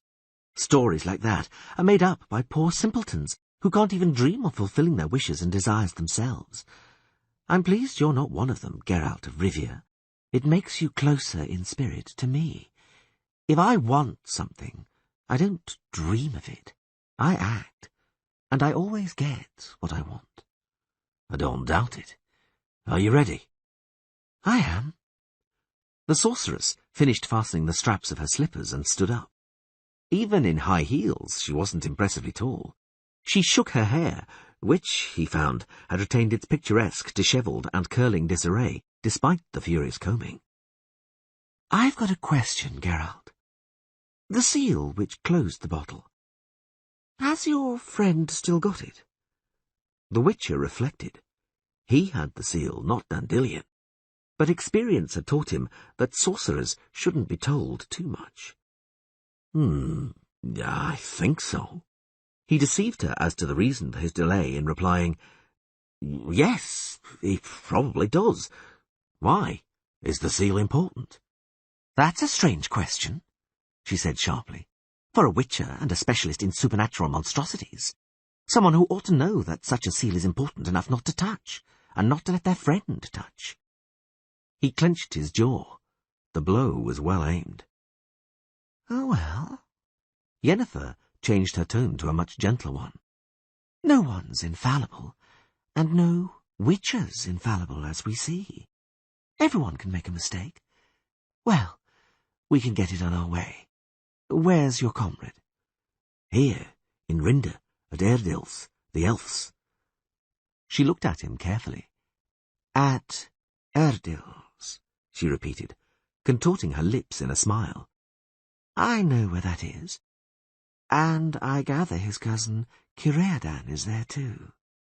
That's right, but what? Nothing, she interrupted, raised her arms and closed her eyes. The medallion around the witch's neck pulsed, tugged at the chain. On the damp bath-chamber wall shone the luminous outline of a door which framed a swirling phosphorescent milky nothingness. The Witcher cursed.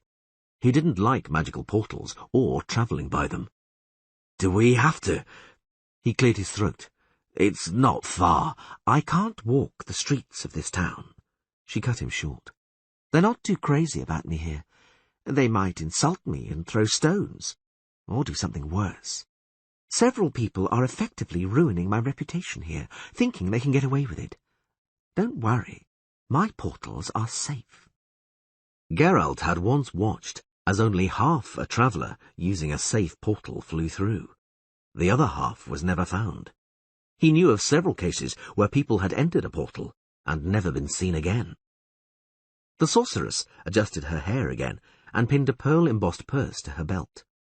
The purse looked too small to hold anything other than a handful of coppers and a lipstick, but Geralt knew it was no ordinary purse. Hold me. Tighter? I'm not made of china. On our way. The medallion vibrated. Something flashed, and Geralt suddenly found himself in black nothingness, in penetrating cold. He couldn't see, hear, or feel anything. Cold was all that his senses could register. He wanted to curse, but didn't have time. Part 5. It's an hour since she went in.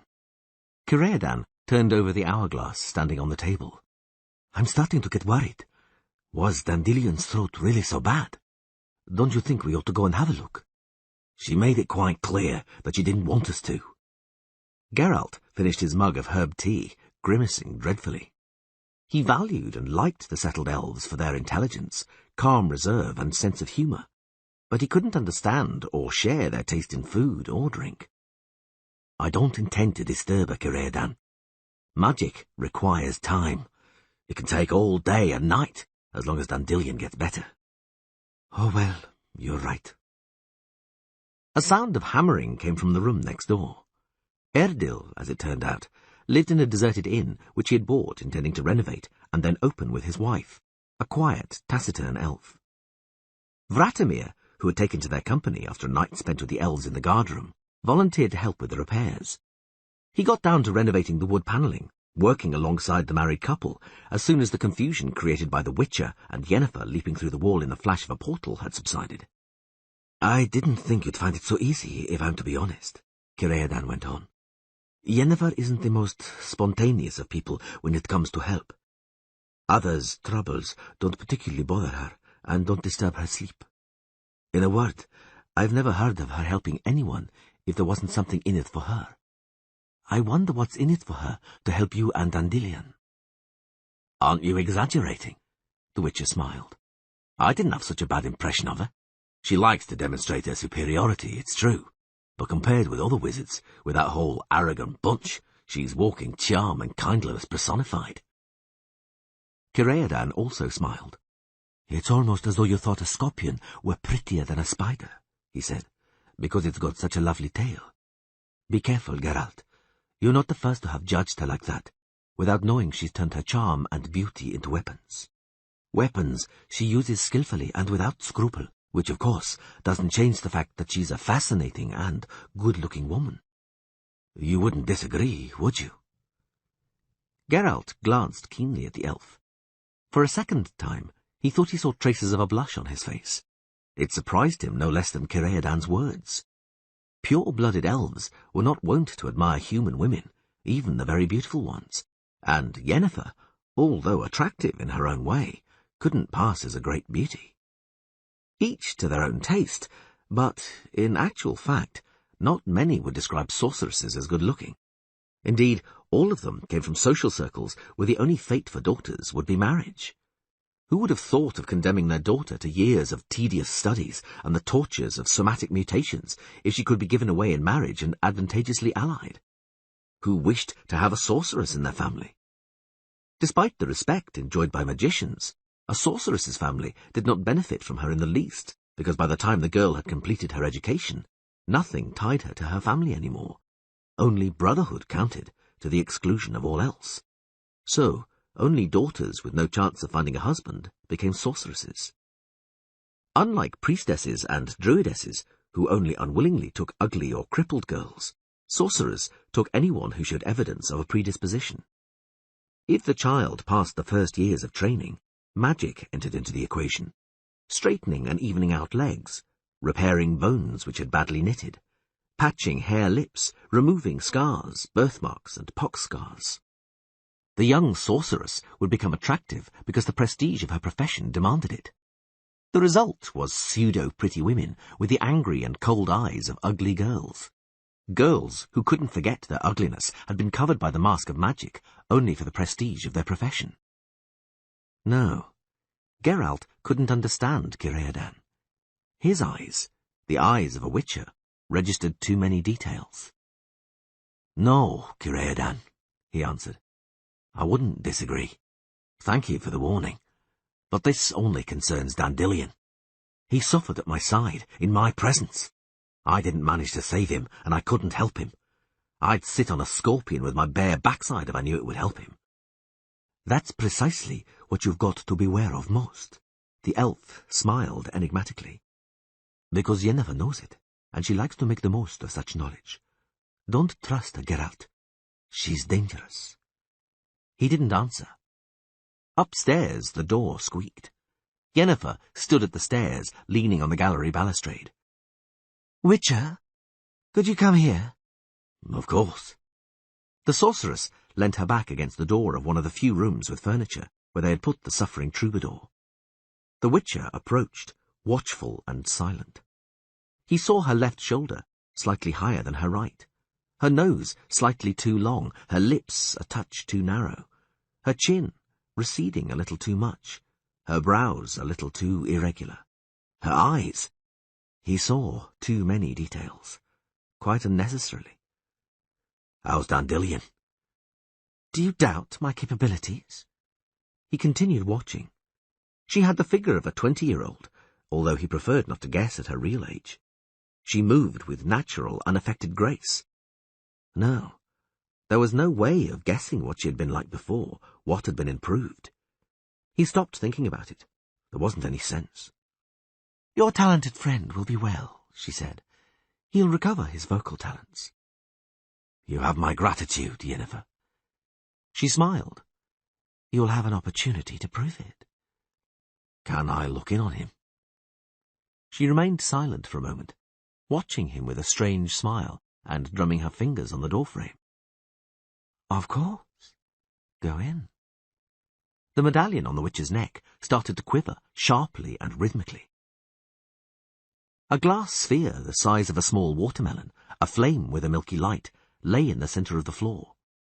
The sphere marked the heart of a precisely traced 9-pointed star, whose arms reached the corners and walls of the small chamber. A red pentagram was inscribed within the star. The tips of the pentagram were marked by black candles standing in weirdly shaped holders. Black candles had also been lit at the head of the bed, where Dandelion, covered with sheepskins, rested. The poet was breathing peacefully.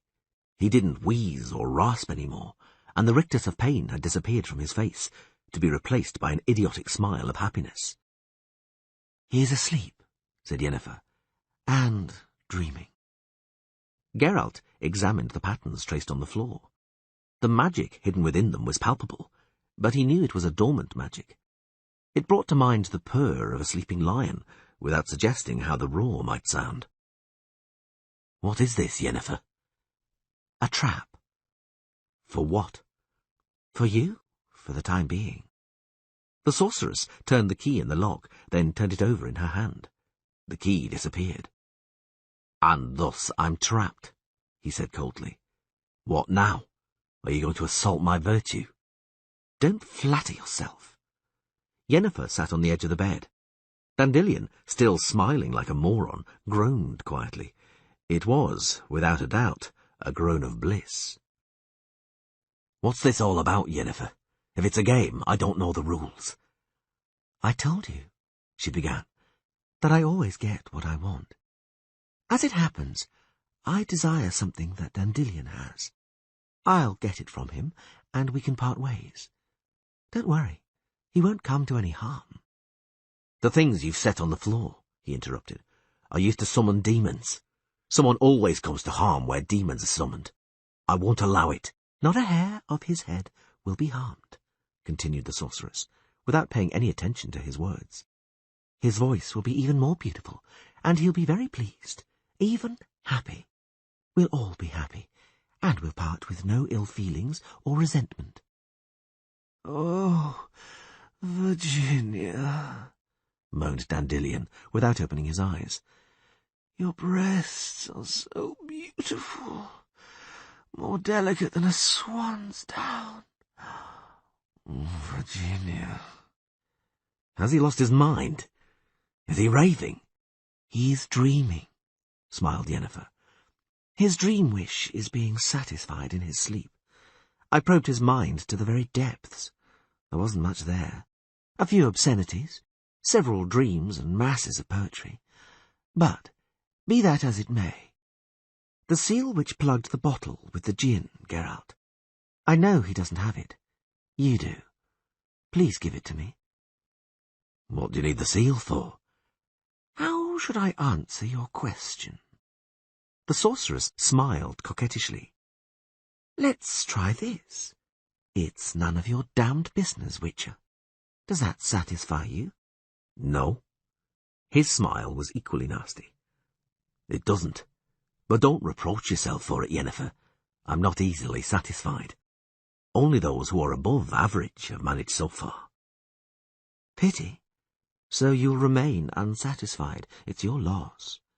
The seal, please. Don't pull that face. It doesn't suit either your good looks or your complexion. In case you hadn't noticed, let me tell you that you are now beginning to repay the gratitude you owe me. The seal is the first instalment for the price to be paid for the singer's voice.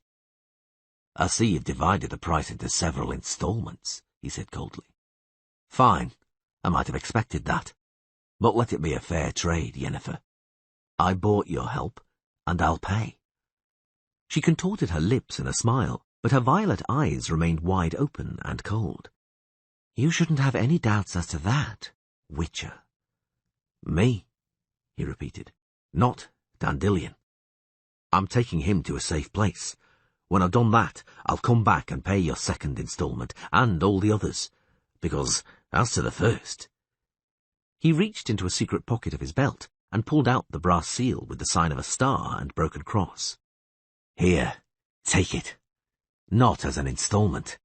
Accept it from a Witcher, as proof of his gratitude for having treated him more kindly, albeit in a calculated manner, than the majority of your brethren would have done. Accept it as evidence of goodwill, which ought to convince you that having seen to my friend's safety, I'll return to repay you. I didn't see the scorpion amidst the flowers, Yennefer. I'm prepared to pay for my inattention. A pretty speech. The sorceress folded her arms. Touching and pompous. Pity it's in vain. I need Dandelion, so he's staying here. He's already been close to the creature you intend to draw here. Geralt indicated the patterns on the floor.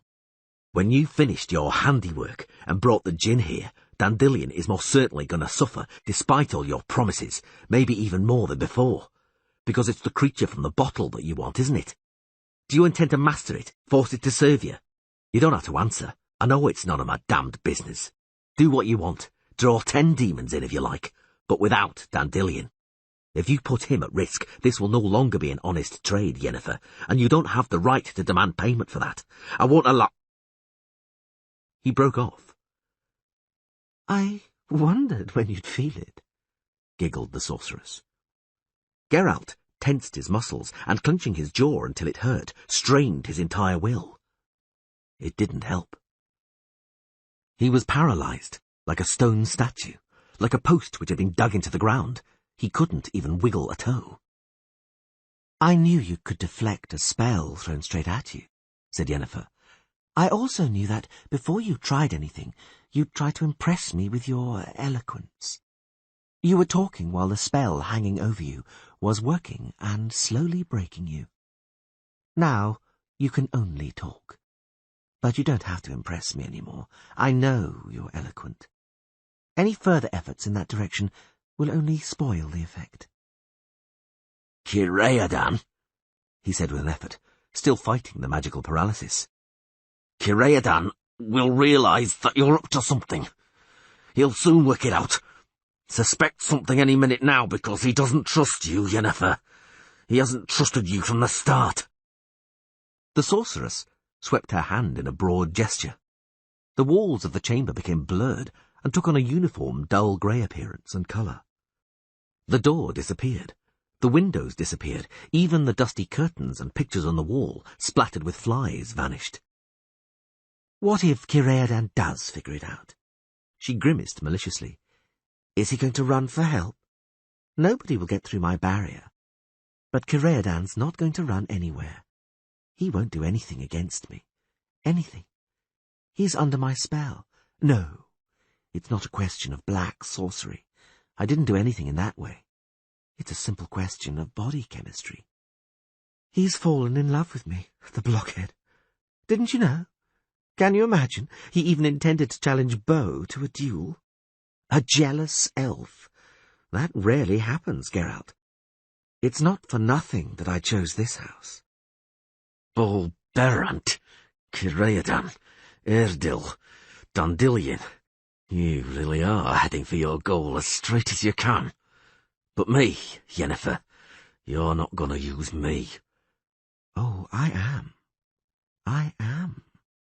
The sorceress got up from the bed and approached him, carefully avoiding the signs and symbols marked out on the floor. After all, I did say that you owe me something for curing the poet. It's a matter of a trifle. A small favour. After what I've done, what I intend to do here in a moment, I'm leaving Rinda, and I've still got unpaid accounts in this town. I've promised several people here something, and I always keep my promises. Since I won't have time to do so myself, you'll keep those promises for me. He wrestled with all his might, in vain.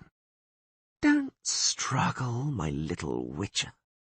She smiled spitefully. It's pointless. You've got a strong will and quite a bit of resistance to magic, but you can't contend with me and my spell. And don't act out a farce for me. Don't try to charm me with your hard and insolent masculinity. You are the only one to think you're insolent and hard. You'd do anything for me in order to save your friend, even without spells at that. You'd pay any price. You'd lick my boots. And maybe something else too, if I unexpectedly wished to amuse myself. He remained silent. Yennefer was standing in front of him, smiling and fiddling with the obsidian star sparkling with diamonds pinned to her velvet ribbon. I already knew what you were like, she continued, after exchanging a few words with you in Beau's bedroom. And I knew what form of payment I'd demand from you. My accounts in Rinda could be settled by anyone, including Caredan. But you're the one who's going to do it, because you have to pay me. For your insolence, for the cold way you look at me, for the eyes which fish for every detail, for your stony face and sarcastic tone of voice, for thinking that you could stand face to face with Yennefer of Vergerberg and believe her to be full of self-admiration and arrogance, a calculating witch, while staring at her soapy tits. Pay up, Geralt of Rivia. She grabbed his hair with both hands and kissed him violently on the lips, sinking her teeth into them like a vampire. The medallion on his neck quivered, and it felt to Geralt as if the chain was shrinking and strangling him. Something blazed in his head, while a terrible humming filled his ears. He stopped, seeing the sorceress's violet eyes, and fell into darkness. He was kneeling. Yennefer was talking to him in a gentle, soft voice. You remember? Yes, my lady. It was his own voice. So, go and carry out my instructions. At your command, my lady. You may kiss my hand. Thank you, my lady. He felt himself approach her on his knees. 10,000 bees buzzed in his head. Her hand smelt of lilac and gooseberries. Lilac and gooseberries. Lilac and gooseberries. A flash. Darkness. A balustrade. Stairs. Caredan's face. Get out! What's the matter with you? Get out! Where are you going? I have to. His own voice. I have to go. Oh, gods! Look at his eyes! Vratimir's face contorted with horror. Erdil's face. And Caredan's voice. No, Erdil! Don't touch him! Don't try to stop him! Out of his way! Get out of his way! The scent of lilac and gooseberries. Lilac and gooseberries. A door. The explosion of sunlight. It's hot. Humid. The scent of lilac and gooseberries. There's going to be a storm, he thought. And that was his last thought. Part 6. Darkness. The scent. Scent? No. Smell. Stench of urine, rotten straw and wet rags. The stink of a smouldering torch stuck into an iron grip set in a wall of uneven stone blocks. A shadow thrown by the light of the torch, a shadow on the dirt floor. The shadow of a grill. The Witcher cursed. At last! He felt someone lift him up, rest his back against the damp wall. I was beginning to worry.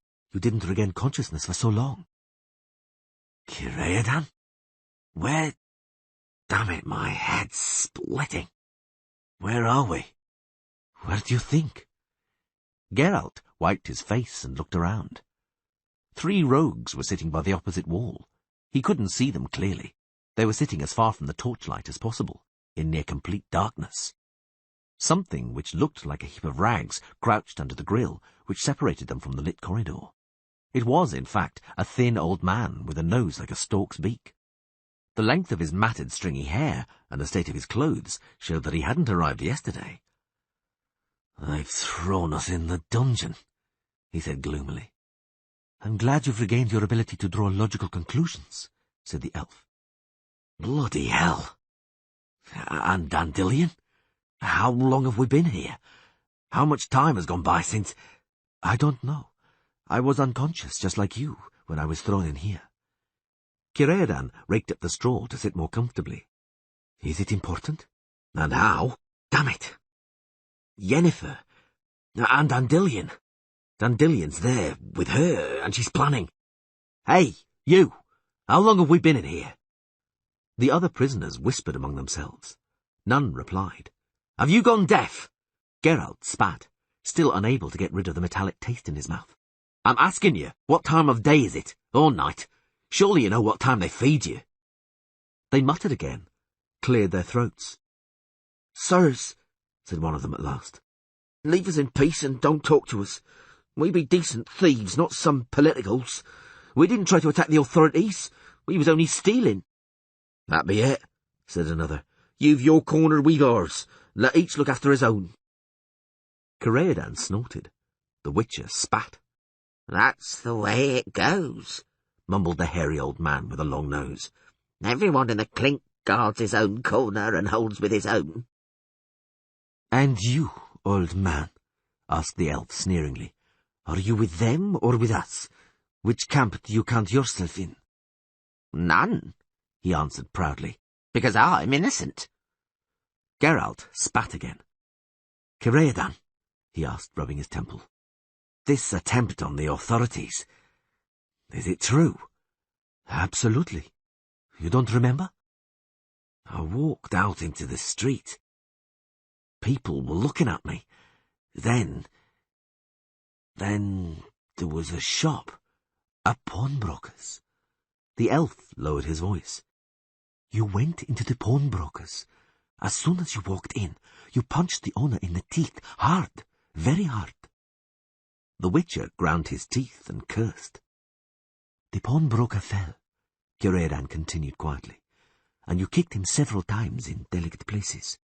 The assistant ran to help his master, and you threw him out of the window into the street." "I fear," muttered Geralt, "that wasn't the end of it." "Your fears are well founded. You left the pawnbrokers and marched down the centre of the street, jostling passers-by and shouting some nonsense about a lady's honour. There was quite a crowd following you. Erdil, Vratimir and I among them. Then you stopped in front of Laurelnose, the apothecary's house, went in, and were back in the street a moment later, dragging Laurelnose by the leg. And you made something of a speech to the crowd." "What sort of a speech?" "To put it simply, you stated that a self-respecting man shouldn't ever call a professional harlot a whore, because it's base and repugnant, while using the word whore to describe a woman one has never knocked off or paid any money for doing so is childish and punishable. The punishment, you announced, would be dealt there and then, and it would be fitting for a spoilt child. You thrust the apothecary's head between his knees, pulled down his pants, and thrashed his arse with a belt." "Go on, Kireadan. Go on. Don't spare me." "You beat Laurelnose on the backside, and the apothecary howled and sobbed, called to gods and men alike for help, begged for mercy. He even promised to be better in the future, but you clearly didn't believe him. Then several armed bandits, who in Rinda go by the name of guards, came running up.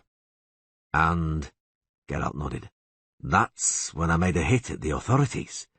not at all. You made a hit at them much earlier. Both the pawnbroker and Laurelnose are on the town council. Both had called for Yennefer to be thrown out of town. Not only did they vote for it at the council, but they badmouthed her in taverns and spread vulgar gossip. I guess that. Carry on. You stopped when the guards appeared. They threw me in here. They wanted to. Oh, Geralt, what a sight it was. What you did to them, it's hard to describe. They had swords, whips, clubs, hatchets, and you only had an ash cane with a pommel which you'd snatched from some dandy. And when they were all lying on the ground, you walked on.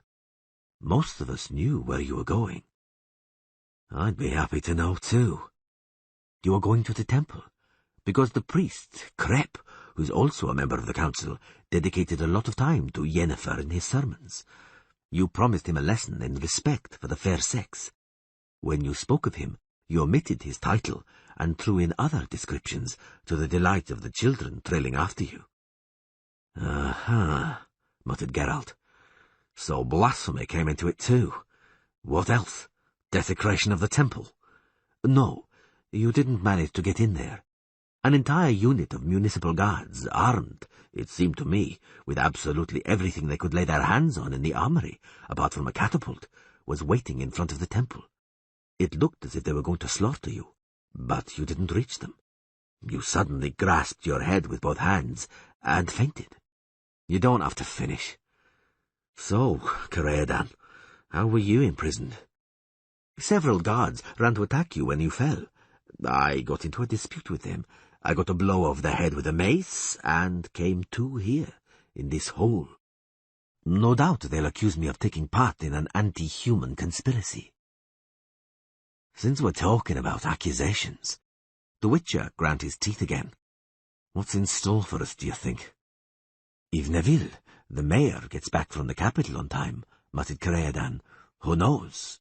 He's a friend, but if he doesn't, then sentence will be passed by the councillors, including Laurelnose and the pawnbroker, of course. And that means... The elf made a brief gesture across his neck. Despite the darkness, the gesture left little doubt as to Careadan's meaning. The Witcher didn't reply. The thieves mumbled to each other, and the tiny old man, locked up for his innocence, seemed to be asleep. Great, said Geralt finally, and cursed vilely. Not only will I hang, but I'll do so with the knowledge that I'm the cause of your death, Careadan. And Dandelian's too, no doubt. No, don't interrupt. I know it's Yennefer's prank, but I'm the guilty one. It's my foolishness. She deceived me, took the piss out of me, as the dwarves say. Muttered the elf. Nothing to add, nothing to take away. I warned you against her. Damn it, I warned you, and I turned out to be just as big an, pardon the word, idiot. You're worried that I'm here because of you, but it's quite the opposite. You're locked up because of me. I could have stopped you in the street, overpowered you, not allowed, but I didn't, because I was afraid that when the spell she'd cast on you had dispelled, you'd go back and harm her. Forgive me. I forgive you, because you've no idea how strong that spell was. My dear elf, I can break an ordinary spell within a few minutes, and I don't faint while doing it. You wouldn't have managed to break Yennefer's spell, and you would have had difficulty overpowering me. Remember the guards. I wasn't thinking about you, I repeat. I was thinking about her. Careadan? Yes. Do you... I don't like grand words, interrupted the elf, smiling sadly. I'm greatly, shall we say, fascinated by her. No doubt you're surprised that anyone could be fascinated by her. Geralt closed his eyes to recall an image which, without using grand words, fascinated him inexplicably. No, Careadan, he said, I'm not surprised. Heavy steps sounded in the corridor, and a clang of metal. The dungeon was filled with the shadows of 4 guards. A key grated. The innocent old man leapt away from the bars like a lynx and hid among the criminals. So soon? The elf, surprised, half whispered, "I thought it would take longer to build the scaffold." One of the guards, a tall, strapping fellow, bald as a knee, his mug covered with bristles like a boar, pointed at the Witcher. "That one," he said briefly. Two others grabbed Geralt, hauled him up and pressed him against the wall. The thieves squeezed into their corner. The long-nosed grandad buried himself in the straw. Kireadan wanted to jump up, but he fell to the dirt floor, retreating from the short sword pointed at his chest.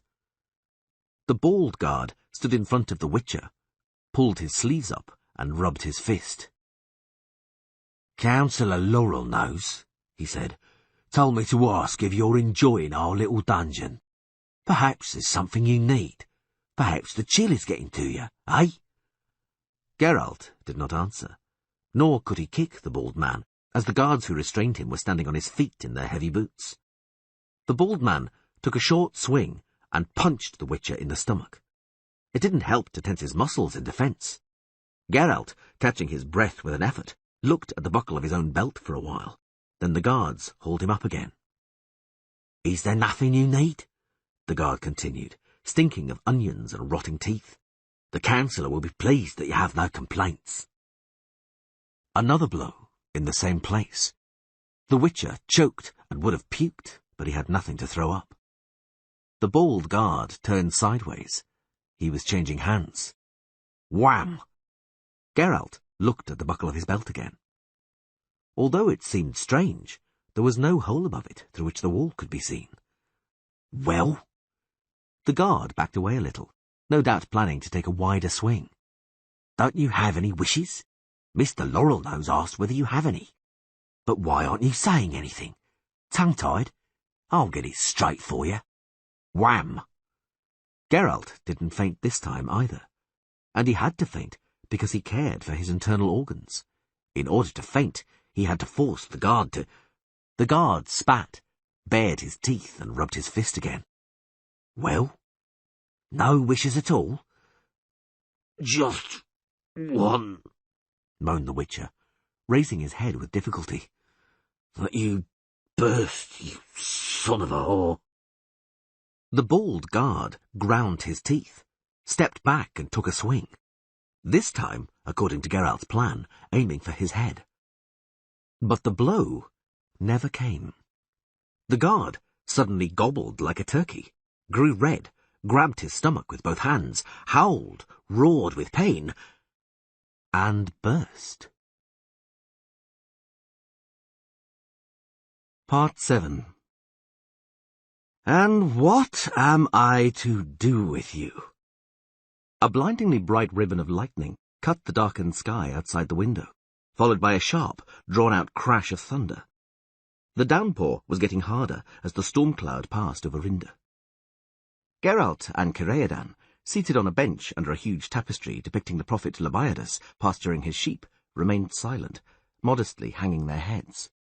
Mayor Neville was pacing the chamber, snorting and panting with anger. "You bloody shitty sorcerers!" he yelled suddenly, standing still. "Are you persecuting my town, or what? Aren't there any other towns in the world?" The elf and Witcher remained silent. "To do something like..." The mayor choked. "To turn the warder like a tomato, to pulp, to red pulp. It's inhuman." "Inhuman and godless," repeated the priest, also present. "So inhuman that even a fool could guess who's behind it. Yes, Mayor, we both know Kireadan and the man here who calls himself a Witcher wouldn't have enough force to do this. It is all the work of Yennefer, that witch, cursed by the gods." There was a clap of thunder outside, as if confirming the priest's words. "It's her and no one else," continued Kreb. "There's no question about it. Who, if not Yennefer, would want revenge upon Laurelnose?" chuckled the mayor suddenly. "That's the thing I'm least angry about. Laurelnose has been scheming against me. He's been after my office, and now the people aren't going to respect him, when they remember how he got it in the arse. That's all it needs, Mr. Neville, you to applaud the crime." Kreb frowned. Let me remind you that had I not thrown an exorcism at the Witcher, he would have raised his hand to strike me and the temple's majesty, and that's because you spoke vilely about her in your sermons, Crep. Even Berant complained about you. But what's true is true. Do you hear that, you scoundrels?" The mayor turned to Geralt and Kireadan again. "Nothing justifies what you've done. I don't intend to tolerate such things here. That's enough. Now, get on with it. Tell me everything. Tell me what you have for your defence, because if you don't, I swear by all the relics that I'll lead you such a dance as you won't forget to your dying day. Tell me everything right now, as you would in a confessional." Kireadan sighed deeply and looked meaningfully and pleadingly at the Witcher. Geralt also sighed, then cleared his throat, and he recounted everything. Well, almost everything. "So that's it," said the priest after a moment's silence. "A fine kettle of fish, a genie released from captivity, and an enchantress who has her sights on the genie. Not a bad arrangement. This could end badly, very badly." "What's a genie?" asked Neville, "and what does this Yennefer want?" "Enchanters," explained Crep, "draw their power from the forces of nature, or, to put it more accurately, from the so-called 4 elements, or principles, commonly called the natural forces: air, water, fire, and earth. Each of these elements has its own dimension, which is called a plane in the jargon used by enchanters. There's a water plane, fire plane, and so on. These dimensions, which are beyond our reach, are inhabited by what are called genies." "That's what they're called in legends," interrupted the Witcher, "because as far as I know—" "Don't interrupt!" Crep cut him short. "The fact that you don't know much was evident in your tale, Witcher. So be quiet and listen to what those wiser than you have to say. Going back to the genies, there are 4 sorts, just as there are 4 planes. Jinns are air creatures. Marides are associated with the principle of water. Afrit are fire genies, and Dao the genies of earth." "You've run away with yourself, Crep," Neville muttered in. "This isn't a temple school. Don't lecture us. Briefly, what does Yennefer want with this genie?"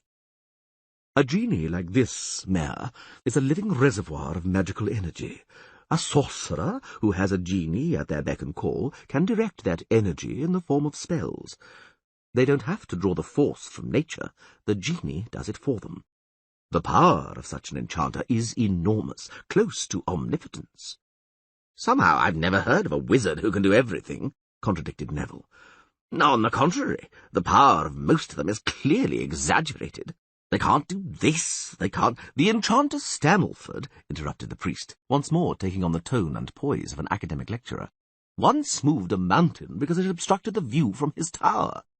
Nobody has managed to do the like before or since, because Stammelford, so they say, had the services of a Dao, an earth genie. There are records of deeds accomplished by other magicians on a similar scale. Enormous waves and catastrophic rains are certainly the work of Marides. Fiery columns, fires and explosions, the work of Afrits.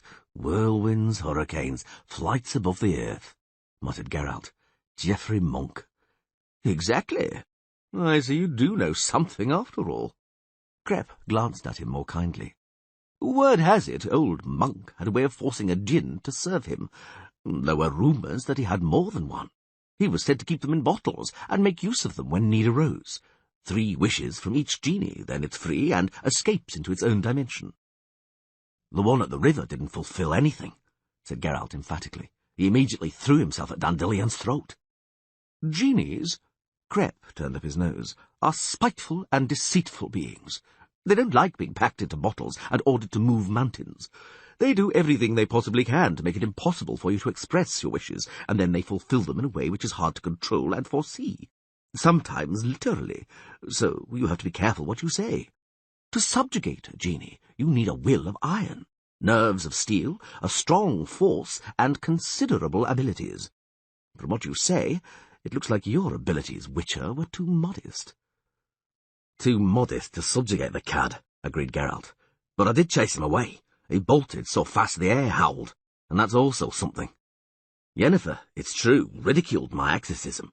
What was the exorcism? Repeat it.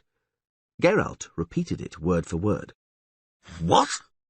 The priest first turned pale, then red, and finally blue. How dare you? Are you making fun of me? Forgive me, stuttered Geralt. To be honest, I don't know what the words mean. So don't repeat what you don't know. I've no idea where you could have heard such filth. Enough of that. The mayor waved it all aside. We're wasting time. Right. We now know what the sorceress wants the genie for. But you said, Crep, that it's bad. What's bad? Let her catch him and go to hell. What do I care? I think... No one ever found out what Neville was thinking, even if it wasn't a boast. A luminous rectangle appeared on the wall, next to the tapestry of Prophet Labiadus. Something flashed, and Dandelion landed in the middle of the town hall. "Innocent!" yelled the poet, in a clear, melodious tenor, sitting on the floor and looking around, his eyes vague. "Innocent! The Witcher is innocent! I wish you to believe it!" "Dandelion!" Geralt shouted, holding Crep back, who was clearly getting ready to perform an exorcism or a curse. "Where have you... Here! Dandelion!" "Geralt!" The bard jumped up. "Dandelion!" "Who's this?" Neville growled. "Damn it! If you don't put an end to your spells, there's no guarantee what I'll do. I've said that spells are forbidden in Rinda. First you have to put in a written application, then pay a tax and stamp duty." "Eh? Isn't it that singer, the witch's hostage?" "Dandelion," repeated Geralt, holding the poet by the shoulders. "How did he get here?" "I don't know," admitted the bard, with a foolish, worried expression. "To be honest, I'm rather unaware of what happened to me. I don't remember much, and may the plague take me if I know what of that is real and what's a nightmare.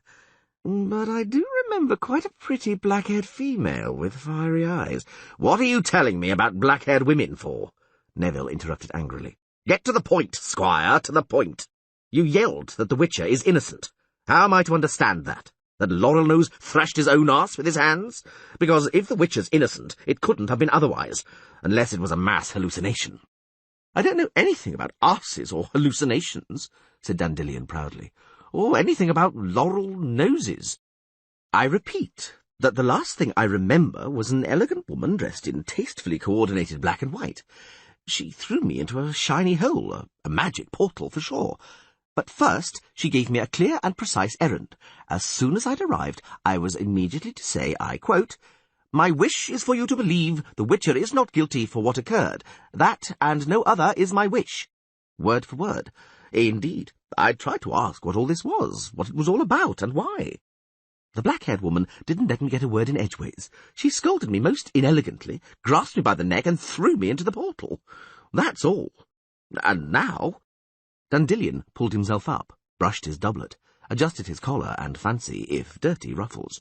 "Perhaps, gentlemen, you'd like to tell me the name of the best tavern in town, and where it can be found."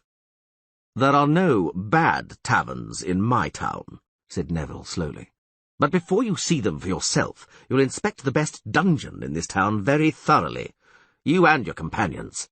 Let me remind you that you're still not free, you scoundrels. Look at them. One tells incredible stories, while the other leaps out of the wall and shouts about innocence. 'I wish,' he yells, 'you to believe me.' He has the audacity to wish— My gods!" The priest suddenly grasped his bald crown. "Now I understand. The wish! The last wish! What's happened to you, Crep?" The mayor frowned. "Are you ill?" "The last wish," repeated the priest. "She made the bard express the last, the third wish, and Yennefer set a magical trap and, no doubt, captured the genie before he managed to escape into his own dimension. Mr. Neville, we must—" It thundered outside, so strongly that the walls shook. "Damn it!" muttered the mayor, going up to the window. "That was close. As long as it doesn't hit a house. All I need now is a fire. Oh, gods! Just look at this, Crep! What is it?" All of them, to a man, rushed to the window. Mother of mine! Yelled Dandelion, grabbing his throat. It's him! It's that son of a bitch who strangled me! The djinn! Shouted Crep. The air genie! Above Erdil's tavern, shouted Kireadan. Above his roof. She's caught him. The priest leant out so far he almost fell. Can you see the magical light? The sorceress has caught the genie. Geralt watched in silence. Once, years ago, when a little snot-faced brat following his studies in Kaer Morhen, the Witcher's settlement, he and a friend, Eskel, had captured a huge forest bumblebee and tied it to a jug with a thread. They were in fits of laughter, watching the antics of the tied bumblebee, until Vesemir, their tutor, caught them at it and tanned their hides with a leather strap. The djinn, circling above the roof of Erdil's tavern, behaved exactly like that bumblebee. He flew up and fell, he sprang up and dived, he buzzed furiously in a circle. Because the djinn, exactly like the bumblebee in Kaer Morhen, was tied down. Twisted threads of blindingly bright light of various colours were tightly wrapped around him and ended at the roof.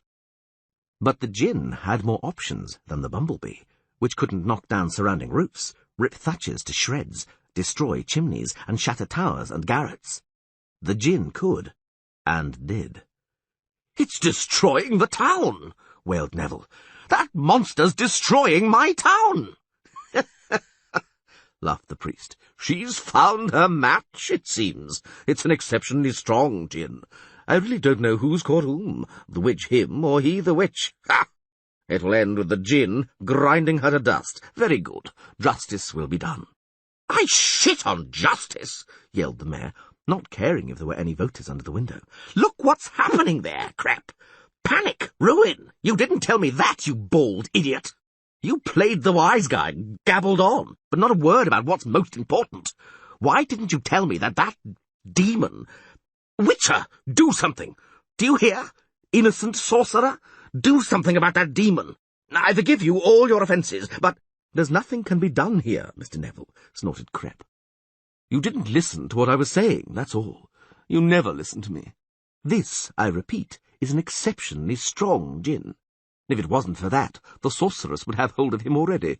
Her spell is soon going to weaken, and then the djinn is going to crush her and escape, and we'll have some peace. And in the meantime the town will go to ruins? We've got to wait, repeated the priest, but not idly. Give out the orders, Mayor. Tell the people to evacuate the surrounding houses and get ready to extinguish fires. What's happening there now is nothing compared to the hell that's going to break loose when the genie has finished with the witch. Geralt raised his head, caught Kireadan's eye, and looked away. Mr. Crep, he suddenly decided, I need your help. It's about the portal through which Dandelion appeared here. The portal still links the town hall to... There's not even a trace of the portal anymore, the priest said coldly, pointing to the wall. Can't you see? A portal leaves a trace, even when invisible. A spell can stabilize such a trace. I'll follow it. You must be mad. Even if a passage like that doesn't tear you to pieces, what do you expect to gain by it? Do you want to find yourself in the middle of a cyclone? I asked if you can cast a spell which could stabilize the trace. Spell? The priest proudly raised his head. I'm not a godless sorcerer. I don't cast spells. My power comes from faith and prayer. Can you or can't you? I can. Then get on with it, because time's pressing on. Geralt, said Dandelion, you've gone stark raving mad. Keep away from that bloody strangler. Silence, please, said Crep, and gravity. I'm praying. To hell with your prayers, Neville hollered. I'm off to gather the people. We've got to do something and not stand here gabbling. Gods, what a day! What a bloody day! The Witcher felt Kireadan touch his shoulder. He turned. The elf looked him in the eyes, then lowered his own. You're going there because you have to, aren't you? Geralt hesitated. He thought he smelled the scent of lilac and gooseberries. I think so, he said reluctantly. I do have to. I'm sorry, Kireadan. Don't apologize. I know what you feel. I doubt it, because I don't know myself. The elf smiled. The smile had little to do with joy. That's just it, Geralt. precisely it. Krep pulled himself upright and took a deep breath. "Ready," he said, pointing with pride at the barely visible outline on the wall. "But the portal is unsteady, and won't stay there for long, and there's no way to be sure it won't break. Before you step through, sir, examine your conscience. I can give you a blessing, but in order to forgive you your sins, there's no time." Geralt finished the sentence for him. "I know, Mr. Krep, there's never enough time for it. Leave the chamber, all of you. If the portal explodes, it'll burst your eardrums." "I'll stay," said Krep, when the door had closed behind Dandelion and the elf. He waved his hands in the air, creating a pulsating aura around himself. "I'll spread some protection just in case, and if the portal does burst, I'll try and pull you out, Witcher. What are eardrums to me? They grow back." Geralt looked at him more kindly. The priest smiled. "You're a brave man," he said. "You want to save her, don't you? But bravery isn't going to be of much use to you. Djinns are vengeful beings. The sorceress is lost, and if you go there, you'll be lost too. Examine your conscience." "I have." Geralt stood in front of the faintly glowing portal. "Mr. Krep, sir." "Yes?" "That exorcism which made you so angry. What do the words mean?" "Indeed, what a moment for quips and jokes. Please, Mr. Krep, sir." "Oh, well," said the priest, hiding behind the mayor's heavy oak table. "It's your last wish, so I'll tell you. It means, essentially, get out of here and go fuck yourself." Geralt entered the nothingness, where cold stifled the laughter which was shaking him. Part 8. The portal, roaring and whirling like a hurricane, spat him out with a force that bruised his lungs. The Witcher collapsed on the floor, panting and catching his breath with difficulty. The floor shook. At first he thought he was trembling after his journey through the splitting hell of the portal, but he rapidly realized his mistake. The whole house was vibrating, trembling and creaking. He looked around. He was not in the small room where he had last seen Yennefer and Dandelion, but in the large communal hall of Erdil's renovated tavern. He saw her. She was kneeling between tables, bent over the magical sphere. The sphere was aflame with a strong, milky light, so bright, enough to shine red through her fingers. The light from the sphere illuminated a scene, flickering and swaying, but clear. Geralt saw the small room with a star and pentagram traced on the floor, blazing with white heat. He saw many-coloured, creaking, fiery lines shooting from the pentagram and disappearing up over the roof towards the furious roar of a captured djinn. Yennefer saw him, jumped up and raised her hand. "No!" he shouted. "Don't do this! I want to help you!" "Help?"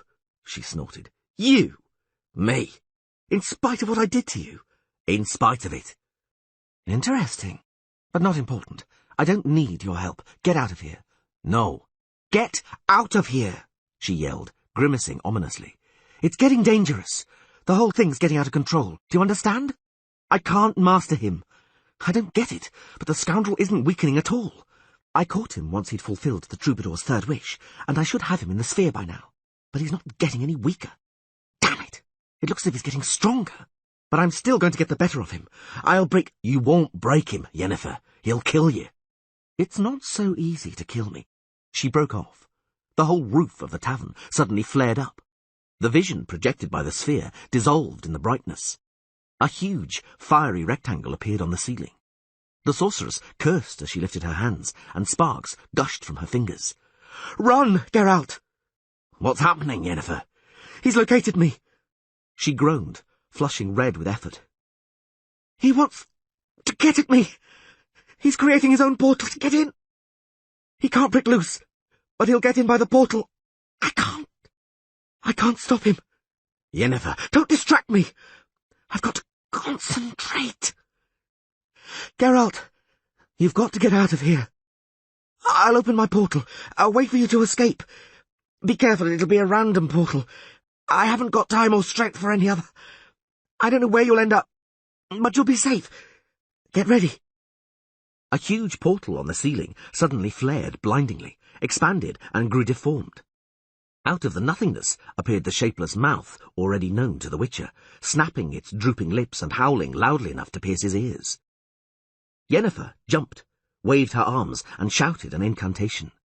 A net of light shot from her palm and fell on the djinn. It gave a roar and sprouted long paws, which shot towards the sorceress's throat like attacking cobras. Yennefer didn't back away. Geralt threw himself towards her, pushed her aside, and sheltered her. The djinn, tangled in the magical light, sprang from the portal like a cork from a bottle and threw himself at them, opening his jaws. The Witcher clenched his teeth and hit him with the sign without any apparent effect. But the genie didn't attack. He hung in the air just below the ceiling, swelled to an impressive size, goggled at Geralt with his pale eyes, and roared. There was something in that roar, something like a command, an order. He didn't understand what it was. "This way!" shouted Yennefer, indicating the portal which she had conjured up on the wall by the stairs. In comparison to the one created by the genie, the sorceress's portal looked feeble, extremely inferior. "This way, Geralt! Run for it!" "Only with you." Yennefer, sweeping the air with her hands, was shouting incantations, and the many-coloured fetters showered sparks and creaked. The djinn whirled like the bumblebee, pulling the bonds tight, then loosening them. Slowly but surely, he was drawing closer to the sorceress. Yennefer did not back away.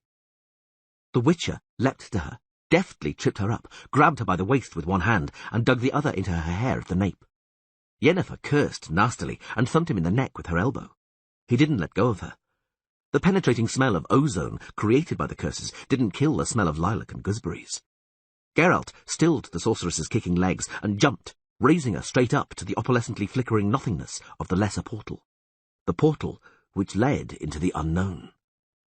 They flew out in a tight embrace, fell onto a marble floor, and slid across it, knocking over an enormous candlestick and a table from which crystal goblets, platters of fruit, and a huge bowl of crushed ice, seaweed, and oysters showered down with a crash. Screams and squeals came from around the room. They were lying in the very centre of a ballroom, bright with candelabra. Richly clad gentlemen and ladies, sparkling with jewels, had stopped dancing and were watching them in stunned silence. The musicians in the gallery finished their piece in a cacophony which grated on the ears. "You moron!" Yennefer yelled, trying to scratch out his eyes. "You bloody idiot! You stopped me! I nearly had him!" "You had shit all!" he shouted back, furious. "I saved your life, you stupid witch!" She hissed like a furious cat. Her palms showered sparks. Geralt, turning his face away, caught her by both wrists, and they rolled among the oysters, seaweed, and crushed ice. "Do you have an invitation?" A portly man with a golden chain of a chamberlain on his chest was looking at them with a haughty expression. "Screw yourself!" screamed Yennefer, still trying to scratch Geralt's eyes out. "It's a scandal," the chamberlain said emphatically. "Verily, you're exaggerating with this teleportation. I'm going to complain to the Council of Wizards. I'll demand—" No one ever heard what the chamberlain would demand. Yennefer wrenched herself free, slapped the Witcher in the ear with her open palm, kicked him forcefully in the shin, and jumped into the fading portal in the wall. Geralt threw himself after her, catching her hair and belt with a practised move. Yennefer, also having gained practice, landed him a blow with her elbow. The sudden move split her dress at the armpit, revealing a shapely breast. An oyster flew from her torn dress. They both fell into the nothingness of the portal. Geralt could still hear the chamberlain's voice. "Music! Play on! Nothing has happened. Please take no notice of that pitiful incident." The Witcher was convinced that with every successive journey through the portal, the risk of misfortune was multiplying, and he wasn't mistaken. They hit the target, Erdil's tavern, but they materialized just under the ceiling. They fell, shattering the stair balustrade, and with a deafening crash landed on the table. The table had the right not to withstand the blow, and it didn't. Yennefer found herself under the table. He was sure she had lost consciousness. He was mistaken. She punched him in the eye and fired a volley of insults straight at him, which would do credit to a dwarven undertaker, and they were renowned for their foul language. The curses were accompanied by furious, chaotic blows dealt blindly, randomly. Geralt grabbed her by the hands, and to avoid being hit by her forehead, thrust his face into the sorceress's cleavage, which smelled of lilac, gooseberries, and oysters. "Let me go!" she screamed, kicking like a pony. "You idiot! Let go!" The fetters are going to break any moment now. I've got to strengthen them or the djinn will escape. He didn't answer, although he wanted to. He grasped her even more tightly, trying to pin her down to the floor. Yennefer swore horribly, struggled, and with all her strength, kicked him in the crotch with her knee. Before he could catch his breath, she broke free and screamed an incantation. He felt a terrible force drag him from the ground and hurl him across the hall, until, with a violence that near stunned him, he slammed against a carved two-doored chest of drawers and shattered it completely. Part 9. What's happening there? Dandelion, clinging to the wall, strained his neck, trying to see through the downpour. Tell me what's happening there, damn it! They're fighting, yelled an urchin, springing away from the tavern window as if he'd burnt himself. His tattered friends also escaped, slapping the mud with their bare heels. The sorcerer and the witch are fighting. Fighting? Neville was surprised. They're fighting, and that shitty demon is ruining my town. Look, he's knocked another chimney down, and damaged the brick kiln. Hey, you, get over there, quick! Gods, well, lucky it's raining, or there'll be a fire like nobody's business. This won't last much longer, Crep said gloomily. The magical light is weakening. The bonds will break at any moment. Mr. Neville, order the people to move back. All hell's going to break loose over there at any minute. There'll be only splinters left of that house. Mr. Airedale, what are you laughing at? It's your house. What makes you so amused? I had that wreck insured for a massive sum. Does the policy cover magical and supernatural events? Of course. That's wise, Mr. Elf. Very wise. Congratulations. Hey, you people, get to some shelter. Don't get any closer if you value your lives. A deafening crash came from within Airedale's house, and lightning flashed. The small crowd retreated, hiding behind the pillars. Why did Geralt go there? groaned Dandelion. What the hell for? Why did he insist on saving that witch? Why, damn it? Círdan, do you understand? The elf smiled sadly. Yes, I do, Dandelion, he said. I do. Part 10. Geralt leapt away from another blazing orange shaft, which shot from the sorceress's fingers. She was clearly tired. The shafts were weak and slow, and he avoided them with no great difficulty. Yennefer, he shouted, calm down. Will you listen? You won't be able to— He didn't finish. Thin red bolts of lightning spurted from the sorceress's hands, reaching him in many places and wrapping him up thoroughly. His clothes hissed and started to smoulder. I won't be able to, she said through her teeth, standing over him. You'll soon see what I'm capable of. It will suffice for you to lie there for a while and not get in my way. Get this off me, he roared, struggling in the blazing spider's web. I'm burning, damn it. Lie there and don't move, she advised, panting heavily. It only burns when you move. I can't spare you any more time, Witcher. We had a romp, but enough's enough. I've got to take care of the djinn. He's ready to run away. Run away? Geralt screamed. It's you should run away. That djinn, Yennefer, listen to me carefully. I've got to tell you the truth. Part 11. The djinn gave a tug at the fetters, traced a circle, tightened the lines holding it, and swept the little tower off Beau Berant's house. What a roar he's got! Dandelion frowned instinctively, clasping his throat. What a terrible roar! It looks as if he's bloody furious. That's because he is, said Crep. Círdan glanced at him. What? He's furious, repeated Crep. And I'm not surprised. I'd be furious too, if I had to fulfill, to the letter, the first wish accidentally expressed by the Witcher. How's that? Shouted Dandelion. Geralt? Wish? He's the one who held the seal which imprisoned the djinn. The djinn's fulfilling his wishes. That's why the witch can't master it. But the Witcher mustn't tell her, even if he's caught on to it by now. He shouldn't tell her. Damn it, muttered Círdan. I'm beginning to understand. The water in the dungeon burst. That was the Witcher's second wish. He's still got one left. The last one. But gods help us, he shouldn't reveal that to Yennefer. Part 12. She stood, motionless, leaning over him, paying no attention to the djinn struggling at its bonds above the tavern roof. The building shook. Lime and splinters poured from the ceiling. Furniture crept along the floor, shuddering spasmodically. "So that's how it is," she hissed. "Congratulations! You deceived me. Not Dandelion, but you. That's why the djinn's fighting so hard. But I haven't lost yet, Geralt. You underestimate me, and you underestimate my power. I've still got the djinn and you in my hand. You've still got one last wish, haven't you? So make it. You'll free the djinn, and then I'll bottle it." "You haven't got enough strength left, Yennefer." "You underestimate my strength. The wish, Geralt." "No, Yennefer, I can't. The djinn might fulfill it, but it won't spare you. It'll kill you when it's free. It'll take its revenge on you. You won't manage to catch it, and you won't manage to defend yourself against it. You're weakened. You can barely stand. You'll die, Yennefer." "That's my risk," she shouted, enraged. "What's it to you what happens to me? Think, rather, what the djinn can give you. You've still got one wish. You can ask what you like. Make use of it. Use it, Witcher. You can have anything. Anything." Part 13. "Are they both going to die?" wailed Dandelion. "How come? Crep, why? After all, the Witcher. Why, by all perfidious and unexpected plagues, isn't he escaping? Why? What's keeping him?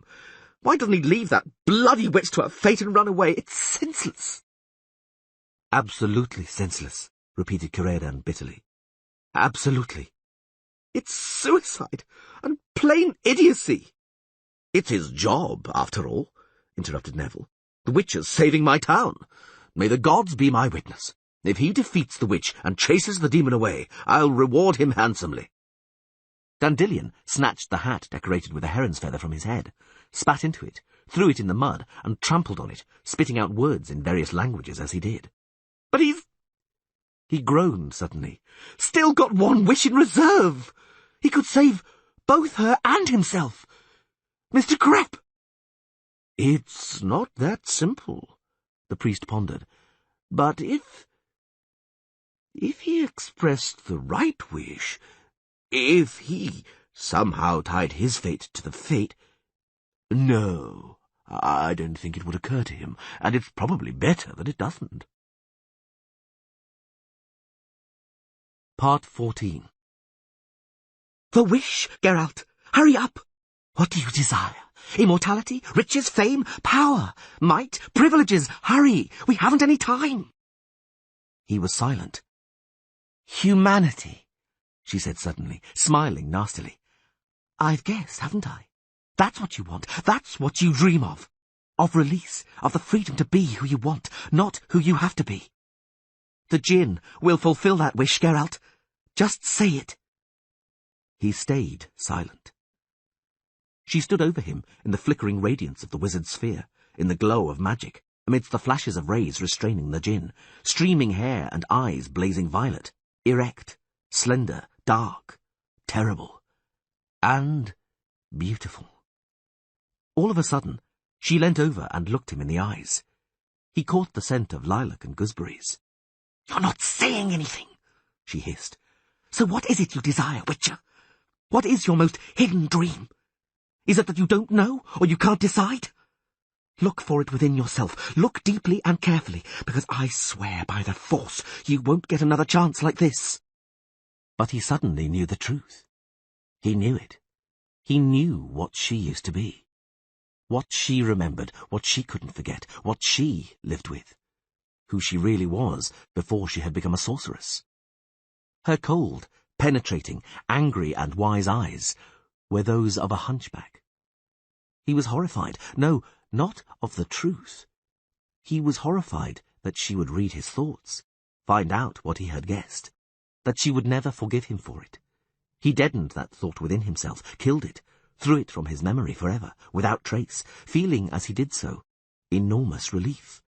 Feeling that the ceiling cracked open. The djinn, entangled in the net of the now fading rays, tumbled right on top of them, roaring. And in that roar were triumph and murderlust. Yennefer leapt to meet him. Light beamed from her hands. Very feeble light. The djinn opened his mouth and stretched his paws towards her. The Witcher suddenly understood what it was he wanted, and he made his wish.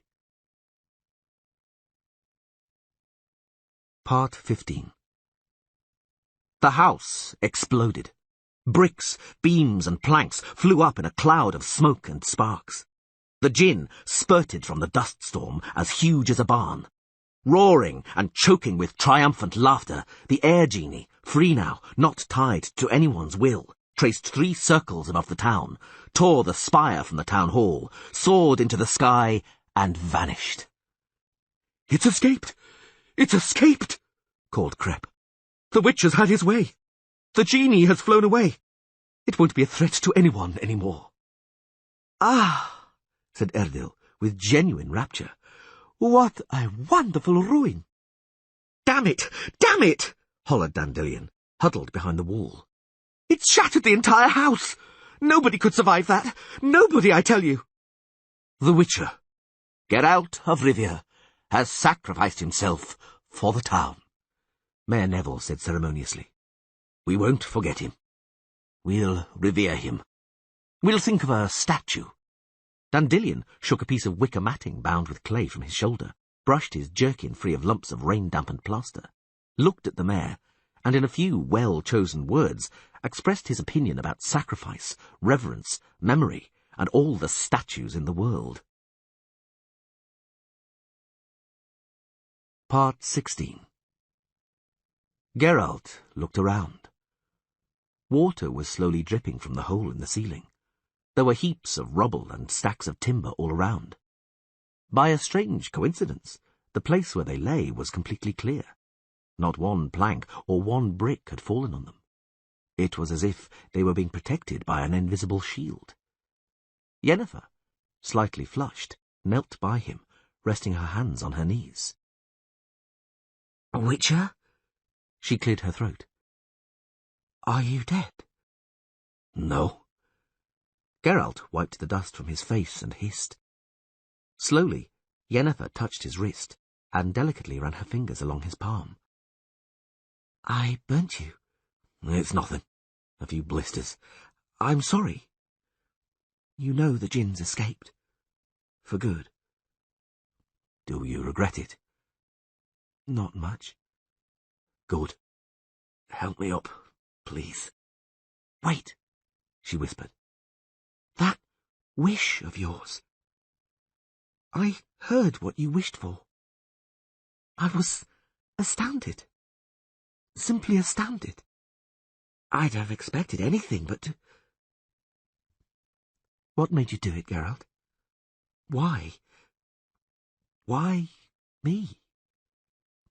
"Don't you know?" She leant over him, touched him.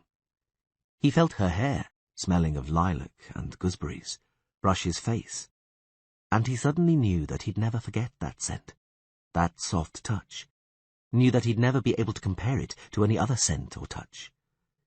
Yennefer kissed him, and he understood that he'd never desire any lips other than hers, so soft and moist, sweet with lipstick.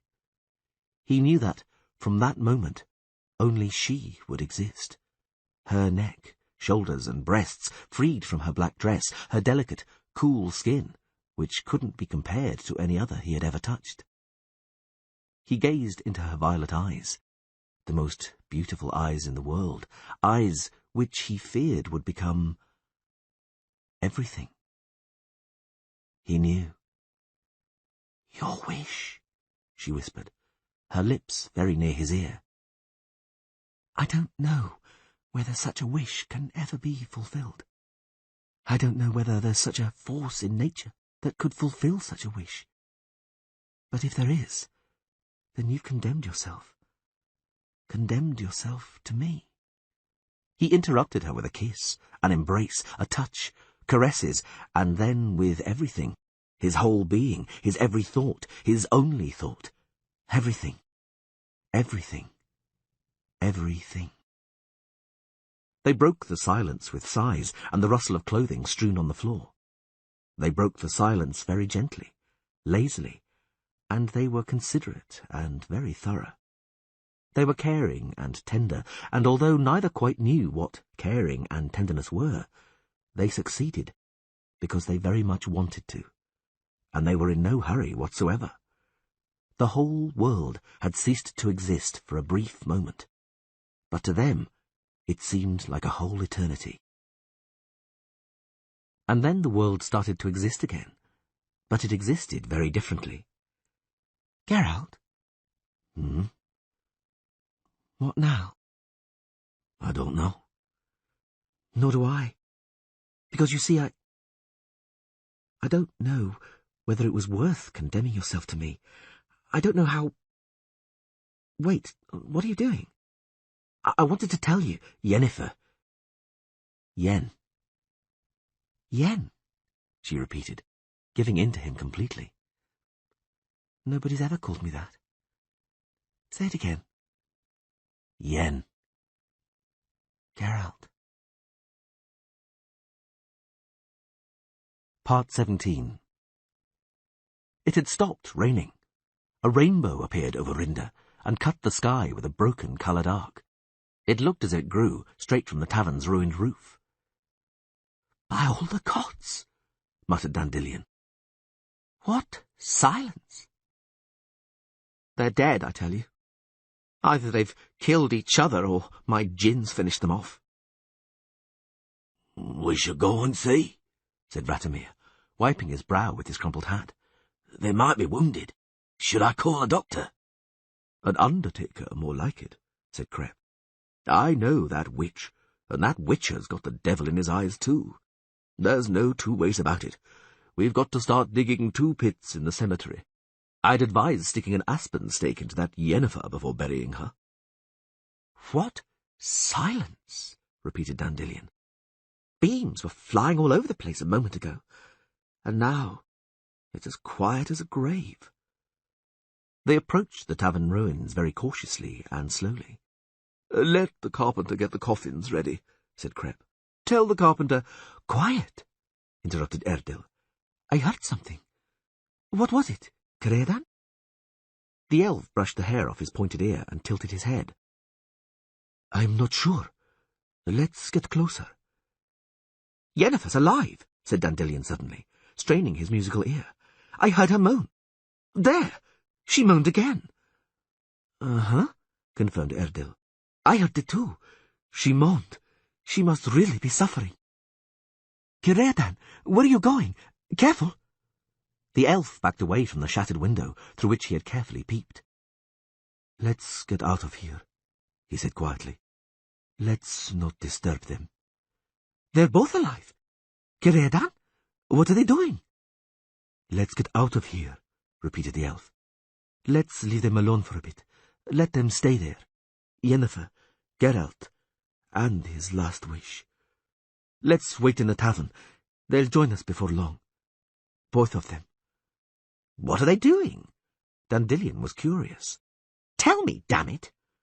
The elf smiled, very, very sadly. I don't like grand words, he said. And it's impossible to give it a name without using grand words. The Voice of Reason. 7. Fulwick, in full armour, without a helmet, and with the crimson coat of the Order flung over his shoulder, stood in the glade. Next to him, with his arms across his chest, was a stocky, bearded dwarf in an overcoat lined with fox fur over a chainmail shirt of iron rings. Tylers, wearing no armour but a short quilted doublet, paced slowly, brandishing his unsheathed sword from time to time. The Witcher looked about, restraining his horse. All around glinted the cuirasses and flat helmets of soldiers armed with lances. Bloody hell, muttered Geralt. I might have expected this. Dandelion turned his horse and quietly cursed at the sight of the lancers cutting off their retreat. What's this about, Geralt? Nothing. Keep your mouth shut and don't butt in. I'll try to lie my way out of it somehow. What's it about, I ask you? More trouble? Shut up. It was a stupid idea after all to ride into town, groaned the troubadour, glancing towards the nearby towers of the temple, visible above the forest. We should have stayed at Neneka's and not stirred beyond the walls. Shut up. It'll all become clear, you'll see. Doesn't look like it. Dandelion was right. It didn't. Tyles, brandishing his naked sword, continued pacing without looking in their direction. The soldiers, leaning on their spears, were watching gloomily and indifferently, with the expression of professionals for whom killing does not provoke much interest. They dismounted. Fulwick and the dwarf slowly approached. "You've insulted Tyles, a man of good birth, Witcher," said the Count, without preamble or customary courtesies. And Tyles, as you no doubt remember, threw down the gauntlet. It was not fit to press you within the grounds of the temple, so we waited until you emerged from behind the priestess's skirt. Tyles is waiting. You must fight. Must? Must. But do you not think, Fulwick, Geralt smiled disapprovingly, that Tyles, a man of good birth, does me too much honour? I never attained the honour of being knighted, and it's best not to mention the circumstances of my birth. I fear I'm not sufficiently worthy of— how does one say it, Dandelion? Unfit to give satisfaction and joust in the lists, recited the poet, pouting. The Code of Chivalry proclaims the chapter of the Order is governed by its own code, interrupted Fulwick. If it were you who challenged a knight of the Order, he could either refuse or grant you satisfaction according to his will. But this is the reverse. It is the knight who challenges you, and by this he raises you to his own level. But, of course, only for the time it takes to avenge the insult. You can't refuse. The refusal of accepting the dignity would render you unworthy. How logical, said Dandelion, with an ape-like expression. I see you studied the philosophers, Sir Knight. Don't butt in. Geralt raised his head and looked into Fulwick's eyes. Go on, sir. I'd like to know where this is leading. What would happen if I turned out to be unworthy? What would happen?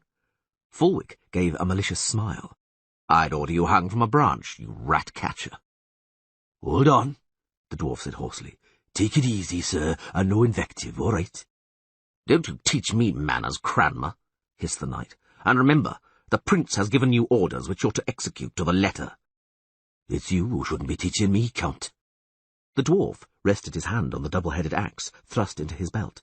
I know how to carry out orders, and I can do without your advice. Allow me, Geralt, sir. I'm Dennis Cranmer, captain of Prince Ervard's guards. The Witcher bowed stiffly, looking into the dwarf's eyes, light grey and steel-like beneath the bushy flaxen eyebrows. Stand your ground with Tyler, sir, Dennis Cranmer continued calmly. It'll be better that way. It's not a fight to the death, only until one of you is rendered helpless. So fight in the field, and let him render you helpless. I beg your pardon. Sir Tyler's is the prince's favourite, said Fulwick, smiling spitefully.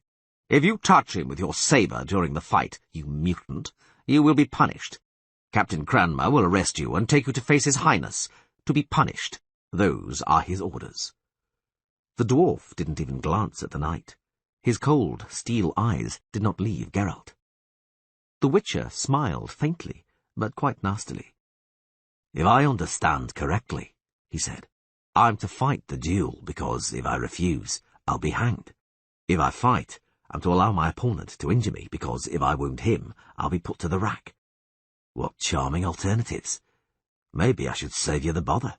I'll thump my head against the pine tree and render myself helpless. Will that grant you satisfaction? Don't sneer, hissed Fulwick. Don't make your situation any worse. You've insulted the Order, you vagabond, and you have to be punished for it. Do you understand? And young Tylers needs the fame of defeating a Witcher, so the chapter wants to give it to him. Otherwise, you'd be hanging already. You allow yourself to be defeated, and you save your miserable life. We don't care about your corpse. We want Tylers to nick your skin, and your mutant skin heals quickly. So, go ahead. Decide. You've got no choice. That's what you think, is it, sir?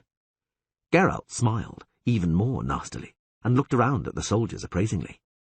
But I think I do. Yes, that's true, admitted Dennis Cranmer. You do. But then there'll be bloodshed. Great bloodshed. Like at Blaviken. Is that what you want? Do you want to burden your conscience with blood and death? Because the alternative you're thinking of, Geralt, is blood and death. Your argument is charming, Captain, Fascinating, even, mocked Dandelion. You're trying to bait a man ambushed in the forest with humanitarianism, calling on his nobler feelings. You're asking him, as I understand, to deign not to spill the blood of the brigands who attacked him. He's to take pity on the thugs, because the thugs are poor, have got wives, children, and, who knows, maybe even mothers. But don't you think, Captain Cranmer, that your worrying is premature? Because I look at your lancers and see that their knees are shaking at the very thought of fighting with Geralt of Rivia, the Witcher, who dealt with a Striga alone with his bare hands. There won't be any bloodshed here. Nobody will be harmed here, aside from those who might break their legs running away. I, said the dwarf calmly and pugnaciously, have nothing to reproach my knees with. I've never run away from anyone, and I'm not about to change my ways. I'm not married, don't know anything about any children, and I prefer not to bring my mother, a woman with whom I'm not very well acquainted, into this. But I will carry out the orders I've been given. To the letter, as always. Without calling on any feelings, I ask Geralt of Rivia to make a decision. I will accept whatever he decides, and will behave accordingly. They looked each other in the eyes, the dwarf and the Witcher. Very well, Geralt said finally. Let's deal with it. It's a pity to waste the day. You agree, then? Fulwick raised his head, and his eyes glistened. You will fight a duel with the high-born Tylers of Dorndal? Yes. Good. Prepare yourself. I'm ready. Geralt pulled on his gauntlets. Let's not waste time. There'll be hell if Nenneker finds out about this, so let's sort it out quickly. Dandelion, keep calm. It's got nothing to do with you. Am I right, Cranmer, sir? Absolutely, the dwarf stated firmly, and looked at Fulwick. Absolutely, sir. Whatever happens, it only concerns you. The Witcher took the sword from his back. No, said Fulwick, drawing his sword. You're not going to fight with that razor of yours. Take my sword. Geralt shrugged. He took the Count's blade and swiped it to try it out. Heavy, he said coldly. We could just as easily use spades. Tyler's has the same, equal chances. You're very funny, Fulwick. The soldiers surrounded the glade, forming a loose circle. Tylers and the Witcher stood facing each other. Tylers, what do you say to an apology? The young knight screwed up his lips, folded his left arm behind his back, and froze in a fencing position. No? Geralt smiled. You don't want to listen to the voice of reason. Pity. Tylers squatted down, leapt and attacked without warning. The Witcher didn't even make an effort to parry, and avoided the flat point with a swift half-turn. The knight swiped broadly. The blade cut through the air once more. Geralt dodged beneath it in an agile pirouette, jumped softly aside, and with a short, light feint, threw Tylers off his rhythm. Tylers cursed, cut broadly from the right, lost his balance for a moment, and tried to regain it while instinctively, clumsily, holding his sword high to defend himself. The Witcher struck with the speed and force of a lightning bolt, extending his arm to its full length and slashing straight ahead. The heavy sword thundered against Tyler's blade, deflecting it so hard it hit the knight in the face. Tylers howled, fell to his knees, and touched the grass with his forehead. Fulwick ran up to him. Geralt dug his sword into the ground and turned around. "Hey, guards!" yelled Fulwick, getting up. "Take him! Stand still, to your places!" growled Dennis Cranmer, touching his axe. The soldiers froze. "No, Count," the dwarf said slowly. "I always execute orders to the letter. The Witcher did not touch Tylers. The kid hit himself with his own iron. His hard luck. His face is destroyed. He's disfigured for life." Skin heals. Dennis Cranmer fixed his steel eyes on the Witcher and bared his teeth. And the scar? For a knight, a scar is a commendable reminder, a reason for fame and glory, which the chapter so desired for him. A knight without a scar is a prick, not a knight. Ask him, Count, and you'll see that he's pleased." Tylers was writhing on the ground, spitting blood, whimpering and wailing. He didn't look pleased in the least. "Cranmer!" roared Fulwick, tearing his sword from the ground. "You'll be sorry for this, I swear!" The dwarf turned around, slowly pulled the axe from his belt, coughed and spat into his palm. "Oh, Count, sir," he rasped, "don't perjure yourself. I can't stand perjurers, and Prince Herivard has given me the right to punish them. I'll turn a deaf ear to your stupid words, but don't repeat them, if you please." "Witcher, Fulwick, puffing with rage, turned to Geralt. Get yourself out of Elander immediately, without a moment's delay. I rarely agree with him, muttered Dennis, approaching the Witcher and returning his sword. But in this case he's right. I'd ride out pretty quick. We'll do as you advise. Geralt slung the belt across his back. But before that, I have words for the Count. Fulwick. The Knight of the White Rose blinked nervously and wiped his palms on his coat. Let's just go back to your chapter's code for a minute, continued the Witcher, trying not to smile. One thing really interests me.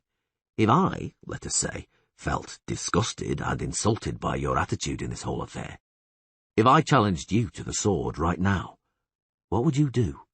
Would you consider me sufficiently worthy to cross blades with? Or would you refuse, even though you knew that by doing so, I would take you to be unworthy, even to be spat on, punched in the face, and kicked in the arse under the eyes of the foot soldiers? Count Fulwick, be so gracious as to satisfy my curiosity.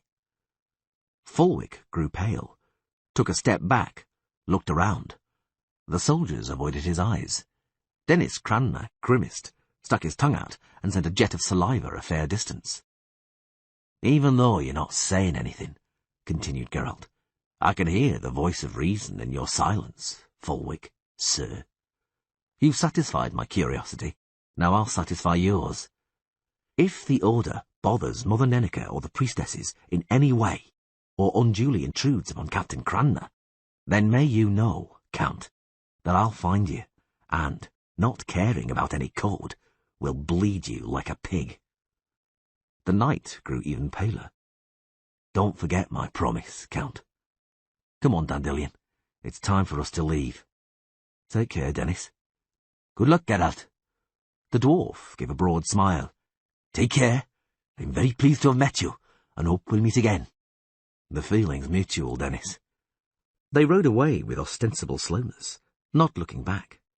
They began to canter only once they were hidden by the forest. Geralt, the poet said suddenly, surely we won't head straight south.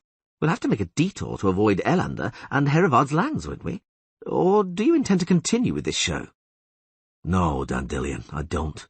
We'll go through the forests and then join the Traders' Trail. Remember, not a word in Nenneker's presence about this quarrel. Not a word. We are riding without any delay, I hope. Immediately. Part 2. Geralt leant over, checked the repaired hoop of his stirrup, and fitted the stirrup leather, still stiff, smelling of new skins and hard to buckle. He adjusted the saddle girth, the travel bags, the horse blanket rolled up behind the saddle, and the silver sword strapped to it. Nenneker was motionless next to him, her arms folded. Dandelion approached, leading his bay gelding. Thank you for the hospitality, venerable one, he said seriously. And don't be angry with me any more. I know that deep down you like me. Indeed, agreed Nenneker without smiling. I do, you dolt, although I don't know why myself. Take care. So long, Nenneker. So long, Geralt.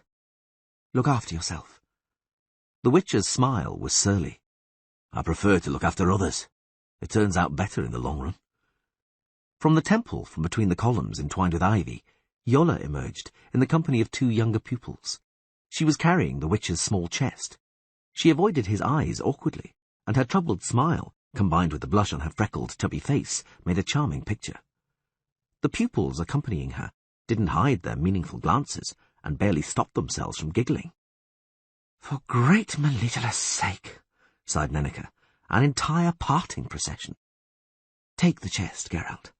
I've replenished your elixirs. You've got everything that was in short supply. And that medicine, you know the one. Take it regularly for 2 weeks. Don't forget. It's important. I won't. Thanks, Yola. The girl lowered her head and handed him the chest. She so wanted to say something. She had no idea what ought to be said, what words ought to be used. She didn't know what she'd say, even if she could. She didn't know. And yet she so much wanted to. Their hands touched. Blood, blood, blood, Bones like broken white sticks, tendons like whitish cords exploding from beneath cracking skin, cut by enormous paws bristling with thorns, and sharp teeth. The hideous sound of torn flesh and shouting. Shameless and horrifying in its shamelessness. The shamelessness of the end, of death. Blood and shouting, shouting, blood, shouting. Yola! Nenneke, with extraordinary speed considering her girth, rushed to the girl lying on the ground, shaken by convulsions, and held her down by her shoulders and hair. One of the pupils stood as if paralyzed. The other, more clear-headed, knelt on Yola's legs. Yola arched her back, opened her mouth in a soundless, mute cry. Yola! Nenneke shouted. Yola, speak! Speak, child! Speak! The girl stiffened even more, clenched her jaws, and a thin trickle of blood ran down her cheek. Nenneke, growing red with the effort, shouted something which the Witcher didn't understand, but his medallion tugged at his neck so hard that he was forced to bend under the pressure of its invisible weight. Yola stilled. Dandelion, pale as a sheet, sighed deeply. Nenneke raised herself to her knees and stood with an effort. Take her away, she said to the pupils. There were more of them now. They'd gathered, grave and silent. Take her, repeated the priestess, carefully. And don't leave her alone. I'll be there in a minute. She turned to Geralt. The Witcher was standing motionless, fiddling with the reins in his sweaty hands. Geralt. Yola, don't say anything, Nenneke. I saw it too. For a moment. Geralt, don't go. I've got to. Did you see? Did you see that? Yes. And not for the first time. And? There's no point in looking over your shoulder. Don't go, please. I've got to. See to Yola. So long, Nenneke. The priestess slowly shook her head, sniffed, and, in an abrupt move, wiped a tear away with her wrist. Farewell, she whispered, not looking him in the eye. You have been listening to an Orion audiobook, The Last Wish, written by Andrzej Sapkowski, translated from the Polish by Danusia Stock, and read by Peter Kenny.